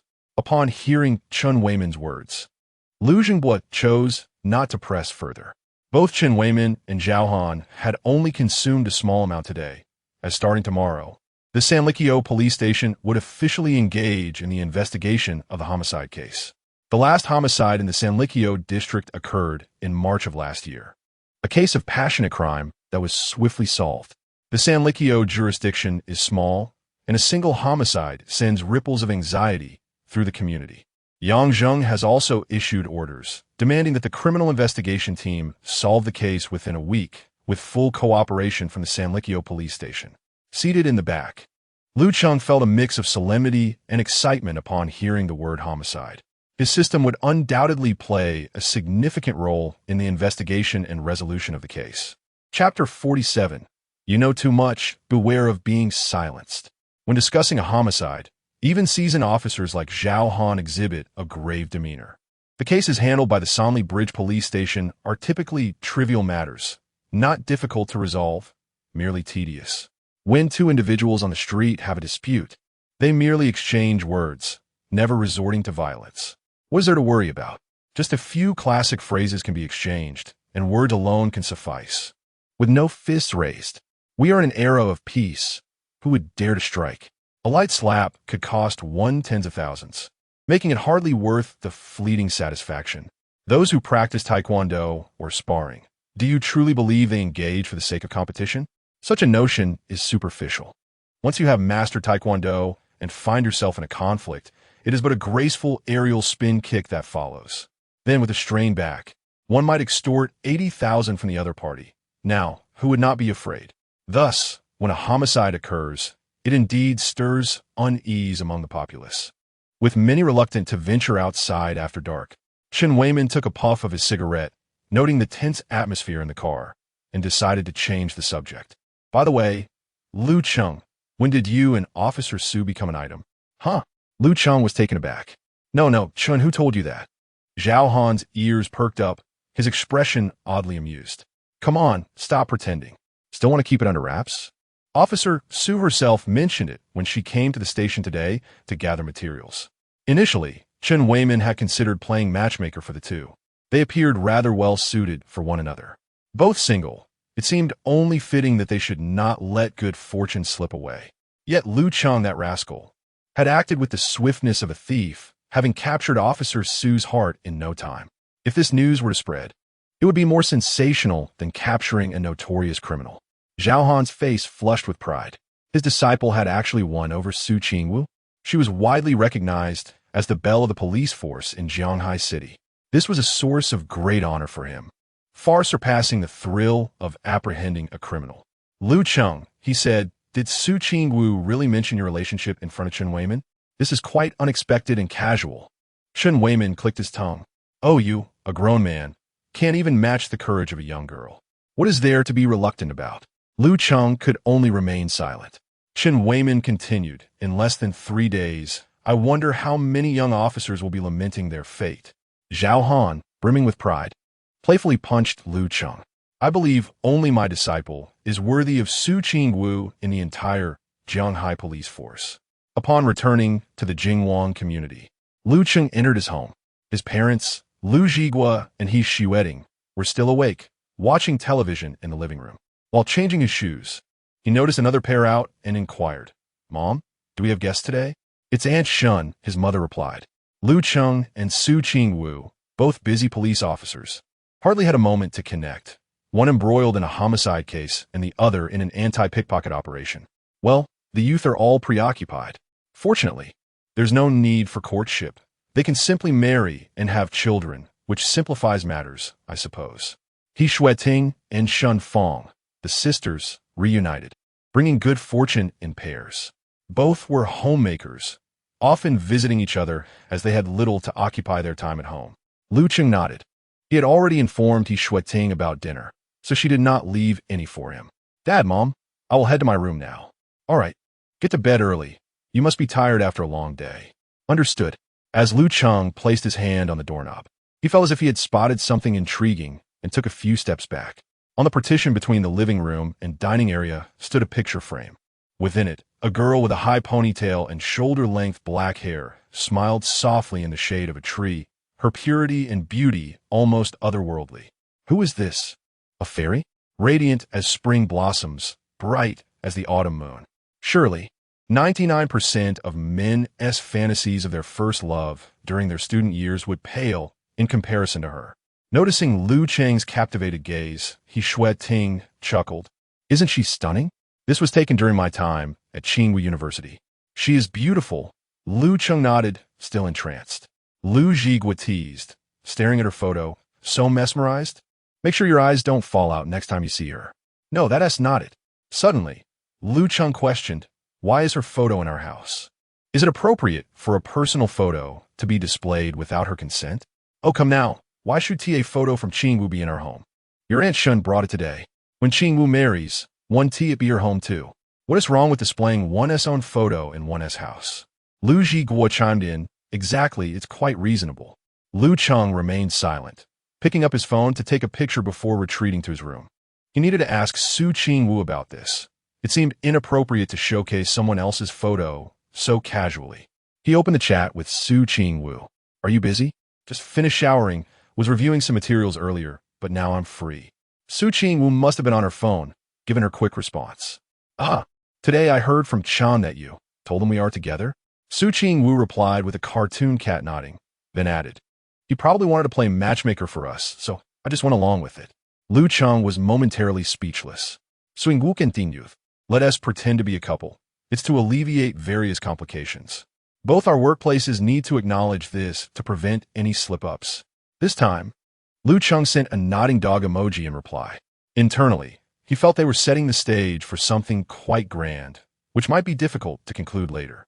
Moreover, the peculiar coincidence that their mothers suddenly shared a closer bond, not merely as sisters but almost sisters-in-law, added to the complexity. Both families were keen on the union. Would a sudden betrayal lead to dire consequences? Lu Cheng dared not ponder further. The thought was more terrifying than a horror film. He sent the photo of the frame from the living room to Su Tsinghua, asking, your picture is boldly displayed in my home. Are you aware of this situation? Su Tsinghua replied, yes, your Aunt Shun informed me. Lu Cheng, are you Aunt Shun? Su Tsinghua also sent a picture. The image depicted a little girl with braided pigtails, dressed in a small skirt, with a red painted on her forehead, smiling adorably. Upon seeing this picture, Lu Cheng experienced an internal upheaval akin to an earthquake of magnitude 8. He quickly typed, where did you acquire this image? Su Tsinghua, your mother gave it to me. Lu Cheng, that is utterly outrageous. Did you obtain permission from the subject? Su Tsinghua, you were quite cute as a child. Lu Cheng sent a coal-black expression in response. At that moment, Su Tsinghua, sitting on her bed with her long, elegant legs stretched out, noticed Lu Cheng's expression. Her fair face appeared cool and composed, yet the corners of her mouth curled into a slight smile. Comrade, He Shueting had a hint of superstition, perhaps fueled by her deep affection for Lu Cheng. She once cast a fortune for young Lu Cheng, proclaiming that until the age of 3, he must be raised as a daughter, and only then would his life be filled with smooth sailing, peace, and joy. Thus, Lu Cheng was left with a chapter of his past that he preferred to forget, only regaining his masculine identity upon entering kindergarten. Lu Cheng, you know far too much. Beware lest I silence you. Su Tsinghua, can you even defeat me? You've already been bested. Lu Cheng, you should know that Dad's martial arts mastery has reached level 2. Next time we spar, if you find yourself pinned to the ground, do not weep, Officer Su. Lu Cheng brimmed with confidence. Speaking of the system, after apprehending the gang of yellow sparrows, the rewards arrived shortly thereafter. At that time, he was too occupied to take note. After exchanging a few brief words with Su Tsinghua, He set down his phone and turned back to see what rewards he had received. Chapter 48. A case must be solved, no matter the cost. The police vehicle from the Sioux City branch arrived at the Shuangqiao police station to escort the captured thief, known as Old Cat. Station Chief L. Jingbo personally welcomed them. When the Sioux City officers inquired about how the thief was apprehended, L's response left them momentarily stunned. Soon, all three officers from Sioux City exhibited expressions of astonishment. Chief L, are you saying it was a trainee officer who caught Old Cat? Indeed, it was an ordinary rookie thief who managed to do so. Are you jesting? Absolutely not. L. Jingbo nodded earnestly, affirming he was not joking. The three Sioux City officers exchanged glances, their skepticism evident. Yet they reasoned that Chief L had no reason to deceive them. Moreover, the case file would surely elucidate the circumstances surrounding the incident. With that thought, they inhaled deeply, their expressions becoming somewhat complex. Previously, the entirety of Sioux City had struggled to apprehend Old Cat for an extended period. Eventually, when Old Cat was placed on the provincial wanted list, there were still no results. The notorious thief was not easily captured. Yet, ironically, he was effortlessly caught by a trainee officer in Jianghai, rendering the conclusion rather anticlimactic. Are your trainee officers in Jianghai truly that formidable? May I meet this illustrious individual? The leading Sioux City officer remained skeptical. He's not here. He returned to his jurisdiction today. What a pity. The Sioux City officer remarked with a hint of regret as he boarded the vehicle. El Jingbo watched them depart. Although Lu Cheng belonged to the Sanlikyo police station, he was still a police officer of Jianghai City. Observing the incredulous expressions on the faces of the neighboring officers from Sioux province, El felt a small thrill of satisfaction within. Lu Cheng bought 5 large meat buns and a cup of sweet soy milk at the entrance of his community. The vendor, an elderly man, was astonished and asked, "Xiao Lu, don't you usually eat 3? Why 5 today?" "Yesterday, the system rewarded me with 2 points of stamina, so naturally, I require more energy," Lu Cheng replied, chewing on a bun with his words somewhat muffled. The old man was taken aback. What system stamina? He completely failed to comprehend. Huh. It's only natural you wouldn't understand, Grandpa Gu. Since childhood, Lu Cheng had a hearty appetite.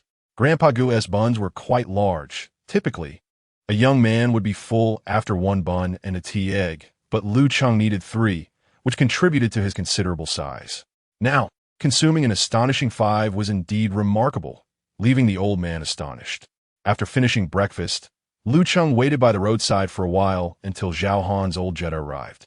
Today, the Sanlikyo team was heading to the precinct for a meeting comprising not only Station Chief Chen Weiman, but also veteran officers Zhao Han and Cheng Jijia, alongside Yuan Jia and Lu Cheng. The younger officers were not deemed qualified to attend. Yuan Jia needed no introduction. He was a top student in criminal investigation, perfectly aligned with the profession, and also a protege of Chen Weiman. As for Lu Cheng, who would dare to oppose his inclusion? This young man had demonstrated the prowess to apprehend a notorious thief as if he were merely a petty criminal. His abilities dictated his standing. In comparison to the District Police Bureau, the Sanlikyo police station resembled a small temple to a grand hall. The massive national emblem gleamed with a cold, metallic sheen, exuding solemnity and dignity. As Lu Cheng alighted from a vehicle, he gazed upward at the words, "Serving the people, upholding justice, strict discipline," and in that moment, a profound sense of honor and responsibility surged within him. The meeting room on the 4th floor of the Criminal Investigation Division was nearly filled when Lu Cheng and his companions arrived. Seated at the front were the district leader, Yang Zheng, and the captain of the Criminal Investigation Team, Qin Mian. Su Qingwu sat beside Qin Mian, her beautiful eyes fixed on her laptop as she reviewed documents. Although clad in police uniform, her exquisite figure remained evident, particularly the graceful curvature of her form. As several individuals from Sanlikyo entered, the meeting room's seating proved insufficient. Aside from Chen Weiman, the others had to settle for additional plastic stools. The moment Lu Cheng entered the room, he captured the attention of many. Firstly, his tall and handsome appearance set him apart in a team devoid of handsome men, making him a distinctive presence. However, one does not pursue a career in law enforcement based solely on looks. Secondly, the recent successes of the anti-pickpocket operation had begun to circulate within the police force. further establishing Lu Cheng's reputation as an exceptional investigator. Thirdly, and most significantly, he had captured the heart of the team's flower, Su Qingwu. The two had embarked on a romantic relationship. Initially, disbelief swept through the ranks, with many dismissing the news as mere rumor.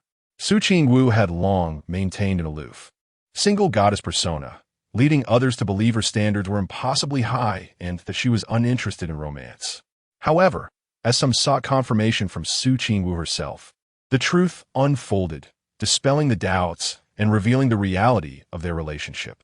The young, single officers within the police force felt as though the sky had fallen. Their pride was somewhat bruised. How could such a captivating figure be claimed by an intern from the Sanlikyo police station? Was this reasonable? Suddenly, Lu Cheng found himself facing numerous rivals. A few younger officers in the criminal investigation team cast him frosty glances, signaling hostility. Inwardly, Lu Cheng shook his head, realizing that he was, in fact, the one being scrutinized. He chose a seat near the back door, next to Yuan Jia. As the group from Sanlikyo entered, Su Qingwu briefly glanced in Lu Cheng's direction before her cool, elegant face turned back to the computer screen, as if their connection were non-existent. Yet to outsiders, the duo appeared remarkably discreet. The police department imposed no restrictions on office romances, and since they were not in the same department, they could have been more open about their relationship. The older officers relished the sweetness of such pairings. As the time approached, Yang Zheng cleared his throat and began with a few remarks. He primarily outlined the timeline for resolving the murder case and reiterated his former motto as captain of the criminal investigation team. A murder case must be solved. No resolution. No rest. These 8 words were not mere rhetoric. They were a call to action. Yang Zheng had once demonstrated such determination that he significantly improved the case resolution rate within the police force, ultimately earning him his current position.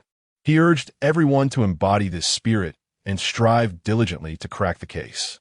Following that, Vice Captain Su Qingwu provided an overview of the case at hand. The projector's cooling fan emitted a steady hum, while a haunting image of a drowned female corpse was displayed on the screen.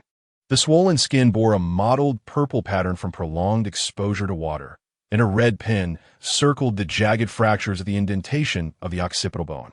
Su Qingwu, with her cool and melodious voice, began at 3 o'clock in the early morning of May 2nd. A sanitation worker retrieved a woven bag at the foot of the Binjiang Bridge. The deceased, Lin Xiaoman, aged 26, lived alone in a rental unit on Fangjia Hutong. The image of the corpse transitioned to the autopsy report on the screen. Su Qingwu continued, "Drowning is merely the FAAD. The victim sustained multiple head injuries, one of which was a comminuted fracture of the occipital bone, deemed fatal.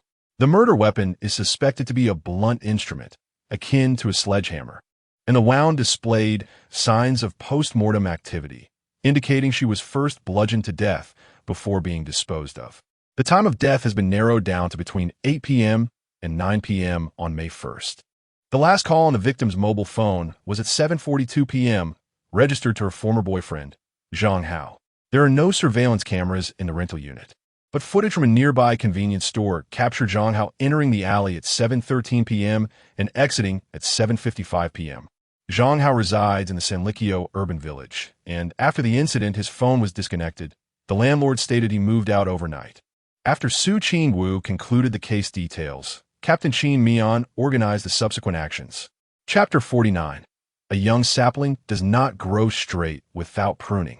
Lu Cheng has become arrogant. In the conference room, Yuan Jia, seated next to Lu Cheng, diligently scribbled notes, resembling an exemplary student. Lu Cheng understood the adage that a poor memory is better than a good one, yet he possessed a remarkable ability for memory retention. While Su Qingwu outlined the details of the case, he had already committed everything to memory, rendering his pen and notebook mere ornaments. Chen Weimin and Zhao Han occasionally jotted down key information, as did others around the table. In stark contrast, Lu Cheng remained seated, his notebook untouched, which undoubtedly set him apart. Yang Zheng casually glanced in Lu Cheng's direction, a frown creasing his brow. It was already a deviation from the norm to allow 2 rookie officers to attend the meeting, yet it seemed someone was not fully appreciating the opportunity. Even the top students from the criminal investigation program were diligently taking notes. What made this ordinary police academy graduate so exceptional? It appeared that recent successes in apprehending a few thieves had inflated his ego. Did he truly believe that solving a murder case was as simple as catching petty criminals? Yang Zheng could empathize with the youthful exuberance that often followed early achievements, having been young himself once. However, it was imperative to temper such arrogance. A young sapling must be pruned lest it grow wild, for a fall from such heights could be disastrous, potentially breaking a promising branch. While Lu Cheng contemplated his investigative approach, he suddenly heard Yang Zheng call his name. Bewildered, he stood up, drawing the curious gazes of Chen Weimin and Zhao Han. The trio from the Sanlikyo police station was merely there to assist in the case, following the directives of the criminal investigation team. Thus, aside from the station chief Chen Weimin, who occupied a chair, the rest, including the two rookie officers, were relegated to the corners of the room as mere spectators. Yet, why was this seemingly inconspicuous figure being singled out by Yang Zheng? All eyes turned to Lu Cheng, including Su Qingwu, who regarded him with her cool, piercing gaze. Yang Zheng proceeded to question Lu Cheng. While Officer Su was presenting the case details, everyone else was taking notes. Why did you not record anything? Your presence in this conference room signifies that the police department intends to nurture your potential and provide you with opportunities. Your attitude raises concerns. By publicly admonishing Lu Cheng, Yang Zheng aimed to deflate his burgeoning pride, preventing him from losing sight of his humility. Director Yang, I remembered it all, Lu Cheng stammered. Yang Zheng raised an eyebrow. You claim you remembered everything, yet your notebook remains unopened? How can that be? I committed it to memory, Lu Cheng insisted.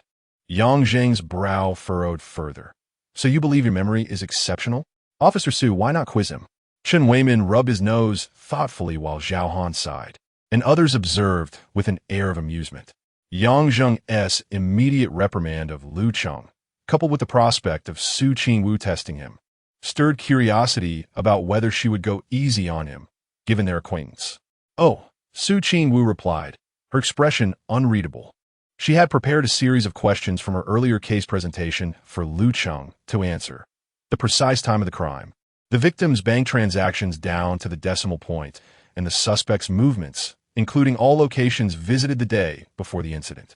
Upon hearing the news, others exclaimed in astonishment at Officer Su's unwavering integrity.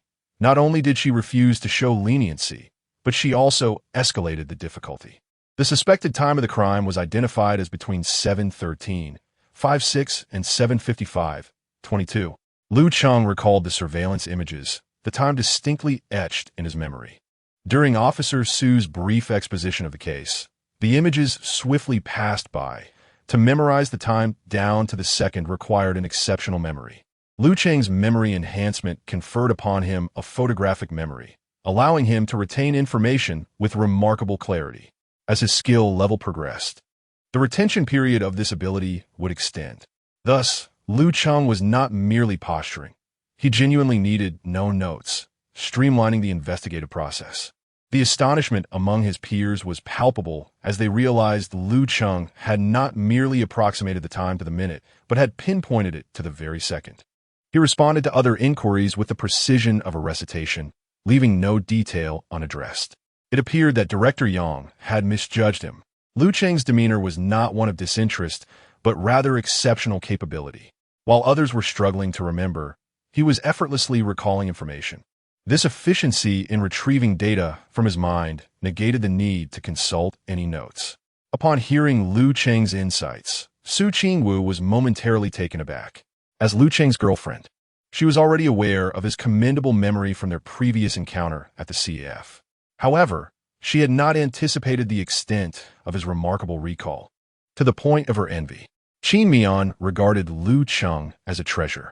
He was adept at apprehending criminals and now possessed an extraordinary memory, qualities that made him exceptionally suited for criminal investigations. At that moment, Yang Zheng raised an eyebrow, observing Lu Cheng with newfound respect. This young man had proven resistant to intimidation. The leader, feeling a slight embarrassment, forced a smile and remarked, you certainly have an impressive memory. Now, why don't you analyze the case and suggest our next course of action. How should we proceed with the investigation at Sanlikyo? This was initially a task designated for Qin Mian, but Yang Zheng, skeptical, insisted that Lu Cheng face a challenge and casually inquired, "What, Director Yang? Are you really asking him this? Surely, it's unfair to expect a rookie officer from a precinct to provide any substantial analysis." Lu Cheng furrowed his brow, pondering for several seconds. Just as everyone assumed he might falter, he began to speak. "I believe our actions should unfold in 3 phases. First and foremost, we must trace the suspect, Wu Hao, who is currently unaccounted for. Our primary focus should be on locations like unregistered inns, internet CAFs, and bathhouses. As he hails from northeast China, records indicate he made a call home after the incident, suggesting a potential escape. Yet current surveillance data implies he remains within the city." He continued, outlining the second phase, which involved a thorough sweep of the disposal route, from Fangjia Alley to the Binjiang Bridge, reviewing footage from 7 gas stations and 4 convenience stores along the way. Lu Cheng articulated every thought that came to mind. In the conference room, an anxious silence enveloped the air as incredulous expressions adorned the faces of his colleagues. Beside Lu Cheng, Yuan Jie's mind buzzed with disbelief as he fixed an incredulous gaze upon him. Who, indeed, is the true professional here? Yuan Jie had presumed that he would be unable to respond to the earlier question. Yet Lu Cheng articulated his thoughts with remarkable clarity. "What to do now? Is there no respite for us?" Su Qingwu's enchanting eyes widened slightly as she regarded Lu Cheng, shimmering with a captivating brilliance. Her boyfriend seemed to possess an extraordinary level of excellence. This revelation left Yang Zheng feeling somewhat insecure. From 2 seats away, he quietly inquired of Chen Weiman, "Has this fellow ever committed a homicide?" Chen Weiman, equally perplexed, replied, "Certainly not. This lad has only just begun his duties and has never encountered a homicide." The atmosphere in the conference room grew oppressive for the seasoned criminal investigators.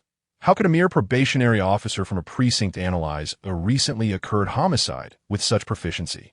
What are we, the professionals, to do? "Director Yang, are there any more questions, or may I take my seat?" Lu Cheng sensed the disquiet in the air and spoke up. Whether he was correct or not remained uncertain. He had perused numerous texts on criminal investigation in the past, and now, applying his knowledge for the first time, the expressions of those in the conference room suggested that he had not erred significantly. Yang Zheng, having struck out twice, found himself at a loss against Lu Cheng. Moreover, the issue was not one of attitude. While Lu Cheng utilized his intellect, the others relied on their notes. All right. Yang Zheng conceded. "This fellow is indeed formidable. Please take your seat, Qin Mian. Continue with the task assignments." Oh, Qin Mian cast a glance at Lu Cheng, realizing that this young man had effectively conveyed most of what he intended to say, and thus proceeded to organize the teams for action. The group heading to Sanli Bridge was tasked with conducting investigations, and Chen Weiman, the station chief, was no exception. The exception was Lu Cheng, who, following his earlier discourse, was exempted from the time-consuming investigative work and was assigned to a team with Su Qingwu to revisit the crime scene for further examination. Chapter 50, Lu Cheng's Discovery. A turn in the case. Listen here, young man. Pay close attention at the scene and heed Officer Su's instructions. Avoid any indiscretions. Zhao Han advised Lu Cheng before departing. Having arrived together, his mentor could not attend the crime scene, yet fortune smiled upon his apprentice. Yuan Jie, standing nearby, was green with envy. He could hardly bear to remain at Sanli Bridge any longer, for with Lu Cheng present, he felt destined for frustration. Lu Cheng nodded, pondering when he had ever acted out of line. He had always conducted himself with propriety. Chen Weiman waved his hand in front of Qin Mian's eyes, saying, "I say, Captain Qin, quit leering at our Lu Cheng. I know what you're thinking. Recruiting him is out of the question." Qin Mian chuckled. "Did I ever suggest I wanted to recruit him? You may not have voiced it, but your thoughts betray you," Chen Weiman retorted. Given Lu Cheng's current appeal, many had their eyes on him, and he felt the need to be vigilant. Qin Mian smiled non-committally. Perhaps in her eyes he is a prized asset, but here, his qualifications remain to be assessed. "Don't bother assessing. That lad lacks the aptitude for criminal investigation. Yuan Jie here is a bona fide expert in the field. So you might want to take note, Chen Weiman replied. Qin Mian shot a glance at Chen Weiman. Oh, so you're willing to cast aside your own apprentice? They're even willing to trade 2 top graduates from the police academy for him at King Shijing. Even if he is your disciple, some sacrifices must be made. Chen Weiman contemplated this, resolute that Lu Cheng would remain at Sanli Bridge. He would not let him go. He continued, he was merely passing through. How could someone studying criminal investigation remain at a police station? Qin Mian smiled. Well, I could take both of them. Chen Weiman retorted in frustration. Are you even human? Chen Weiman, Zhao Han, and others returned to Sanli Bridge to organize the investigation, leaving Lu Cheng to accompany Su Qingwu to the crime scene.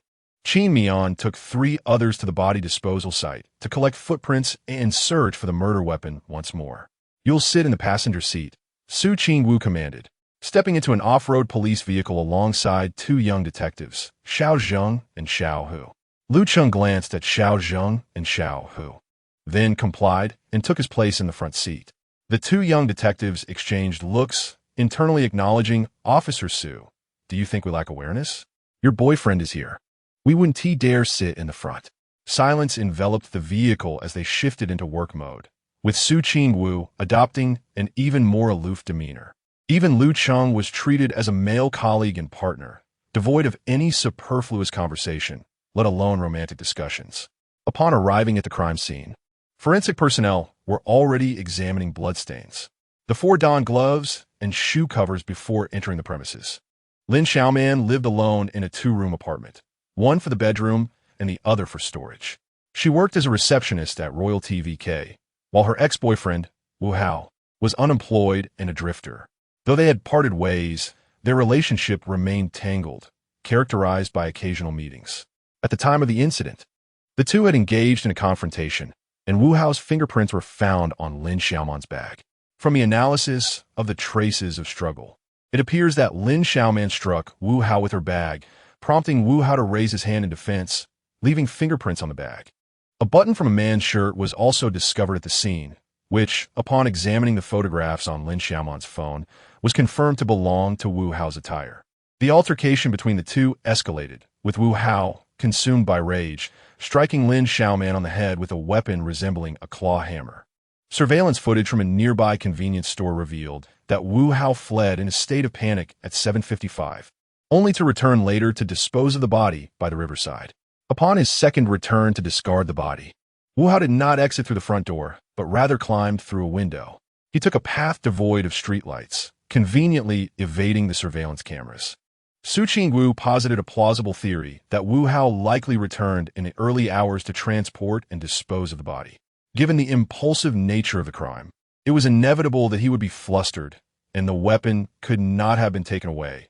It was either the crime scene or the disposal site, certainly discarded in haste. Upon re-examining the scene, the primary objectives were to uncover any additional clues and locate the weapon. The group dispersed to search. Lu Cheng, wielding a powerful flashlight, inspected dimly lit corners such as under the bed and behind the sofa. He believed it was highly improbable to find any valuable evidence in such places, yet he felt it necessary to conduct a thorough search. After more than an hour, both Xiao Zheng and Xiao Hu shook their heads, mirroring the results from the previous day's examination, with nothing new uncovered. Observing Lu Cheng still searching diligently, Su Qingwu inquired, "Intern officer, have you discovered anything?" "Intern officer?" Xiao Zheng and Xiao Hu exchanged peculiar glances, wondering if it was a term of endearment. Lu Cheng glanced at Su Qingwu and replied, "Not at the moment." Su Qingwu instructed Xiao Zheng to recheck the areas Lu Cheng had just inspected. Xiao Zheng looked at Lu Cheng and complied with the deputy captain's directive, saying, "Understood." Lu Cheng was momentarily taken aback, realizing that it implied a lack of faith in his abilities. Su Qingwu offered no explanation, but the fact that Qin Mian had allowed Lu Cheng to be present at the crime scene indicated his endorsement. However, since it was Lu Cheng's first experience with such an operation, he lacked the necessary experience. If he overlooked something, not only would she bear the blame, but Lu Cheng's evaluation might also suffer, potentially resulting in him being excluded from future opportunities. Thus, Su Ching-woo was determined to ensure everything was flawless. In contrast, Lu Cheng felt a sense of distrust. Although he was merely an intern, his presence at the scene was a testament to his capabilities as recognized by Captain Ching. Yet, Su Ching-woo seemed to doubt him. How could she not trust me, an intern? He thought. To put it bluntly, your 100 checks are no match for my one as an intern. After 10 minutes, Xiao Zheng conducted a thorough re-examination, but found nothing anew. Su Ching-woo nodded in acknowledgement. At that moment, Qin Mian's phone call came through, and Su Ching-woo answered, "Hello, Captain Qin. How is the investigation at the initial crime scene progressing?" Report to Qin. There have been no new findings. The situation remains unchanged from yesterday. Very well. Proceed to the body disposal site. Since the weapon has not been located, we may need to search the river. Understood. Just as Su Ching-woo was about to hang up, she suddenly heard Lu Cheng exclaiming from the window, "I have made a discovery." Su Ching-woo, Xiao Zheng, and Xiao Hu immediately turned their gaze in that direction. On the other end of the phone, Qin Mian also heard Lu Cheng's voice and quickly inquired, "What have you discovered?" Lu Cheng was examining the spot where the suspect had fled through the window, a location that Su Ching-woo had just recently inspected. Unsatisfied, he decided to conduct another thorough examination. Upon the second inspection, he indeed stumbled upon something significant. The window of this old rental apartment was still made of wooden glass, equipped with window hooks, also known as fixed wind hooks. As Lu Cheng leaned in for a closer look, he unexpectedly noticed a faint green glow emanating from it. The clue had been triggered. Lu Cheng lowered himself and illuminated the area with a powerful flashlight, revealing a fingerprint. If this fingerprint belonged to the suspect, Wu Hao, there would be no need for the green glow, as there were already numerous fingerprints of Wu Hao within the room, rendering this one inconsequential. Thus, could this be the fingerprint of the true perpetrator? Was Wu Hao not the culprit? Could it be true? Lu Cheng's heart raced with excitement. Was there a twist in this case? Chapter 51. Can a meeting also steal the spotlight? Currently, Lu Cheng's skill of trace detection has reached level 2, enabling him to uncover even more subtle clues. Intentionally, he re-examines the areas already scrutinized by Su Ching-woo. Is she so untrusting of her future husband? I shall not believe in her either. By a twist of fate, Lu Cheng indeed discovers a faint fingerprint on the window latch. Su Ching-woo's beautiful eyes sparkled with urgency as she instructed her colleagues from the technical department to collect the fingerprint. Zheng remarked, "It should still belong to Wu Hao. He must have inadvertently left it while maneuvering the body through the window." Xiao Hu cast a glance at Lu Cheng, pondering whether such a mere fingerprint warranted this level of excitement. Perhaps this rookie detective, in his first crime scene investigation, was simply exhilarated by his discovery. Moreover, it was commendable that he had sharp eyesight to notice a fingerprint on such a latch. Su Ching-woo understood Lu Cheng's motive for inspecting the window. It was merely a childish contest of wills. Her expression remained impassive, yet she shot Lu Cheng a glance that seemed to convey a promise of retribution. After comparison, the technicians discovered that the fingerprint did not belong to Wu Hao nor to Lin Xiaoman. Su Ching-woo furrowed her brow. Was there a third individual involved? Fingerprints on such metal hooks do not last long, typically not exceeding 3 days, a technician stated. Zheng stroked his chin thoughtfully. So, that means a third person was present in the rental apartment within 2 days before and after the incident? Xiao Hu inquired. But who could this person be? Why did their fingerprint end up on the window latch? Su Ching-woo pondered for a few seconds, feeling a loss. She instructed Zheng, "Preserve this evidence and take it back for now. The primary suspect remains Wu Hao.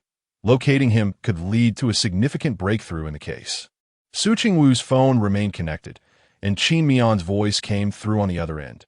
"A new fingerprint has been discovered?" "Yes, a third person's fingerprint. At present, it cannot be linked to the case. We will address it once Wu Hao is found," Su Ching-woo replied. Qin Mian spoke in a low tone. "Be meticulous. Do not overlook any trace of evidence." His words were directed at Su Ching-woo, Zheng, and Xiao Hu. It was rather embarrassing that a rookie, visiting a crime scene for the first time, had uncovered a new fingerprint while the seasoned detectives had missed it. Su Ching-woo glanced at Lu Cheng. initially assuming he was reveling in his small triumph, only to find him deep in thought. What occupies your mind? Nothing. Lu Cheng shook his head. In truth, he was contemplating that if the murderer was not the deceased ex-boyfriend, Wu Hao, then who could it be? It was indisputable that Wu Hao had conflicts with Lin Xiaoman, which logically cast suspicion upon him as having a motive for impulsively killing her. At this moment, only Lu Cheng was aware that Wu Hao was not the murderer. Yet this information could not be made public, otherwise he would struggle to justify it. Hence, Lu Cheng needed to deduce that Wu Hao was innocent, and that the real perpetrator was the owner of the fingerprint. Naturally, the one who disposed of the body would also bear the weapon's fingerprints. He must find the murder weapon. Lu Cheng now possessed a clear direction, yet the entire criminal investigation team was focused solely on locating Wu Hao. Su Qingwu cast a puzzled glance at him, then instructed Xiao Zheng and Xiao Hu to tidy up their belongings in preparation for meeting Qin Mian at the disposal site. At the Sanli Bridge police station, prior to the reconnaissance operation, Chen Weimin and Zhao Han returned to the station, while Lin Wenbin peered around, searching for Lu Cheng's presence. Hey Chen, where's my brother Lu? Lin Wenbin anticipated the dynamic duo of Lu and Lin to make a significant impact in the upcoming reconnaissance. A murder case had emerged in the Sanli Bridge jurisdiction, presenting a rare opportunity for experience. Brother Lu? Who's older between you two? Chen Weimin glanced at Lin Wenbin after having inspected the crime scene. The young officers, including Lin Wenbin, Chun Zilong, and Guolei, widened their eyes in astonishment. Go to the crime scene? ISNT, that the work of the criminal investigation team? What happened? Has Brother Lu been reassigned? Chen Weimin's expression darkened as he shot a glare at Lin Wenbin. Reassigned? Who dares to take my Chen Weimin's personnel? Lin Wenbin scratched his head and fell silent. Zhao Han interjected. Your brother Lu made quite an impression at the meeting. Team leader Qin made an exception and allowed him to accompany us to the crime scene. Wow. Lin Wenbin and the other young officers exchanged glances, incredulous that one could gain recognition from merely attending a meeting. Chen Zilong nudged the silent Yuan Jie and asked, ISNT, criminal investigation your area of expertise? Why aren't you at the crime scene? The high-achieving student glared at Chen Zilong, suppressing his frustration. Lin Wenbin shook his head, thinking to himself that Chen really had a knack for bringing up sensitive topics. Following the directives from a meeting, Chen Weimin proceeded to allocate tasks. All available personnel from the Sanli Bridge police station were mobilized to conduct a thorough investigation based on the suspect, Wu Hao's usual haunts. Meanwhile, several teams from the criminal investigation unit simultaneously reviewed surveillance footage from gas stations and convenience stores along the disposal route. Beneath the Binjiang Bridge, 5 or 6 police vehicles were parked by the roadside, cordoned off with police tape. A crowd of 30 to 40 onlookers gathered on the bridge, occasionally pointing and murmuring. A reporter from the local comprehensive channel in the Rainflower District was among them, initially intending to enter the scene to gather information. She was halted by the officers stationed outside.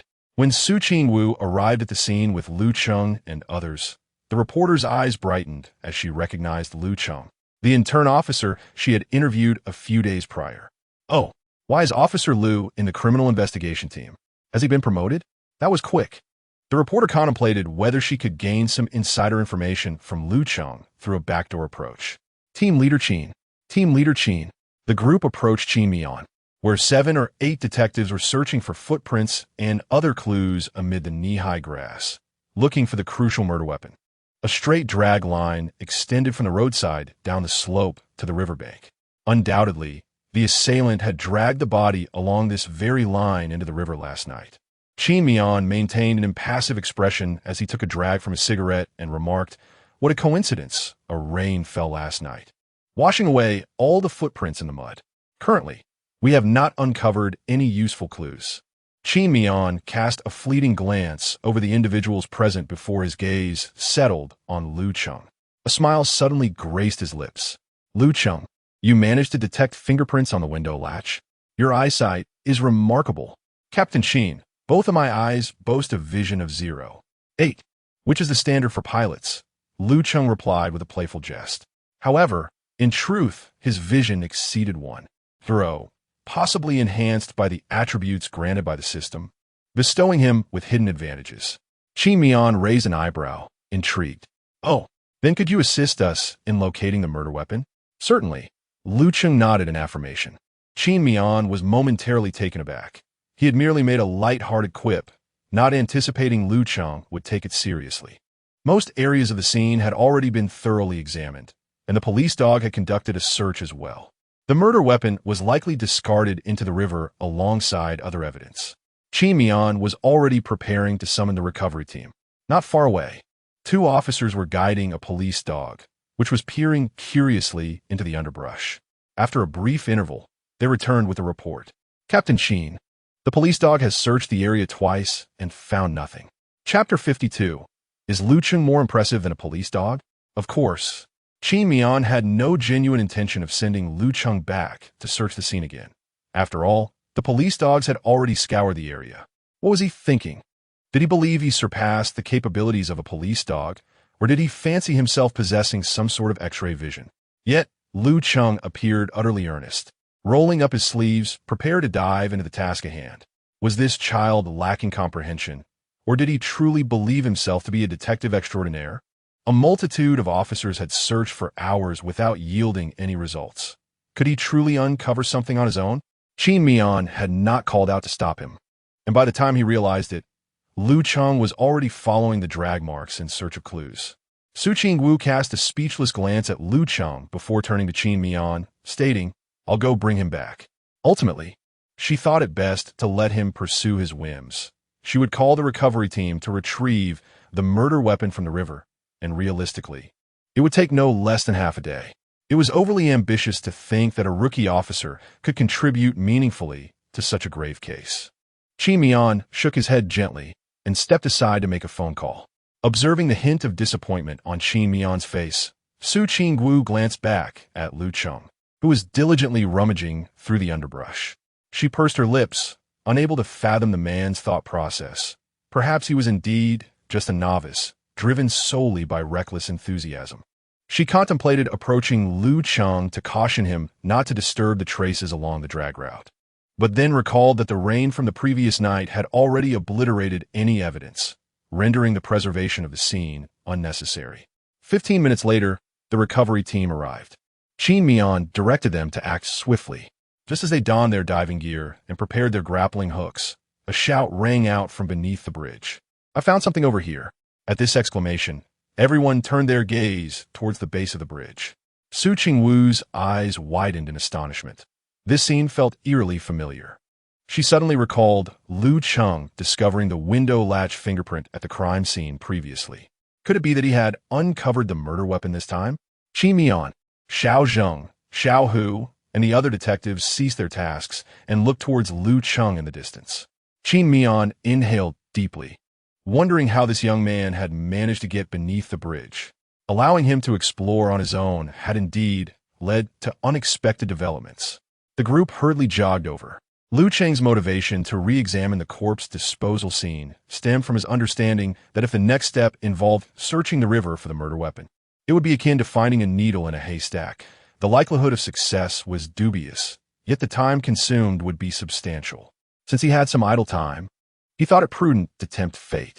His skill, clue sensation, had advanced to level 2, enhancing his sensitivity to traces of items related to the case. He merely needed to traverse the entire area. Should he find nothing, it would unequivocally indicate that there was indeed nothing to uncover. Fortune favored Lu Cheng.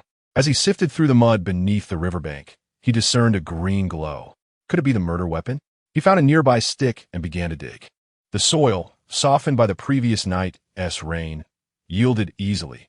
After only a few strokes, a corner of a black plastic bag emerged. Elated, Lu Cheng quickly used his hands to excavate, and within moments he had unearthed the entire black plastic bag. Inside, there lay a heavy, elongated object, unmistakably a weapon akin to a pickaxe. The onlookers on the bridge gasped in shock. "Oh, it seems this young, handsome officer has made a discovery. Oh no!" The black plastic bag has been opened, revealing a bloodied pickaxe. It is indeed the murder weapon. How impressive this young officer is. Even a police dog had failed to find it. When Qin Mian and Su Qingwu arrived and witnessed Lu Cheng extracting the bloodied pickaxe from the plastic bag, a wave of elation surged through the crowd. The weapon has been located. Qin Mian stared incredulously at Lu Cheng. How on earth did you find it? Su Qingwu gazed at Lu Cheng with wide eyes, as if scrutinizing a curiosity. Xiao Zheng and Xiao Hu internally exclaimed, "This intern officer from Sanli Bridge is truly remarkable." Qin Mian attempted to retrieve the weapon, only to realize he was not wearing gloves. He immediately shouted to the technicians nearby, "Hurry up and secure that weapon." The salvage team stood bewildered by the riverside. "What is happening? You've even taken off your pants. Have you found the weapon?" Qin Mian rolled his eyes. "With the weapon found, what more is there to search for? We need compensation too. We traveled over 10 kilometers. All right, just give it." The salvage team hurriedly arrived and quickly departed. Xiao Zheng clenched his fist, exclaiming, "Ah, Lu Cheng, if you had come earlier, we could have saved the salvage team's fees." With the weapon found, the case had made significant progress, and everyone was elated. Qin Mian looked at Lu Cheng with a grin. "Well done, you've outshone our police dogs. What do you say? Would you like to join our criminal investigation team?" Su Qingwu's beautiful eyes turned towards Lu Cheng. Noticing Lu Cheng's astonished expression, Qin Mian waved his hand. "Ahem, this isn't a formal invitation. Just a casual inquiry to gauge your thoughts." Even if it were a formal invitation, Lu Cheng was still an intern, and the police department had no precedent for transferring interns into the criminal investigation team. When it comes to catching thieves, it matters not whether they are black cats or white cats. What matters is that they are caught. However, solving cases requires extensive theoretical knowledge and experience. During Lu Cheng's internship, Qin Mian could observe him further. Yet once the internship period was over, Qin Mian would undoubtedly discuss this matter with Yang Zheng. There was no point in resisting Chen Weiman. Could he overpower the leaders of the bureau? Qin Mian called other teams to inquire about their progress. Along the route where the body was disposed of, surveillance footage from gas stations and convenience stores had been retrieved, with only half reviewed so far, revealing no trace of Wu Hao transporting the body. The investigation had only progressed 1/3 of the way. The workload was substantial, and manpower was still lacking. Since the weapon had been found, they could withdraw from this area. Xiao Su, Lu Cheng, Xiao Zheng, Xiao Hu, and all of you now join the investigation team to strive to locate the suspect, Wu Hao, within the next 12 hours. Yes. Chen Weiman, accompanied by Yuan Jie and Guo Lei, was inquiring at a foot bath establishment when he noticed Lu Cheng and his group approaching, momentarily taken aback. Was the investigation at the crime scene complete? Lu Cheng nodded affirmatively. The murder weapon has been located. Next, we must apprehend the suspect, Wu Hao. Chen Weiman acknowledged this with a nod. Xiao Su, your criminal investigation team demonstrates remarkable efficiency. Su Qingwu, with her cool voice, interjected. The murder weapon was discovered by Lu Cheng. What? Chen Weiman exclaimed in surprise, while Yuan Jie and Guo Lei's expressions shifted dramatically. Su Qingwu succinctly recounted the process by which Lu Cheng uncovered the weapon. You young man. Chen Weiman found himself at a loss for words to praise Lu Cheng. Indeed, this lad is impressive, adept at catching thieves and now solving cases with finesse. A versatile talent. Director Chen, Team Qin has requested that Wu Hao be located within 12 hours. Chen Weiman tore a page from his notebook. This page details locations that have yet to be investigated. I want you to form 3 teams and divide the locations amongst yourselves. Su Qingwu accepted the paper, glanced at it, and proceeded to organize the groups. Xiao Zheng and Xiao Hu, you are assigned to these 5 addresses. Chapter 53. Overflowing Boyfriend Power. Lu Cheng is in the same team as me. Xiao Zheng, Xiao Hu, and others cast flirtatious glances in our direction. This couple teaming up makes the work feel effortless. Lu Cheng should hasten to join the criminal investigation unit. Not only does he possess genuine talent, but his association with Officer Su would also allow us to indulge in some sweet moments. Su Qingwu remains expressionless, still the epitome of a cold goddess. Naturally, Lu Cheng is in high spirits, practically wearing a smile that could light up the room. Each group sets off to gather information. Along the way, Su Qingwu takes the initiative to speak. Are you that confident in finding the murder weapon? Not really, I'm just taking a chance. If the salvage team comes, They'll have to search the water for ages. If we can discover it on the riverbank, it would save a great deal of time, Lu Cheng explains. Though internally he thinks, yes, I am this confident, for I am extraordinary. Su Qingwu glances at Lu Cheng with her elongated, beautiful eyes. It seems your luck has always been quite favorable. Isn't luck also a component of strength? In truth, my abilities are formidable, Lu Cheng boasts to himself. Su Qingwu nods. If you can locate Wu Hao, I will truly admire you. Are you not already in awe of me? Lu Cheng blinks.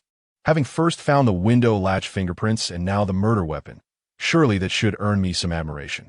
Su Qingwu remains silent, merely casting a cool glance at Lu Cheng. Fine. He understands that her expression conveys a message, to continue playing around.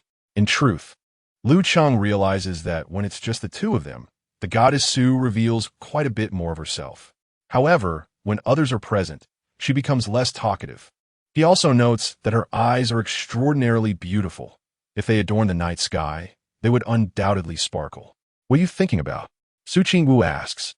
Just considering how your eyes would shine. Oh wait, the next location is the bathhouse, so you shouldn't go in. It might tarnish your eyes. Lu Cheng quips. Su Qingwu nods subtly. The pair quickly locate a public bathhouse and discover through Wu Hao's transaction records that he frequently visits this establishment for a wash. While Su Qingwu inquires about the situation from the owner in the lobby, Lu Cheng heads directly into the men's bath. 10 minutes later, Lu Cheng emerges, droplets of water glistening in his hair. Su Qingwu hands him a few tissues, and he takes them to dry his hair. They shake their heads at each other, signifying that they have not found anything. Wu Hao has not visited this bathhouse since the incident. The two then proceed to their next location. Information gathering is a relentless task. It consumes time and leaves one exhausted. An hour passes, and finally, there is some good news. There leads on Wu Hao's whereabouts. This time, fortune does not favor Lu Cheng. It is Wang Guodong's team that has tracked down Wu Hao. Dongxing Hotel.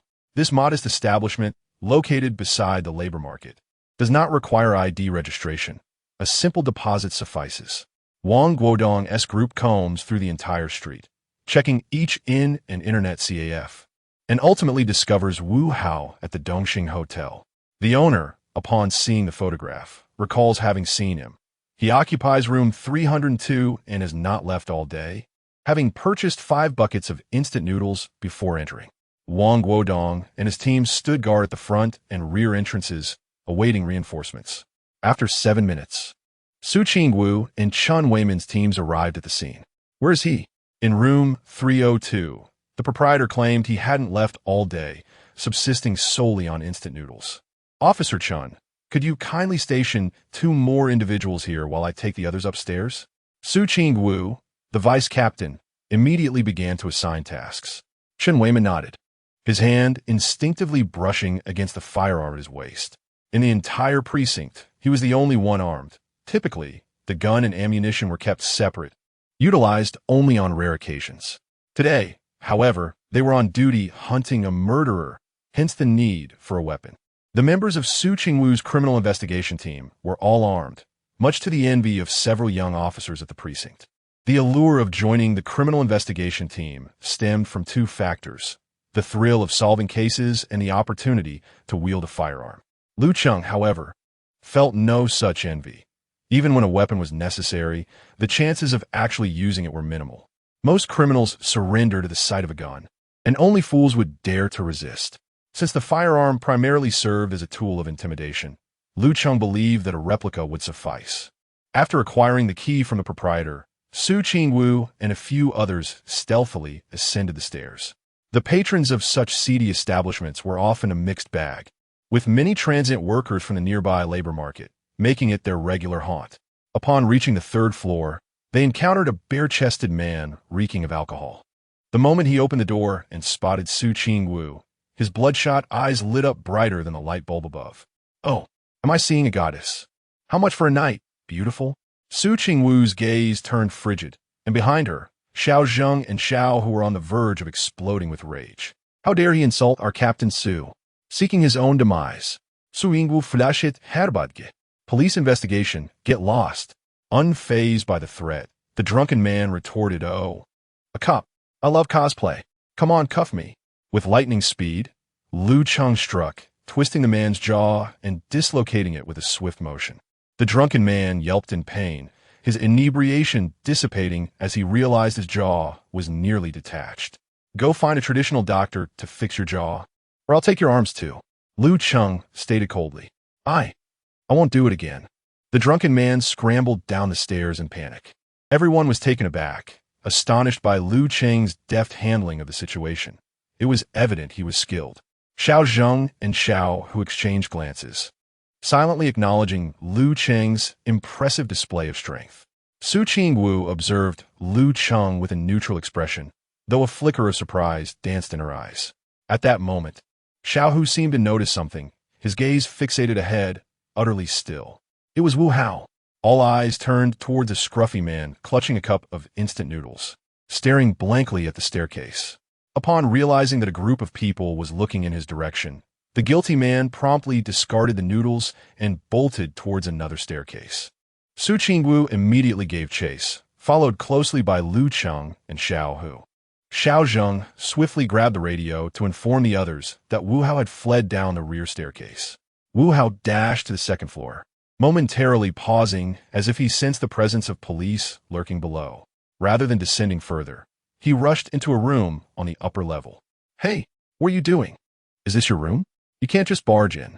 Ignoring the admonition, Wu Hao swung open the window, and with the fortunate placement of a trash bin below, he leaped down. Su Qingwu hurried to the first floor, discovering it vacant. She quickly grabbed the intercom, exclaiming, "He-s on the second floor?" Lu Cheng and Xiao Hu promptly halted their steps and redirected their course to the upper level. Room by room, they scoured the area. Suddenly, they heard a stream of curses emanating from a nearby room, prompting them to rush over. Peering out the window, Lu Cheng and Xiao Hu spotted Wu Hao emerging from the trash bin, sprinting in another direction. "Let us chase him downstairs," Xiao Hu exclaimed, swiftly pivoting. Without hesitation, Lu Cheng leaped through the window. Xiao Hu turned back, exclaiming in astonishment, "What the—" Chapter 54. A moment's impulse leads to a leap. Take heed next time. Wu Hao jumped from the window, driven to desperation. Lu Cheng, on the other hand, leapt impulsively. By the time they descended, the person they were pursuing had long fled, and those on the first floor who attempted to give chase found themselves in vain. The most efficient course of action was to jump. From the second floor, standing 8 meters high, Lu Cheng took a daring leap. He did not aim for the trash bin, deeming it too unsightly. Instead, he landed adjacent to it, rolled seamlessly, and sprang back to his feet, ready to pursue. Xiao Hu, peering from the window, was momentarily dumbstruck, exclaiming several expletives. The others in the room initially thought they were witnessing a film shoot. Xiao Hu quickly grabbed the intercom, shouting. Wu Hao jumped from the second floor and ran toward the back street. He followed up with, "Lu Cheng has also jumped down to chase him. Su Qingwu, Chen Weiman, others. Is that really the second floor?" They marveled. "Are you reckless enough to chase a criminal without a care for your life?" Chen Weiman recalled the scene from a few days prior when Lu Cheng had chased a car on foot. Did this boy always have to create such heart-stopping moments? Su Qingwu had already dashed off, and Chen Weiman and his companions followed suit. With so many of them, capturing one individual should have been a certainty. Yet they had not anticipated a window jump. Were they all trained in stunt work? By the time the group reached the alley, both Lu Cheng and Wu Hao had yet to escape the main street. Wu Hao lay on the ground, handcuffed, resembling a salted fish, unable to turn over. Chen Weiman and the others breathed a sigh of relief. Capturing the suspect was the priority. However, Lu Cheng frowned, his hands flailing restlessly, prompting the group to approach with concern. Just as Chen Weiman was about to speak, Su Qingwu's cool voice broke the silence. "Are you injured?" But with his girlfriend present, there was no need for outsiders to express concern. "Injured? Not all. This guy simply reeked of filth." Lu Cheng felt that merely washing his hands wouldn't suffice. A thorough bath was in order. "Could you refrain from being so impulsive?" Su Qingwu's tone was frosty, yet the perceptive could detect a hint of concern. All present were astute enough to notice this nuance. Was there a hint of sweetness in the air? It seemed one could indeed stumble upon sweetness amidst chaos. Lu Cheng recognized that while Su Qingwu appeared reproachful, her words carried a deeper meaning. He paused for a moment, then smiled. I couldn't help myself. I jumped. I'll be more cautious next time. Wang Guodong and the others couldn't help but roll their eyes. Was jumping from such heights truly so casual? Why did he speak of such a perilous leap with such nonchalance? Chun Weiman shot Lu Cheng a glare. Oh, you think there will be a next time? Write me a 2,000-word reflection. Xiaosu, once we return, have a serious talk with Lu Cheng. He doesn't heed our words, but he will surely listen to you. Chen Weiman felt helpless against this reckless youth. It seemed that mere admonition was ineffective. Although they had always escaped danger, one could not afford to be complacent. Better to let his wife take charge. Su Qingguo's expression turned slightly uneasy, and Lu Cheng could only offer a wry smile and shake his head. Take him away.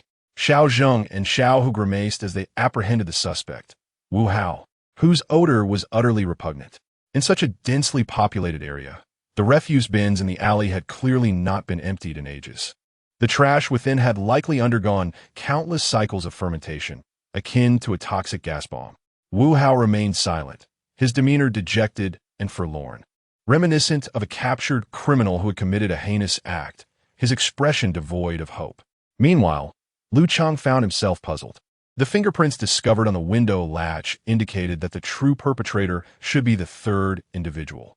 Yet, why did Wu Hao exhibit such a contrite expression? Furthermore, the flycatcher had not been triggered, suggesting that he was not the genuine offender. What could possibly be the explanation? The contradictions were perplexing. On the other hand, Su Qingwu and Chen Weiman were convinced that Wu Hao was 99% likely the murderer. They believed that a mere interrogation would yield definitive results. Even if he denied his involvement, it mattered little, for they had already located the murder weapon, and a comparison of fingerprints and bloodstains would provide irrefutable evidence. Given Wu Hao's current demeanor, it seemed he was already confessing, rendering further questioning unnecessary. Upon receiving the news, Qin Mian breathed a sigh of relief, astonished at how swiftly the case had unfolded. The week-long deadline set by Director Yang was evidently excessive, far too generous. Upon returning to the Criminal Investigation Unit, Yang Zheng approached, his expression unmistakably jubilant. The rapid resolution of the case not only provided closure for the victim and her family, but also showcased the police's investigative prowess, undoubtedly enhancing public trust and satisfaction. Well done. The speed and efficiency with which this case has been solved have exceeded my expectations. I shall commend your unit. The team erupted in cheers, with some jesting. Director Yang, we expect a bonus as well. The murder weapon had already been dispatched for examination, and Wu Hao sat in the interrogation room. Qin Mian personally conducted the questioning, confident that with the captain at the helm, the others would break within a mere 15 minutes. Yang Zheng, having learned of Lu Cheng's significant contributions in locating the weapon and pursuing the assailant, nodded in approval. However, it posed a slight complication that the promised rewards and bonuses from the Bureau had yet to be distributed. Lu Cheng had not only apprehended the elusive thief Wang, but also demonstrated exceptional performance in this murder case, making it challenging to allocate credit fairly. That young man. Inside the interrogation room, Wu Hao still reeked of foul refuse, a towel draped around him. Qin Mian lit a cigarette, taking a puff while feigning an air of satisfaction, as if he had already gathered all the evidence and was merely awaiting Wu Hao's confession. He inquired, confess, why did you commit murder? What weapon did you use? Before the surveillance monitors, Yang Zheng sat in a chair, flanked by Su Qingwu, Lu Cheng, Xiao Zheng, and the others. Yang Zheng addressed the younger officers behind him. You should all learn from Team Qin's interrogation techniques. Inside, Wu Hao appeared remorseful and tormented. His head bowed as he recalled the events surrounding the crime, or perhaps the moments shared with Lin Xiaoman during her lifetime. After a prolonged silence, he lifted his head, his voice hoarse as he uttered, I did not mean to kill her. With this admission, Qin Mian felt a wave of reassurance. His acknowledgement was tantamount to a confession. That evening, burdened by debts incurred from gambling, I sought a loan from Xiaoman. This was not my first time borrowing money from her, and when she refused, we found ourselves embroiled in a heated argument. In a moment of impulsive rage, I seized. Wu Hao recounted the events with meticulous detail. aligning perfectly with the timestamps captured by the convenience store surveillance footage. The murder weapon was identified as a claw hammer. At that moment, the technical team presented the hammer, revealing that the bloodstains belonged to the deceased, Lin Xiaoman, and Wu Hao's fingerprints were found on the handle. The hammer was brought into the interrogation room, where Qin Mian inquired, "Is this the hammer?"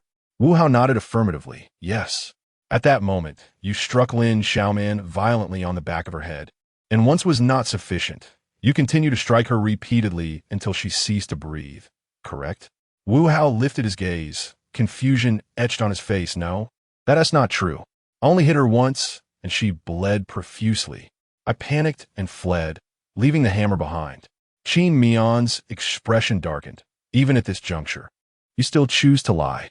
Speak the truth." Chapter 55. Young people are eager to showcase themselves.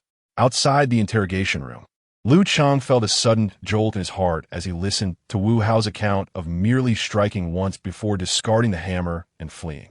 It was as if another layer of truth regarding the case was gradually being unveiled. Wu Hao had already confessed to the murder of Lin Xiaoman. Why then would he quibble over the minutiae of the hammer strikes? No, this was not mere quibbling. It was the truth. He truly had only struck once. However, the autopsy report indicated that the victim's occipital region bore multiple impact wounds. If Wu Hao's statement held true, and the corpse could not deceive, then there was only one possibility. The subsequent blows had been delivered by a third party. Furthermore, the fingerprints of this third individual were found on the window latch. But why were there no fingerprints from this individual on the murder weapon? Had they worn gloves during the act? Yet, why were fingerprints left on the window latch? Lu Cheng continued to ponder, feeling as though he were still missing a crucial thread of information. Inside the interrogation room, Qin Mian had lost his patience. He slammed the claw hammer from the plastic bag onto the table, declaring, "Wu Hao, I warn you, my patience is finite. I have no time for your games of semantics. The evidence is irrefutable, and yet you persist in your fabrications over trivial details. It seems you are seeking a harsher sentence. Had you been drinking that night? Impulsive acts of violence often stem from the influence of alcohol. No, I did not drink. Officer, I have confessed. There is no need for me to lie. I truly did only strike Lin Xiaoman once." Wu Hao replied, desperation evident in his voice. Qin Mian furrowed his brow and rubbed his forehead, deciding not to linger on this matter. "Now, let us discuss the circumstances surrounding the disposal of the body." Wu Hao appeared bewildered. "Dispose of the body? I did not dispose of any body." Qin Mian slammed his palm on the table. "You did not dispose of the body? Then who did? Try lying again." Wu Hao was on the verge of tears, shaking his head fervently. "Officer, at this point, why would I lie? I truly did not dispose of the body. That night, after I struck once, I was in such a state of panic that I ran away and did not return. Did the body then simply run to the edge of Binjiang Bridge and leap? Did the hammer also find its way to the bottom of the bridge by itself? Binjiang? No, officer, I do not understand what you were saying. My mind is quite muddled." Qin Mian took a deep breath, rising to pour himself some tea. After refreshing himself, he entered the adjoining room, where a group awaited the outcome of the interrogation. They had initially expected Qin Mian's involvement to conclude matters swiftly, but time had extended beyond their expectations. Qin Mian gestured towards the surveillance monitor. "This fellow presents some contradictions.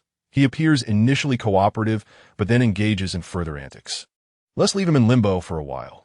Xiao Zheng inquired, "Captain Qin, could it be that his overwhelming anxiety from the murder has caused him some mental disturbance?"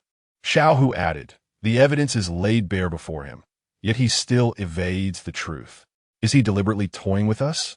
Do you think there could have been a third individual present at the crime scene?" Lu Cheng suddenly interjected, speaking slowly and deliberately. Qin Mian, Yang Zhang, Su Qingwu, and Xiao Zheng all turned their attention towards Lu Cheng. "A third party?" Qin Mian mused, his brow furrowing slightly. Su Qingwu questioned, "The fingerprints of this third individual on the window? If Wu Hao were to confess, how would one explain the presence of a third person's fingerprints on the window latch? Could it merely be a coincidence? Perhaps a thief had once entered through the window, or maybe a voyeur had peered through. In any case, it is rather improbable for fingerprints to be left in such an unusual location. As Qin Mian pondered, Lu Cheng's hint seemed to unveil another possibility. Su Qingwu furrowed her elegant brows, deep in thought. Xiao Zheng could not help but interject. Lu Cheng, Wu Hao's already admitted to killing Lin Xiaoman. Are you suggesting that a third person disposed of the body, just based on a fingerprint? That seems far-fetched. The fingerprint is likely just a coincidence. Some members of the criminal investigation team believed that Lu Cheng proposed this theory simply because he had discovered the fingerprint, a reflection of youthful eagerness to assert oneself. Perhaps. The deceased was not killed by Wu Hao, but by another individual. Lu Cheng feigned doubt. Yet, internally, he was utterly convinced that the true perpetrator was someone else. He speculated that Wu Hao indeed struck Lin Xiaoman with a hammer and then fled in panic, believing her to be dead. However, she had survived, and the owner of the fingerprint had entered the rented room to finish the job. Another person? Where your ground for such a claim, based solely on one fingerprint? Yang Zheng inquired, looking at Lu Cheng. The rationale lies in the fact that Wu Hao does not appear to be lying, and he has already confessed to the murder. Why would he then deny certain actions in a statement? It is contradictory. Xiao Zheng again interjected. He committed the murder in a moment of impulse, panicked afterward, and hid in a small inn, and now that he has been caught, he must be under immense stress. Lu Cheng calmly shook his head and replied, that explanation is rather tenuous. Xiao Zheng, with heightened emotion, retorted, and your assertion isn't tenuous? Fabricating another murder out of thin air? Su Qingwu frowned. This is an investigation, not a quarrel. Xiao Zheng pouted. It's just a discussion. Qin Mian rather enjoyed this atmosphere. Solving a case sometimes requires a touch of imagination.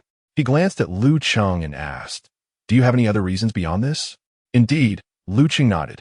Upon hearing this, Su Qingwu suddenly lifted her head, her slender eyes fixed intently on Lu Cheng. The others also turned to him in unison. Qin Mian retracted his smile and said earnestly, please elaborate. What other reasons do you have? Wu Hao's clothing and shoes matched precisely with those captured in the surveillance footage from the night of the incident, indicating he must have worn them while transporting the body. Coincidentally, there was a torrential downpour that night, washing away the footprints on the riverbank, yet his shoes bore not a trace of mud. One of the detectives could not resist saying, well, that's simple. He must have washed them. Su Qingwu shot a glance at her colleague, frowning. Observe carefully before you speak. Look at the shoes Wu Hao is wearing in the interrogation room. If he had indeed cleaned them, why are they still so dirty? Everyone was curious as they glanced at the monitor, where they beheld that Wu Hao was sporting a pair of white calfskin shoes. However, these shoes were far from pristine. They were marred by a considerable amount of dust and stains, indicative of neglect in their cleaning for quite some time. If Wu Hao had indeed cleaned the mud from his shoes, how could they remain in such a filthy state? It seemed improbable that one day could render them so sullied. This realization struck everyone with astonishment, marking a significant point of contention. Even Qin Mian's expression subtly shifted as he fixed his gaze on Lu Cheng, inquiring, is there more? Lu Cheng nodded affirmatively. Yes, and it is quite evident. Quite evident? The utterance sent a ripple of unease among the members of the criminal investigation team. What? Could there be glaring discrepancies they had overlooked, which this apprentice officer had already discerned? Was this not a slap in their faces? Su Qingwu had been deep in thought, and in truth, her internal scale was gradually tilting towards Lu Cheng's line of reasoning. Following his train of thought, she began to recognize the increasing likelihood of a third party being involved at the crime scene.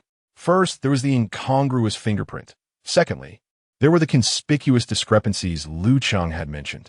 She soon grasped the nature of the evident discrepancy and exclaimed, it's the shoes. Lu Cheng smiled and nodded in agreement. Precisely, it is indeed the shoes. A glint of understanding flickered in Qin Mian's eyes. He too comprehended the revelation. To be precise, it was not merely the shoes, but the footprints left behind at the base of the windowsill in the crime scene. Chapter 56. Indeed, Lu Cheng, this apprentice officer, has hit the nail on the head. In a surveillance room adjacent to the interrogation chamber, Yang Zheng observed with curiosity as the other members of the criminal police team furrowed their brows in contemplation.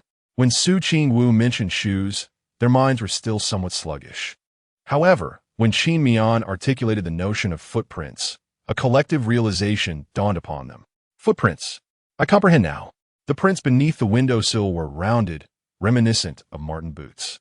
The footprints within the crime scene were chaotic, predominantly consisting of domestic slippers, yet there existed a faint impression of a Martin boot beneath the wall by the windowsill. Merely the upper half. At that moment, everyone assumed this print belonged to Wu Hao, and the partial print was largely overlooked, as the focus was on locating the murder weapon.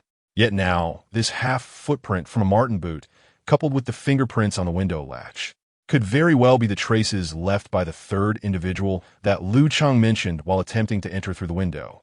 The complexity of the case suddenly deepened. Wu Hao confessed to the crime, and the weapon had been recovered.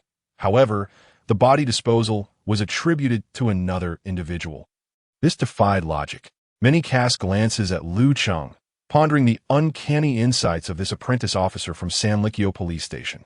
Initially, the case seemed to be a foregone conclusion. Yet this young man's analysis had convoluted matters further. Qin Mian scrutinized Lu Cheng and remarked, "Your analysis holds merit, and your reasoning is sound, but what are the evidence? Wu Hao has already confessed, and we possess the weapon bearing his fingerprints. All that remains is his testimony." Qin Mian chuckled. What is crucial in solving a case? Evidence. Indeed, Qin Mian was correct. While Lu Cheng could harbor suspicions and conduct analyses, he lacked the most critical element, evidence. In truth, even without Wu Hao's testimony, the evidence of his guilt was substantial. A conviction could be secured without a confession. If Lu Cheng had evidence, he would have presented it long ago. Thus, it was evident that only Lu Cheng understood that Wu Hao was not the true perpetrator, yet he could not disclose this information. Qin Mian patted Lu Cheng on the shoulder. Nevertheless, your audacious analysis is not without merit. Many cases often require diverse investigative perspectives, yet a definitive conclusion still relies on concrete evidence. Yang Zheng nodded, regarding Lu Cheng with a hint of admiration.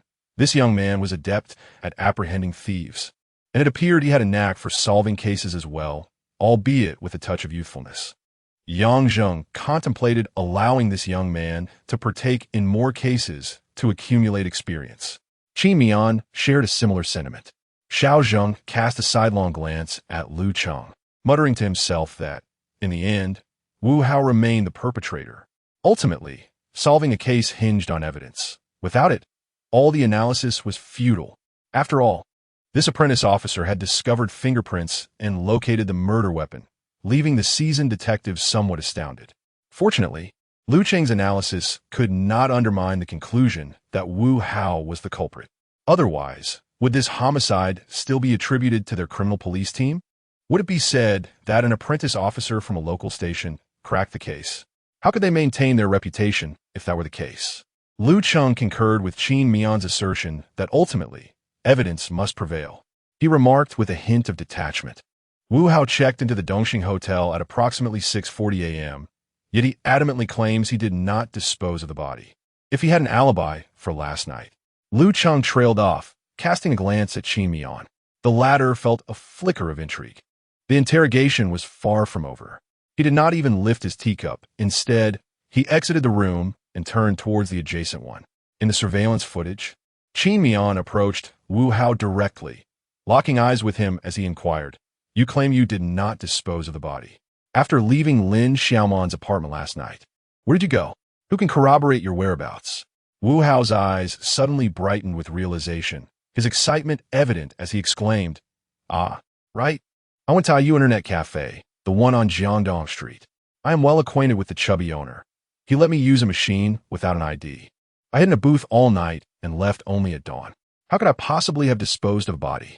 Qin Mian scrutinized Wu Hao for several seconds before rising from his seat. Taking a deep breath, he exited the interrogation room. Meanwhile, in the adjacent monitoring room, all eyes were fixated on Lu Cheng, astonished and incredulous. Remarkably, Lu Cheng, the apprentice officer, had indeed hit the nail on the head. Wu Hao had an alibi. He was not the one who disposed of the body. If Wu Hao had killed the victim, then who was responsible for the disposal? The case, which had been progressing in a seemingly inevitable direction, suddenly veered off course due to Lu Cheng's analysis, transforming into a puzzle rife with uncertainties. Qin Mian promptly instructed Xiao Zheng to take the two individuals to IU Internet Cafe for verification. Over 20 minutes later, Xiao Zheng returned, breathless and hunched over, delivering an astonishing revelation. Captain Qin, it's been confirmed. At 8:12 p.m. that night, Wu Hao entered a IU Internet Cafe and did not leave until the early hours. The cafe has surveillance footage. Thus, the case was overturned, leaving the criminal investigation team in a state of turmoil. The suspect had confessed. The murder weapon had been located, yet the case remained unsolved. A third party had suddenly emerged. Who was this third individual, and why did they dispose of the body? The mind buzzed with confusion, unable to unravel the complexities of the situation. Meanwhile, the architect of this convoluted case was no longer present in the monitoring room. Qin Mian glanced around, noticing Lu Cheng was missing, and inquired, "Where's that fellow?" "Huh, he was just here."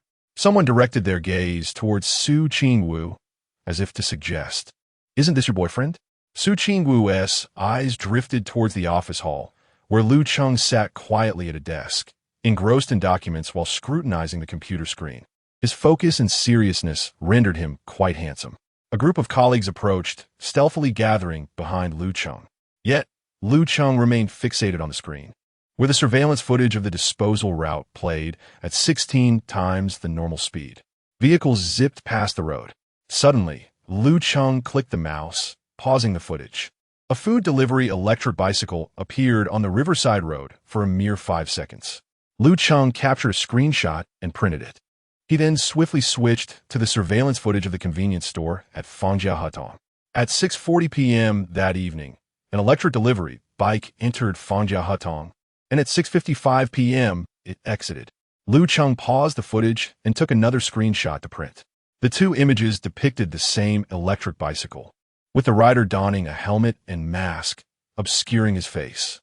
This bicycle was seen both at the crime scene and along the route where the body was discarded. Could it merely be a coincidence? Surely, the world harbors no such abundance of coincidences. Su Qingwu took the two photographs from Lu Cheng, and upon closer inspection, confirmed that they indeed portrayed the same electric bicycle, even matching the license plate number.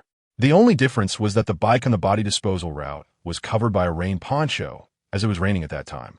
The hearts of those present began to race with escalating intensity. What could this mean? Could it be that this delivery person was the third individual involved in the transportation and disposal of the body?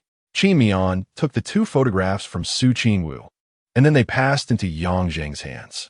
Observing the silence among them, Lu Cheng retrieved the images from Yang Zheng, taking a marker to highlight two specific areas. One was the delivery person's shoes, clearly visible as a pair of dark brown, low-top Martin boots. The other was a bulging rectangular shape beneath the rain poncho, resembling the side of a box. Occasionally, when delivery orders are plentiful, an extra box may be added. Larger boxes can accommodate 20 to 30 meals. A petite woman could even curl up to fit inside such a box. Lin Xiaoman was precisely that kind of petite woman. The implications grew increasingly chilling. It seemed that the truth began to unfurl slowly after Lu Cheng printed the two images. Chapter 57. A fingerprint that subverts the case. Within the precinct of the criminal investigation team, an unusual scene unfolded.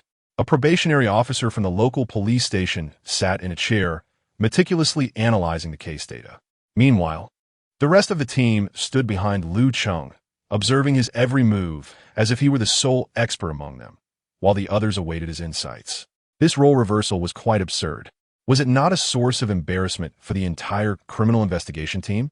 However, in their eager anticipation of the truth being unveiled, none seemed to notice this peculiar dynamic. Even the district leader, Yang Zheng, stood with folded arms, awaiting Lu Cheng's comprehensive analysis of the case. Su Qingwu's eyes began to gleam with clarity. Thus, the deliverman who appeared in Fangjia Alley prior to the incident was highly likely to be the owner of that fingerprint. He wielded a claw hammer and struck Lin Xiaoman multiple times, effectively replacing Wu Hao's knife.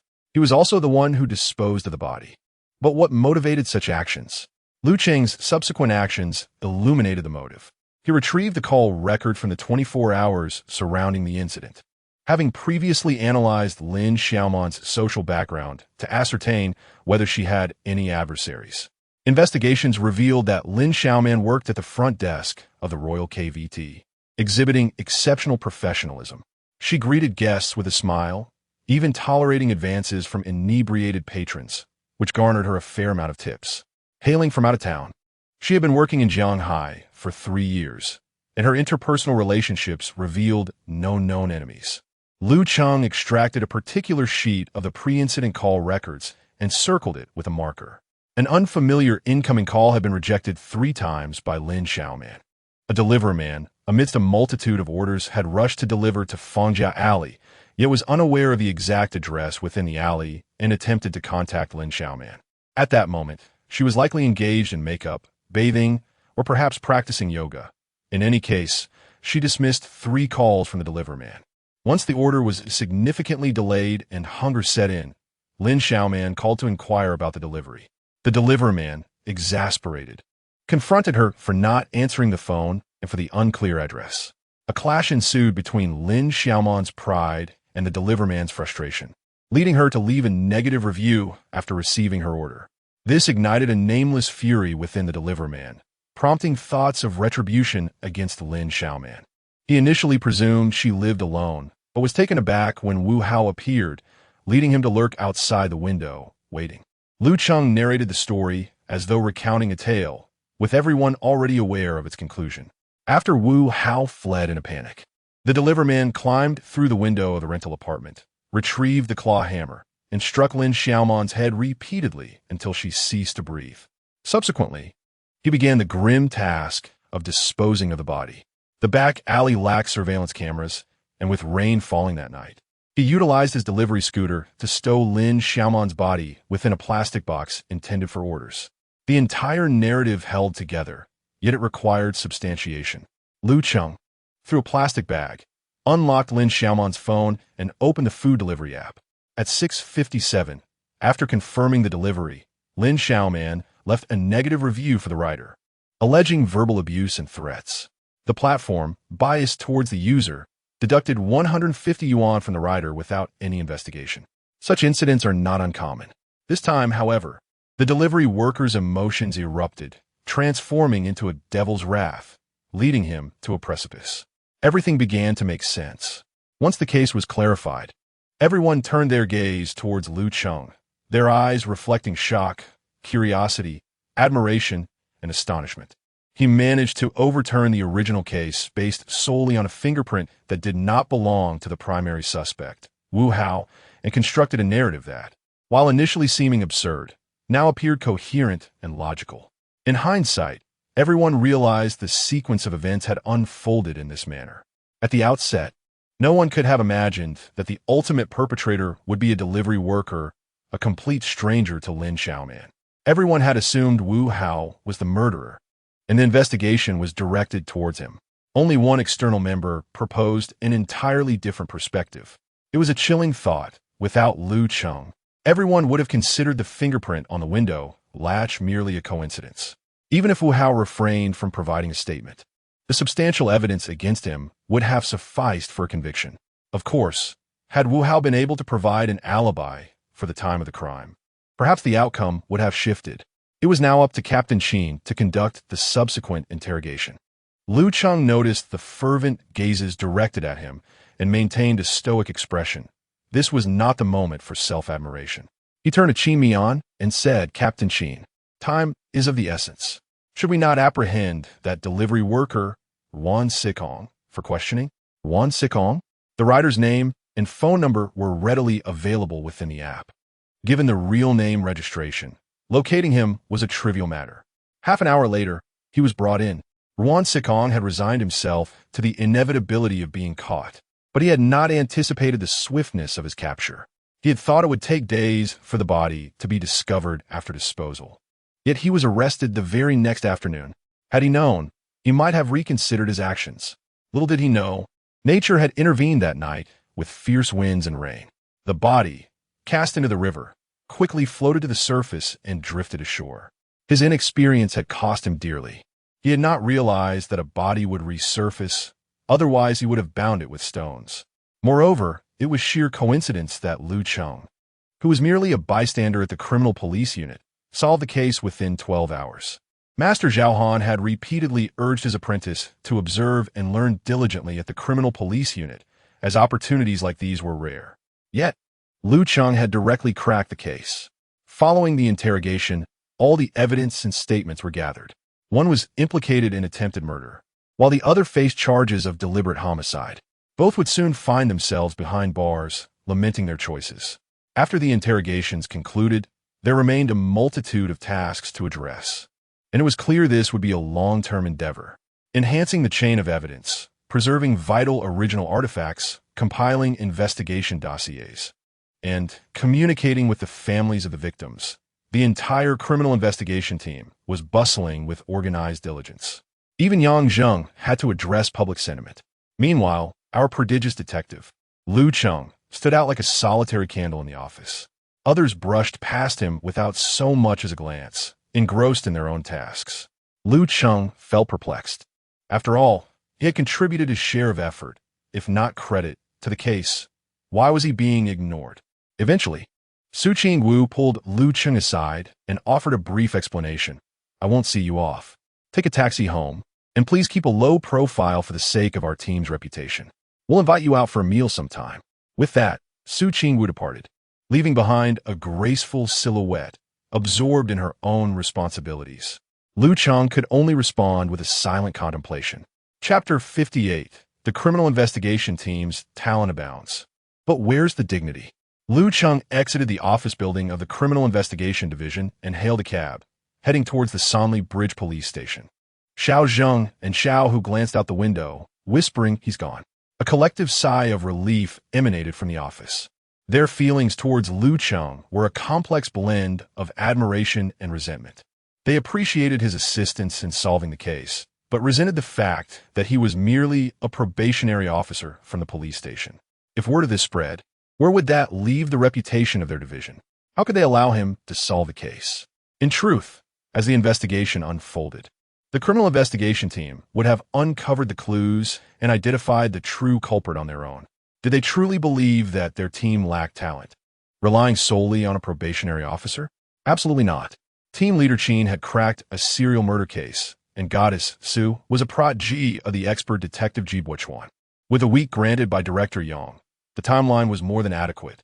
Yet, this young man claimed he was merely there to learn, and yet he resolved the case in just 12 hours, casting their entire unit in a less than favorable light. Was their esteemed team devoid of prowess? Today, the doors of the Criminal Investigation Division were firmly closed to anyone named Lu Cheng. He was to return to his police station. This sentiment resonated unanimously among the team members. Vice Captain Su Qingwu felt her pride wounded. Had Lu Cheng been her genuine boyfriend, she might have felt a sense of pride in his brilliance.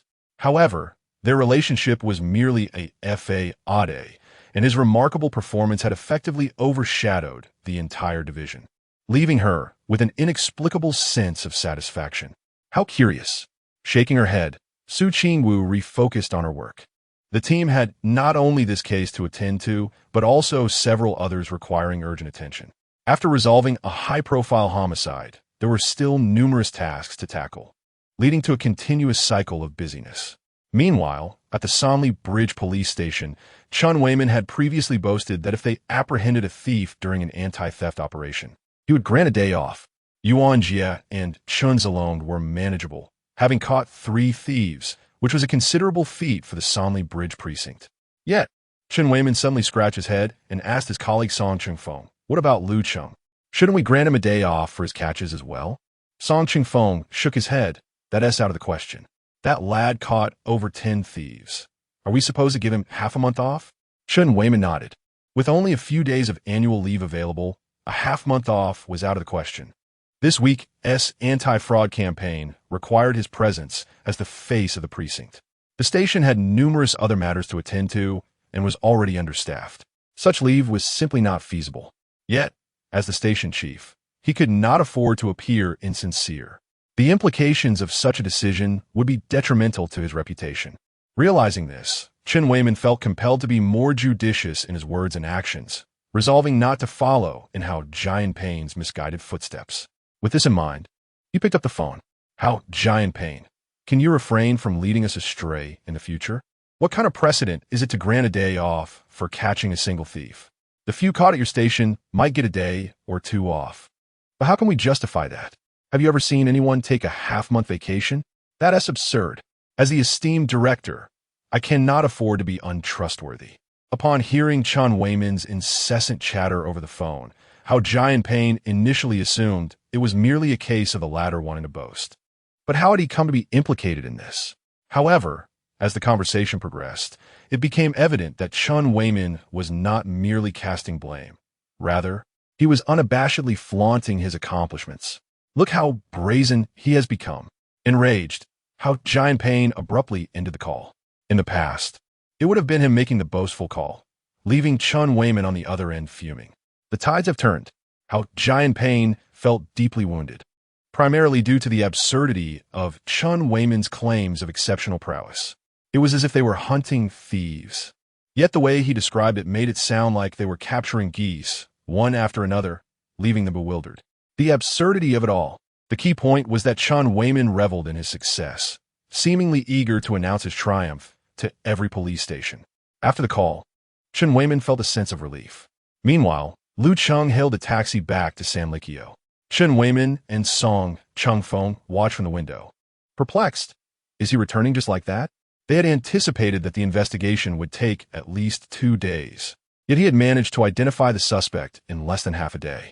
This murder case was not particularly challenging. Nevertheless, Lu Cheng's ability to learn the criminal investigation team left Lin Wenbin and Yuan Jie envious. There was no denying his exceptional talent.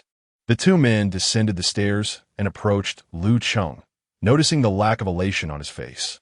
They inquired, "Has the case concluded?" Surely, the Criminal Investigation Division should extend some courtesy and provide transportation instead of leaving you to find your own way back. Lu Cheng smiled and shook his head. The case has concluded, but the Criminal Investigation Division has numerous tasks to attend to, so I returned on my own. Song Chengfeng, displeased, remarked, "Surely they could spare a moment to send someone to escort you. You not only located the murder weapon, but also leaped from the second floor to apprehend the suspect. After such exertion, they could at least have offered you a meal, let alone a ride." Chen Weiman expressed his bewilderment. The personnel in the criminal investigation team leave much to be desired. Perhaps we should refrain from assisting them in the future. Except, of course, for your little Sue. Lin Wenbin leaned in, grinning. "Director Chen, if Lu Cheng isn't going, I would be more than happy to step in. I wish to partake in a murder case as well." Chen Weiman glanced at Lin Wenbin with a hint of disdain, but ultimately chose not to discourage him. "Learn well from your brother Lu. There will be opportunities in the future." Lin Wenbin, unperturbed by the fact that he had only been a trainee for 2.5 years, understood that experience mattered little in the face of skill. His call to Lu Cheng was genuine and heartfelt. "Well, it is good that the case is solved. Although the speed was rather swift, Lu Cheng, your experience must have been somewhat lacking." Just as Chen Weiman began to speak, he fell silent. Was Lu Cheng's experience lacking? Leaping 8 meters from the second floor to apprehend a criminal, such an experience could rival that of a film shoot. At that moment, he heard that in this murder case, Lu Cheng not only discovered the murder weapon, but also apprehended the culprit. Ah, what a remarkable feat. No wonder he is my apprentice Zhao Han. He has even overshadowed the prowess of the criminal investigation team, and now he has something to boast about. "You, my young friend, why did you disregard my advice not to act recklessly? Jumping from the second floor, what if you were to break a leg?" Upon mentioning this, Chen Weiman feigned severity, stating, "You may demonstrate your capabilities, but one must exercise moderation in all things." Jumping off buildings? What were you thinking at that moment? The 2,000-word reflection you promised me is due tomorrow. As the director, it is my duty to commend and to reprimand, to maintain a balance of rewards and penalties. Let there be no next time. Go wash the car. Zhao Han ushered Lu Cheng out of the office. Shortly, there would be a duty to safeguard the students, and Zhao Han instructed Lu Cheng to wash the car, while Lin Wenbin was left to inhale the exhaust on the roadside. Chapter 59. So impressive? Can a confessor uncover other culprits? With a rhythmic swish, Lu Cheng diligently immersed a towel in a bucket of water, meticulously polishing the police car. The Sanlikyo police station had only these two vehicles, and every officer took great care of them, ensuring they gleamed with a brilliant shine after each cleaning. The source of Lu's joy in washing the car stemmed from the resolution of the murder case in Fangjiahatong. Though he had merely assisted in the investigation, his contributions had proven invaluable, resulting in the system bestowing generous rewards upon him. Firstly, his memory enhancement level 1 had ascended to level 2, granting him a twofold increase in both the speed and range of his memory. Secondly, he received an attribute point, increasing his strength by 1, currently at 20. Lastly, his fly catcher level 2 had elevated to level 3, enabling the skill to randomly activate 5 flies to apprehend nearby suspects, with a triggering range of 50 meters and a sensing range of 500 meters. The skill's color would vary according to the suspect's criminal severity, transitioning from green to blue, purple, orange, gold, red, and finally black. Such commendable rewards were fitting for a murder case. However, such opportunities were rare, even within the criminal investigation unit. It was indeed fortuitous for Lu Cheng to partake in this case. As Lu Cheng finished washing the car, he noticed it was nearly time to clock out. He paid little mind to Chen Weiman's comment about taking a day off for catching a thief.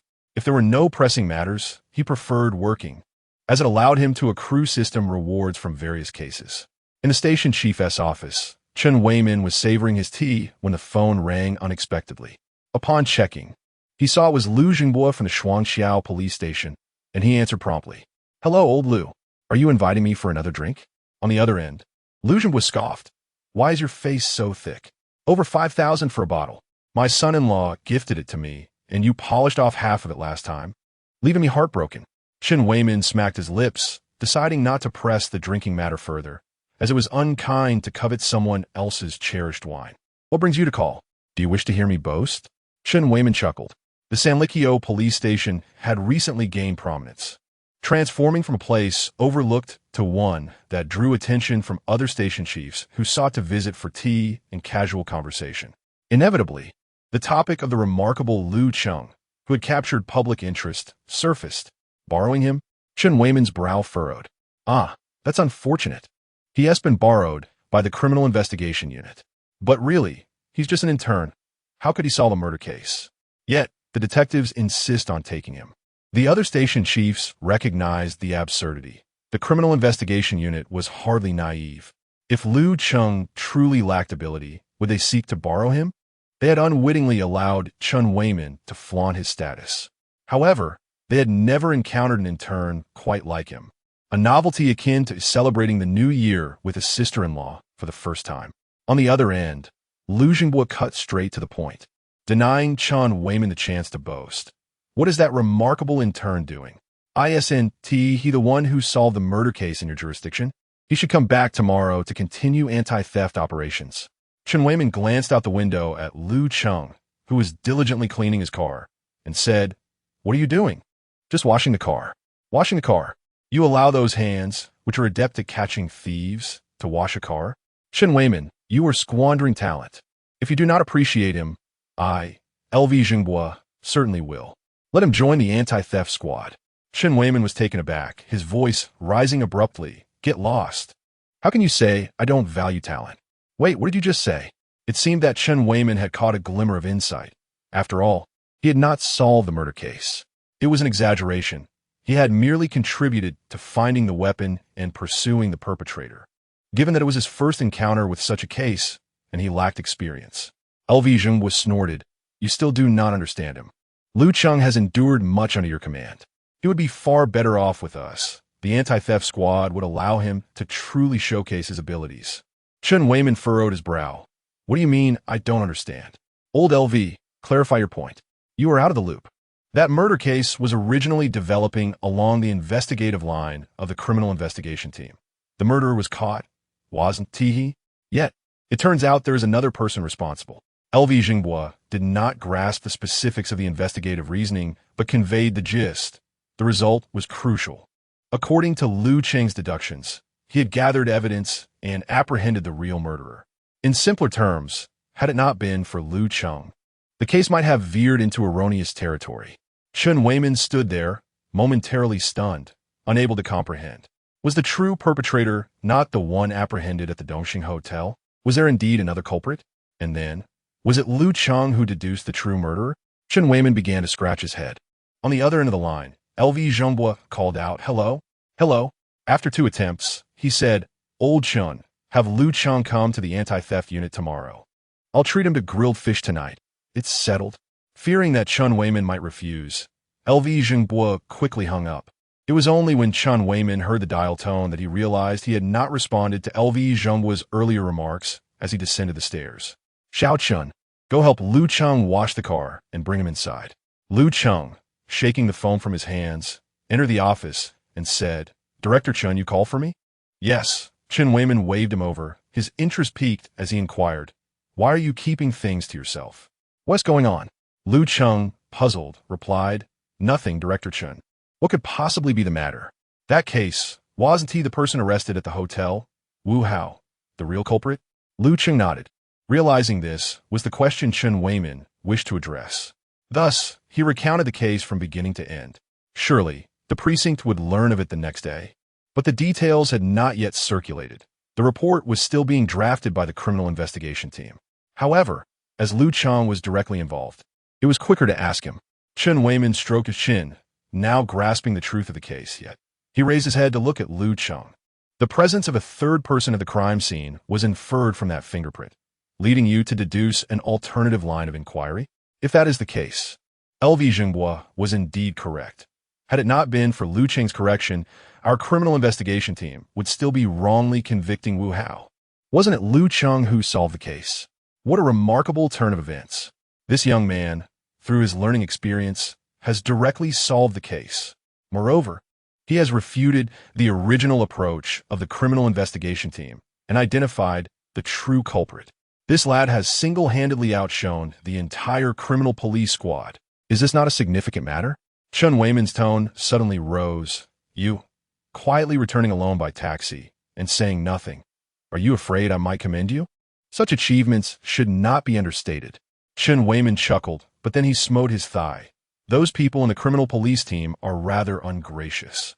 Logically speaking, after you've rendered such great assistance, they should not have made you return by taxi. I shall call them and give them a piece of my mind.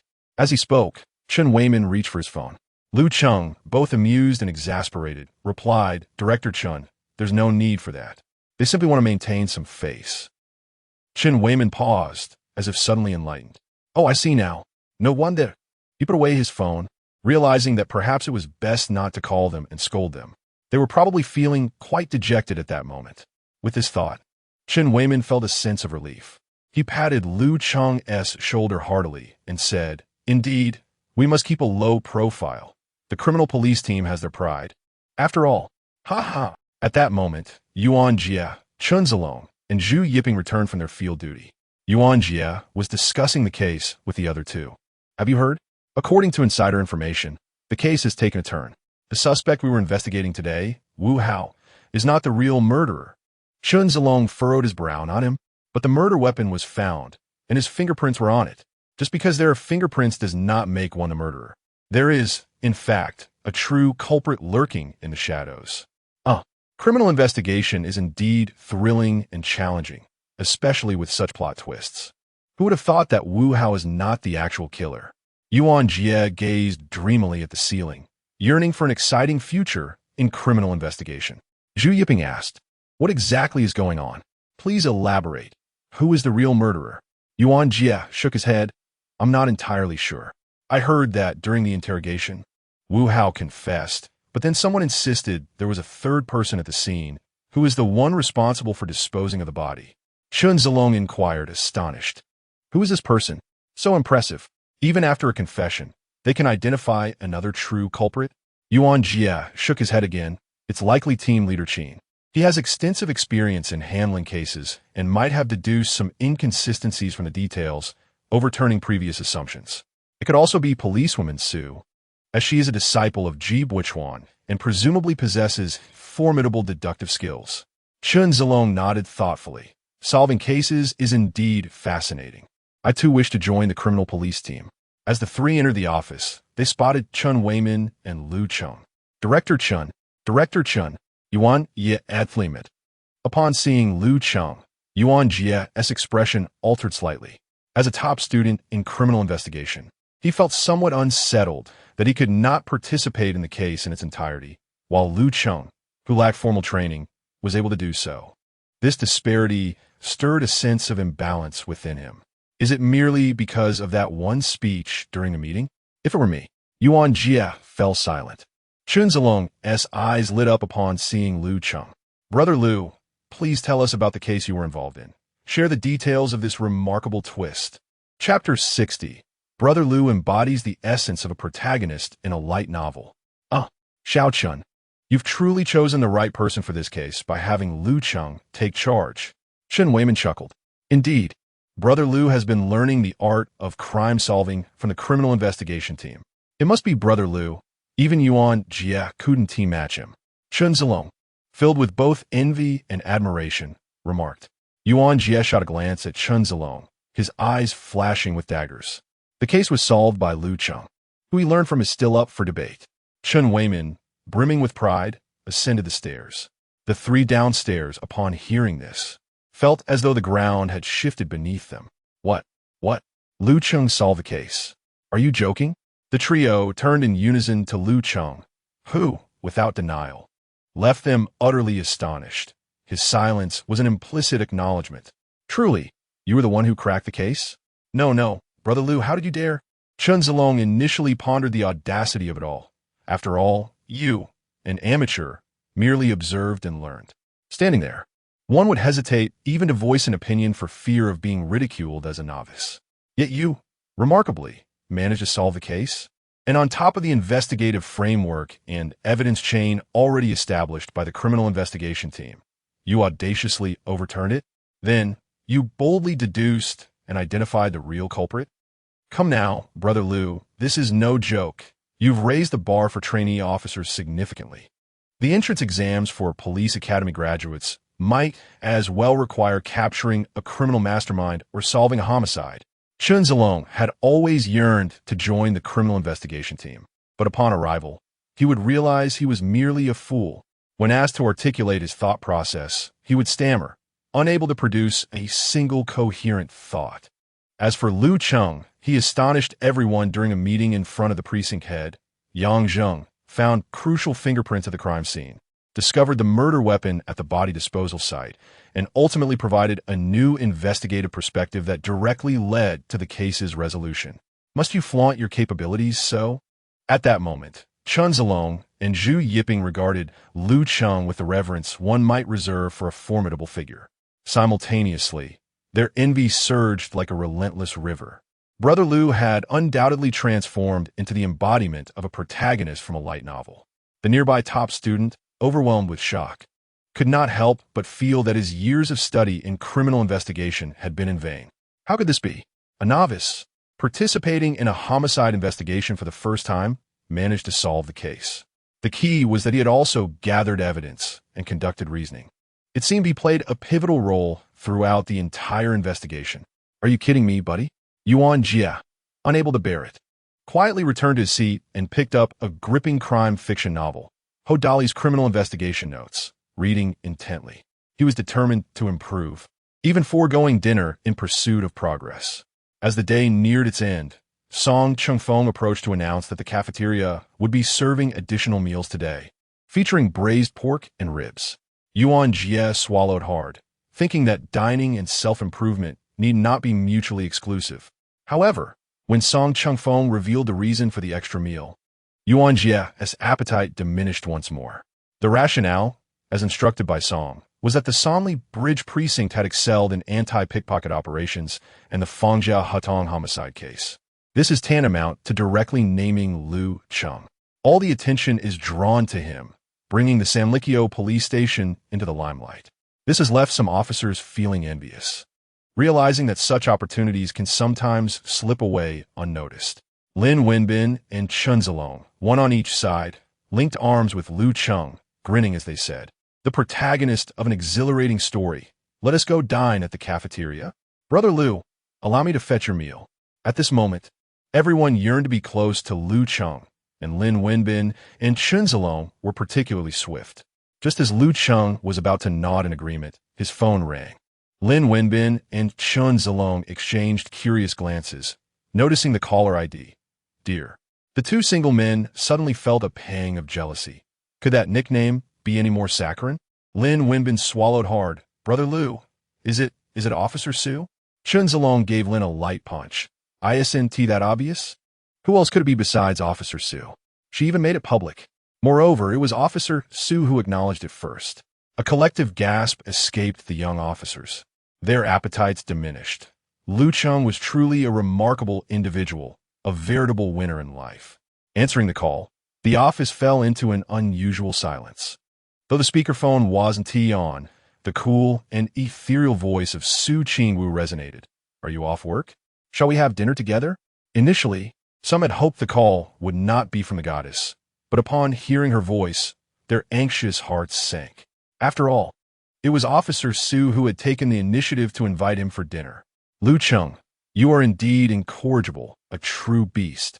The envy transformed into curses. Amidst the watchful eyes of many, Lu Cheng stepped out of the police station gates. A crowd of officers craned their necks at the entrance, where they beheld the enchanting figure of Su Qingwu standing beside a white Audi. Her fair and delicate skin, elongated and glistening eyes, and long, curled eyelashes gave her an otherworldly beauty, as if crafted meticulously by the hands of a celestial being. Clad simply in a t-shirt and light blue denim shorts, her long, slender legs were accentuated, embodying an ethereal grace, untouched by artifice. The young officers, rushing to the cafeteria with their meal trays, froze upon seeing Su Qingwu, their gazes vacant as if their souls had departed. Lu Cheng hurried over, taken aback by Su Qingwu's unexpected presence and her invitation for dinner. Wasn't she busy this afternoon? Su Qingwu maintained her cool demeanor, uttering just a single command. Get in. She gracefully slid into the driver's seat, and Lu Cheng took his place beside her. With a swift press on the accelerator, the white car surged forward as if ready to take flight. At the entrance of the police station, the young officers remained in a daze, some unconsciously crumpling their meal trays into uneven shapes. Chen Weimin and Song Changfeng were also heading to the cafeteria. The former shoved his way through the crowd, exasperated. You bunch of underachievers. What good is merely watching? If you possessed even half of Lu Cheng's abilities, the single, beautiful ladies in the precinct wouldn't be so easily overlooked. Yet here you are, envious of him. Song Changfeng sighed. People fear comparisons. Let's hope today as cafeteria meal isn't tea doused in vinegar, or these youngsters will surely turn sour. Su Qingwu drove Lu Cheng for over 20 minutes, arriving at a restaurant that resembled a private dining establishment. The courtyard-style architecture nestled amidst the greenery of a botanical garden exuded tranquility and beauty. The interior decor possessed a pastoral charm, radiating a cozy cottage atmosphere. This place was indeed exquisite. It was Lu Cheng's first visit to such an establishment, and the ambience was undeniably sophisticated. He glanced at Su Qingwu, his expression seemingly conveying that it was merely a meal, without the need for such extravagance. Su Qingwu had not anticipated arriving at such a venue either. Her friend, who had mentioned that reservations were notoriously difficult to secure, often requiring a half-month's notice. Originally, it was meant to be Hu Ye and her boyfriend, but due to a last-minute issue, she had passed the opportunity to Su Qingwu. Ladies and gentlemen, please follow me, a young waitress said, guiding them to a dining room on the second floor. After pouring tea for the two, the waitress smiled and said, Please hold on. Your meals are currently being prepared and will be served in about 10 minutes. With that, she exited the room, leaving Su Qingwu and Lu Cheng alone. Chapter 61. Love lingers on the tongue. Are you using a shotgun? In the tranquil restaurant, warm lights cascaded down like golden gossamer, illuminating Su Qingwu's profile, which exuded an almost translucent alabaster glow, suffused with a delicate, restrained luster.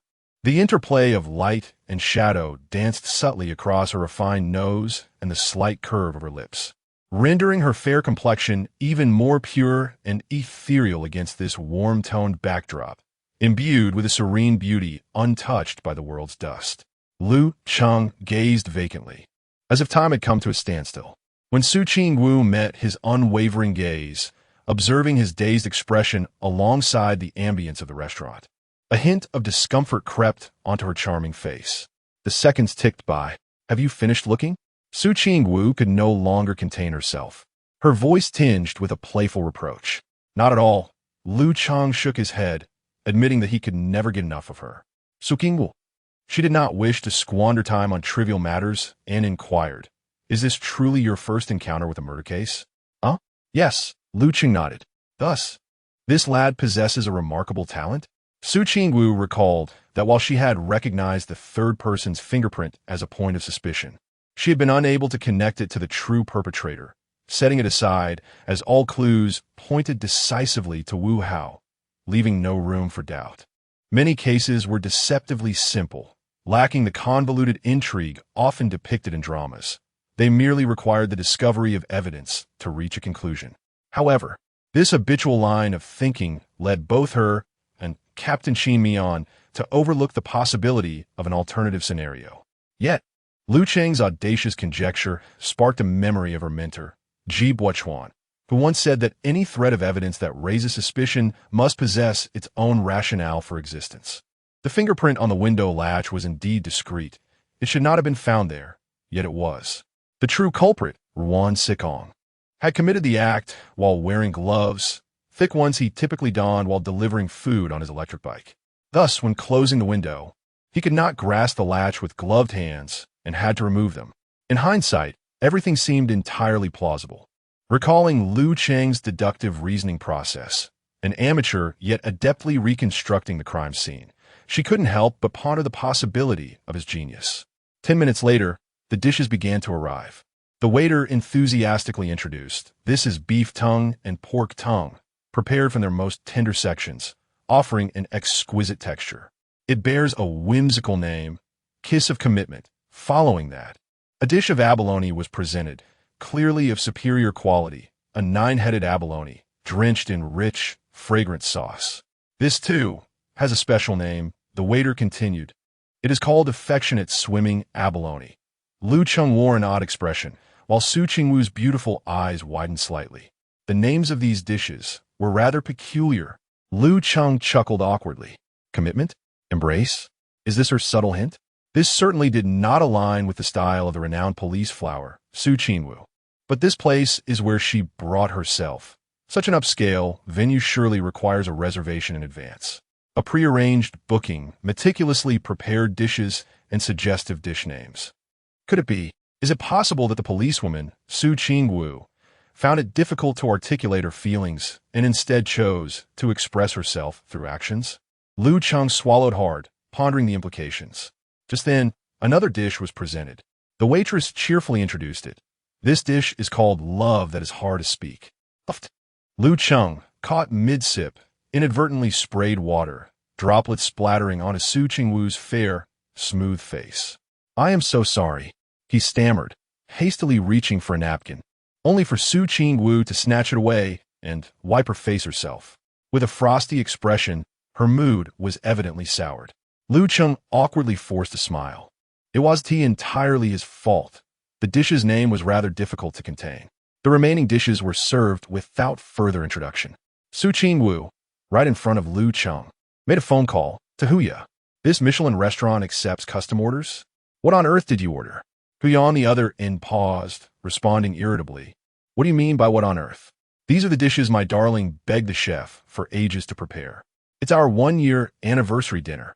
Aren't you supposed to be dining with your intern police boyfriend? You're getting a good deal and pretending to be coy." Su Ching-woo abruptly hung up, and Lu Cheng finally grasped the situation. So that was it. He had wondered why this seemed out of character for Su Ching-woo. It was merely a misunderstanding. Nonetheless, the dishes named Kiss of Destiny and Deep Affection in the Waters were quite delectable, prompting Lu Cheng to secretly give a thumbs up in his mind. The chef at this restaurant was exceptionally skilled. Strangely, or perhaps intentionally, Su Ching-woo did not touch any of the dishes Lu Cheng was enjoying. She remained focused on her own plate. "Is love that is hard to speak delicious? I shall try it," Lu Cheng remarked, reaching for what appeared to be pan-seared mushrooms accompanied by pistachio sauce. Though there were few on the plate, the flavors were rich and delightful. "Goodness, This was a dish of pistachio-sauced baked mushroom cores. The chef had quite the creative flair. Lu Cheng's manner of eating did not quite align with the restaurant's elegant atmosphere. Yet the sounds he made while dining inadvertently whetted Su Qingwu's appetite. Maintaining her aloof demeanor, she finished her meal, even letting out a satisfied belch at the end. Lu Cheng thought nothing of it. Even a celestial being must connect with the earthly realm, right? A faint blush crept up Su Qingwu's ears. Their meal was devoid of conversation, allowing them to finish in just an hour. Lu Cheng assumed they would part ways afterward, but to his surprise, Su Qingwu drove him to a shooting club on the outskirts of the city. Shooting? Firing guns? A glimmer of excitement flickered in Lu Cheng's eyes. It had been ages since he had held a firearm. To be honest, just the thought of it made his hands itch. What man doesn't he love guns?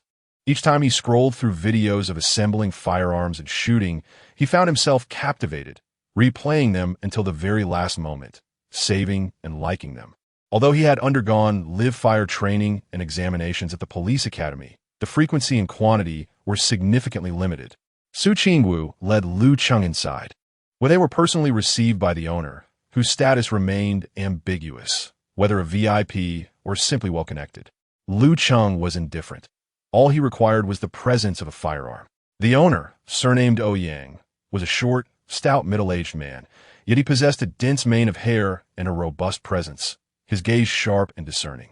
Upon spotting Lu Cheng, a flicker of surprise crossed Ouyang's eyes. Typically, patrons at the club were required to present identification and sign various disclaimers. Yet this was not the case for them.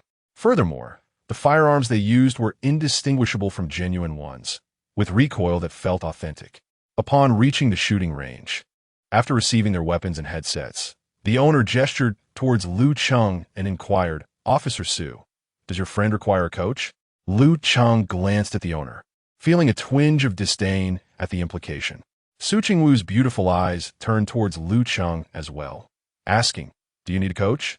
Without a hint of emotion, Lu Cheng shook his head. A renowned sharpshooter from Sanli Bridge did not require such assistance. Oh, a hint of amusement danced in Su Qingwu's eyes. "The captain has stored 1,000 rounds here. If you wish to shoot, simply mention his name." Lu Cheng's heart raced at the mention of 1,000 rounds. Goodness, with that many, one could decimate an entire enemy village. He had only fired slightly over 100 rounds during his time at the police academy. Lu Cheng was not naive.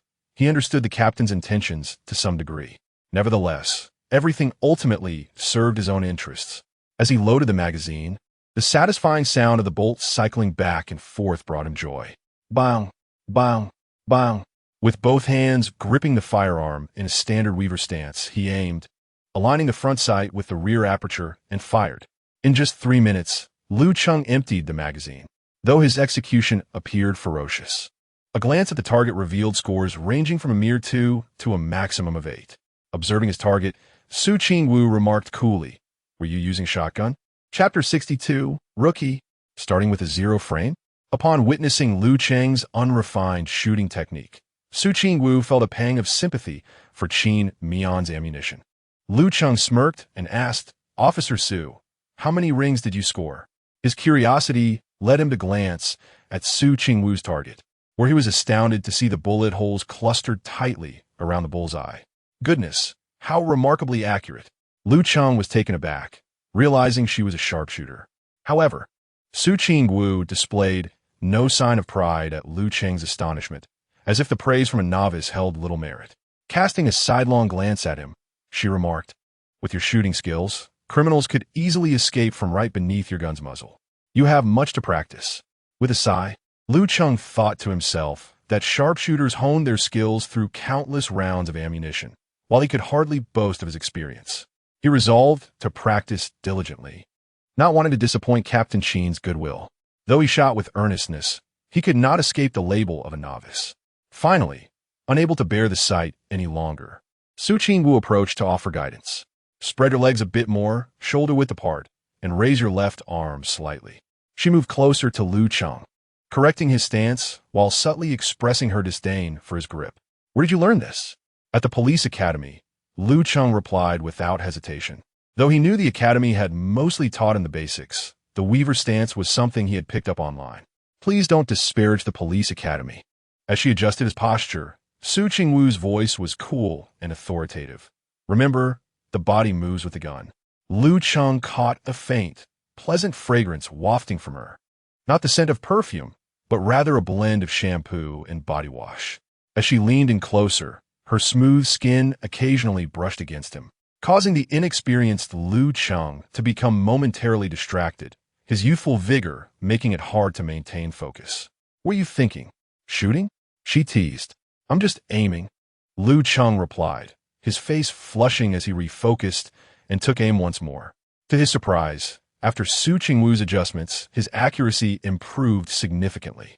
Yet in her eyes, he still remained a novice. After firing 80 rounds, he had only managed to score 2 10s, prompting Su Chingwu to refrain from further critique. Lu Cheng himself had not anticipated his shooting skills to be so lacking and wondered if Captain Sheen's supply of 1,000 rounds would suffice for his training. On the way back, Su Chingwu's mood seemed inexplicably brighter. Mind if I play a song? Lu Cheng asked. Go ahead, Su Chingwu replied, her beautiful eyes fixed ahead. Lu Cheng connected his phone to the car's Bluetooth and began to play music. The energetic rock music filled the air, and Su Chingwu's brows furrowed slightly. Why does it still have that distinct Qin Chuan accent? She pondered as Lu Cheng swayed to the rhythm, fully immersed in the melody. Isn't it nice? He asked. Recently, Lu Cheng has developed a fondness for a particular song. The arid deserts of the Northwest cannot bear roses. The hammering of the earth embodies his most fervent affections. Su Chingwu, who generally remains indifferent to music, can only express that she neither dislikes nor particularly likes it. Upon arriving at Jingwang Community, Lu Cheng alighted from the vehicle and bid farewell to Su Chingwu with a wave. Dear, oh no, Team Su, farewell. Drive safely. And send me a message when you get home. Su Chingwu cast him a glance, merely nodding in response before accelerating away. As the Bluetooth connection severed, the music ceased. While waiting at a traffic light, Su Chingwu, almost instinctively, searched for the song that had just played on her phone and resumed playback via Bluetooth. After returning home, she set her phone down only to pick it up again to message Lu Cheng before preparing for her evening routine. On the 4th day of the anti-theft operation, Lu Cheng was once again dispatched by Chen Weimin to the Shuangxiao police station for the ongoing initiative. He was the sole representative. The other younger officers remained behind to ensure the normal functioning of the station. This circumstance led to a wave of envy from Lin Wenbin and Yuan Jia. Team Luo. Intern Officer Lu Cheng has arrived to report, he announced. A new day heralded fresh possibilities, and Lu Cheng was brimming with enthusiasm. Moreover, his system skills had seen significant enhancement, instilling confidence in his ability to apprehend thieves with greater adeptness. The detection range of the flycatcher had expanded to 50 meters, with a tracking range of 500 meters, a remarkable improvement indeed. Well, we got a real catch. Luo Yong was organizing the team, and today, as anti-theft operation mirrored previous efforts. Lu Cheng's arrival captivated everyone's attention. This young man was truly a talent, having transitioned from anti-theft operations to solving a homicide case. He had single-handedly cracked the case, leaving the criminal investigation team somewhat embarrassed to acknowledge it. Quite the spectacle indeed. Team Luo, which group should I join? Lu Cheng inquired. Luo Yong pondered, stroking his chin. He had just assembled the teams, and now he had to decide where to place this exceptional talent. I'll grant you a privilege. You'll operate solo, free to conduct your own endeavors. Sound good? He proclaimed with a grand gesture. The others were expressions of envy, all wishing to partner with Lu Cheng. That works for me, Lu Cheng replied, relishing the prospect of operating independently, unencumbered.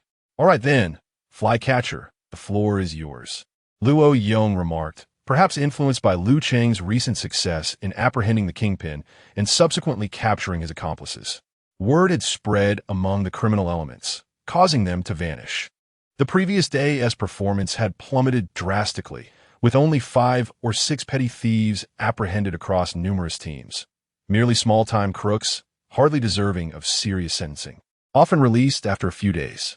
Luo Yong placed his hopes on Lu Cheng, anticipating that the arrival of this exceptional talent might bolster morale. The teams disbanded. and groups of plainclothes officers began to disperse. Lu Cheng had no designated location for his theft apprehensions. Luo Yong instructed him to explore the Shuangqiao jurisdiction at his leisure. He borrowed an electric scooter from Luo Yong, intending to scour the streets one by one. After all, as long as thieves were about, his skills would activate, making the task remarkably straightforward. Just as Lu Cheng was about to mount the electric scooter, he noticed that the flycatcher had, unexpectedly, been triggered. A fly alighted upon a masked man passing by the entrance of the police station, emanating an ethereal blue glow. This hue indicated that the man was no ordinary petty criminal, but rather someone of considerable significance. Lu Cheng swiftly pursued him, casting a glance at the man, whose features seemed oddly familiar, reminiscent of a wanted criminal listed on the Ministry of Public Security's official website. Without a moment's hesitation, Lu Cheng charged forward, executing a series of deft joint locks that rendered the man's hands securely restrained behind his back. The man, caught by surprise, barely had time to utter a sound before realizing he had been apprehended. At that moment, most of the team had yet to set out, still gathered at the police station. "I've captured a wanted criminal," Lu Cheng shouted triumphantly. In an instant, Luo Yong and his team rushed out, astonished to see Lu Cheng handcuffing a masked passerby. "A wanted criminal? Is this for real? Goodness, we haven't even left yet, and you've already made an arrest? You truly initiated the action without any delay." Chapter 63. Have I stumbled into a den of thieves? The man pondered, bewildered. After evading capture for over a year, the commotion had long since dissipated, and he always donned a mask whenever he ventured out. He had passed by the police station on multiple occasions. Why had he been apprehended this time? He felt a sense of injustice swelling within him. Before Luo Yong could express his astonishment, he noticed that Lu Cheng had already cuffed the individual in question and promptly inquired, "Is he a wanted criminal? Are you certain?" "Absolutely. Those eyes and eyebrows. It's a definitive match," Lu Cheng replied with unwavering confidence. "I can't recall his name, but his face is familiar." Given that the flycatcher had been triggered, there was no possibility of him mistaking the identity. Luo Yong scrutinized the masked man and then glanced at Lu Cheng, incredulous. "How can you be so sure? Can one truly identify a wanted criminal solely by their eyes and eyebrows?" The anti-pickpocket team was taken aback, astonished by Lu Cheng's seemingly supernatural ability to discern the truth. The several teams that had set off moments earlier had not ventured far and soon returned, staring at the masked man for an extended period, only to shake their heads in disbelief. "Seriously? You expect us to believe you can recognize him as a wanted criminal? We just brushed past him. How could we possibly identify him?" Luo Yong hastily summoned the officers on duty to bring out the machine, ordering them to remove the man's mask. Upon comparing his facial features and fingerprints, it was confirmed that he was indeed a fugitive who had been on the run for a year and 3 months. Luo Yong gazed at Lu Cheng in astonishment, utterly amazed. "Incredible. You just stepped out and managed to apprehend a wanted criminal. Your reputation as a master catcher is truly well-deserved. It's remarkable how keen your eyesight is. To recognize a wanted criminal is no small feat. Talent like that is either innate or absent altogether. Lu Cheng is clearly favored by the heavens." Witnessing the unfolding events, the members of the anti-pickpocket team clamored to partner with Lu Cheng. This was no mere rookie cop. He was a veritable prodigy, an embodiment of exceptional prowess in apprehending thieves. They were utterly convinced that should they team up with Lu Cheng, achieving notable successes in their endeavors would be a certainty.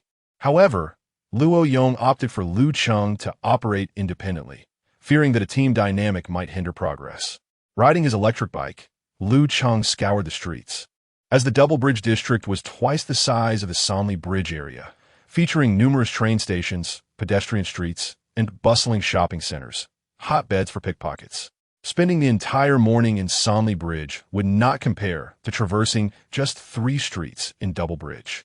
By midday, Lu Cheng had already detained 7 thieves, albeit petty criminals of little consequence. It seemed that the more cunning thieves had indeed heard the rumors and gone into hiding, for even Lu Cheng had not encountered them.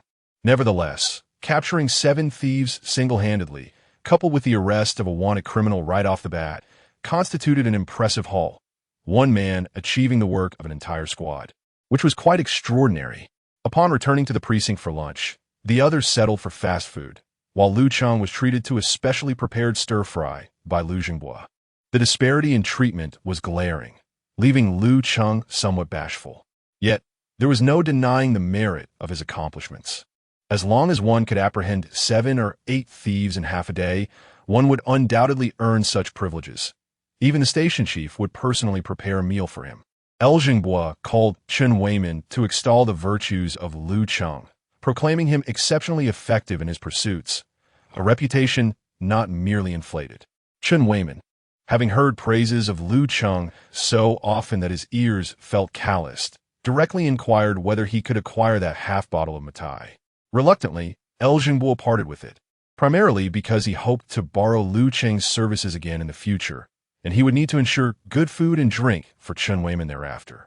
Having enjoyed a sumptuous meal, Lu Cheng's electric bike was also recharged by the diligent officers of the Shuangqiao police station. He mounted the bike once more, eager to resume his pursuit of criminals. Were it not for the necessity of recharging, he would have preferred to dine elsewhere, as returning would squander precious time better spent apprehending wrongdoers. The morning's endeavors had already garnered him substantial system rewards, including attribute points 0.5 for each petty thief apprehended, culminating in a total increase of 1 point in strength, 2 points in stamina, and 0.5 in speed. His current stats stood at 21 in strength, 23 in stamina, and 19 in speed. With such stamina, he could effortlessly chase a felon for 10 miles at full speed. Naturally, with Lu Cheng's current velocity, he would have caught up long before. The captured wanted criminal also granted Lu Cheng a new skill: precise shooting LV1. Precise shooting LV1.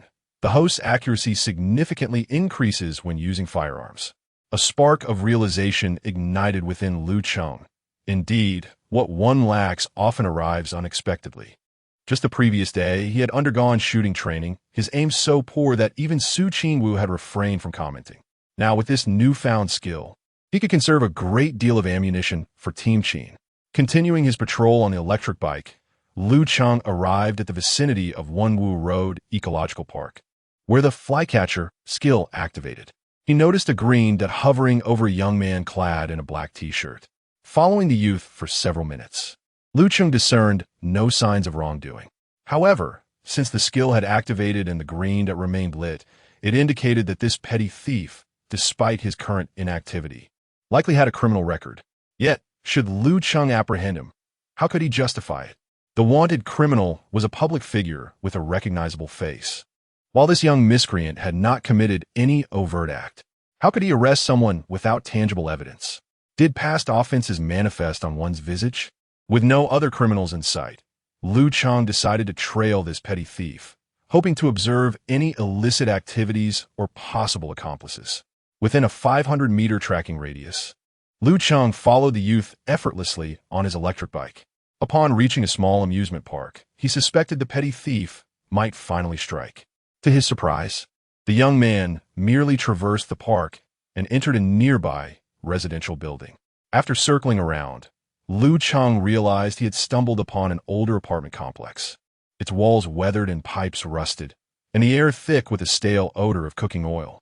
The young thief slipped into the building with ease, suggesting it might be his hideout, perhaps indicating the presence of accomplices. Lu Cheng secured his electric bike, locking it carefully. In such a locale, security was undoubtedly lacking, and the police-issued bike appeared relatively new. However, should an unwise thief attempt to steal it, they would be inviting misfortune upon themselves. As the bike was equipped with a tracking device, navigating through the cluttered hallway, he was greeted by the musty scent of dampness on the first floor. Lu Cheng endeavored to acclimate to his surroundings, masquerading as a resident of the apartment building. Following the green dots visible in his field of vision, he located a unit on the second floor where a petty thief was ensconced. Lu Cheng merely pretended to pass by, casting a sidelong glance. The door was firmly shut, and the curtains were drawn. Who, in their right mind, would pull the curtains during daylight? He retreated to a concealed corner over 40 meters away, while the flycatcher continued to activate. 1, 2, 3. Apart from the fly on the petty thief, for others had been triggered.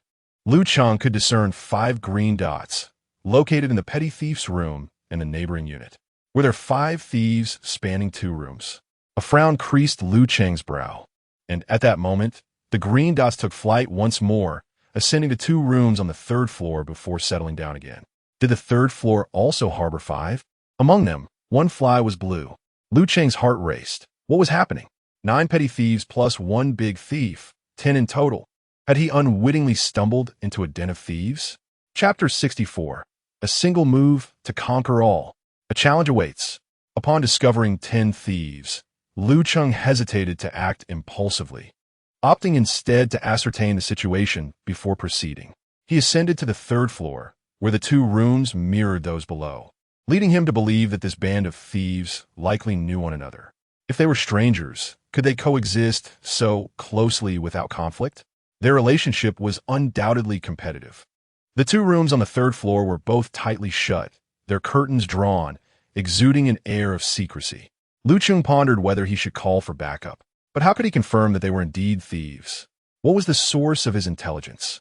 These questions eluded him. After a moment's contemplation, he resolved to act alone. Armed with his system skills, he felt confident that dealing with a few petty criminals would be manageable.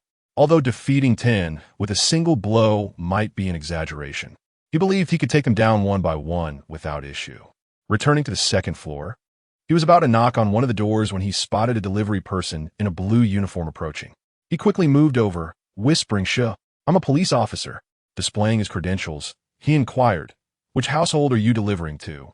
"I need your assistance," the delivery person, imbued with a sense of civic duty upon learning of the police presence, promptly revealed that the order was for room 206. Fortuitously, room 206 was the very den of thieves Lu Cheng had intended to confront. "Hand over the delivery to me. I will handle it. You should leave immediately." The delivery person complied quietly and withdrew. Lu Cheng knocked on the door, announcing, "Hello. The delivery has arrived." "Didn't I say not to knock? Just leave it at the door," came an impatient voice from within. "I'm sorry, but the delivery was spilled. I'll compensate you for the loss." "Damn it. I'm starving. How dare you spill my lunch?" The sound of slippers approached, and the door opened slightly, revealing a young man in a black t-shirt, exactly the individual Lu Cheng had been following. Lu Cheng stood at the threshold, exuding an air of innocence, an intact delivery in hand. The young man scrutinized Lu Cheng with suspicion, asking, "Are you the delivery person?" "No, I'm your father," Lu Cheng replied with a smile. The young man's anger flared, ready to retaliate, but Lu Cheng swiftly drew a gun, pressing its dark muzzle against the young man's mouth. Lu Cheng's smile vanished, replaced by a chilling demeanor as he commanded, "Don't move, don't speak, otherwise I'll blow your brains out." The young man, unaccustomed to such a situation, realized that as a mere petty thief, his life wasn't worth the price of a bullet. Fear overwhelmed him, causing his legs to tremble. Having practiced shooting at the range the day before, Lu Cheng carried the scent of gunpowder on him. A sudden idea struck him. He rubbed a bit of gunpowder residue on the weapon. Even if someone suspected it was a toy, the unmistakable scent would quell their doubts. This was a real gun, one that had been fired, and its odor confirmed it. The young thief, catching a whiff of the gunpowder, felt an even deeper sense of terror, his legs beginning to quiver. Lu Cheng waved his credentials before instructing him to turn around and place his hands on his head. The young man complied obediently. Lu Cheng pressed the gun against the young man's nape and retrieved handcuffs, securing him firmly. "Crouch down and remain silent, or I'll make you taste lead." Lu Cheng's tone was devoid of jest as he casually struck the young man's back with the butt of the gun. The young man winced in pain, gritting his teeth to suppress any sound. Lu Cheng felt satisfaction. "Skinny monkey, what are you doing? Taking so long with a delivery?" At that moment, voices emanated from within the room.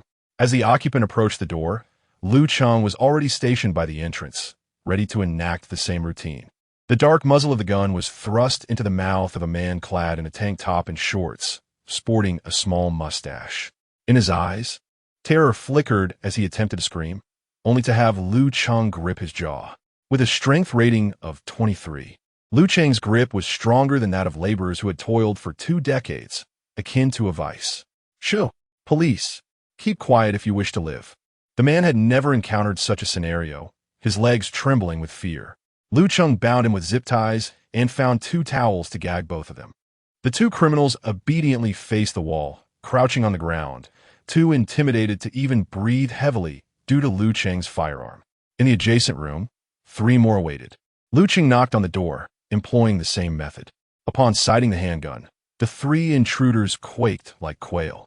It took little effort to bind them. A single tactic sufficed to conquer all. Next, he ascended to the 3rd floor, applying the same formula, the same outcome. Armed with a bundle of zip ties, he was prepared for 10 more thieves. "I am Officer Lu, and I endorse zip ties." 10 thieves sat lined up on the ground, obediently compliant. The blue-clad ringleader felt a tinge of defiance, primarily due to being apprehended by such a youthful officer, and more so, one who had captured 10 of them. Though Lu Cheng wielded a gun, it was not merely a matter of firearms. Did thieves not care for their pride? Despite being bound, the ringleader's mouth remained unruly, incessantly cursing Lu Cheng. The officer, unyielding, stomped on him and delivered a couple of vigorous kicks. The ringleader felt as if his insides were shaking, emitting pitiful moans of pain. Now truly alarmed, he had never encountered such a formidable police officer. Lu Cheng was undeniably ruthless. "Still have the audacity to speak?" Lu Cheng scoffed. The ringleader lay on the ground like a defeated dog, silenced. The other minor thieves, witnessing their leader subdued, dared not utter a word. Lu Cheng gathered them into a single room and stated, "Now, let us discuss your gang's activities. Where have you hidden the stolen goods? Your confession is one matter. The police uncovering the truth is another. You have the opportunity to confess now. Come clean, and you may receive leniency. Begin." The group of thieves squatted on the ground, heads bowed. Some felt the sting of the zip ties, leaving red marks, yet they remained silent. The police must have gathered substantial evidence to dismantle their entire operation. Concealing the truth would yield no benefit. The ringleader was preparing to confess and exchanged a glance with Lu Cheng. Lu Cheng removed the towel from the ringleader's mouth and said, "Speak." He opened his phone to record a video. The chief thief confessed in detail to the thefts he had committed over the past 6 months, admitting that some of the stolen goods were still in his residence. To his surprise, the thief possessed a safe. Lu Cheng gave the thief a light slap on the head, urging him to reveal the combination. Upon opening the safe, they discovered hundreds of thousands in cash, along with a small pile of gold watches, chains, and bracelets, as well as some multi-liquor and cigarettes, altogether valued at around 200,000 to 300,000. This was evidently the fruit of years of theft, and the chief thief wore a pained expression. Well, that was sufficient to determine the sentence, at least 3 years. The chief thief's eyes dimmed, while the other thieves hung their heads low. Those who venture into thievery inevitably face incarceration. This was a truth they all understood. Yet, when caught, they often wore expressions of discontent. This group of thieves had initially believed that the young officer was backed by a large force, but after waiting for quite some time, they realized he was alone. One man dared to infiltrate the den of 10 thieves. However, he was armed, which made it somewhat justifiable. The chief thief fixed his gaze on Lu Cheng's firearm and curiously inquired, "Officer, how many bullets does your gun hold?" Lu Cheng raised an eyebrow and suddenly smiled, responding, "Just a dozen or so." The chief thief nodded. The dozen bullets would suffice to deal with them. But when Lu Cheng ejected the magazine, revealing plastic round balls, the entire group of thieves was left dumbfounded. A toy gun.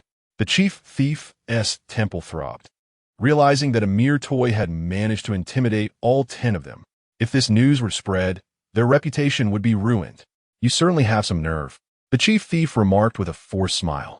"Do you really think a real gun is necessary for a few petty thieves like you?" The chief thief felt an unprecedented level of humiliation and, gritting his teeth, retorted, "If you have the guts, let us settle this one-on-one." Chapter 65. How many did you say? 18.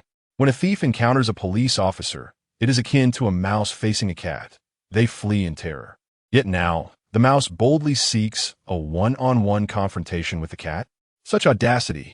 Lu Cheng chuckled. "Are you certain?" The leader of the thieves, muscular and adorned with a tattoo of a dragon, had never feared a duel. Today, it wasn't about the buns, it was about pride. "Though you're an officer, I am confident I can defeat you if we engage in a fair fight, unarmed." The thief leader challenged, "Do you dare?"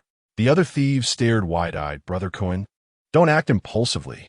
Even if you win, it still counts as assaulting an officer, adding another charge. Indeed, Brother Cohen, don't do something foolish. What kind of thief picks a fight with the police? While the notion of challenging an officer may sound impressive, we are thieves after all. Winning changes nothing if we end up behind bars. Lu Cheng replied coolly, "Are you truly skilled? I could take on 10 of you." The thief leader brimmed with confidence. If his hands weren't bound, he would flaunt his biceps. Fighting for no reason is pointless. What do I gain from winning? The thief leader's eyes sparkled with a cunning idea. His two favorite pastimes were thievery and gambling. Here's a proposition. If you win, I shall reveal the hideout of another gang of thieves for you to raid. If you lose, you must release me. Do you dare? This rival gang was, in fact, Brother Cohen's competition. If he landed in jail, wouldn't their territory become theirs? No, he needed to ensure they all went down together. Another gang of thieves? How many are there? Lu Cheng inquired, intrigued. This was a 2-for-1 deal. There are 8 of them, and their thievery is no less than ours. All right, it's settled then. Lu Cheng nodded. The thief leader's confidence surged. Brother Cohen, what about us? The other thieves, believing their leader would prevail, wonder what would become of them if he succeeded and secured his freedom. You won't serve long. Once you're out, I will ensure you're taken care of, the leader assured them. He turned back to Lu Cheng. You are a police officer. Your word is your bond. Will you loosen my restraints? Lu Cheng complied, releasing his bindings. The thief leader genuinely intended to engage in a duel, seeking to reclaim his honor, showing no inclination to flee. The two squared off. 5 minutes later, Brother Cohen's face was a patchwork of bruises, resembling a battered pig, and he was missing a tooth. The thieves watched helplessly as their leader was pinned to the ground by the officer, the scene gruesome. No one anticipated that this young officer was a legitimate fighter, with formidable fists and heavy strikes. It seemed as if one of Brother Cohen's arms had been dislocated, dangling limply like a worm. This 5-minute altercation unfolded like a scene from an R-rated action film. Brother Cohen lay on the ground like a defeated dog, unable to utter a sound of pain. Lu Cheng, untouched throughout, brushed off the dust from his attire, patted Cohen's face, and inquired about the location of the rival gang. 3 hours had passed in the afternoon, and some anti-theft teams had returned to the Shuangqiao police station. A few officers voiced their frustrations, lamenting that capturing thieves had become increasingly elusive. They had spent an entire day at the bus station without even catching a glimpse of a thief. It was suspected that after the arrest of the Huangke gang, other criminals had gone into hiding, resulting in a recent drought of thefts. The only apprehension had been of a petty thief who had stolen bread, no less the cheapest kind. I, on the other hand, had managed to catch a thief in the mall, but upon searching him, it was discovered that he had stolen merely a model phone. What a fool. No thieves could be found in the subway. I had run myself ragged, yet encountered not a single one. It seemed prudent to postpone any further anti-theft operations until the situation calmed down. The thieves were clearly lying low. Luo Yong, accompanied by his team, returned in haste, escorting a pickpocket. Upon hearing the complaints, he cast a glance and remarked, "No thieves? Then what do we have here?" He patted the pickpocket on the head, asserting that true strength does not complain about the circumstances. This morning, he had managed to apprehend 8 individuals. Some were unconvinced, claiming that his success was merely due to luck as they observed the afternoon silence. Just as these words left their lips, Luo Yong's phone rang. The caller ID read exceptional capture. How fortuitous. Hello, exceptional capture? Have you caught more? The disgruntled officers felt a jolt of surprise. Hadn't they just remarked on the lack of activity in the afternoon? The turnaround was almost instantaneous. How many? Over a dozen. Oh, I shall send a police car over. Just as Luo Yong finished speaking, he suddenly sensed something amiss, his expression shifting to one of astonishment. How many did you say? 18. 18. Luo Yong's breath grew unsteady. Truly? Are you certain? The other officers were taken aback, rising from their seats with a cacophony of sounds. What? Lu Cheng caught 18. That's impossible. How could one person apprehend so many thieves? Upon hearing the astonishing number, some questioned its authenticity, while others doubted its plausibility, deeming it improbable. Captain Luo, I may have stumbled into the thieves' lair. I've already secured 10 of them, and am on my way to apprehend another group. At that moment, silence enveloped the room. Although Luo Yong hadn't activated the speakerphone, Lu Cheng's voice resonated clearly through the receiver, sending shivers down everyone's spines. A thieves' den, 10 already secured, and on his way to capture more? Good heavens, were you knocking them unconscious with a club? Is this how one captures thieves? Luo Yong took a deep breath to compose himself and quickly clarified, Lu Cheng, are you saying there are a total of 18 thieves, 10 of whom you have subdued, and 8 you are currently pursuing? Yes, came the calm reply. You expect to catch 8 on your own? Have you lost your mind? You've already caught 10. What is the need for the remaining 8? Lu Cheng spoke nonchalantly. On the other end of the line, Luo Yong and the other officers felt their eyelids twitching uncontrollably. Is that not so? Under ordinary circumstances, it is standard practice to apprehend 1 thief with the assistance of 2 or 3 to 4 for each capture. After all, thieves tend to flee, resist, and struggle. Even a petty thief without weapons would warrant some caution when approached alone. Yet in the case of Lu Cheng, one cannot help but notice a shift in the dynamics. It appears as though he boldly strides into the den of thieves, intent on making a solitary arrest without regard for the potential consequences. What if the thief escapes? What if he resists? What if he possesses a weapon? What if he is reckless enough to assault an officer? While it is widely acknowledged that Lu Cheng is audacious, his level of recklessness is astonishing. Capturing a thief is no trivial matter, especially when one ventures into such perilous territory. Upon hearing Lu Cheng's nonchalant tone, Luo Yong felt an overwhelming urge to reprimand him. Yet he restrained himself and inquired, have you gathered intelligence on the other 8 members of the gang? Isn't that precisely what I'm about to do? Lu Cheng retorted. Why didn't you wait for backup? I assumed they might flee. Luo Yong exclaimed. Should I have just waited for backup? Lu Cheng asked. Of course.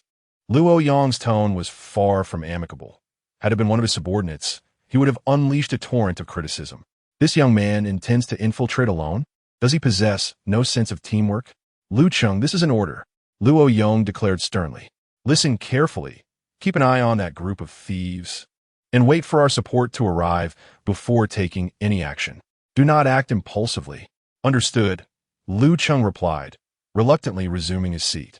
In truth, he believed he could handle the situation single-handedly without the need for extensive preparations. Nevertheless, in Luo Yong and the others' eyes, the lair of thieves was far more treacherous than a tiger's den. Lu Cheng understood this, of course. After all, he was a daredevil. Chapter 66, Why Are They So Slow? I've finished an entire bag of seeds. It was 3:30 in the afternoon. Lu Jingbo arrived at the sub-bureau for a meeting, and before it commenced, he shared a smoke and some banter with Chen Weimin.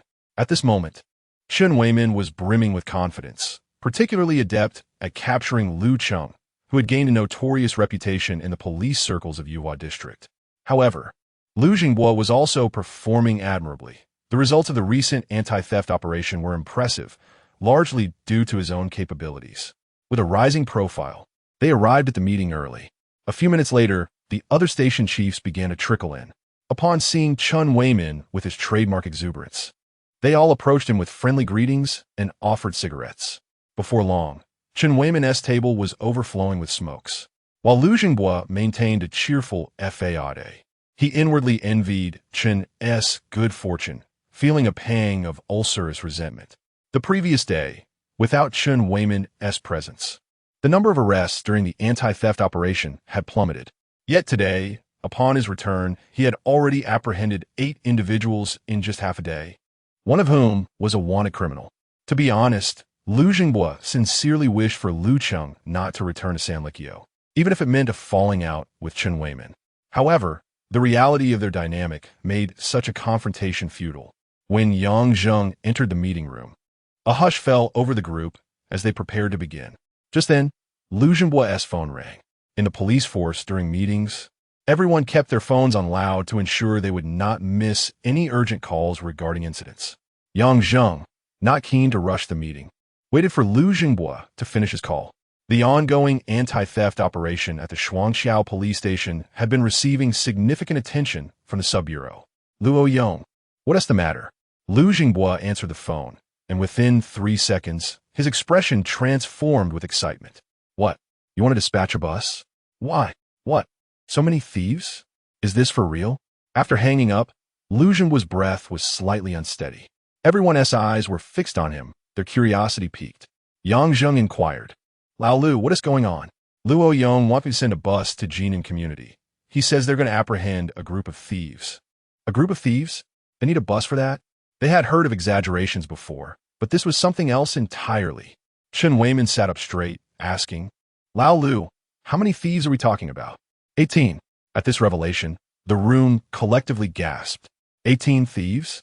This was no mere den of thieves. It was a veritable factory of criminality. Isn't your Shuangqiao jurisdiction known for being a gathering place for thieves?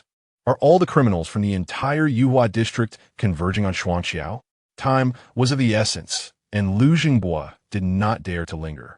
After informing Yang Zheng, he turned to arrange for the bus. At the same time, he called upon Chen Weiman. Chen was taken aback, wondering why he was involved. This wave of thieves was discovered by Lu Cheng, and currently, he is the only one in their lair, awaiting backup. What? Just him alone? To face 18? This was no laughing matter. Chen Weiman's expression turned serious. That audacious young man, Lu Cheng, had dared to infiltrate the den of thieves alone? What if something went awry? Thus, he and LV Jingbo took their teacups, notebooks, and pens and hurriedly departed from the substation, leaving a group of directors exchanging bewildered glances. Goodness, this anti-theft operation has certainly taken a significant turn. But why is it always that particular individual with exceptional arresting skills? Chen Weiman arrived on an electric bike, but instead of riding it, he directly boarded LV Jingbo's police vehicle. LV Jingbo made a phone call, urgently requesting a medium-sized bus for urban-rural connections, which could accommodate 30 individuals. Chen Weiman also contacted Song Chengfeng, instructing him to bring his firearm and then proceed to rendezvous at the Shuangqiao Jinan community. In the event of a legitimate arrest of a thief, a single police officer would undoubtedly be insufficient. If we're on the streets, a coordinated effort involving multiple officers encircling the suspect would be essential.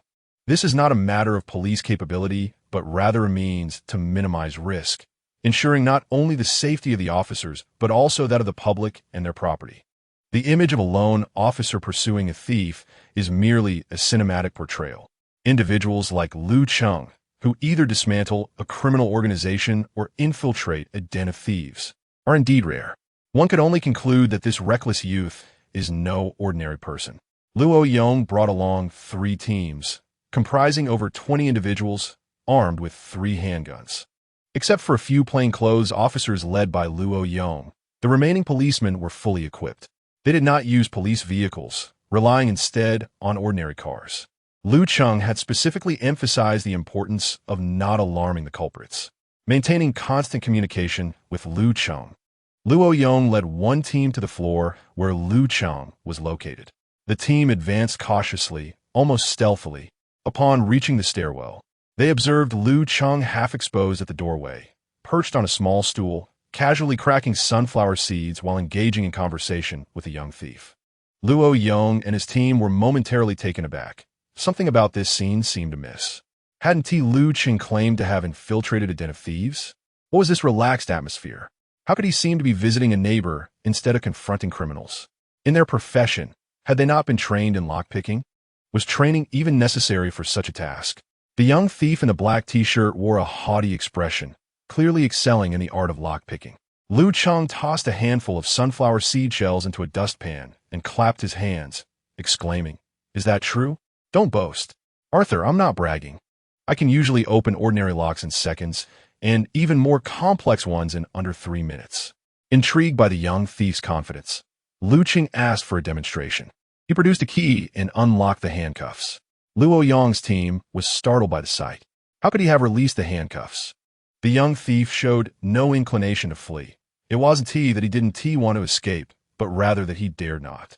He pulled a paperclip from his pocket, bit down on it, and then handcuffed himself once more. After securing himself, he even allowed Lu Cheng to check the tightness of cuffs. Subsequently, without using his hands, he manipulated the handcuff lock with his mouth, using the paperclip. With a click, the handcuff sprang open. Lu Cheng raised an eyebrow, realizing that the audacious young man had indeed not exaggerated.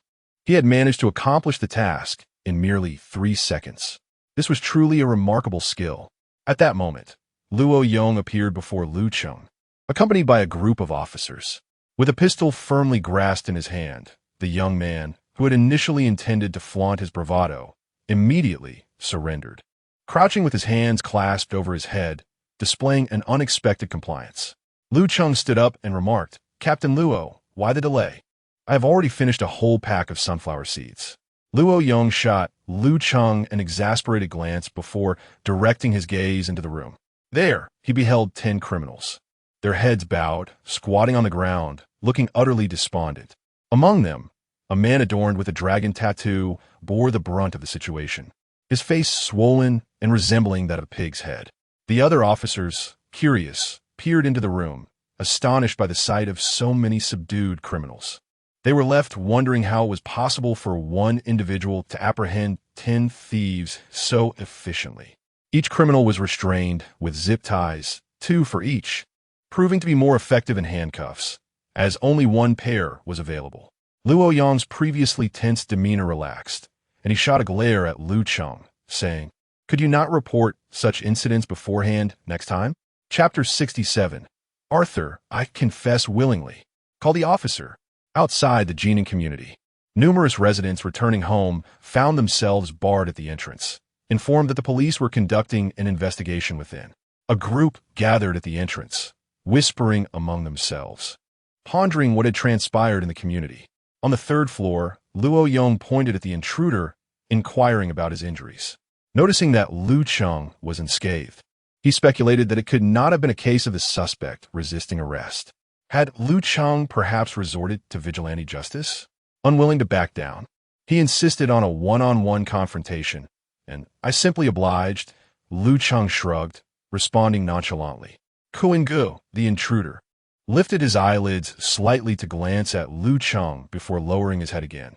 Feeling that his dignity had been compromised, it seemed best to return quietly to his sewing machine.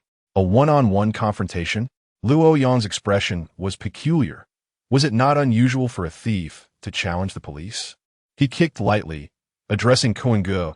Is it all right if I add a charge of assaulting an officer to your list of offenses? Kuan-gu. But it was merely a mutual brawl. How has it escalated to assaulting an officer? Nonetheless, the thief dared not contest the matter further. What could a mere burglar argue against? Luo Yong cautioned Lu Cheng, in the future, refrain from such reckless acts. They are far too absurd. Lu Cheng replied, Team leader Luo, it was fruitful. Winning the duel led Kuan-gu to divulge the hideout of another gang of thieves. Before long, a city bus came to a halt at the entrance of the Jinan community. Residents looked on with curiosity, questioning the arrival of a bus. What was the situation? The bus doors aligned directly with the community entrance, and from Building 7, Room 306 on the 3rd floor, a ringleader emerged first, followed by 9 accomplices, all with their hands clasped behind their backs, marching in perfect unison out of the room. Luo Yong assigned a small team to gather evidence and oversee the captives as they were escorted onto the bus. He then led the remaining 2 teams, with Lu Cheng at the forefront, to the adjacent community. Kuan-gu, having lost the wager, revealed the location of another gang's lair, situated in the neighboring community. Lu Zhenghua arrived on the scene, driving alongside Chen Weiman. Though both leaders had developed beer bellies over the years, they had once been valiant in their youth. They patted their holstered firearms and joined Luo Yong's team. Seeing that Lu Cheng was unharmed, Chen Weiman scolded, Can you not spare us a moment's worry? I heard you were planning to tackle another thief's den single-handedly. You'll need to write a 2,000-word reflection upon your return. Lu Cheng remained silent, sensing the concern in Chen Weiman's eyes, which warmed his heart. The group entered the neighboring community, targeting the eastern building, specifically rooms 405 and 406 on the 4th floor. They ascended quietly, splitting into 2 teams to approach from either staircase. Once within a 50-meter radius, Lu Cheng's skill, Flycatcher, activated automatically. 5 flies, glowing green and blue, flitted about the interiors of rooms 405 and 406. A total of 8 had gathered, with 2 emanating blue light, indicating that those 2 thieves bore more serious crimes. The hideout appeared to share a common trait. All windows were draped with curtains, shunning the light. After confirming the rooms, Chen Weiman, Lu Cheng, and Luo Yong exchanged glances with Lu Cheng, their expressions seemingly inquiring for assurance. The officers behind displayed expressions of astonishment. 2 station heads and a team leader had confirmed with an on-duty trainee before proceeding with the operation. Only upon receiving a nod from Lu Cheng did the action commence. The anti-theft doors of such aged residential complexes were flimsy, scarcely differing from wooden planks. After deliberation, the 2 station heads and Luo Yong resolved to burst in and apprehend the suspects in one decisive strike. Bang! The door was violently kicked open, and before the thieves could react, they found guns aimed at their heads. "Don't move. Police! Hands on your head! Get down!" The officers' commands echoed uniformly as they entered. Though encounters of this nature were rare, this time, Lu Cheng refrained from seeking accolades, positioning himself at the rear of the group, entering only after the suspects had been subdued. Chen Weiman personally handcuffed one of the criminals and returned his firearm to its holster. It had been long since he had experienced such a thrill of apprehending a thief, and his .54 had yet to be fired, nearly rusting from disuse. Nevertheless, it was best for the gun to serve as a deterrent. If it came to the need to fire, the situation would escalate severely. Chen Weiman glanced at Lu Cheng, pondering how this young man carried a fake gun on his waist, masquerading as if it were real. The gang of 10 had been intimidated by the mere presence of that fake firearm. Remarkably, it had proven effective every time. Lin Wenbin attempted the same ruse, but was swiftly seen through, nearly facing dire consequences. When it comes to people, comparisons often fall short. During this operation, the Sonley Bridge police station had dispatched 5 or 6 officers, naturally eager to share in the glory. Within the dwelling, the group of thieves was deep in slumber, utterly unprepared for the police's sudden intrusion. Groggy and bewildered, they found themselves handcuffed. They were puzzled, given the recent downturn in their activities. How could they have been caught? Watching the officers stream in, the waking thieves felt their spirits plummet. One thief, with a furtive glance, feigned innocence, saying, "Officer, we are law-abiding citizens. Surely, you must have a wrong house." Another chimed in, "Exactly, Arthur, we haven't broken any laws. Why are you handcuffing us?" Luo Yong, accustomed to such scenarios, scoffed coldly. "Silence. Do you think we would arrest you without evidence? We have been watching you for a long time. If you confess voluntarily, you might receive leniency. Otherwise, you will face the full weight of the law, at least 10 to 8 years in prison, and don't expect to be released even a day early." His commanding presence instilled fear in several of the young thieves. "Hey, Arthur, I confess." Officer, I confess." 2 of the young criminals began to disclose their offenses. One officer activated the body camera and took out a notebook to document their confessions. One by one, the details of their thefts emerged.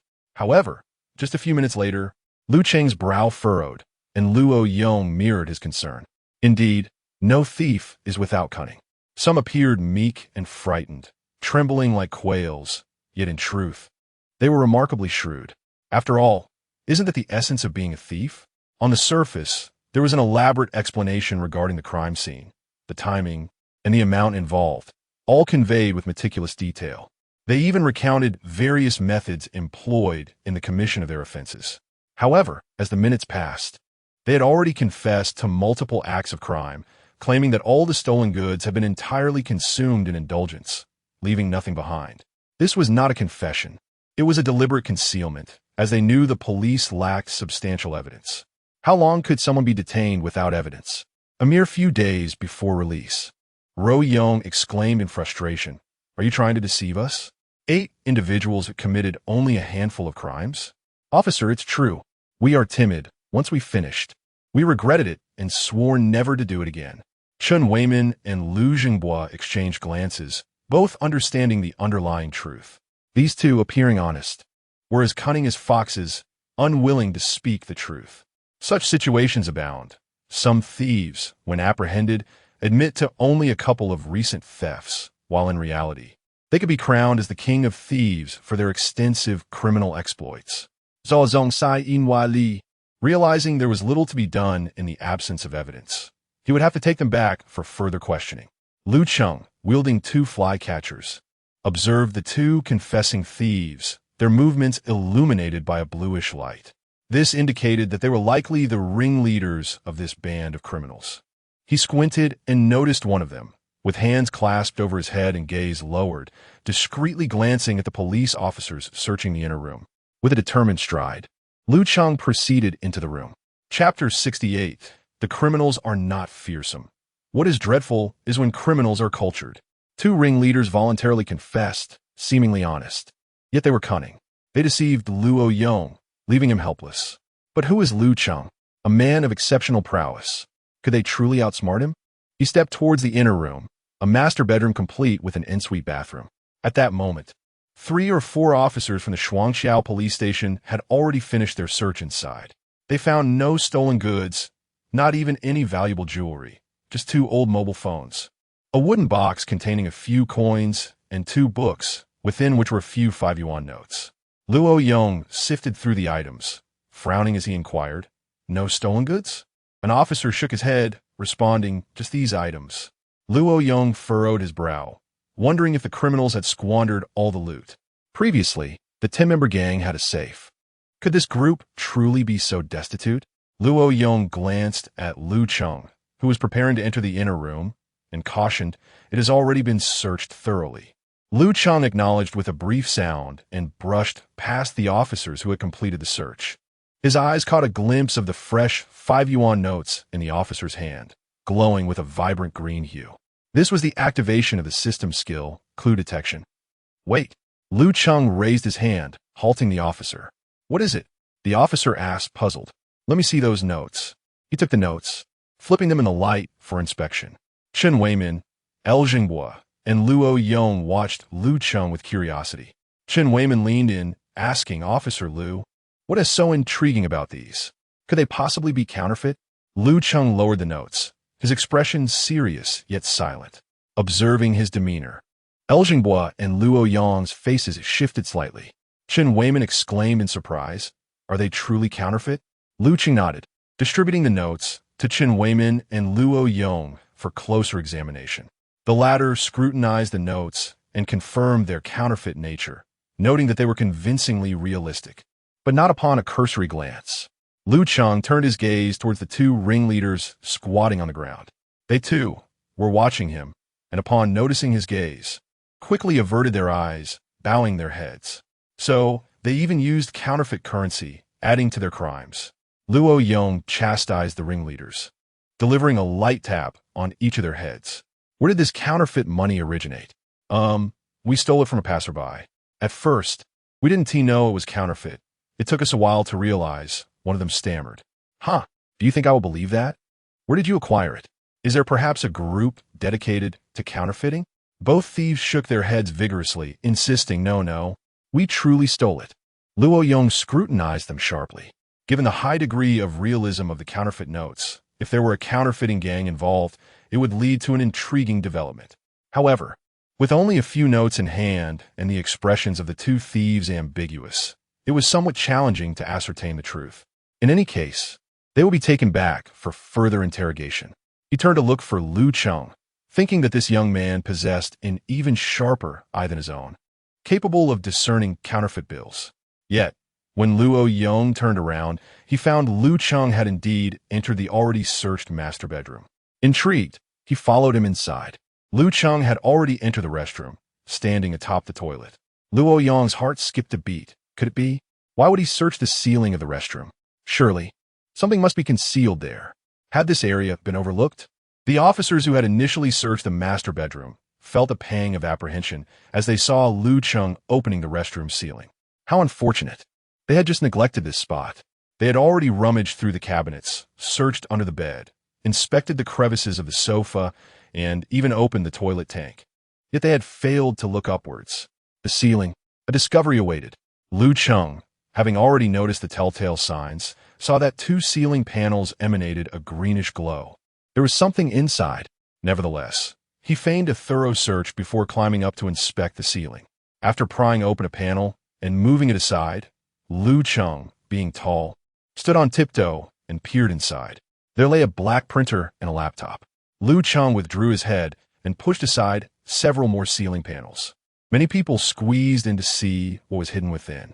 Lu Cheng retrieved the printer and the laptop, along with a bag of colorful inks. A printer? Chen Weiman furrowed his brow, suspecting it was not so simple. If it were merely an ordinary printer, why would it be so well concealed? Suddenly, he and El Zhengbo exchanged a glance. A money printer? At that moment, Lu Cheng speculated. It must be a modified printer capable of printing counterfeit currency. Luo Yong was instantly exhilarated. A money printer? This was a major case. Fortune awaited. The two thieves outside, upon seeing their secrets laid bare, turned as pale as if they had consumed excrement. Chen Weiman, equally exhilarated, urged, what are you dawdling for? Quickly notify the economic investigation team. El Zhengbo hastily pulled out his phone, excitedly dialing. Luo Yong gave Lu Cheng a hearty pat on the shoulder.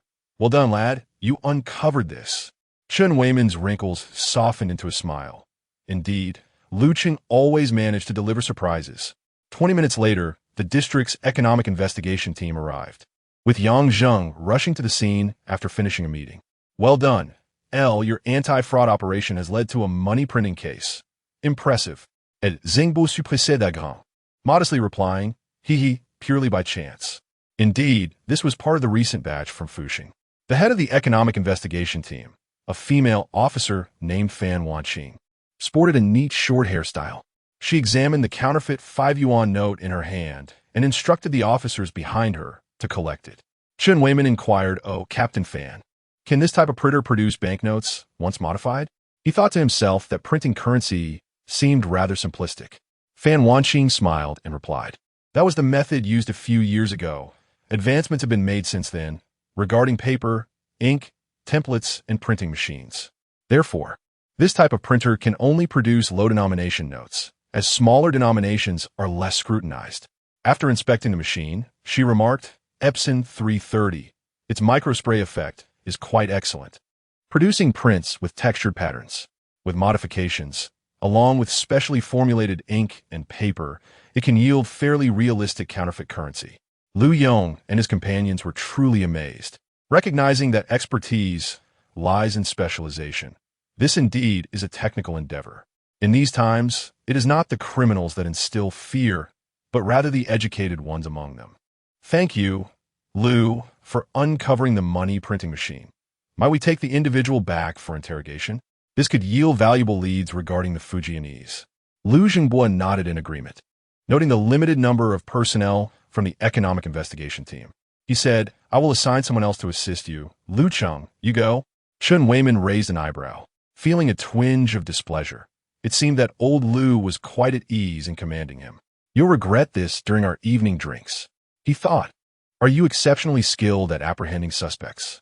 Fan Wanqing scrutinized Lu Cheng, whose photograph had circulated widely within the internal network of the Yuhua District Police Force. At the Sanlikyo police station, Lu Cheng consistently achieved remarkable results, gaining prominence daily. Lu Yong chuckled, that's the lad. He was the one who discovered the money printing machine. Our officers searched thoroughly, but found nothing. This fellow, however, uncovered it in no time. More effective than a police dog. Lu Cheng remained speechless, acknowledging the praise, but disapproving of the exaggerated comparisons. Subsequently, he departed with the economic investigation team's vehicle. Yang Zheng observed the group of miscreants and remarked, We've dismantled 2 criminal dens this time. It's once again Lu Cheng's commendable initiative. ISNT it? Chen Weiman perked up Director Yang. Given Lu Cheng's exceptional performance, a mere commendation will not suffice.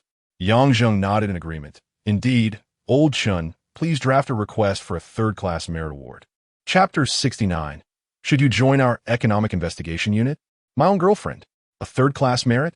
The officers present at the Shuangqiao police station felt their hearts race. After all, Lu Cheng was merely a probationary officer. It was almost unheard of for an intern to receive a third-class merit, an occurrence that seemed rather absurd. Yet, reflecting on Lu Cheng's performance during recent anti-theft operations, it appeared that even a third-class merit might be an understatement. Chen Weiman was overjoyed. Although it was an individual third-class merit, it still stemmed from their Sanlikyo police station. Lu Cheng had only been there for a few days and had already achieved this commendation, with many more days to come. Chen Weiman envisioned endless opportunities for boasting in the future, his spirits soaring high. Last year, when the Chengxi police station had a third-class merit awarded to Hao Jianping, he had reveled in it before Chen. Now, the tides had turned, and Chen Weiman was already contemplating how to flaunt this new accolade the next time he encountered Hao Jianping. The criminal investigation team had only apprehended 2 ringleaders, while the remaining 6 thieves were escorted onto a bus. The sight of a bus filled with thieves parading through the streets astonished the nearby residents, who could hardly believe that such a dangerous nest of criminals existed in their community. However, the police had acted efficiently, capturing them all. This was the first time for LV Zhenghua and Luo Yong to transport such a large number of thieves at once, and the spectacle of a whole bus was indeed remarkable. This operation would undoubtedly leave a significant mark in the annals of the Shuangqiao police station's history of anti-theft efforts. Chen Weiman followed them to the Shuangqiao police station, deciding against grilled fish for dinner, insisting that old LV should treat them. He had heard that there was a renowned seafood restaurant called Sherpu nearby, famed for its incredibly fresh seafood, which could even leap from the pot after just 3 minutes of cooking. That was the place. LV Zhenghua turned to glance at Chen Weiman, noticing an unusual expression on his face, which made him feel slightly uneasy. In the Economic Investigation Unit, Lu Cheng claimed he was there to assist. But in reality, there was little for him to do. He simply rested in the reception room, savoring a pleasantly aromatic coffee. The offices of the Economic Investigation and Criminal Investigation Units were located within the precinct, one in the east and the other in the west. As Lu Cheng gazed out the window, he thought of Su Qingwu, wondering what case she was occupied with. He pulled out his phone, locating Su Qingwu's WeChat, but hesitated to disturb her during work hours. A few minutes later, Fan Wanqing entered and sat down across from Lu Cheng, crossing her legs. "So, how do you find our Economic Investigation Unit?" she inquired. Lu Cheng nodded, speaking candidly. It was rife with the scent of money, not a derogatory remark, but rather an acknowledgement of the unit's substantial foundation in dealings involving finance. Every time they solved a financial case, funding would follow. Chen Weiman had exhausted his efforts for a year without securing a police vehicle, and it was only after Lu Cheng's outstanding performance on television that the higher-ups finally relented. Below the Economic Investigation Unit's office, there were 3 striking SUVs parked. "Would you consider joining our Economic Investigation Unit?" Fan Wanqing playfully extended an olive branch, leaving Lu Cheng uncertain as to whether she was jesting or sincere. Although the Economic Investigation Unit was often regarded as the white-collar segment of the police force, the financial, tax-related, and commercial cases it handled were quite intricate, often requiring lengthy investigation periods and frequent travel, earning it the moniker of the king of business trips. Moreover, the Economic Investigation Department necessitates a profound understanding of finance and accounting, requiring certifications such as a CPA or a financial analyst. How could a mere probationary officer so effortlessly join the ranks of economic investigations? Lu Cheng, however, possesses a degree of self-awareness. "Captain Fan, my qualifications are still lacking. I require further honing," he remarked. This can be interpreted as a subtle decline. Fan Wanqing merely smiled, as her inquiry about Lu Cheng's potential involvement in economic investigations did not imply immediate participation. The process of assigning an individual to such a role is far from straightforward. Within the 2 antiquated mobile phones belonging to that gang of counterfeiters, we unearthed significant clues. They had encountered a certain Wang Xiaolong, a subordinate of the Fujian gang, from whom they procured the modified printing machine. We have disguised ourselves as another group of buyers and arranged a transaction for 2 counterfeit machines with Wang Xiaolong in 3 days. For that operation, I hope you can assist us. Fan Wanqing directly extended the invitation. Having meticulously reviewed Lu Cheng's credentials, she noted that while his performance at the police academy was unremarkable, he had consistently excelled at the precinct. First, he apprehended a fugitive, then a pickpocket.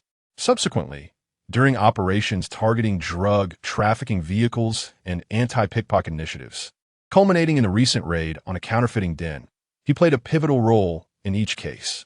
After years of service as a police officer, Fan Wanqing was encountering a young officer with such capability and courage for the first time.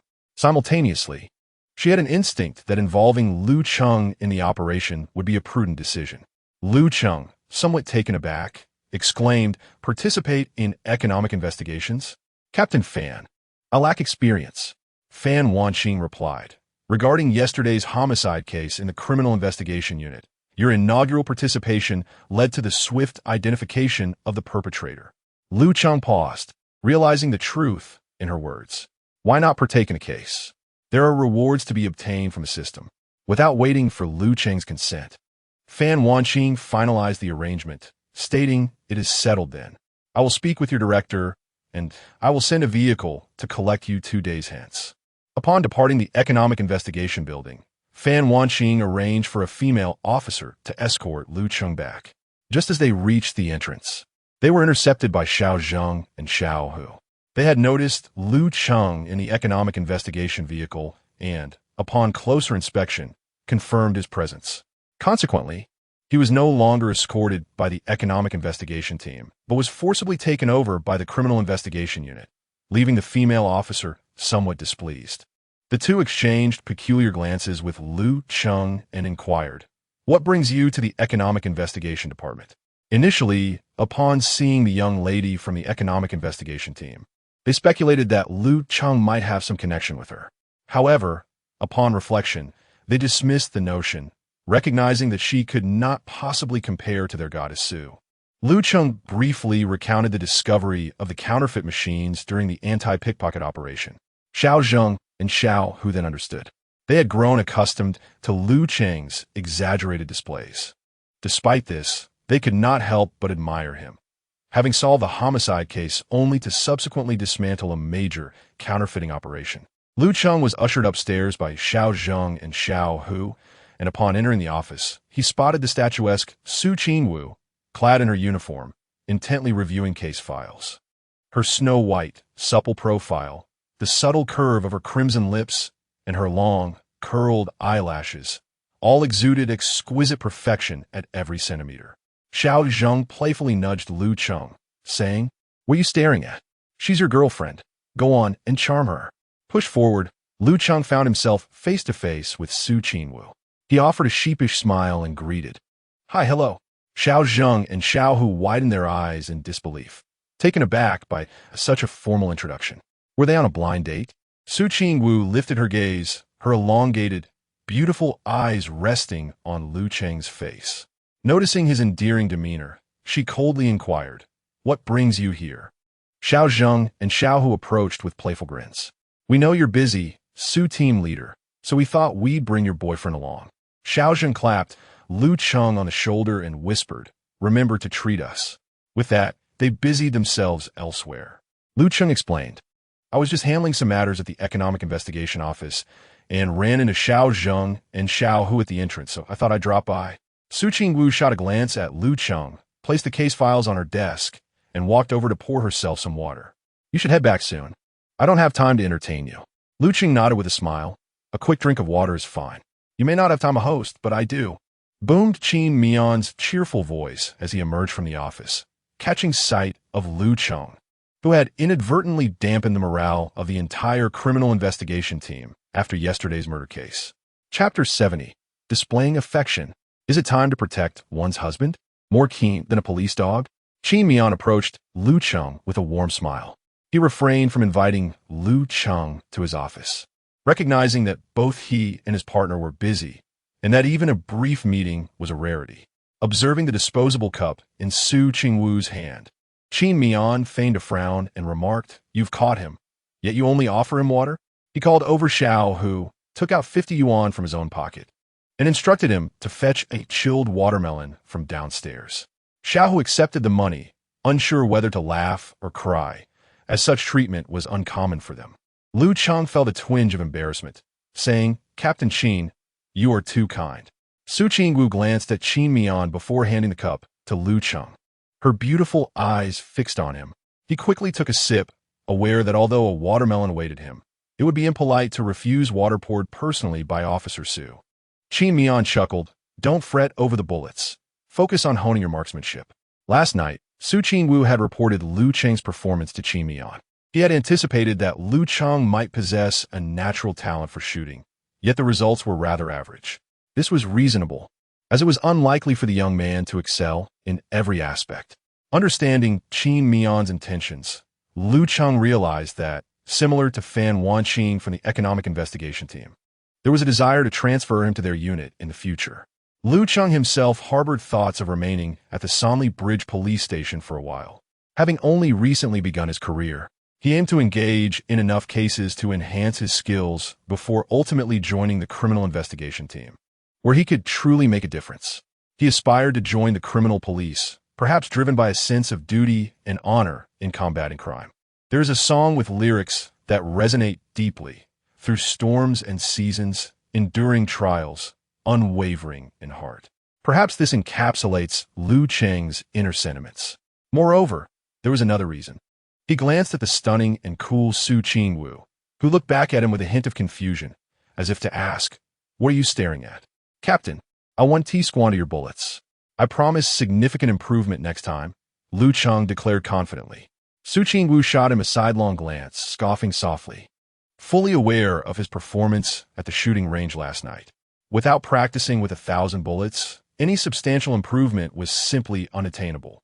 Qin Mian chose not to dampen Lu Cheng's confidence and nodded in acknowledgement. The chilled watermelon soon arrived, with Xiao Hu panting from exertion. The fruit knife had long been prepared by Xiao Zheng, and those officers not on duty eagerly gathered to enjoy the succulent slices, their spirits lifted. With many officers present, each claimed a piece, and soon the watermelon was nearly depleted. Only one slice remained on the table, which Qin Mian urged Lu Cheng to take. As he was a guest and had assisted in solving a homicide, Lu Cheng picked it up and offered it to Su Qingwu. "You eat it." "I won't eat it." "You should. I'm satisfied with one piece. You have it." In the end, Lu Cheng stubbornly split it in two and insisted on giving half to Su Qingwu. This scene left the surrounding officers gritting their teeth in frustration. Such blatant display of affection. How infuriating. Unable to bear the atmosphere any longer, Qin Mian turned and retreated into the office. Su Qingwu, indifferent to the notion of flaunting affection, found contentment in merely savoring a slice of watermelon. Her desire for a second piece was non-existent, especially since she had already wiped her mouth clean. Nevertheless, Lu Cheng insisted on offering her half a piece, compelling her to consume it. Once she finished the watermelon, Su Qingwu resumed her work. After drinking some water, Lu Cheng also prepared to head back. At that moment, Xiao Zheng and Xiao Hu burst out, chattering loudly, and called out to Lu Cheng. Su Qingwu lifted her gaze, intrigued by the commotion. Behind them trailed several other members of the criminal investigation team. "Hold on. It said you have an astute eye. Let's see if you can discern which of these two knives is involved." Xiao Zheng held two sharp knives, typically used for butchering, both encased in plastic bags. Each bore a label indicating their respective numbers, along with the time and place of discovery. The blades showed no obvious traces of blood. However, in Lu Cheng's keen observation, a level 2 clue was triggered. The first knife emanated a faint green glow. This was a case of intentional harm, with the suspect being a butcher who stubbornly claimed that both knives were merely for cutting meat and vegetables, denying any wrongdoing. Xiao Hu provided a brief overview of the case. Su Qingwu inquired, "What did old Lu say?" Old Lu, the forensic expert, had previously received the knives for evidence analysis. Both knives exhibited traces of blood, yet the DNA was severely degraded, necessitating further testing at the municipal level, as old Lu could not proceed. Xiao Zheng elaborated, "If a weapon has been contaminated with a significant amount of blood, even after extensive cleaning, traces can still be detected. Areas invisible to the naked eye, such as notches on the blade or grooves on the handle, can be examined using reagents for latent blood. This is especially true for wooden handles, which have a poor structure. However, given that these are butchering knives, blood contamination is commonplace.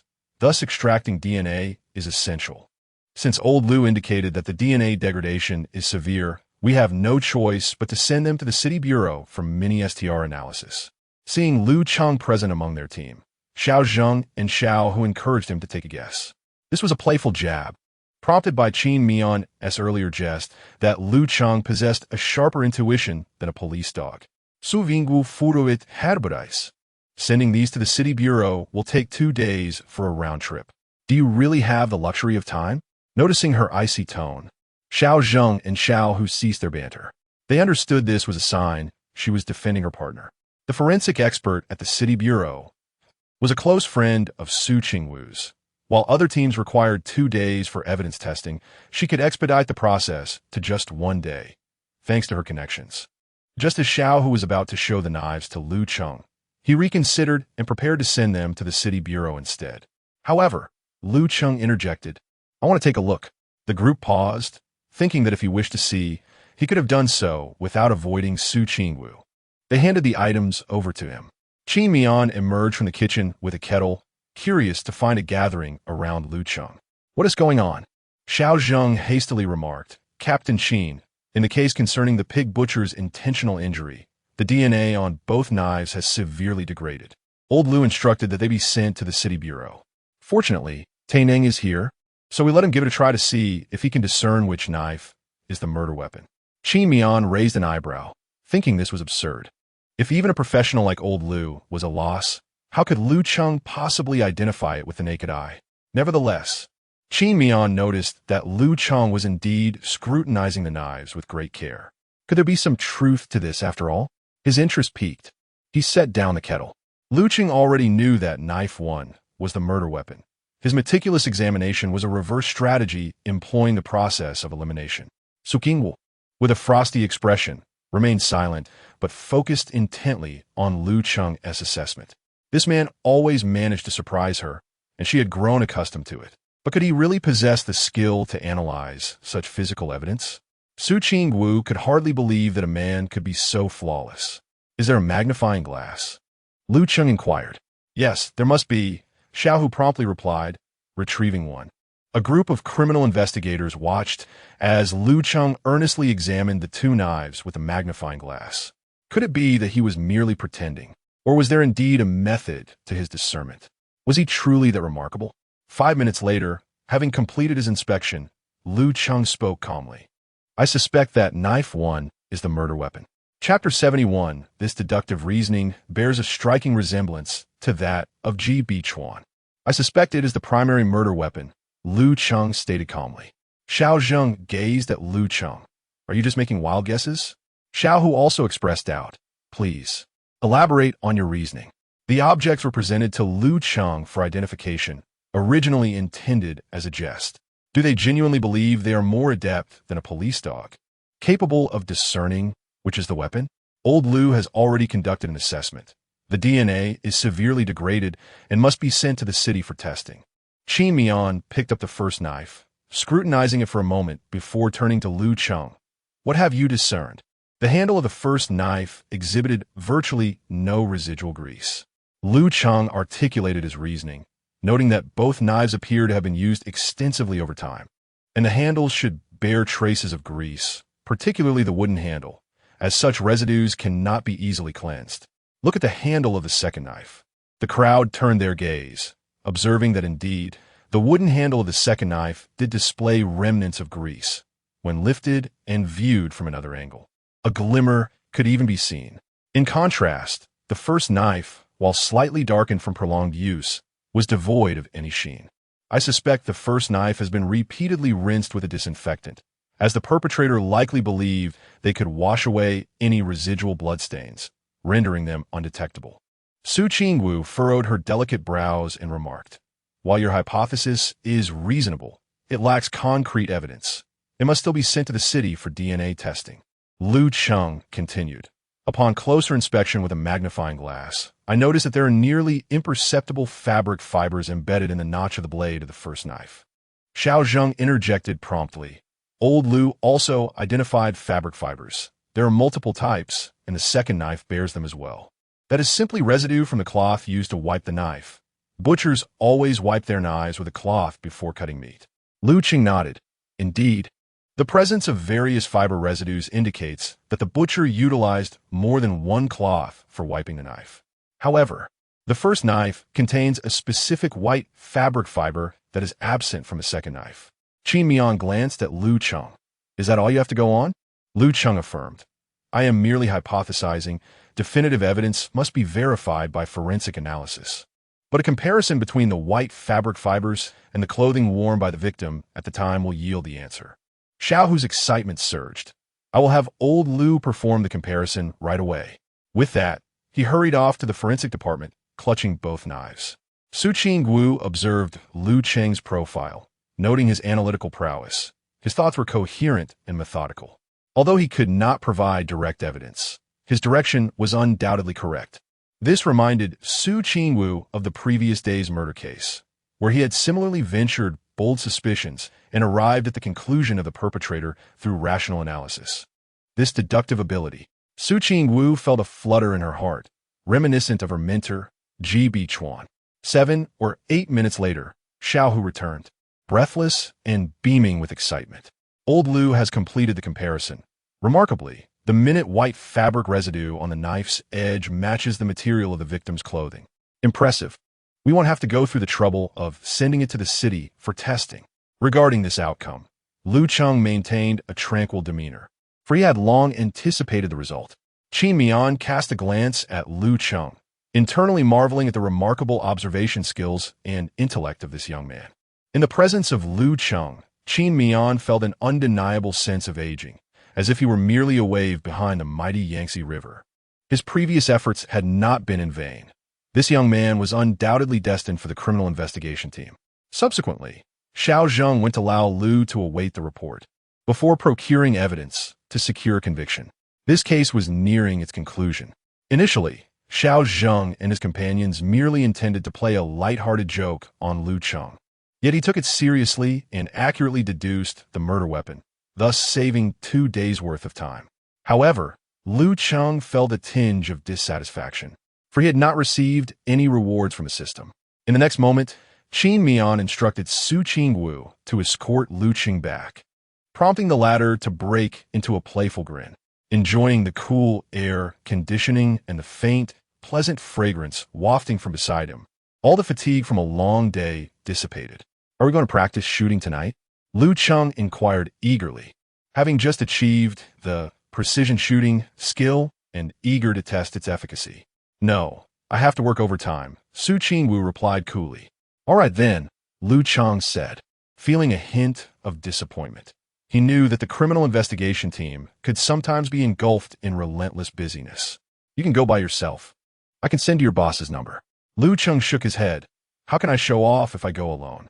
Without Team Su's guidance, my visit would merely be a waste of ammunition. Su Qingwu remained silent, yet a subtle smile graced her lips. Upon returning to the Shuangxiao police station, as soon as Lu Cheng entered the office, he was met with a resounding applause. His contributions were pivotal in bringing back a busload of thieves, earning him the admiration of his colleagues. Chen Weiman sat contentedly in his chair, sipping tea with an expression of sheer delight, his eyebrows nearly reaching the ceiling. Before the end of the workday, Lu Cheng received his system rewards. Peeling layers LV1 enhances the host's ability to analyze cases, allowing them to unravel even the smallest of clues for insights. The strength of this skill increases with level. Disguise LV1. The host gains a formidable ability to alter their appearance. Through makeup and disguise, they can transform their visage to evade recognition by criminals. The strength of this skill increases with level. Lu Cheng felt a surge of excitement as he directly acquired 2 new skills. Obtain powerful wound ointment. 30G, a system-produced ointment, crafted from a secret herbal formula, capable of accelerating wound healing by up to 3 times and possessing scar-repairing properties. Lu Cheng's eyes sparkled with delight at the unexpected nature of the system's rewards. The powerful wound ointment, 30G, would remain in the system, and when needed, it would instantly manifest in his pocket with merely a thought. These were the 3 rewards he received this time, with no attribute points gained. After work, they headed straight to Sherpu Seafood. Lu Jingbo was treated to a lavish meal by Chen Weiman, much to his delight. Once they had nearly finished, Lu Cheng packed up the peeled lobster, crab meat, and some leftover dishes. Curiously, Lu Jingbo asked, Lu Cheng, I didn't see you with such a hearty appetite when we had grilled fish before. Are you planning to take this back for a midnight snack? Chen Weiman slapped Lu Jingbo on the back and exclaimed, Old Lu, how could you be so oblivious? Can't you see how meticulously he's peeling the shrimp? Surely, he's preparing a late-night snack for Xiao Su. Lu Cheng was suddenly enlightened. Ah, this lad is quite impressive, rather thoughtful. The two directors had indulged in some drinks and called for a designated driver, opting not to have Lu Cheng escort them. Lu Cheng took a taxi to the substation, where the lights on the third floor of the criminal investigation team were still aglow. The duty officer, upon seeing Lu Cheng, greeted him with a smile. He was now a well-known figure within the criminal police team. Lu Cheng set down a box of water dumplings he had retrieved from a plastic bag before ascending the stairs. Present in the office were Su Qingwu, Xiao Zheng, Xiao Hu, and two others, all working overtime. They were engaged in reviewing surveillance footage related to a child abduction case, each of them intently focused on their computer screens. Team Su, I'm a bit hungry. Shall I order takeout? What do you all want? Xiao Zheng said, rubbing his flat stomach. Just as he finished speaking, he spotted Lu Cheng walking in with some items. You really know how to deliver, Xiao Hu exclaimed with delight. Is that a late-night snack you have? Su Qingwu looked up in surprise at the sight of Lu Cheng, who wore a smile on his face. Chapter 72. Critique and Acknowledgement. Brother Lu, how did you know I was hungry? Truly a timely blessing, exclaimed Xiao Zheng, his eyes gleaming at the sight of the late-night snack in Lu Cheng's hands. He lowered his tone, acknowledging the hierarchy. Xiao Hu playfully tapped Xiao Zheng on the head and retorted, You deserve to starve. That S for Team Leader Su. What is it to you? Ah, having a partner is indeed wonderful. One doesn't have to suffer hunger during overtime, lamented the two single men, their expressions a mix of envy and longing. Lu Cheng reassured them, everyone gets a share. Instantly, their spirits lifted.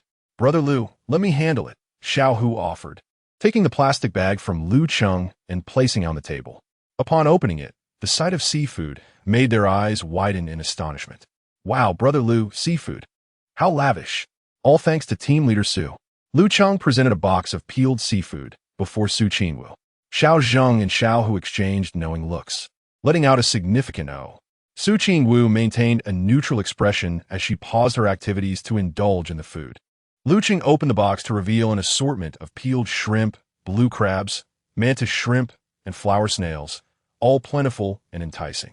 As he enjoyed his share, the peeling proved to be quite the challenge, often leading to mess on his hands and face. To spare Su Qingwu the trouble, he took it upon himself to peel the seafood for her, even requesting the boss to prepare a savory sauce, sweet and slightly spicy, just to her liking. Upon tasting it, Su Qingwu's eyes sparkled, and she eagerly continued to eat. Lu Cheng also served her a few golden-brown pan-fried dumplings, which paired exquisitely with the red oil sauce. While Xiao Zheng and Xiao Hu savored their complimentary feast, they grumbled, Why does this splendid seafood have to come with dog food? Oof. No wonder he's Team Leader Su's little pup. He is quite considerate. Su Qingwu devoured all the seafood Lu Cheng had peeled, followed by a serving of pan-fried dumplings and a chive box. Her appetite seemingly doubled.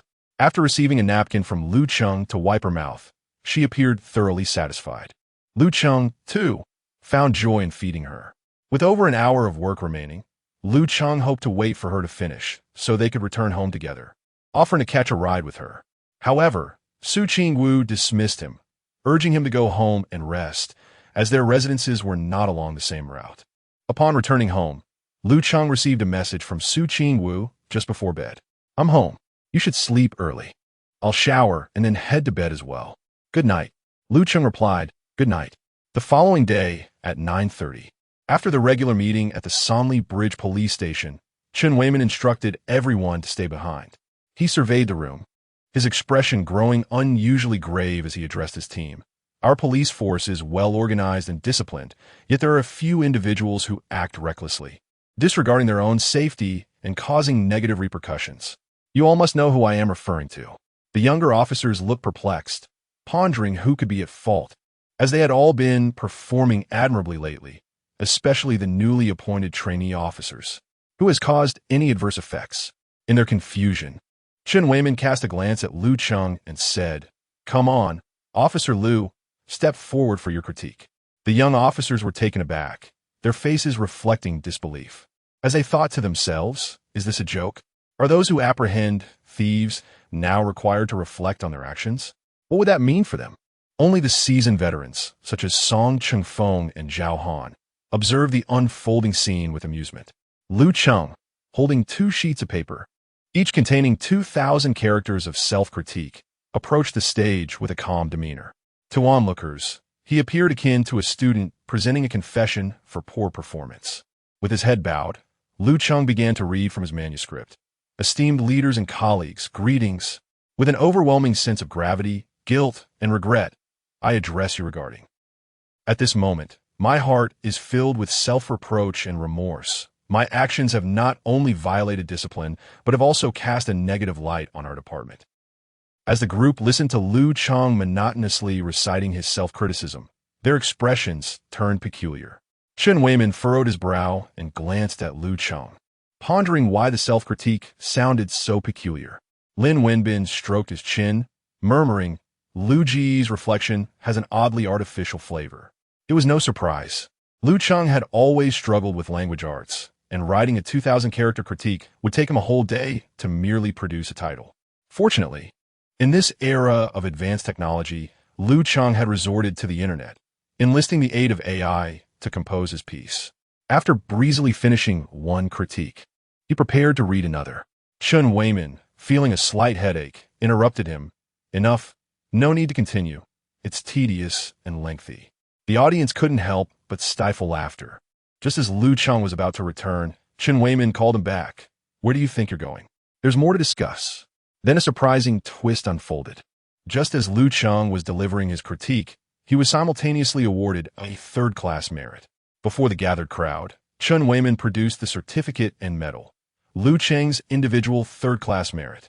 The medal, designed in a 10-pointed star shape, featured artistic peony petals along the edges, symbolizing honor, while the accompanying rectangular copper base bore the inscription of third-class merit in red lettering.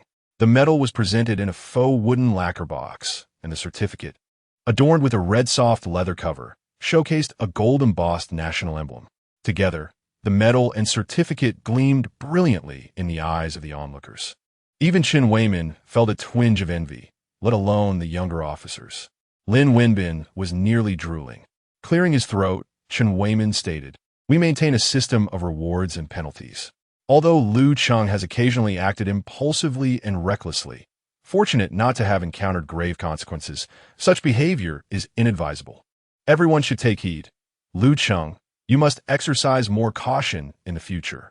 He continued, "As for Lu Cheng's remarkable performance since joining our ranks, it is evident to all, so I shall refrain from elaborating. The individual third-class merit, combined with a monetary reward of 20,000, less applaud." Upon hearing the figure of 20,000, the officer's eyes sparkled with excitement. For a rookie officer, earning a base salary of 2,500 a month, 20,000 represented a substantial windfall. Applause erupted. This marked the first third-class merit awarded at the Sanlikyo police station in 2 years, carrying significant weight. Despite being an individual honor, even Song Cheng-fong felt a hint of moisture in his eyes. "It hasn't been easy," Chen Weiman replied. "It will become increasingly easier, thanks to Lu Cheng." Moreover, with his exemplary leadership, the other young individuals are inspired to strive for excellence. The exceptional talent Yuan Jie serves as a prime illustration. When he first joined the workforce, his arrogance was at its peak. However, as time progressed, his haughtiness gradually diminished, replaced by a fervent determination seemingly aimed at surpassing Lu Cheng, leading him to invest considerable effort in various endeavors. As Yuan Jie's mentor, Chen Weiman observed this transformation most keenly. Zhao Han and Lin Wenbin approached Lu Cheng, embracing him with camaraderie. An evening gathering hosted by Lu Cheng was inevitable. After the meeting, Chen Weiman summoned Lu Cheng to his office for a private discussion. Presently, Lu Cheng is a coveted asset desired by many. During Chen Weiman's visit to the precinct, Yang Zheng engaged him in a thorough discussion regarding this matter. Typically, a newly appointed employee must complete a year-long probationary period before attaining permanent status. However, Lu Cheng's exceptional performance far surpasses that of his peers, warranting an early confirmation. Despite Lu Cheng's remarkable achievements, he often elicits concern. Standing out amidst the crowd can be a double-edged sword. In certain aspects, Lu Cheng indeed exhibits a lack of composure. The apprehension lies not in his potential for outstanding performance if placed in a more significant role, but rather in the fear of impulsive missteps. After much deliberation, it is clear that Lu Cheng requires further maturation. Nevertheless, the probationary period need not extend to a full year. It has been shortened to 3 months. This implies that in 3 months, Lu Cheng must depart from the Sanlikyo police station. Just as water flows downward, individuals aspire to ascend. Although Chen Weimin feels a sense of reluctance, he recognizes that delaying Lu Cheng's advancement would be selfish. Upon learning this, Lu Cheng fell into a contemplative silence. Farewell is a painful yet beautiful commencement of a new journey. He offered a respectful salute to Chen Weimin before turning to exit the office. Chen Weimin gazed out the window, lost in thought as he smoked. Chapter 73. Unexpected Chaos. Clumsy yet eager to indulge. Captain Fan, what are you looking for? Don't rush me. I never said I wouldn't lend it. You know, our Somli Bridge police station has only a handful of personnel, and our daily duties are packed. The cunning director, Chen, sat back comfortably, crossing his legs while holding a phone. So, what must I do to convince you to lend it? Fan Wanqing was aware of Chen's miserly nature, understanding that he would undoubtedly demand something in return. If you lend us one of your economic investigation SUVs, I'll drive it for a year. A year? Director Chen, I might as well just gift it to you. You dare to gift it? I will gladly accept. After several minutes of haggling, a deal was struck. Lending a person was acceptable, and the SUV would be utilized by the Somli Bridge police station for 6 months. Captain Fan, once the mission is complete, you must return the person in pristine condition. Rest assured. Thus, unbeknownst to him, Lu Cheng was sold by Chen Weimin. Meanwhile, the individual in question was at the entrance of Baolong Plaza, dealing with a brawl. Upon observing the attire of the two fighters, Lu Cheng and Lin Wenbin exchanged glances, their expressions peculiar. Lin Wenbin could hardly contain his amusement. This was a clash transcending time and space, akin to Guan Yu battling Ultraman. Perhaps you've encountered some amusing short videos, such as Tang Sung wielding an AK-47 against Bu Jingyun, Iron Man squaring off with Zhu Beiji, and now Guan Yu soloing Ultraman. The artistic style was bizarre, leaving one to ponder whether Journey to the West had taken a detour or romance of the Three Kingdoms had gone astray. Originally intended for a short video, the playful skirmish escalated into genuine combat. Onlookers were captivated, exclaiming in delight, and even began to applaud as the fight intensified. Only when Ultraman's mask was stained with blood did someone realize the situation had gone awry and intervened. Lu Cheng and Lin Wenbin, reviewing the footage on their phones, concluded that the two were merely engaged in mutual combat. Lin Wenbin whispered to Lu Cheng, I heard the late Easter Han period was chaotic, but I never imagined it would be like this. A smile danced in Lu Cheng's eyes. The two involved had no real animosity. They were merely spirited youths trying to make a living in the cosplay community, initially playfully exchanging blows, one punch for one slash, until their playful act became authentic. Now, with clarity restored, and upon witnessing the arrival of the police, they both expressed remorse. Since you agree to settle this privately, there's no need to visit the station. Ultraman, having suffered a mere trickle of blood, tilted his head for a moment, and the bleeding ceased. Guan Yu, having received a kick to the abdomen, felt no pain now. Neither party would bear medical expenses, but Lu Cheng advised against further filming. Such frivolous videos were rather pointless. After resolving the incident, Lu Cheng did not receive any system rewards, likely due to the absence of a police station visit. In the afternoon, Lu Cheng, Lin Wenbin, and Guolei were assigned to conduct anti-fraud awareness campaigns. Upon their return, they reported that 80 of the residents in the community had downloaded the anti-fraud app. Chen Weimin was quite pleased, perhaps due to Lu Cheng's presence, which instilled a sense of reliability. The anti-fraud awareness initiative had previously been undertaken by Cheng Jijia and Wang Guodong on a rotating basis, yielding inconsistent results, often reliant on luck. However, once the Lu Cheng team took over, they succeeded each time. Cheng Jijia and Wang Guodong were perplexed. Logically, their composed and mature demeanor as police officers should have made it easier for them to be trusted in such promotional efforts. To their astonishment, the younger members led by Lu Cheng excelled beyond expectations. Was it their youthful charm that secured their success? That left them at a loss. After work, Lu Cheng sent a message to He Shiwedding, informing her that he would be home for dinner. His mother promptly replied that no dinner had been prepared, and he would have to settle for a pot cover. Lu Cheng was taken aback. A moment later, Lu Ji was sent a message. Tonight, your mother and I will enjoy our world of two. You should go find your partner and not disturb us.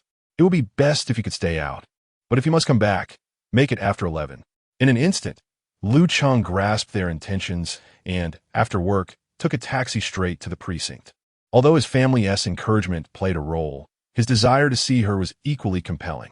Su Qingwu was not working overtime today and had planned to return home early for some rest when Lu Cheng invited her to dinner. The previous night's late-night snack had been delightful, and today he insisted on treating her. "What would you like to eat?" he inquired, as he settled into the passenger seat amid the envious gazes of his younger colleagues. "I'll cover it. I received a bonus," Lu Cheng chuckled. Su Qingwu had heard about his third-class merit award. It was her first encounter with a trainee police officer receiving such an honor. "I crave something spicy," she replied, not eager to insist on paying. "Spicy girl hot pot?" Lu Cheng had already researched numerous dining establishments and formulated a plan. "Sound good." He shared his location and pressed the accelerator. He intended to connect his phone to the car's Bluetooth to play music, but it automatically linked to Su Qingwu's device instead. He casually pressed play. The captivating melody of Qin Chuan's song filled the air, a tune they had previously enjoyed together. He glanced at Su Qingwu, whose expression remained unchanged. Inside, Lu Cheng felt a surge of delight. His attempt to share his musical taste had succeeded. The spicy girl hot pot, ranked first on the culinary charts, was bustling with patrons at this hour. After obtaining a waiting number, they waited 20 minutes for their turn. Lu Cheng inquired whether Su Qingwu preferred a mixed pot or a spicy one. She opted for the latter, a flavor reminiscent of the mountain city. "Can you handle the heat?" Lu Cheng asked, not referring to mild spice. After all, mild hardly qualified as spicy. He had never witnessed Su Qingwu consuming anything particularly fiery.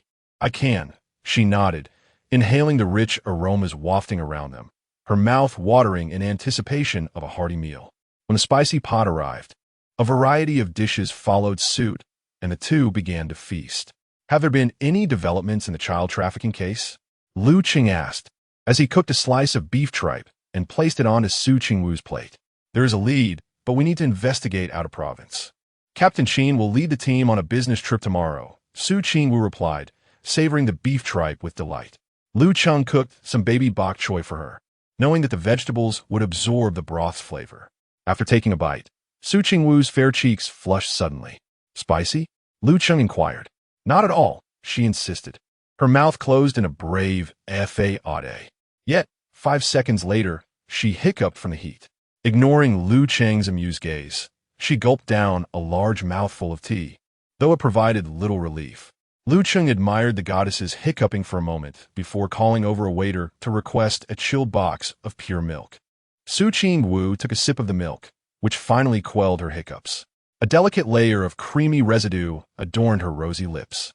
Lu Cheng extracted a tissue and raised his hand to assist her in wiping it away. As Su Qingwu was busy preparing duck intestines, she instinctively leaned back upon noticing the approaching tissue. Ultimately, she did not resist, allowing Lu Cheng to gently dab her mouth. After a sumptuous hot pot feast, Su Qingwu consumed 2 boxes of 650 milliliters chilled pure milk.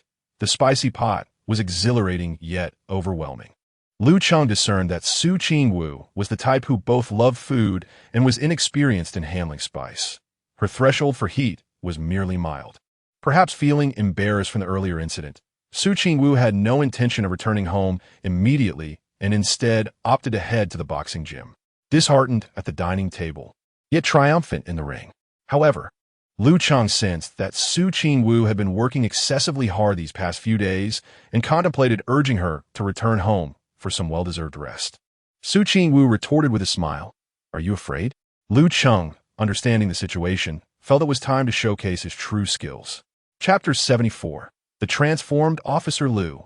Not considered a stranger, in the stillness of the evening, the boxing gym was nearly deserted. Su Qingwu led Lu Cheng inside, and, after changing into their gear, they prepared to spar. Perhaps it was the embarrassment of having her spicy food mishap witnessed by Lu Cheng that drove Su Qingwu to seek redemption through a late-night bout. In the ring, Su Qingwu tossed a set of protective gear towards Lu Cheng, just as before, intending to soften the impact of his blows. Lu Cheng caught it, gave her a glance, and tossed it back. "This time, you wear it." With a dismissive snort, Su Qingwu flung the gear out of the ring. They squared off, and the match commenced.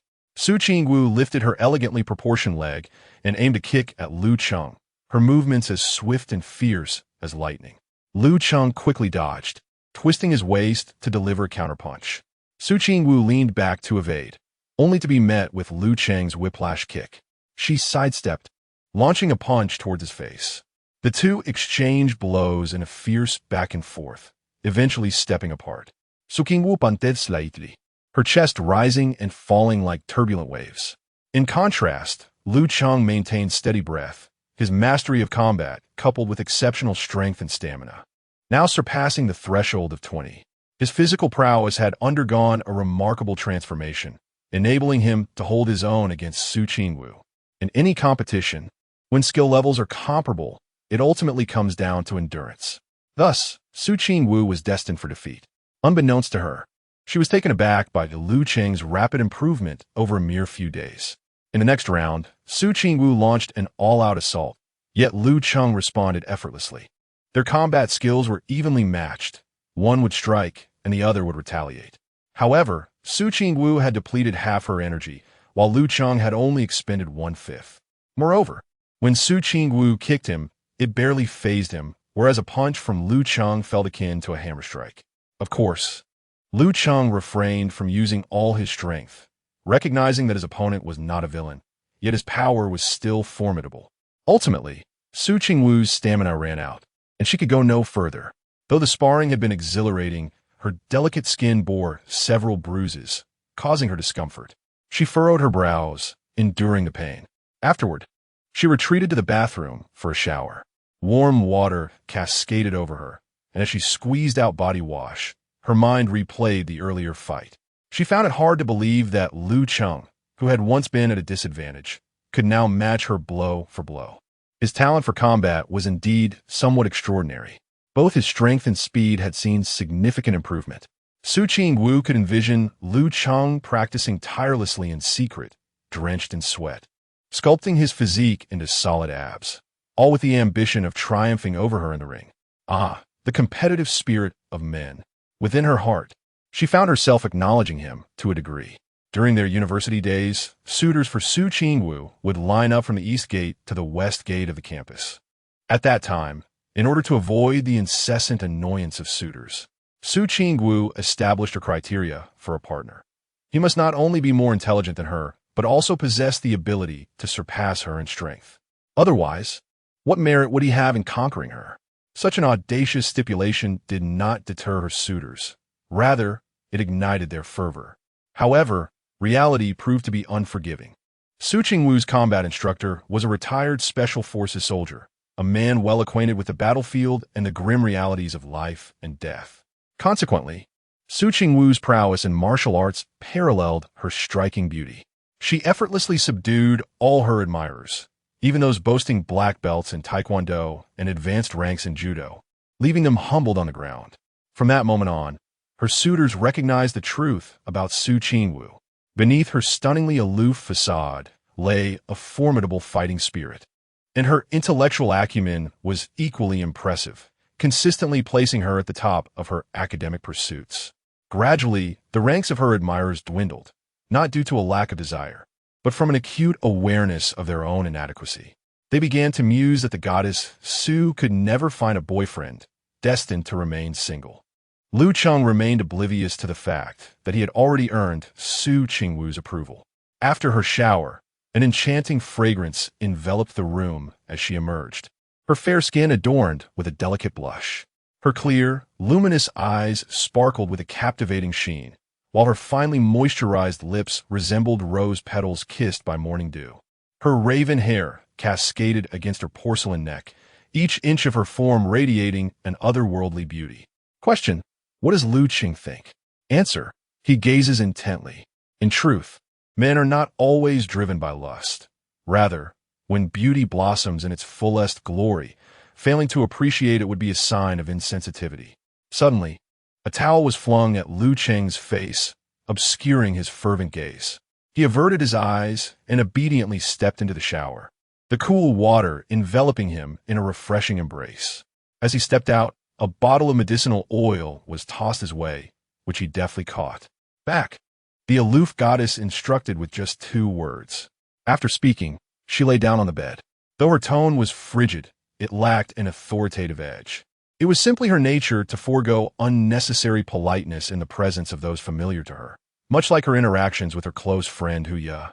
There was a bruise on her back that she could not reach, and she certainly could not ask Shinfang for help, as that would lead to incessant chatter. In such moments, Lu Cheng could be of assistance. He glanced at the bottle of medicinal oil in his hand, then looked down at Su Qingwu, who lay on the bed, clad in khaki overalls that were not overly loose yet fitting. Her attire accentuated her exquisite waist-to-hip ratio, creating a soft, alluring curve. Her legs, as fair and smooth as fine porcelain, were perfectly aligned, her calves resilient, and her ankles flawless. Taking a deep breath, Lu Cheng pondered whether she had truly begun to consider him as one of her own. He twisted open the cap of the medicinal oil, poured a small amount into his palm, and warmed it before lifting the hem of her white camisole. "What are you doing?" her cool voice interjected, tinged with a hint of embarrassment. Lu Cheng feigned innocence. "Did you not say you needed the medicinal oil applied? Beneath the left scapula. Why are you lifting your shirt?" "Oh, I apologize. I didn't mean to pry." Lu Cheng's gaze fell upon a small bruise partially concealed by fabric. "I'm sorry. I may have been a bit too rough." Lu Cheng felt a pang of regret, realizing how thoughtless he had been, like a tender blossom crushed by a careless hand. Su Qingwu remained unfazed, choosing not to respond. As a criminal investigator on the front lines, injuries were an inevitable part of her profession, a mere reality of her duties. When applying the medicinal oil, Lu Cheng became meticulous and focused, his mind devoid of any impure thoughts. Su Qingwu could feel the warmth of his touch on her back, causing her muscles to tremble slightly. After tending to the bruise, they gathered their belongings and headed home. 2 days later, at the Sanli Bridge police station, a group of officers including Song Chengfeng, Zhao Han, Cheng Jijia, and Lin Wenbin marveled at a newly arrived jeep. With its high chassis and imposing presence, it was indeed a fine vehicle, drawing a crowd of onlookers within the station. Lu Cheng then realized he'd been traded by Chen Weiman, discovering that his worth was merely equivalent to 6 months' use of a jeep. He sighed in resignation. Chen Weiman patted Lu Cheng on the shoulder, reminding him that this assignment with the economic investigation team was an opportunity to bring honor to their station, but he must remain cautious, listening to commands and not forgetting his recent reflections. After receiving these admonitions, Lu Cheng was taken away by the economic investigation team. Young officers like Lin Wenbin, Yuan Jia, and Chen Zilong watched enviously as the vehicle disappeared from view, yearning to be part of such external support, though they knew that they could never attain the coveted status that Lu Cheng enjoyed. Upon arriving at the Economic Investigation Office, Fan Wanqing organized the team for a brief meeting. They were to engage in a transaction with a counterfeiting gang led by an individual named Wang Xiaolong, exchanging 2 printing machines at 11:30 p.m. in the Hongtang district of Jianghai City. The cunning gang from Fujian was elusive, requiring familiarity for transactions, and personal appearances were rare. One of the previously apprehended ringleaders, Zhu Yaojia, had met Wang Xiaolong at a nightclub, and through their acquaintance, Wang had sold him a printing machine. Once the economic investigation team secured Zhu Yaojia, they instructed him to contact Wang Xiaolong, expressing a desire to purchase 2 more machines. To ensure Zhu's safety during the transaction, a police officer was required to accompany him. Fan Wanqing chose Lu Cheng for this role. At the nightclub, amidst dim lighting, Zhu Yaojia's cousin was also present, but only briefly, leaving a faint impression on Wang Xiaolong, who had been drinking. Thus, Lu Cheng could easily impersonate Zhu Yaojia's cousin, his stature and build fitting, though his strikingly handsome face could be altered with makeup. While there were other young officers with similar profiles in the economic investigation team, Fan Wanqing still favored Lu Cheng's skills. Chapter 75. Why do you have to be so handsome? The officers from the economic investigation team gazed at Lu Cheng, the extraordinary recruit brought in for this operation. Their curiosity and anticipation palpable. His reputation within the police circles of Yuhua district was burgeoning, and they were eager to ascertain whether this rookie officer was indeed as formidable as the rumor suggested.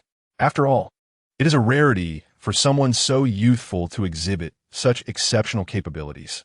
Some questioned the wisdom of team leader Fan in inviting Lu Cheng, whose rapport with the team was somewhat lacking, to participate in the mission.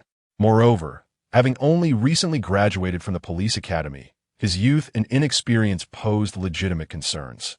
They worried that a misstep at a critical moment could jeopardize the operation. The counterfeit currency gang they were up against was notorious for its cunning, and after more than half a year of investigation, it was imperative to seize this hard-won opportunity. While everyone had heard of his moniker, the extraordinary capture, none had witnessed his true prowess. Furthermore, cases handled by the economic investigation unit differed significantly from others. Team leader Fan, do you think it's advisable for that kid to impersonate Zhu Yaojia's cousin? If Wang Xiaolong is a seasoned player with a keen eye, what then? Of course it's feasible. I have faith in him. Lu Cheng was recommended by Fan Wanqing, who had thoroughly vetted him. He possessed courage, quick wit, and remarkable skills, qualities that made him an unparalleled choice. Compared to the other younger officers in her team, Lu Cheng stood out considerably. Team leader Fan, I believe Xiao Wu could also suffice.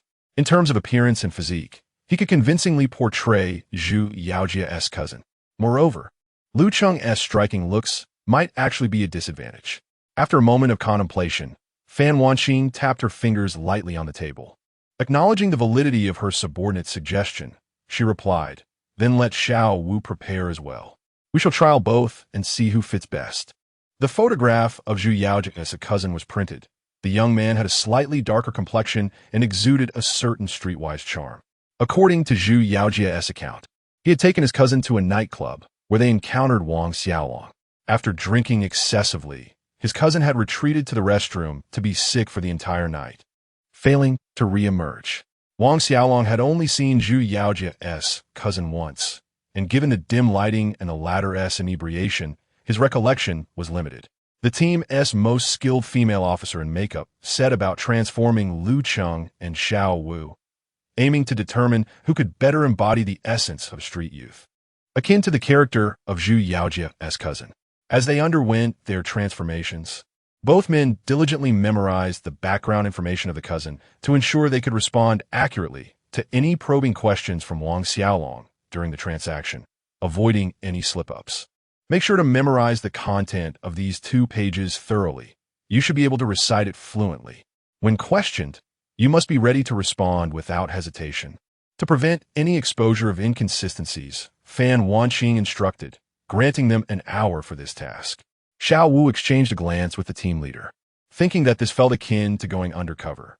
The 2 pages were densely packed with over 3,000 characters of text. It was a daunting challenge, especially since he no longer possessed the mindset for rote memorization that he had during his school days. He turned to observe the intern from Sonley Bridge Police Station, who was already engrossed in his reading, and he dared not squander any time.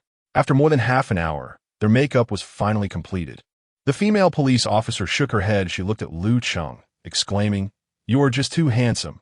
No matter how you dress, you look splendid." I'm at a loss. In contrast, Xiao Wu, whose foundation was already lacking, merely applying some makeup and darkening his skin, along with swapping for a floral shirt, now resembled a small-time hoodlum. At that moment, Fan Wanqing approached, inquiring, "How's it coming along?" She cast a glance at Xiao Wu, finding it somewhat unsatisfactory. Then she turned to Lu Cheng, her brow slightly furrowing. "This won't do. You're just too handsome. It's obvious you don't fit the part." The female officer, on the verge of tears, lamented, "Captain Fan, I'm not a professional makeup artist. I darkened his skin, yet he remains this handsome. It's impossible." Fan Wanqing slapped her forehead. "Lu Cheng, why must you be so handsome?" Lu Cheng merely responded with silence. The other officers, witnessing this scene, exchanged peculiar glances. In these times, being a police officer is not easy, especially when one cannot simply be handsome. It's quite a challenge.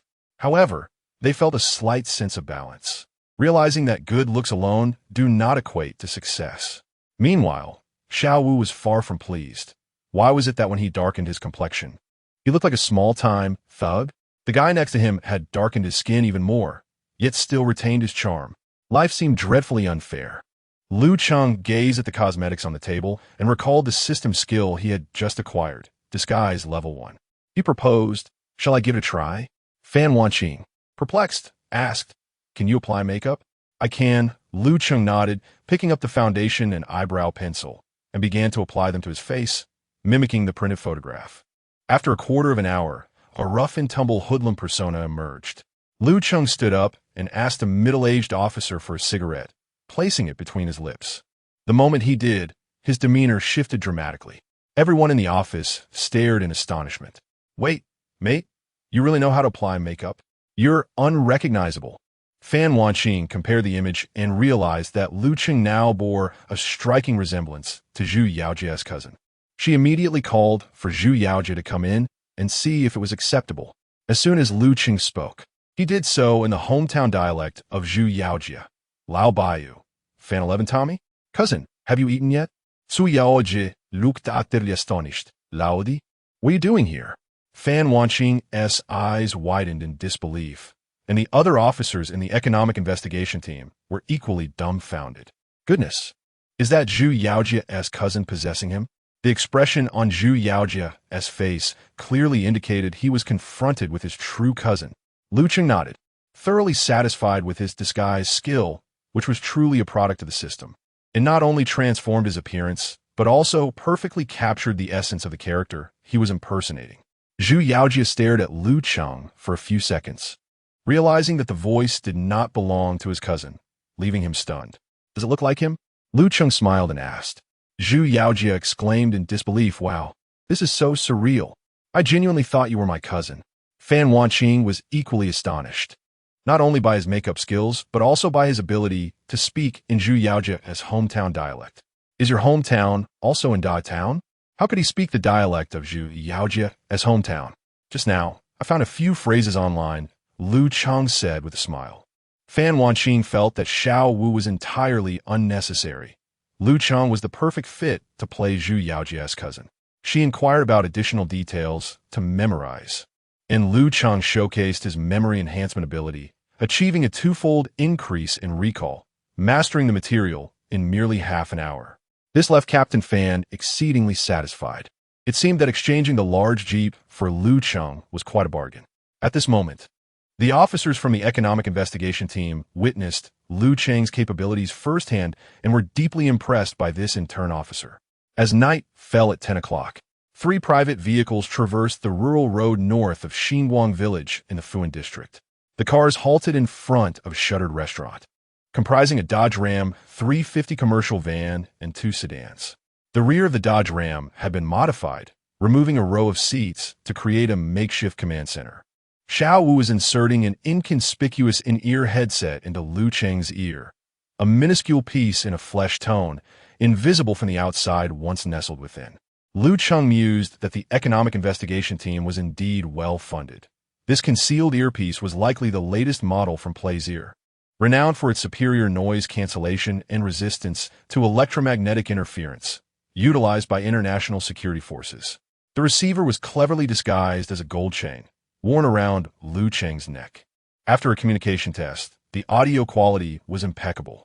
Zhu Yaojia was equipped with the same earpiece to ensure the mission proceeded smoothly and without any flaws. Fan Wanqing would direct from within the vehicle, continually reminding Lu Cheng and Zhu Yaojia to remain calm and avoid revealing any vulnerabilities.